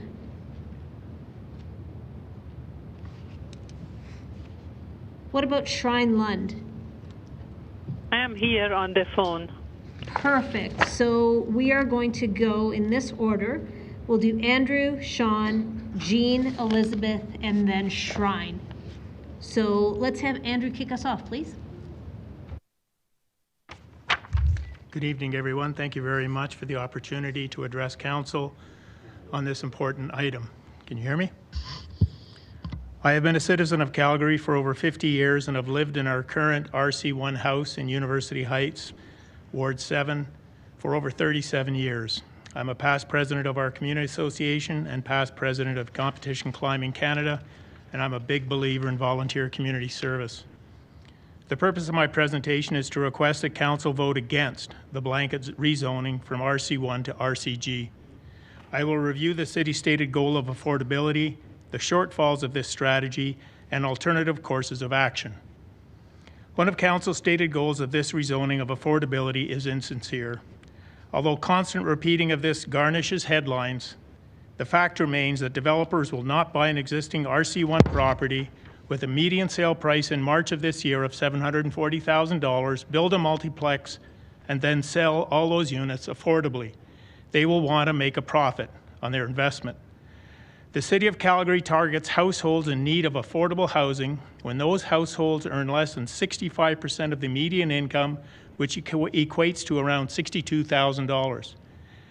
According to the mortgage calculators, these households will only be able to afford a $200,000 dwelling. Accordingly, the resulting RCG multiplex units will not meet the city's own definition of affordable housing. Let's be honest with Calgarians. What Council is proposing is densification in existing RC1 neighbourhoods to the benefit of developers and to increase tax revenues and building fees and to obtain the federal housing accelerator funds. When I voted the last municipal election, I voted for Council to run the city, not the feds. This most certainly will not benefit those Calgarians looking to buy a lower cost dwelling. The losers will be the existing RC1 property owners and the affordable housing activist groups who will surely see their hopes dashed. Most importantly, Council is giving false hope to those who most need it. Council is proposing 0.5 parking spaces be allocated to each new unit, which is inconsistent with existing vehicle ownership of 0.85 vehicles per driving age person. This is going to cause a spillover onto our streets where some folks are now required to pay to park. This makes another unaffordability item. Where are the new EV owners supposed to, in these new bills, supposed to charge their vehicles in the evening? Who gets to select the limited parking spots in each multiplex? When the current RC1 homeowners purchased their single-family homes, they did so based on the contract with the city that the neighboring houses would be RC1 as well. City Council does not have the moral authority to breach this contract. This is in effect an expropriation of property rights, and compensation to existing RC1 owners is an imperative if this motion is passed. The reduction in rain-absorbing land will cause overloading of storm water systems, leading to upgrading of systems and increased fees. The Toronto rain tax is an example of this obvious consequence and another reduction in affordability. City councils cities all across Western societies are rushing to approve similar rezonings without fully understanding the long-term consequences of this. Auckland, New Zealand led the way with this type of rezoning and are now re-examining their misguided actions and its Going for Housing growth program. While time does not permit me to describe this further, I think it behooves Council to direct administration to research this and other initiatives from other failed rezoning jurisdictions to reflect hard on this policy before implementing it. Also, I have not seen any building on the old Midfield Mobile Home Park. 5 years of delays after kicking the last residents out on this property. Maybe we should look in our own backyards first. Council's stated goal of rezoning to increase the affordable housing supply is insincere. If Council was truly committed to affordability, it would not have increased property taxes by close to 8%. It would not have approved the purchase of electric buses for $500 million, and it would not have approved an $85 billion, yes with a B, climate strategy. When you asked administration to look into this rezoning, they responded. Administration are the nuts and bolts of city bureaucracy. Council, on the other hand, should be the city's moral compass to do what is in the best interest of its citizens. Before voting on this motion, please look hard in the mirror and ask yourselves, is this morally the right thing to do to every tax-paying citizen who has invested in a property in an RC1 neighborhood? Thank you. Thank you, Mr. Weldon. Can we go to Sean Heffel, please?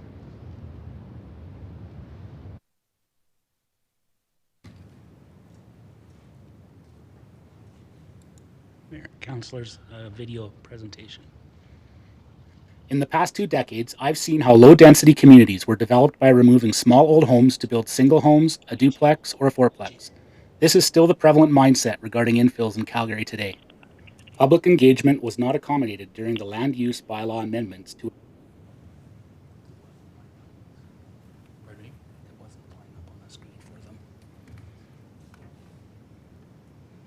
I believe it's playing on the live feed. Okay.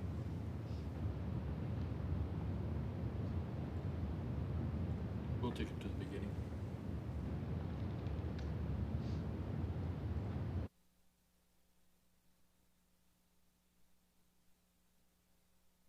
In the past 2 decades, I've seen how low-density communities were developed by removing small old homes to build single homes, a duplex, or a fourplex.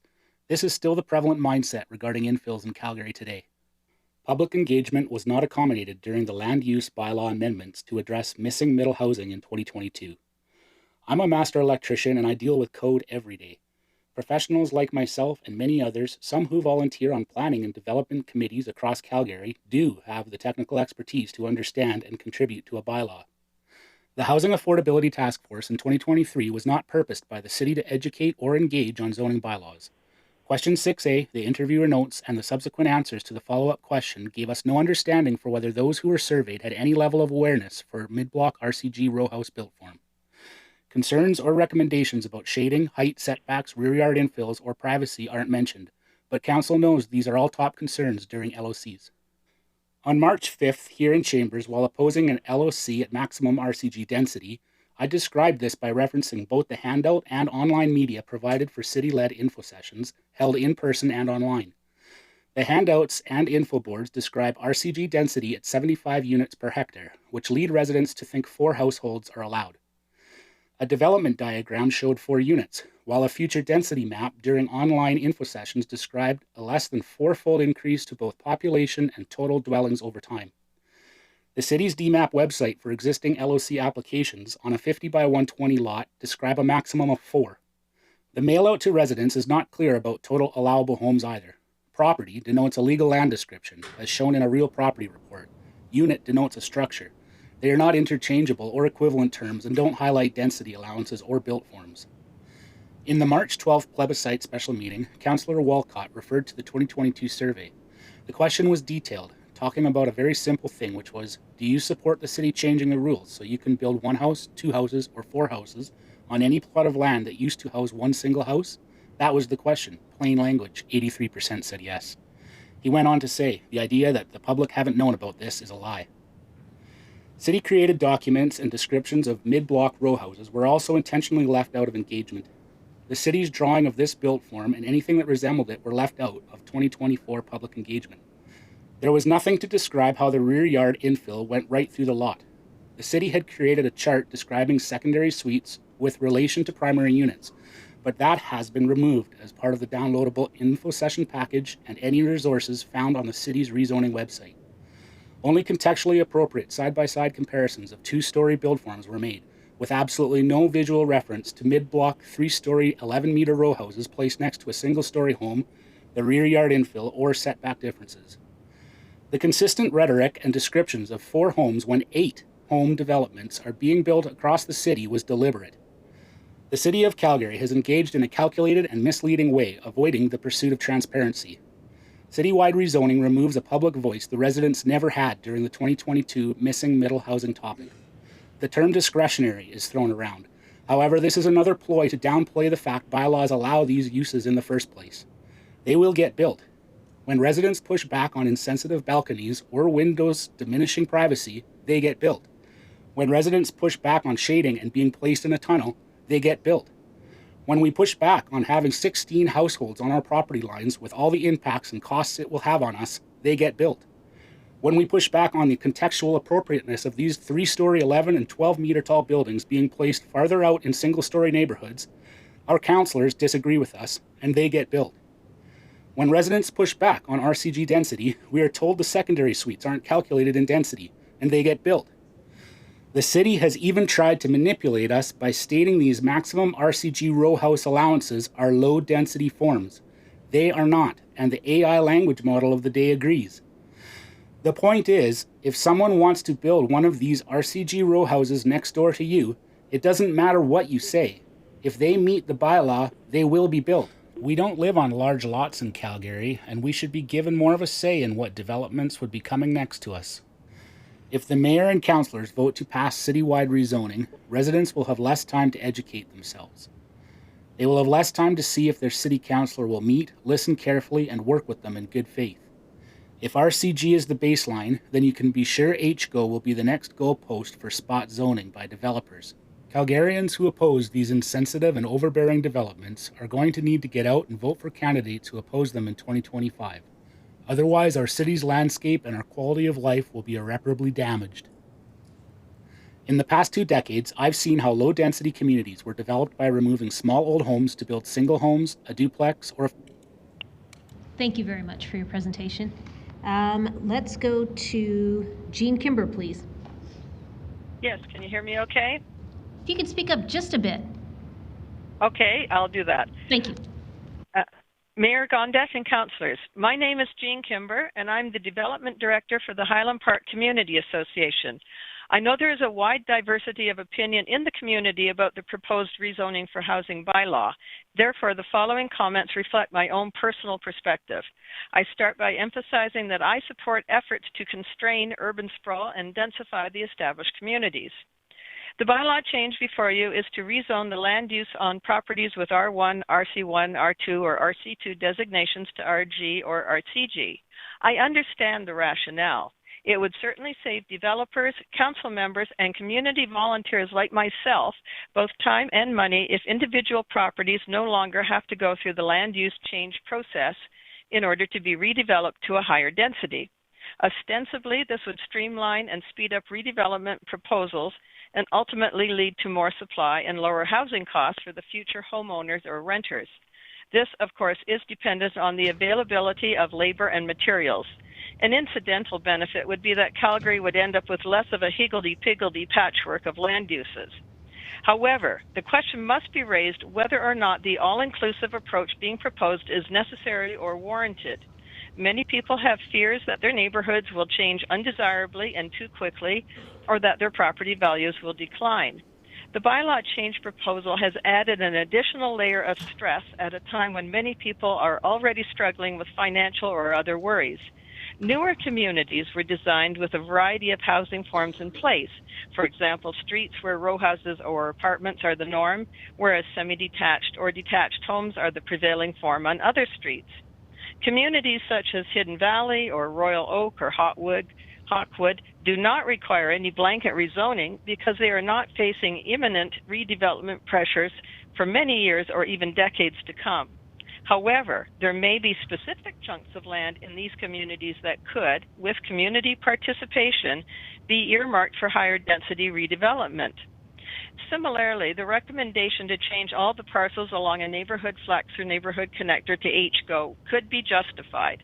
Again, there needs to be true and genuine community involvement. People in the community also need to acknowledge that neighborhoods change and will change over time as people move into and out of a community. Highland Park has been undergoing rapid redevelopment over the past 15 years. The original housing stock dates from the 1950s and is coupled with close proximity to transit service in downtown. For this reason, there would be a benefit to a broader rezoning in communities like mine. However, I am personally opposed to the change to RCG that would allow both secondary and garage suites on the same parcel. A mid-block 50-foot wide parcel with 2 front and rear semi-detached, both with suites, becomes even more congested if there are 2 garage suites added to the mix. This brings up another reason for not barreling ahead with the proposed bylaw changes today. The more I review various DP applications coming to Highland Park, the more I believe there are inadequacies in the existing rules for RCG and HGO that should be addressed before the bylaw is implemented more broadly. I see deficiencies with respect to the requirements for amenity space and the hard versus soft landscaping requirements. Administration should actually ask residents of the newest RCG development, is the courtyard or amenity space convenient or big enough for socializing with family and friends? Is there any place for young children to play safely? Is there any room for guests to park nearby?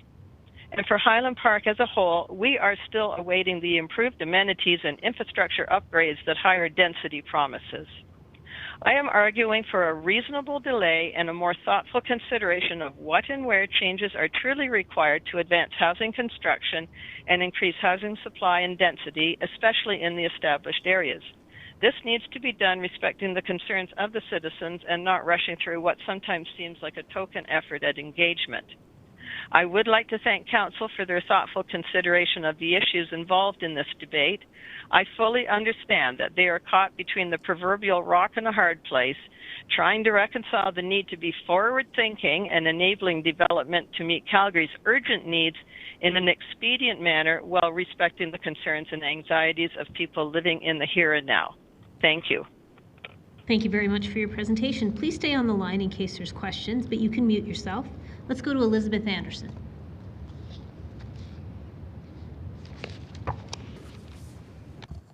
I have distribution materials. They're in a green folder. I hope everyone got it.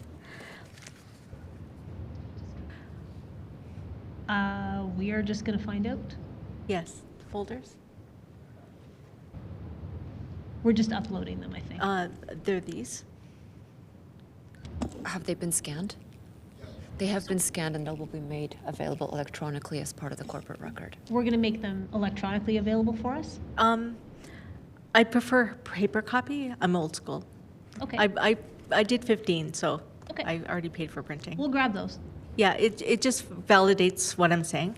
Yeah, it's just in case you need more information. So just so you know, the exact same thing has been scanned and uploaded into our material, so we'll have it 2 ways now. Oh, great. Okay, thanks. You can go ahead. Greetings, Madam Mayor, councillors. My name is Elizabeth Anderson. I'm a native Calgarian, inspiring Albertan, and Lieutenant Governor Award recipient for my body of work in mental health. You may notice I'm listed neither against nor for rezoning. I am both. I'm against rezoning in master planned communities where intentional design and people from all socioeconomic groups have been included, and there's a variety of housing. Also, the land use amendment is already a way for property owners to change the status of a property, and then it can be assessed on a case-by-case basis.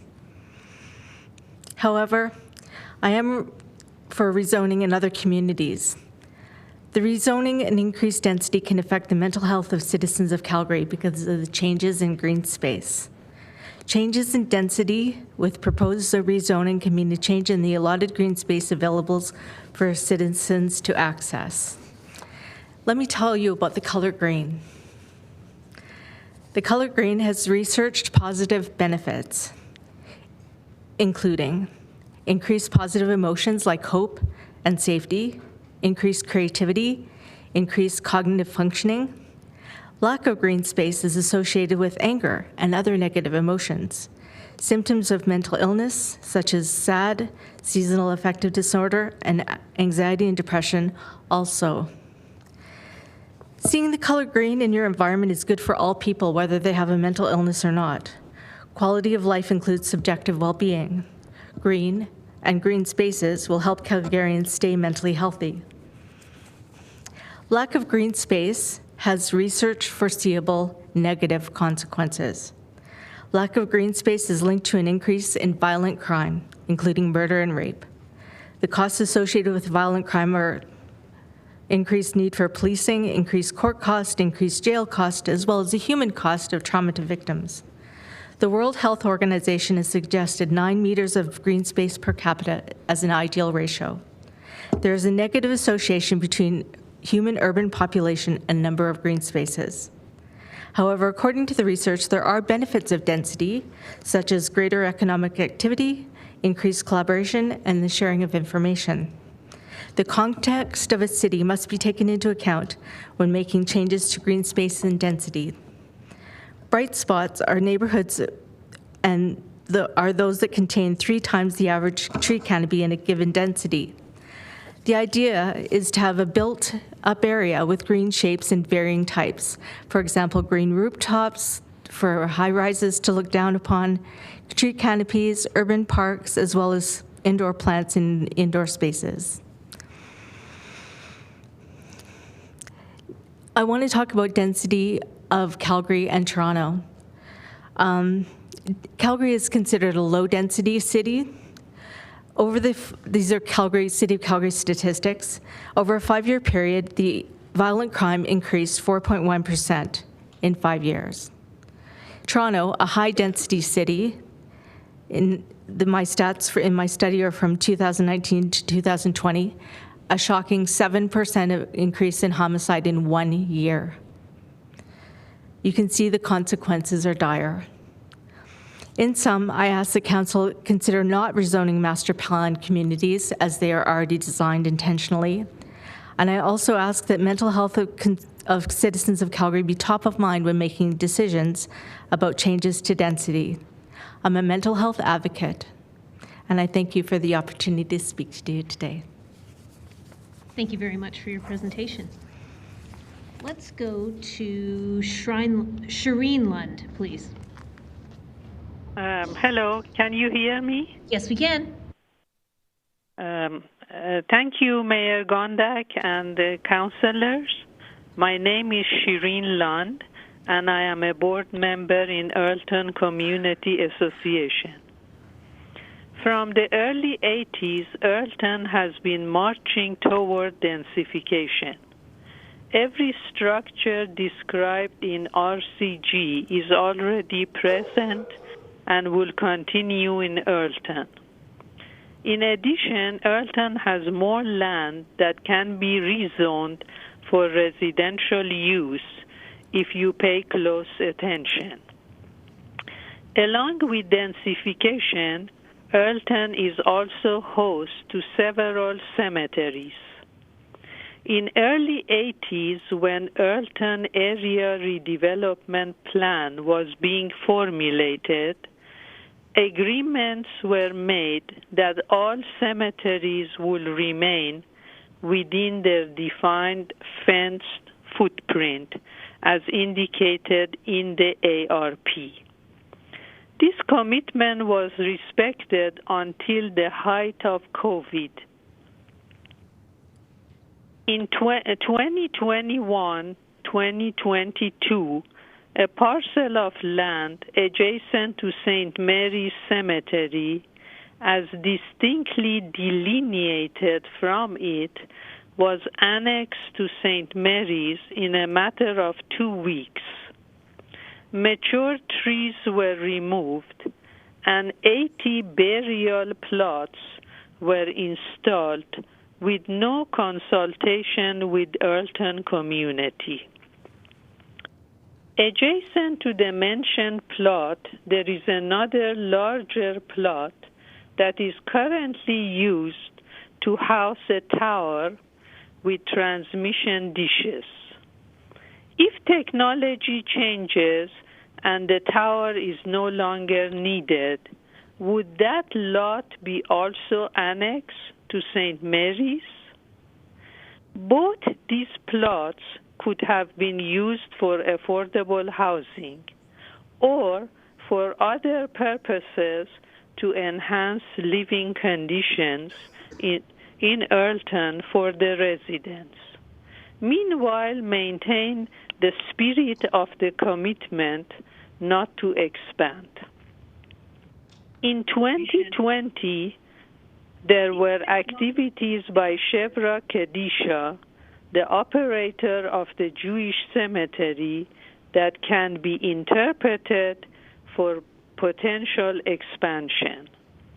Earlton community met with Shevra Kedisha and expressed our concerns.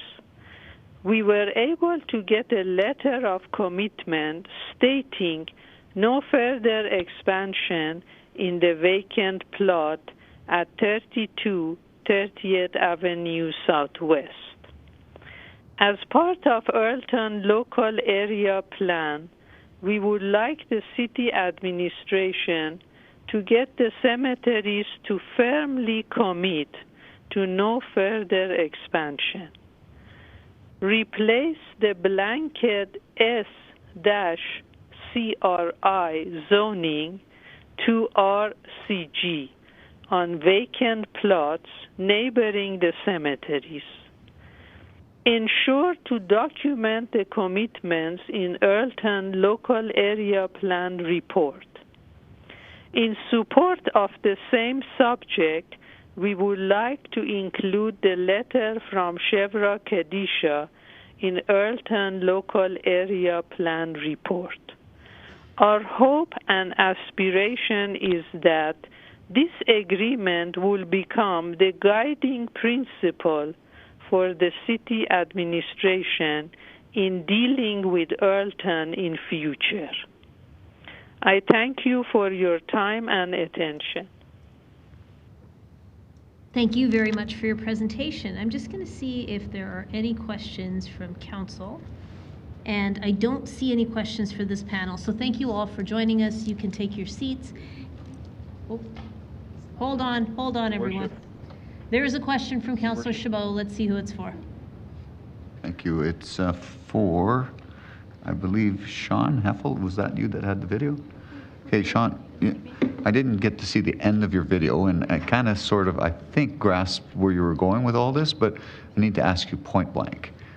Are you opposed to blanket rezoning? Are you supportive of any type of sort of RCG designated zoning? I don't think we can have that discussion until the residents have been fairly educated on the zone.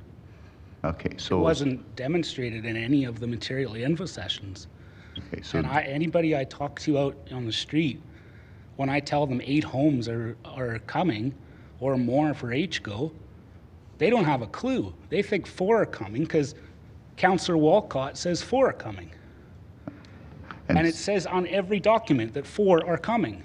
We need to hear that 8 are coming, or 12, or 10, or 15. Right. Yeah, I know that some of the material isn't 100% clear on how many could actually go on a site. So I appreciate what you're saying. So essentially you're saying not enough information has been provided to folks for them to make a value-based decision. We're talking not with developers. We're not talking with people who need housing in a sense. Those are very important aspects of this. We're talking to homeowners. Homeowners are the ones with the land. You want to rezone their land. Okay. You need to educate them about what's coming. All right. So based on your understanding, are you supportive of a blanket application of this zone? Not as it is with the row houses, which have not been educated. They haven't been fair. The residents haven't been educated on them. Thank you. Thank you for your submission. Thank you for the question, and thank you for engaging. You're the first one that has engaged with me since I've been coming. Good job. Thank you. Let's go to Councillor Thaliwal, please. Thank you, Mayor. This question is for Ms. Anderson. Quickly, I was reading this paper. I mean, very interesting. It says greater human population density enables compact, low-carbon cities, and then it says for functional urban areas in the OECD, a 10% increase in density associated with a 2.9% decline in tree cover. Yes. There was a presentation done previously that said otherwise, that it does not have an effect. And I just want to understand, you said you work in the mental health. Can you elaborate what is a density? Like, then it goes on to say that urban density is one component of urban form, the concentration of people or building infrastructure. What is having more effect on human well-being? Is it number of units or number of people with more tree canopy and so on? I think I'm not an expert. I'm a mental health expert, so I don't know really. But what I would say is density has consequences. And so they're documented, right? And of course, statistics are either way. You could have either way. I'm sorry that you had contradictory statistics, but I can't. I think that what I'm trying to say is the density increases crime rate, and that's what my point was with the statistic. Okay. I come from a very dense ward where we already have lots of density. And what I'm hearing from people there is density actually is good for them because it gives them that feeling of community, well-being, help them with dealing with mental health issues if they can congregate in a park, if they can see other people around, and at least actually also helps with the crime because there's lots of people out there. Right. So property crime goes down with density, and violent crime goes up. That's my understanding. Okay. So theft, property damage, vandalism, all goes down with high density because there's more people around, right? Those things happen when no one's around. But violent crime goes up with density because you've got more people congregated. And one of the studies said crime attracts crime. So if your crime rates are rising, it's actually attracting more crime. So that's something to consider as well. So overall, what I'm hearing is you're saying people density is good for well-being of the community and people. No, what I'm saying is if you're going to address density, you have to address the green spaces as well. Okay, great. Thank you so much. That's it, Mayor. Thank you. And I don't think there's anybody else in the queue, but let me just double check. Nope, that's it for this panel. Thank you again for joining us. Thank you for being on the line. And we are going to return tomorrow at 9:30 a.m. And this is what you can expect. It'll be panel 16 to start. Panel 16 is Joe Calnan, Adam Fife, Stephen Richardson, Frank Frey, and Ariana Kippers. Following panel 16 will be panel 17, which has Dustin Collister, Gaurav Moda, James Doody, Brenda Harris, and Jim Romero. After we do those two panels, 16 and 17, I will go back to the list of people that were called and weren't able to attend, and we'll see if any of them are here. So tomorrow we start with panel 16 and 17, and then we go back to people that weren't able to make it today. So we'll see you back here at 9:30 in the morning. Thank you very much, everyone. Good job, Madam Chair.